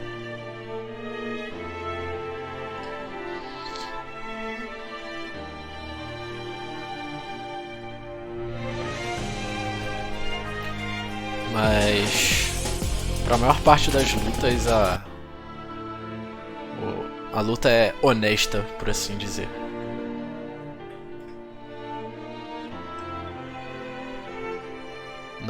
Não tem muito queijo, não. Só no final do jogo que a gente tem acesso a um monte de skill quebrada que aí realmente tudo vira queijo. Onde é que eu tô, velho?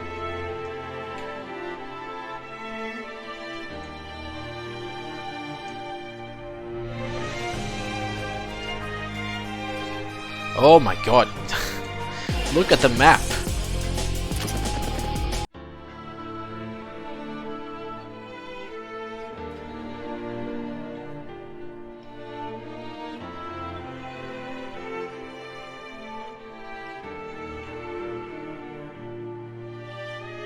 What?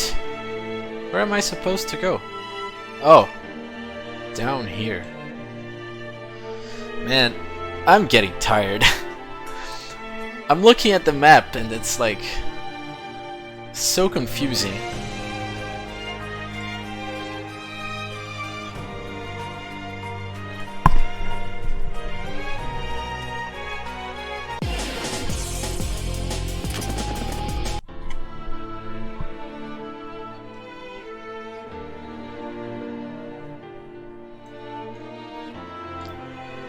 Então, buffar e debuffar nesse jogo é a coisa mais natural que tem.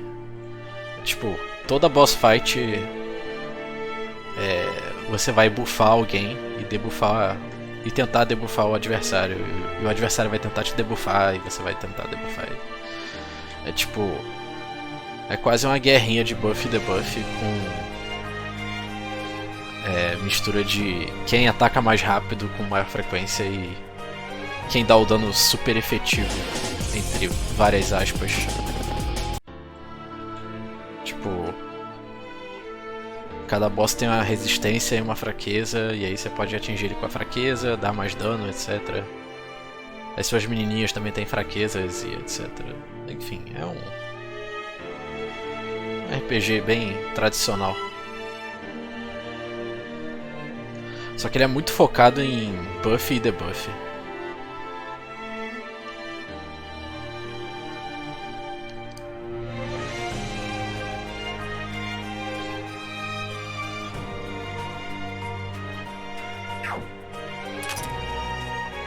Right, 1.5 minutes, not too bad.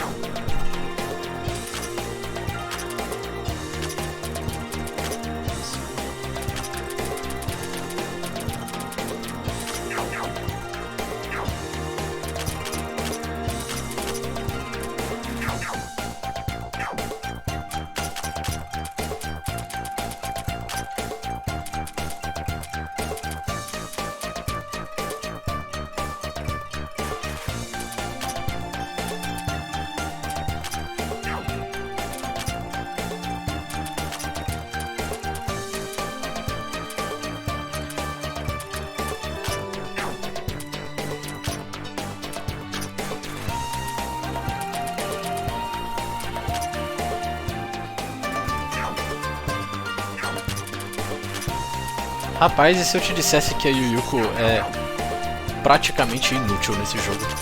Na speedrun, no caso, né? Jogando casualmente ela é muito boa, mas pra speedrun ela é meio... Ela só serve pra fazer isso aqui que eu vou fazer agora.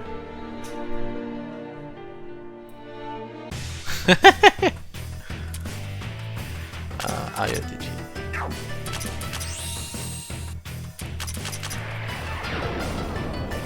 Provocar instant death naquela coisa ali.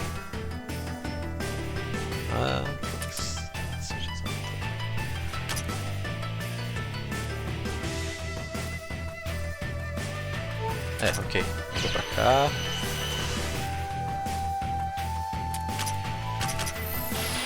Daí agora eu tenho que esperar a Cirno morrer, basicamente. Eu preciso que alguém mate a Cirno.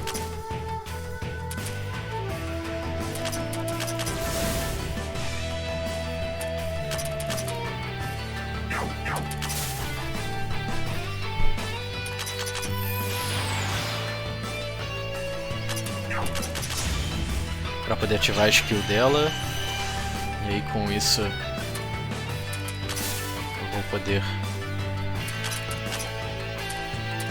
fazer a parada.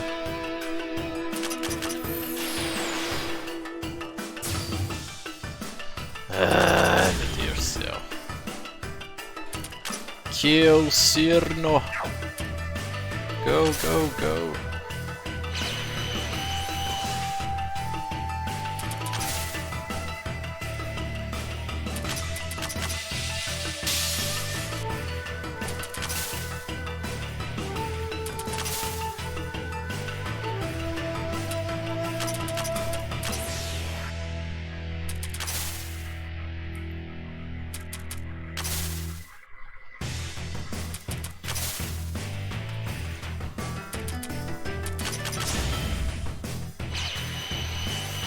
Oh my fucking god. Can you please? No! Cyrano dodged it! Fuck!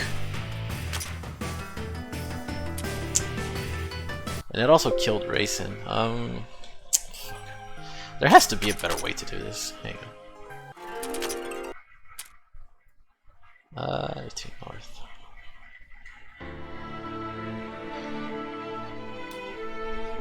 There has to be a better way to do this.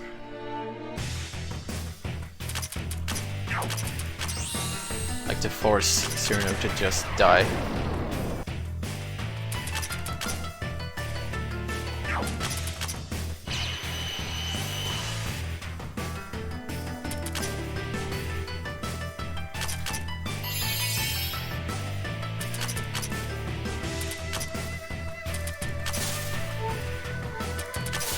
Come on, someone kill Cyrano, please. Alright, there we go. Now Aya can come in.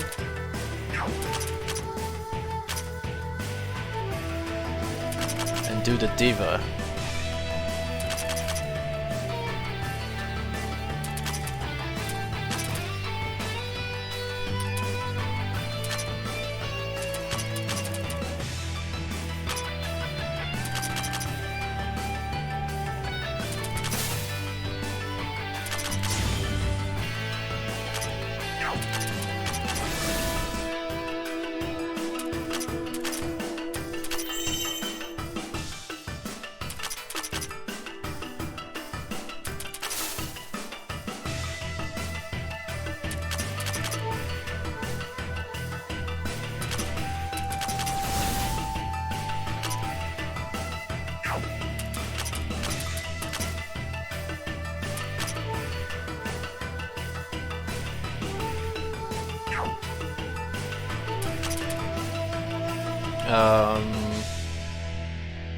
What was I supposed to do again? Come in.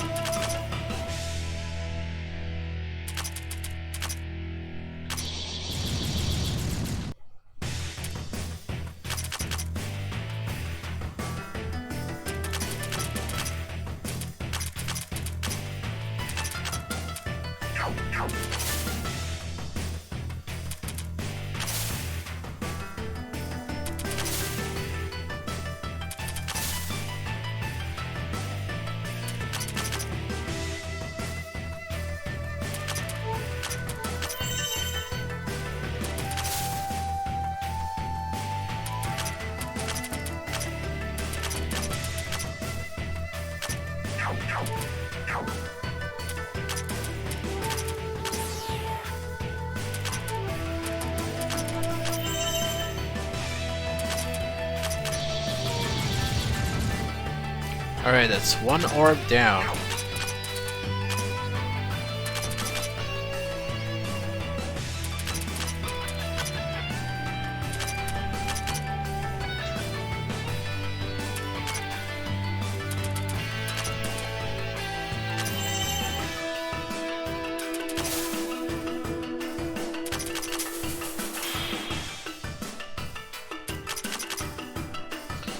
Just gotta take out the last one.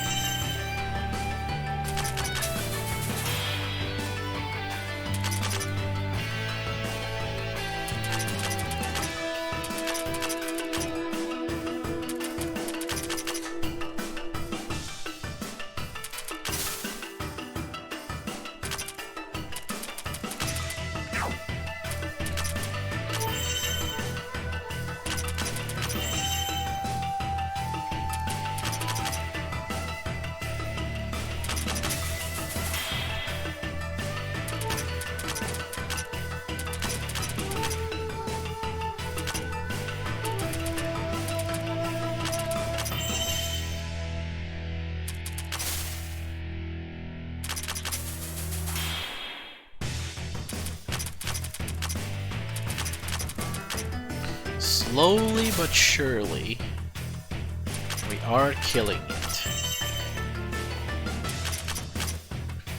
It just takes a while because the boss is level 82 and we are level 53. Please understand.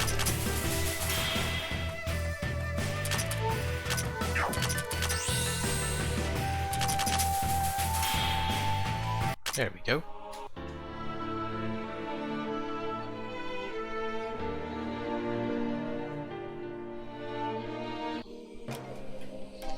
We have now reached the final stratum.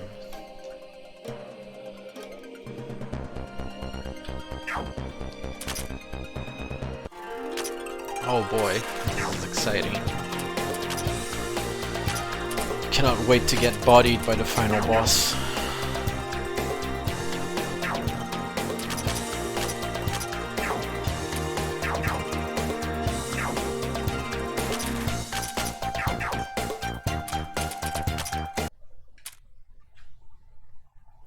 But yeah, before that, we still have a few challenges ahead of us.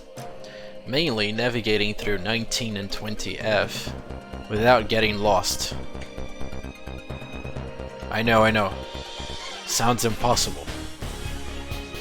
But I'll try my best.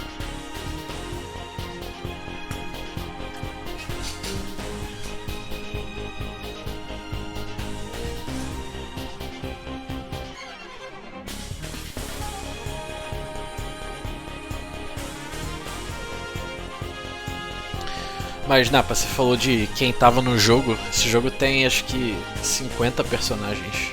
Coisa pra caramba.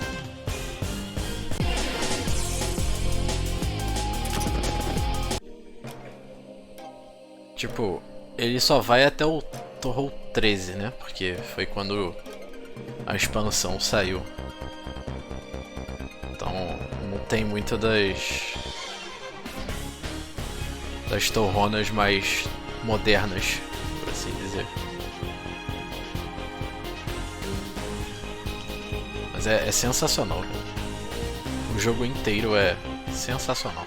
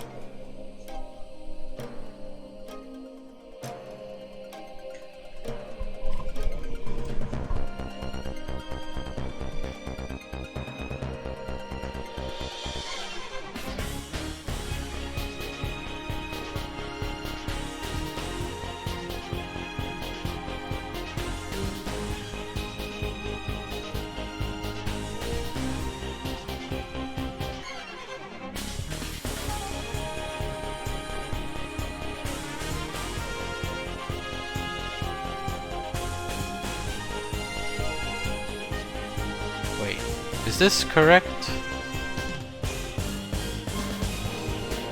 I think so. Okay.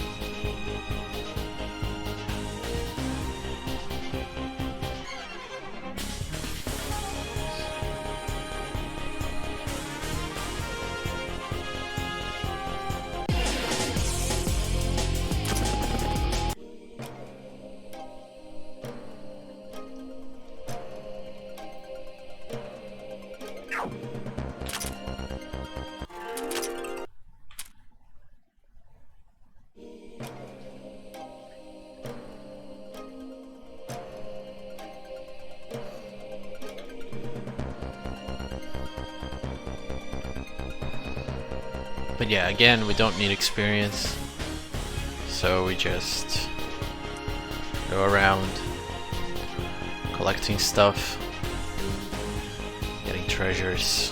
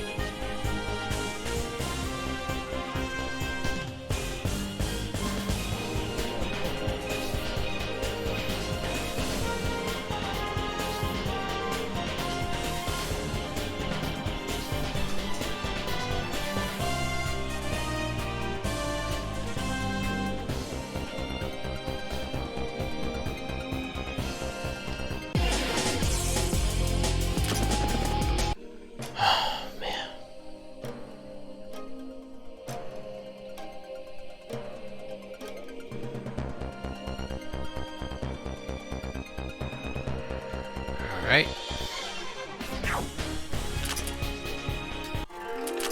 That's one relay point.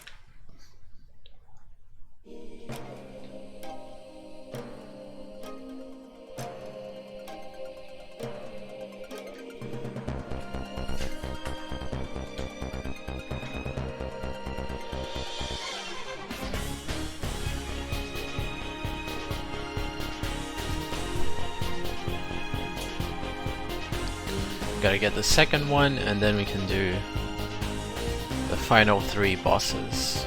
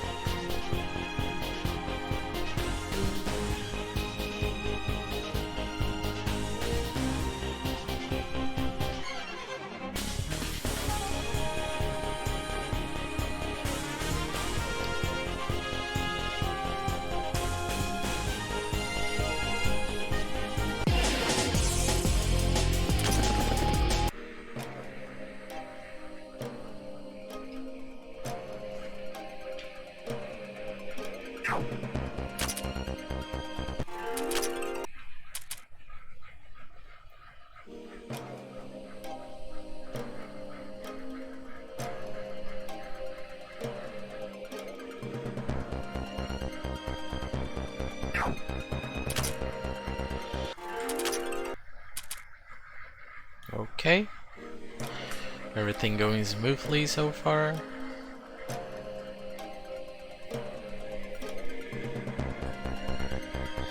Except I entered the wrong corridor. There we go. Me and my big mouth.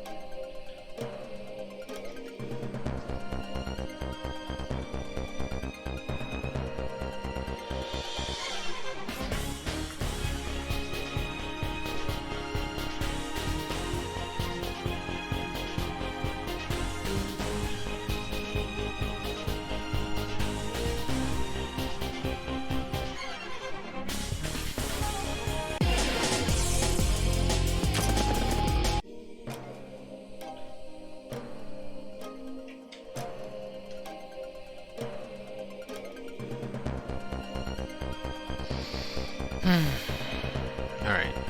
One more treasure and we can move on to the Mirror and Magatama refights. The Magatama is kinda free, but the Mirror is incredibly difficult. I just hope that I can do it first try or something like that. Because even with the speed debuff, even with Diva Aya, it is still a force to be reckoned with.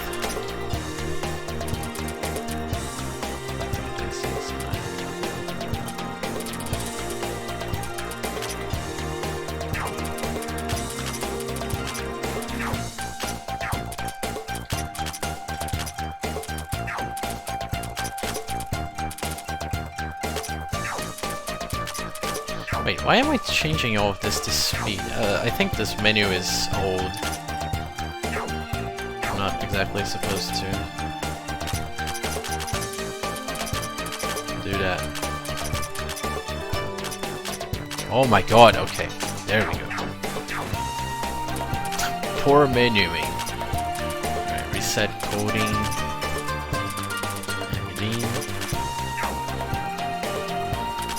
Learns Magician. Alright, so E3 speed 50, Aya speed 150, I'll wait on that a little bit. Speed 100. Satori speed 100. Mason speed 100. Iku magic 150. Speed 100. And now back to Aya. That is not enough speed. I'm gonna reincarnate voting to get more money.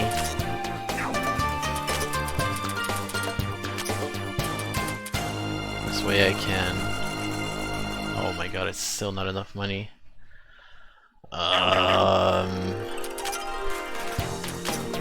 Sell materials, I guess.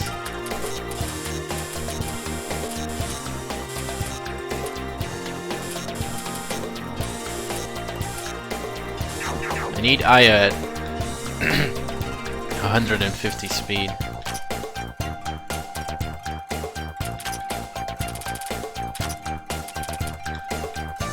Alright, there.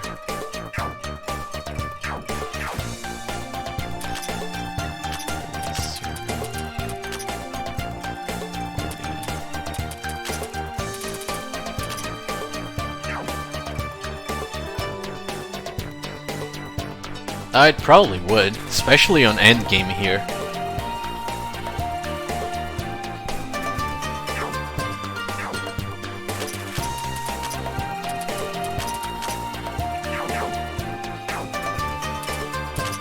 Like, especially right before the final boss, where we just dump all the money we have into Parsee's attack. You just be holding that for a big while, but I guess in order for that to make a difference, the run would have to be way more optimized than what it currently is.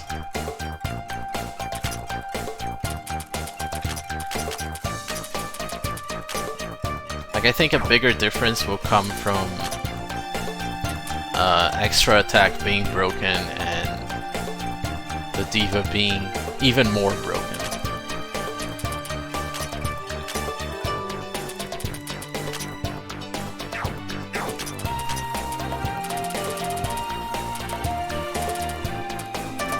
Magic conservation, magic transfer, magic circuit. Okay. Alright, now this fight is absolutely insane. Hopefully I can do this first try or second. The Mirror of the High God. Holy shit.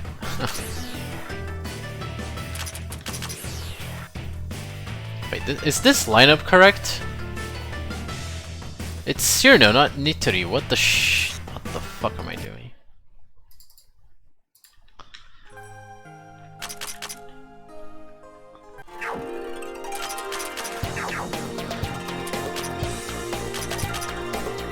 I stopped seeing characters for what they are, I just see their color. And I missed the entry point. It's west. Alright. Come on.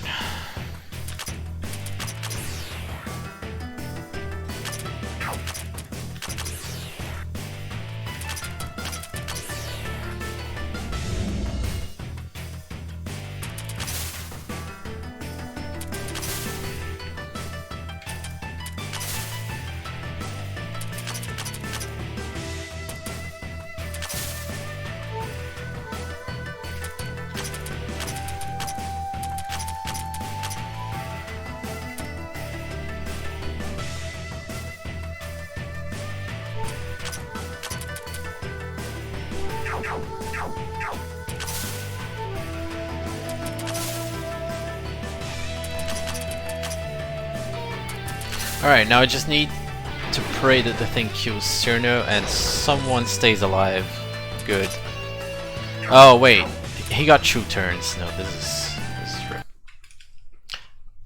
So I need him to use a high delay move so that he only gets 1 turn, and whoever survives gets to put in Aya before disaster strikes. And if he gets a turn, it's game over because at speed minus 40 I just cannot keep up. Eventually it'll get a turn and destroy me.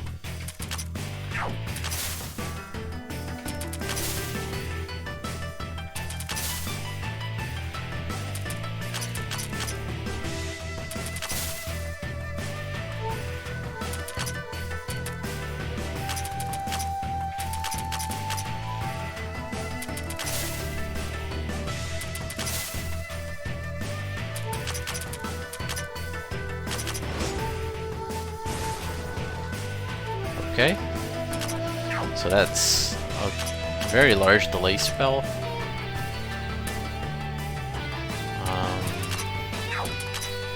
Let's see, I can include someone else here. I'm gonna swap in Dean.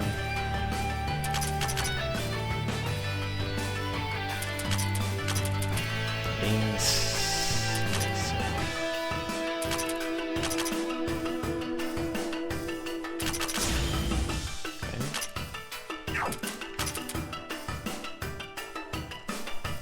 So I damaged this with Iku.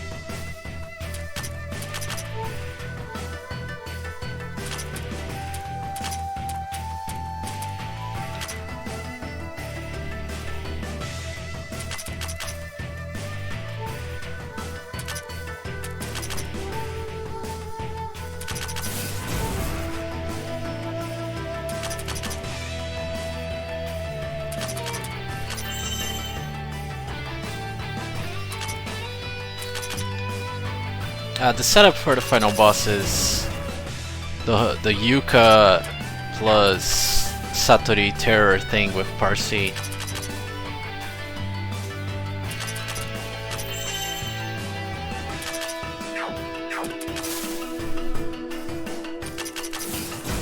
Except it's extra hard to get it off because the final boss is very strong, as you can imagine.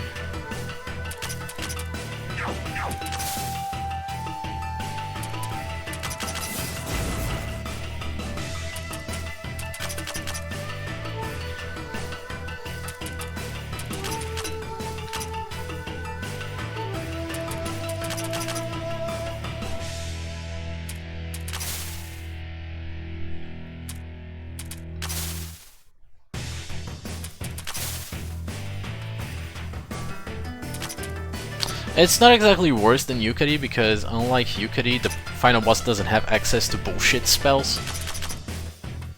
So it's way more manageable, it's just... well, it's the final boss, so...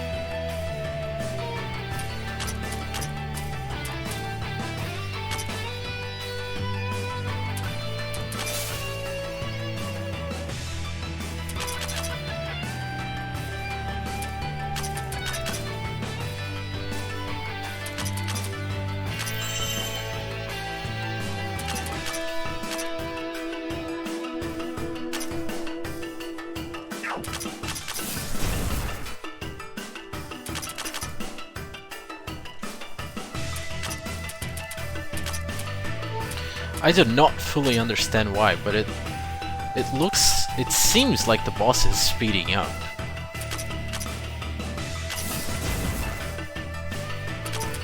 Like I'm just slowly losing control of what I'm doing.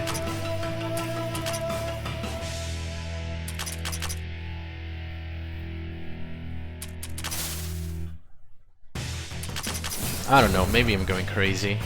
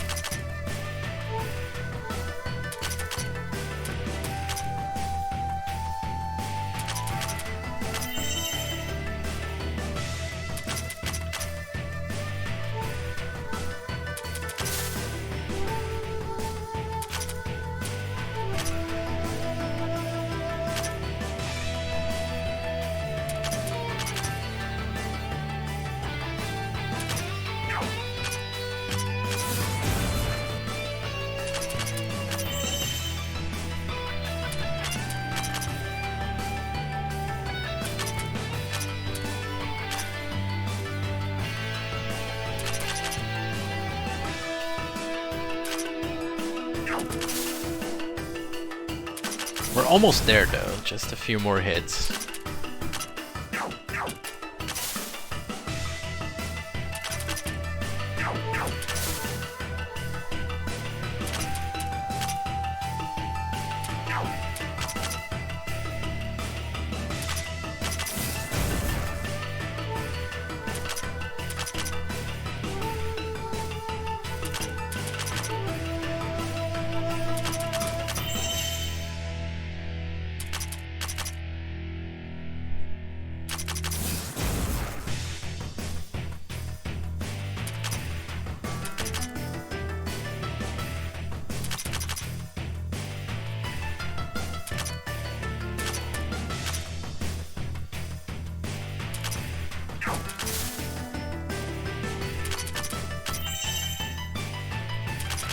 Alright, Iku's next attack should be the end.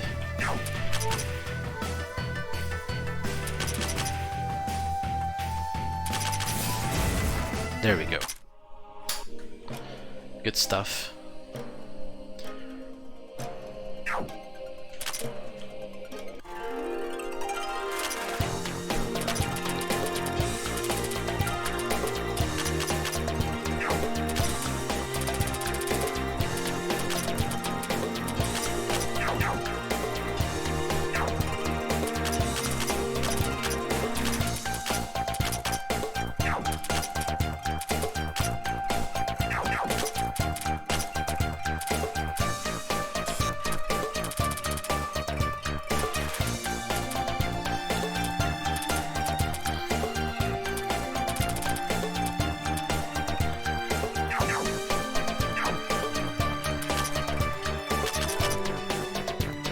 So for the second Magatama fight, the Strata is exactly the same as the mirror, except it's way more manageable because the Magatama has 80 speed less.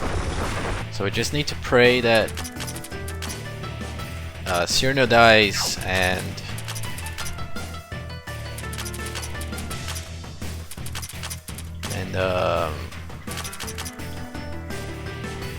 someone survives. That's basically it.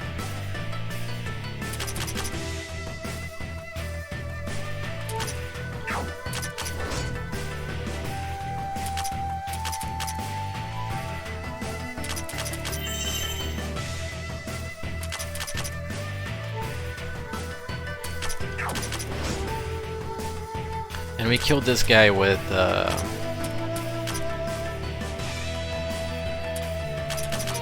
Iku's normal attack because this guy resists wind and is neutral to Mystic, so we use that instead.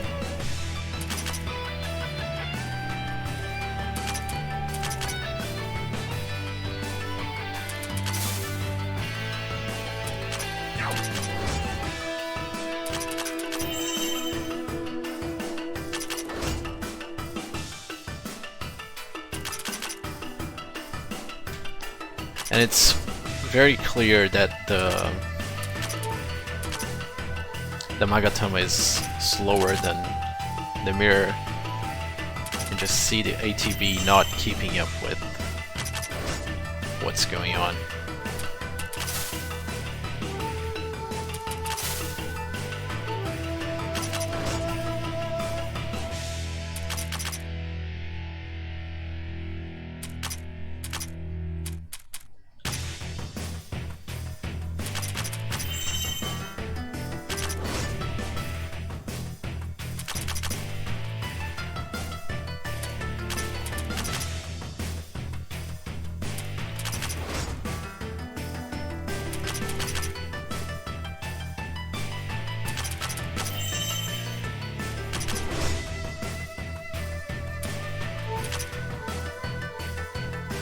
Actually, yeah, I should lower its mind with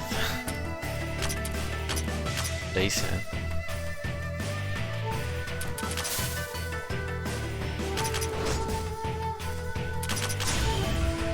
It's not gonna make much of a difference because Iku already ignores a lot of it, but yeah.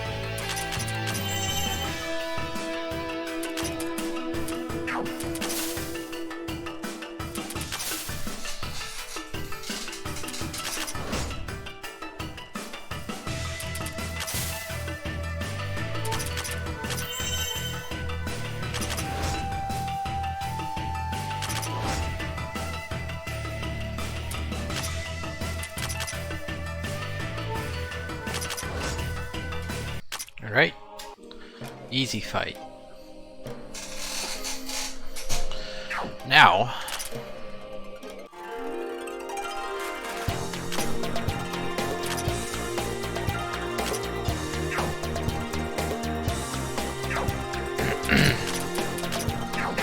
we're gonna get the final relay point right before the final boss, if I can, you know, get the correct thing.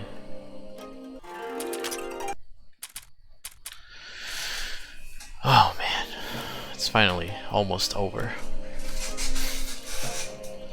Only 2 treasures left.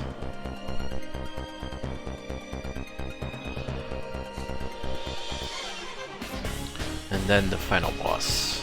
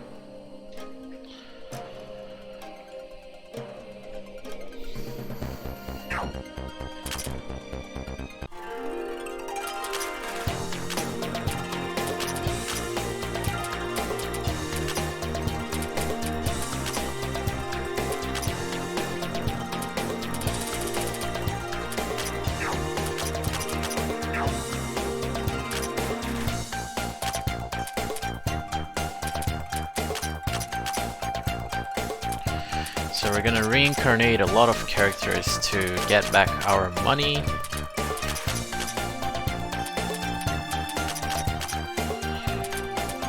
So that we can spend it exclusively on stuff for the final boss.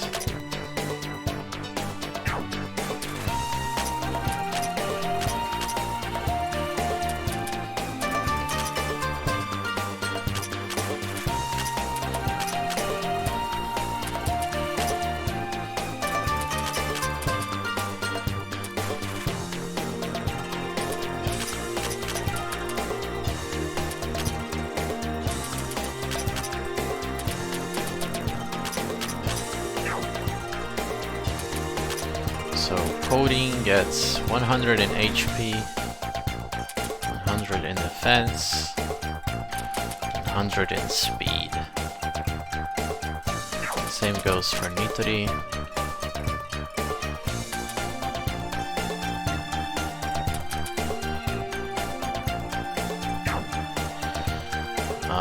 Satori.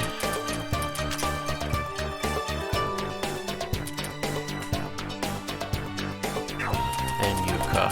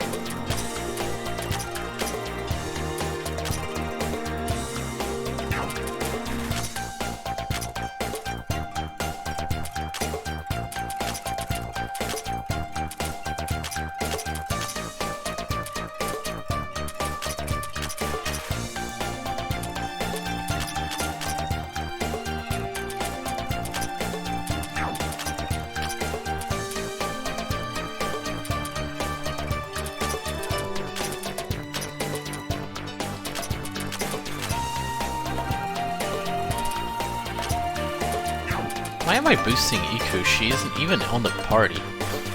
What the heck? Or wait, no, she is. I'm dumb. Alright, use the gems that we collected. HP goes on Nitori and Kori. MP goes for Satori and Yuka. Attack goes for C. Oh, fuck. Alright. That was TP, not attack. I can still fix this because I have one tome of reincarnation.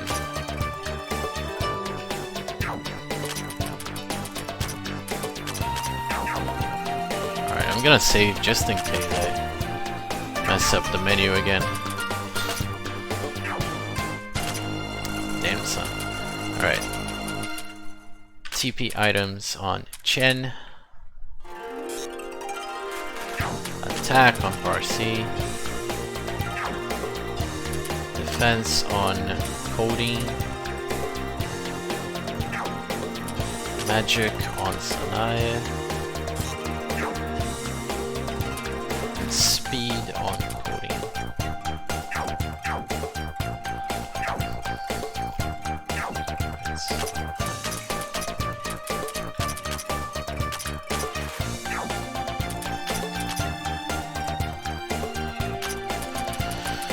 Choice scarf. Mega sphere.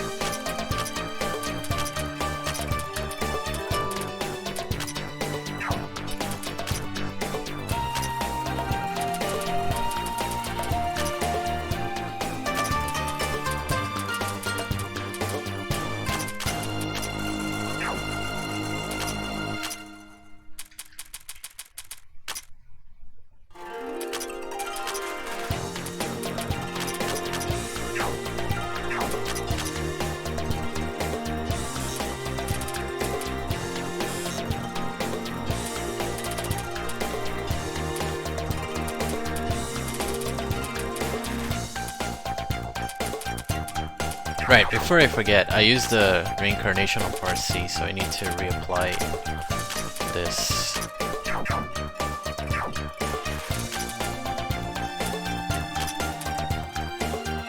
Coding. Defense boost.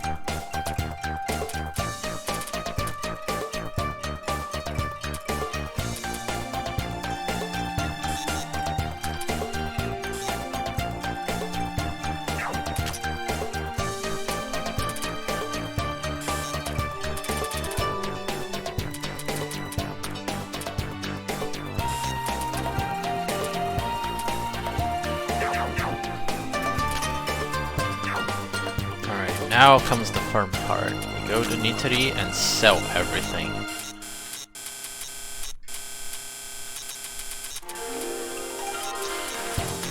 We're not gonna need items anymore because, you know, this is the final boss, so we're gonna sell everything for money and then dump all of our money into Parsee's attack.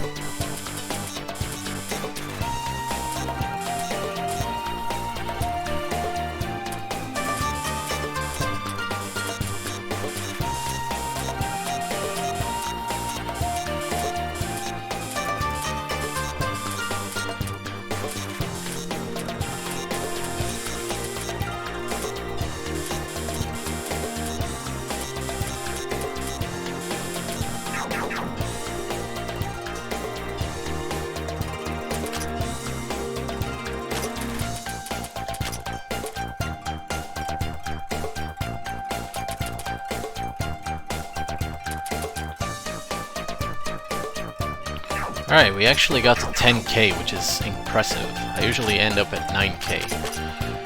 But with this, we are ready. It's time for the final boss. Oh man, let's go.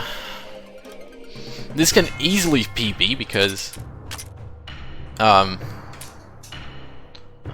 I Yuka first? Yeah, okay. This can easily still PB because this can take a while, as you can see. As you can very plainly see. So, the boss only has 2 attacks. Regular attack and whatever that spirit attack is called. I think it's Ame-no-Murakumo slash. And they both prefer targeting the left spot, but they can target anywhere. And I got super unlucky there with it targeting the rightmost slot. Most important part though is getting the terror to proc. That is the primordial thing that needs to happen.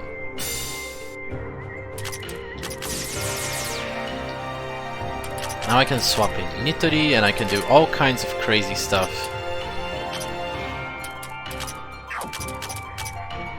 To make stuff work.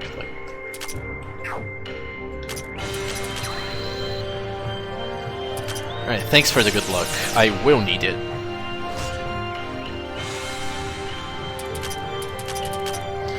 So the Strata is very similar to what we've already been doing with Terror.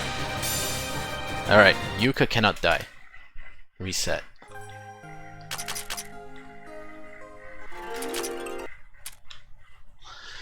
It is very unfortunate that the boss can just decide who it kills. If it targets slots 3 and 4, it's usually a death.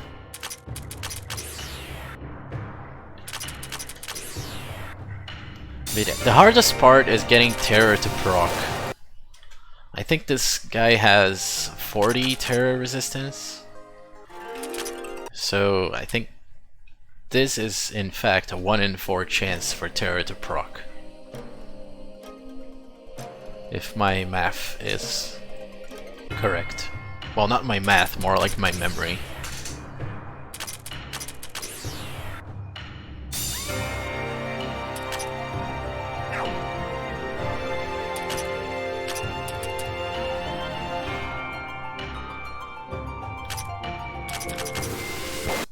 Oh.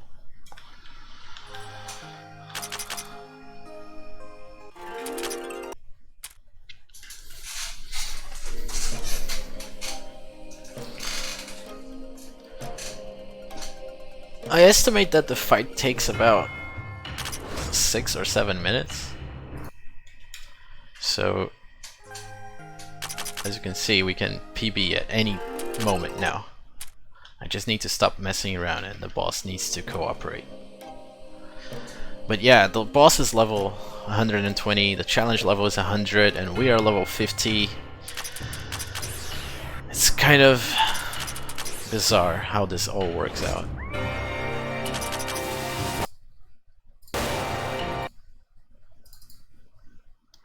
But yeah, I really need Terror to proc. That is the #1 thing. And then I can make whatever happens work. As long as Yuka and Satori stay alive, it's still possible to win. But I need Terror to proc. And I need Yuka alive. Like, there are a couple things he's forbidden of doing. Like, using a regular attack on slot 3. He can use Ame-no-Murakumo Slash, but not the regular attack. Satori can take a few hits too, but her slot is the most dangerous one since Sanae often goes there.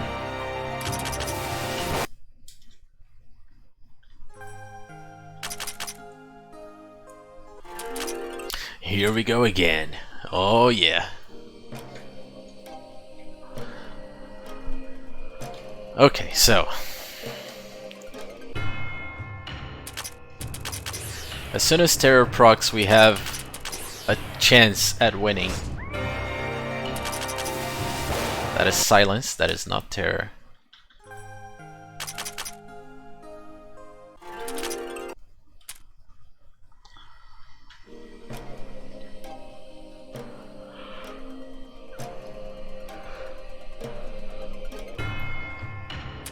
So the ideal scenario here is the boss attacks Aya and it misses. But if Aya dies, it's fine. You can usually make something happen from that.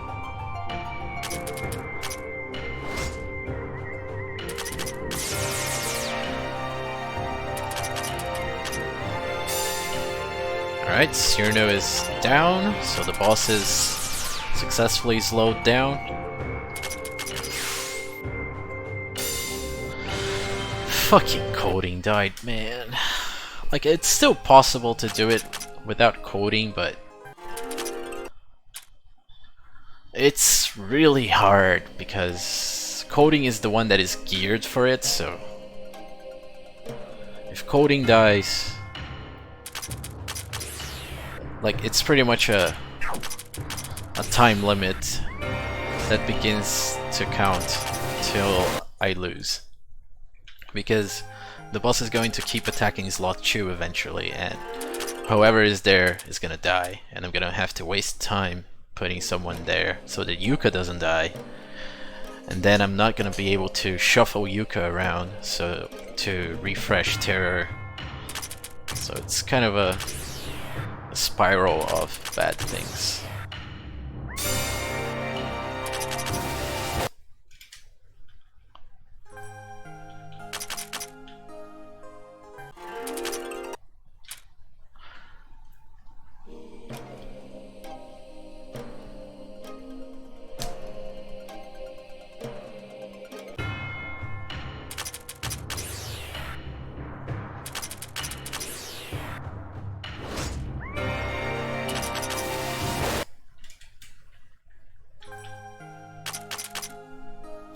I really wish there was a quick retry button.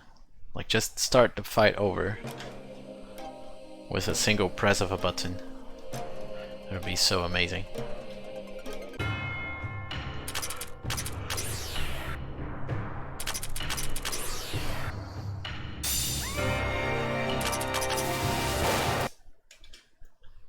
But the current strat is to close the program, open it again, mash through the menu, and try again. It'll work eventually.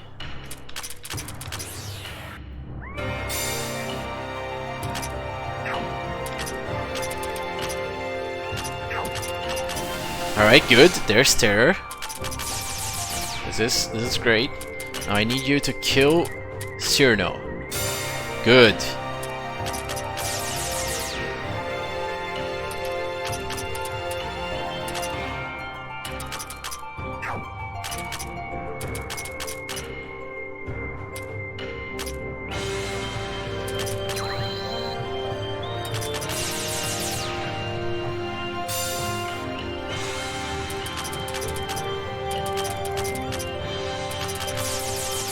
Alright, this is good. We have the loop starting. So we're on our way to victory now. Very few things can stop us. Gotta be very unlucky.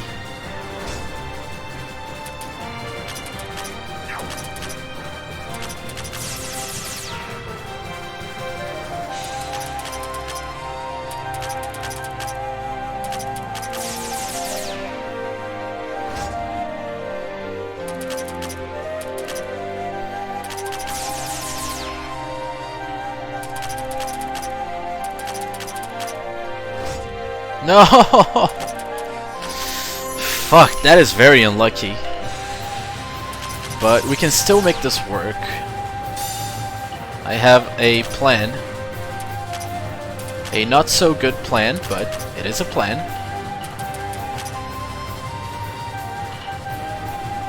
And yeah, the final boss song is really good.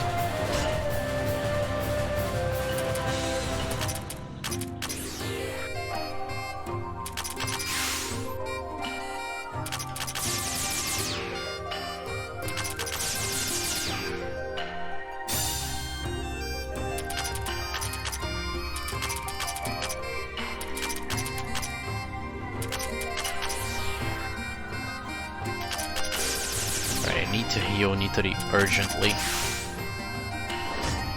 Fuck, man. Alright, this is really bad now.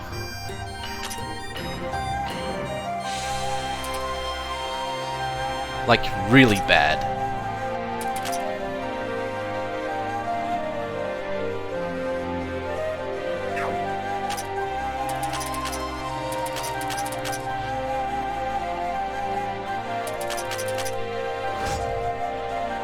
I have to hope Aya dodges stuff.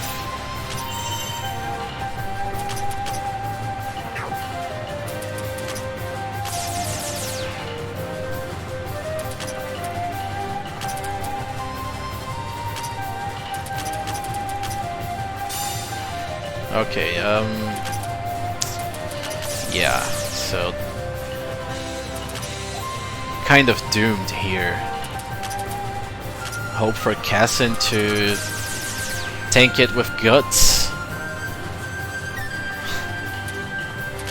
Yeah, I'm pretty sure this is gonna be a loss.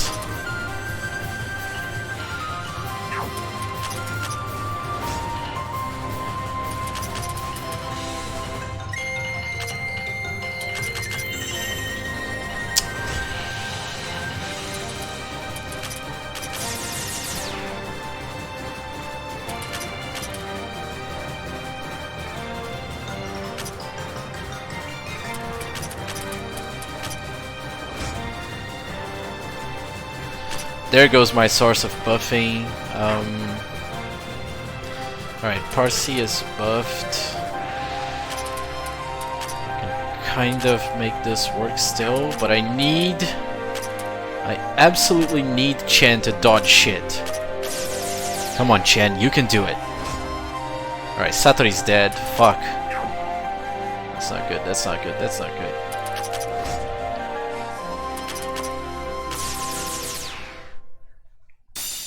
Alright, Chen dodged it. What a champion! Holy shit. Alright, do not target Iku. Good. Alright, I'm gonna have one shot at this. This has to kill. It didn't. Okay, so... Why did that not kill? I didn't have enough terror, basically. Like, the moment that coding died, I should have reset. But I wanted to see if it was possible, and as it turns out, it isn't. because, like I said, the moment that Coding or Nitori die, a damage race begins. You cannot win unless you are already very close to winning, because you need to keep pumping terror and you need to waste turns swapping people in and out. Like, I got close. The boss has 1,280,000 HP, and I dealt like 700k, I think. Which, you know, was a good attempt. If I had a little bit more terror, I could probably have done it. But yeah, it is what it is, sadly.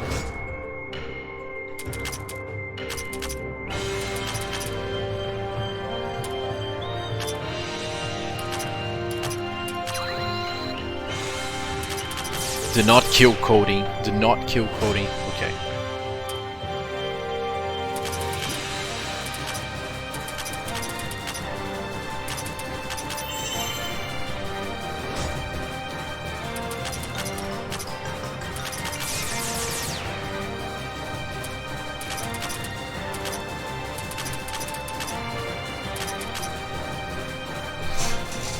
Man, that terror is way too low. I need to increase it.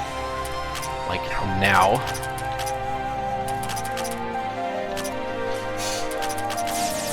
Also, I completely messed up that swap.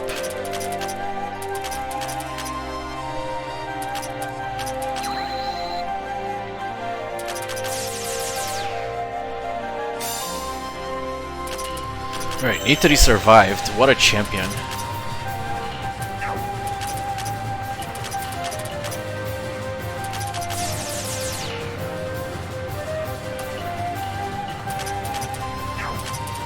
I'm having trouble keeping up with the healing though.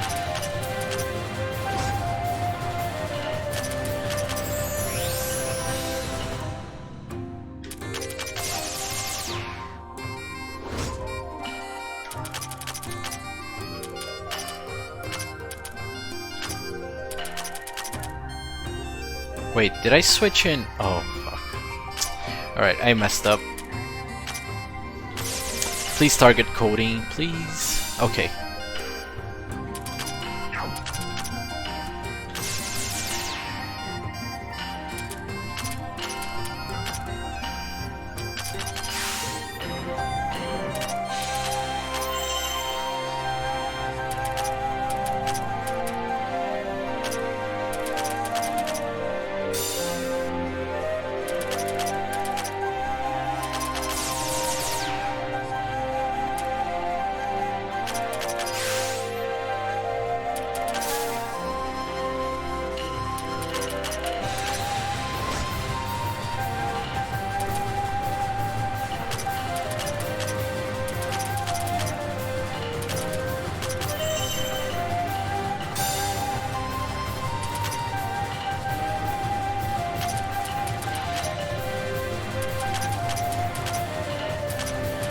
Alright, please kill Reimu. Okay.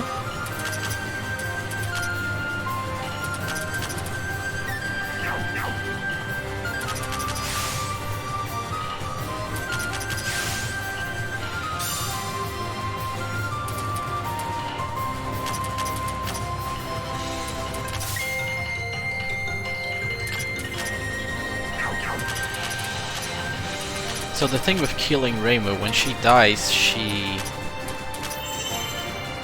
completely heals everyone, so it's really good. Alright, the terror is steadily increasing, which is really good.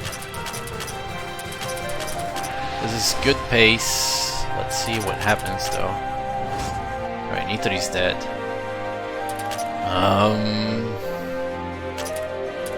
Let's go Aya.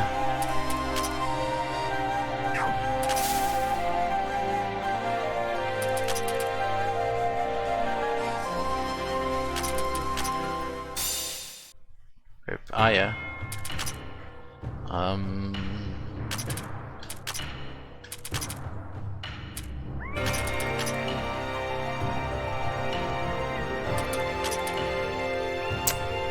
Alright, I can feel this slowly going out of control.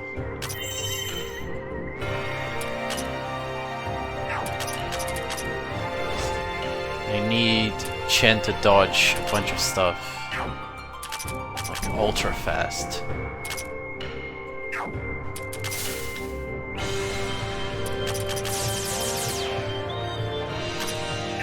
There is not enough terror going on here.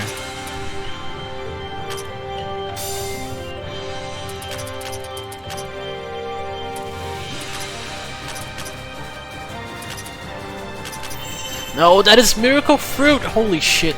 I gotta stop using the wrong spells, dude. Fuck, I'm mad.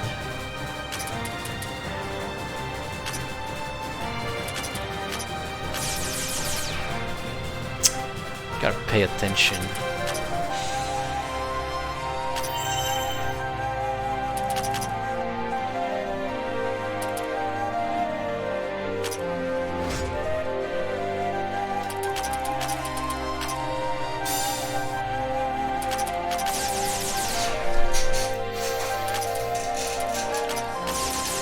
Alright, we have a chance because it's nearing 1 million, I think.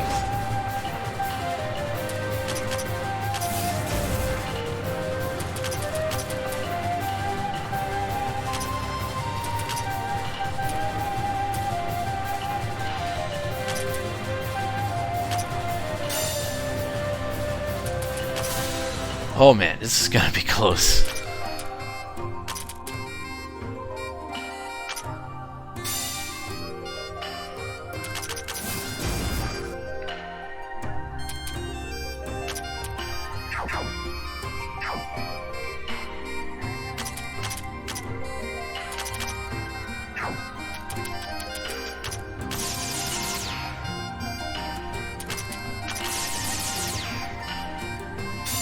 Rip PB, but this can still be a decent time.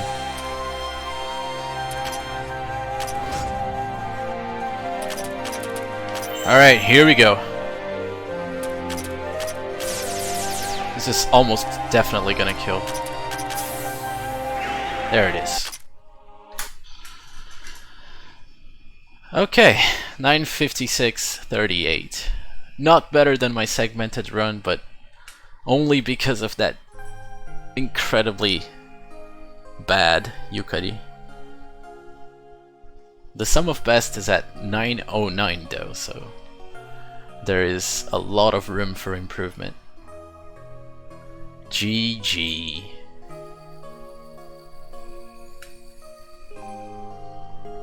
But yeah, this is the first single segment run of this game that I'm aware of, so technically world record, but using that term here feels wrong somehow.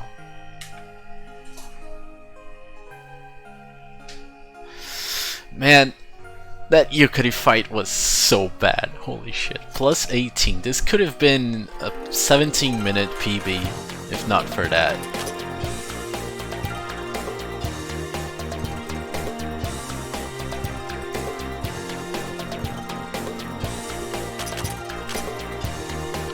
Nine hours and 3 minutes in-game time is the final time. GG! It's 4 AM. And yeah.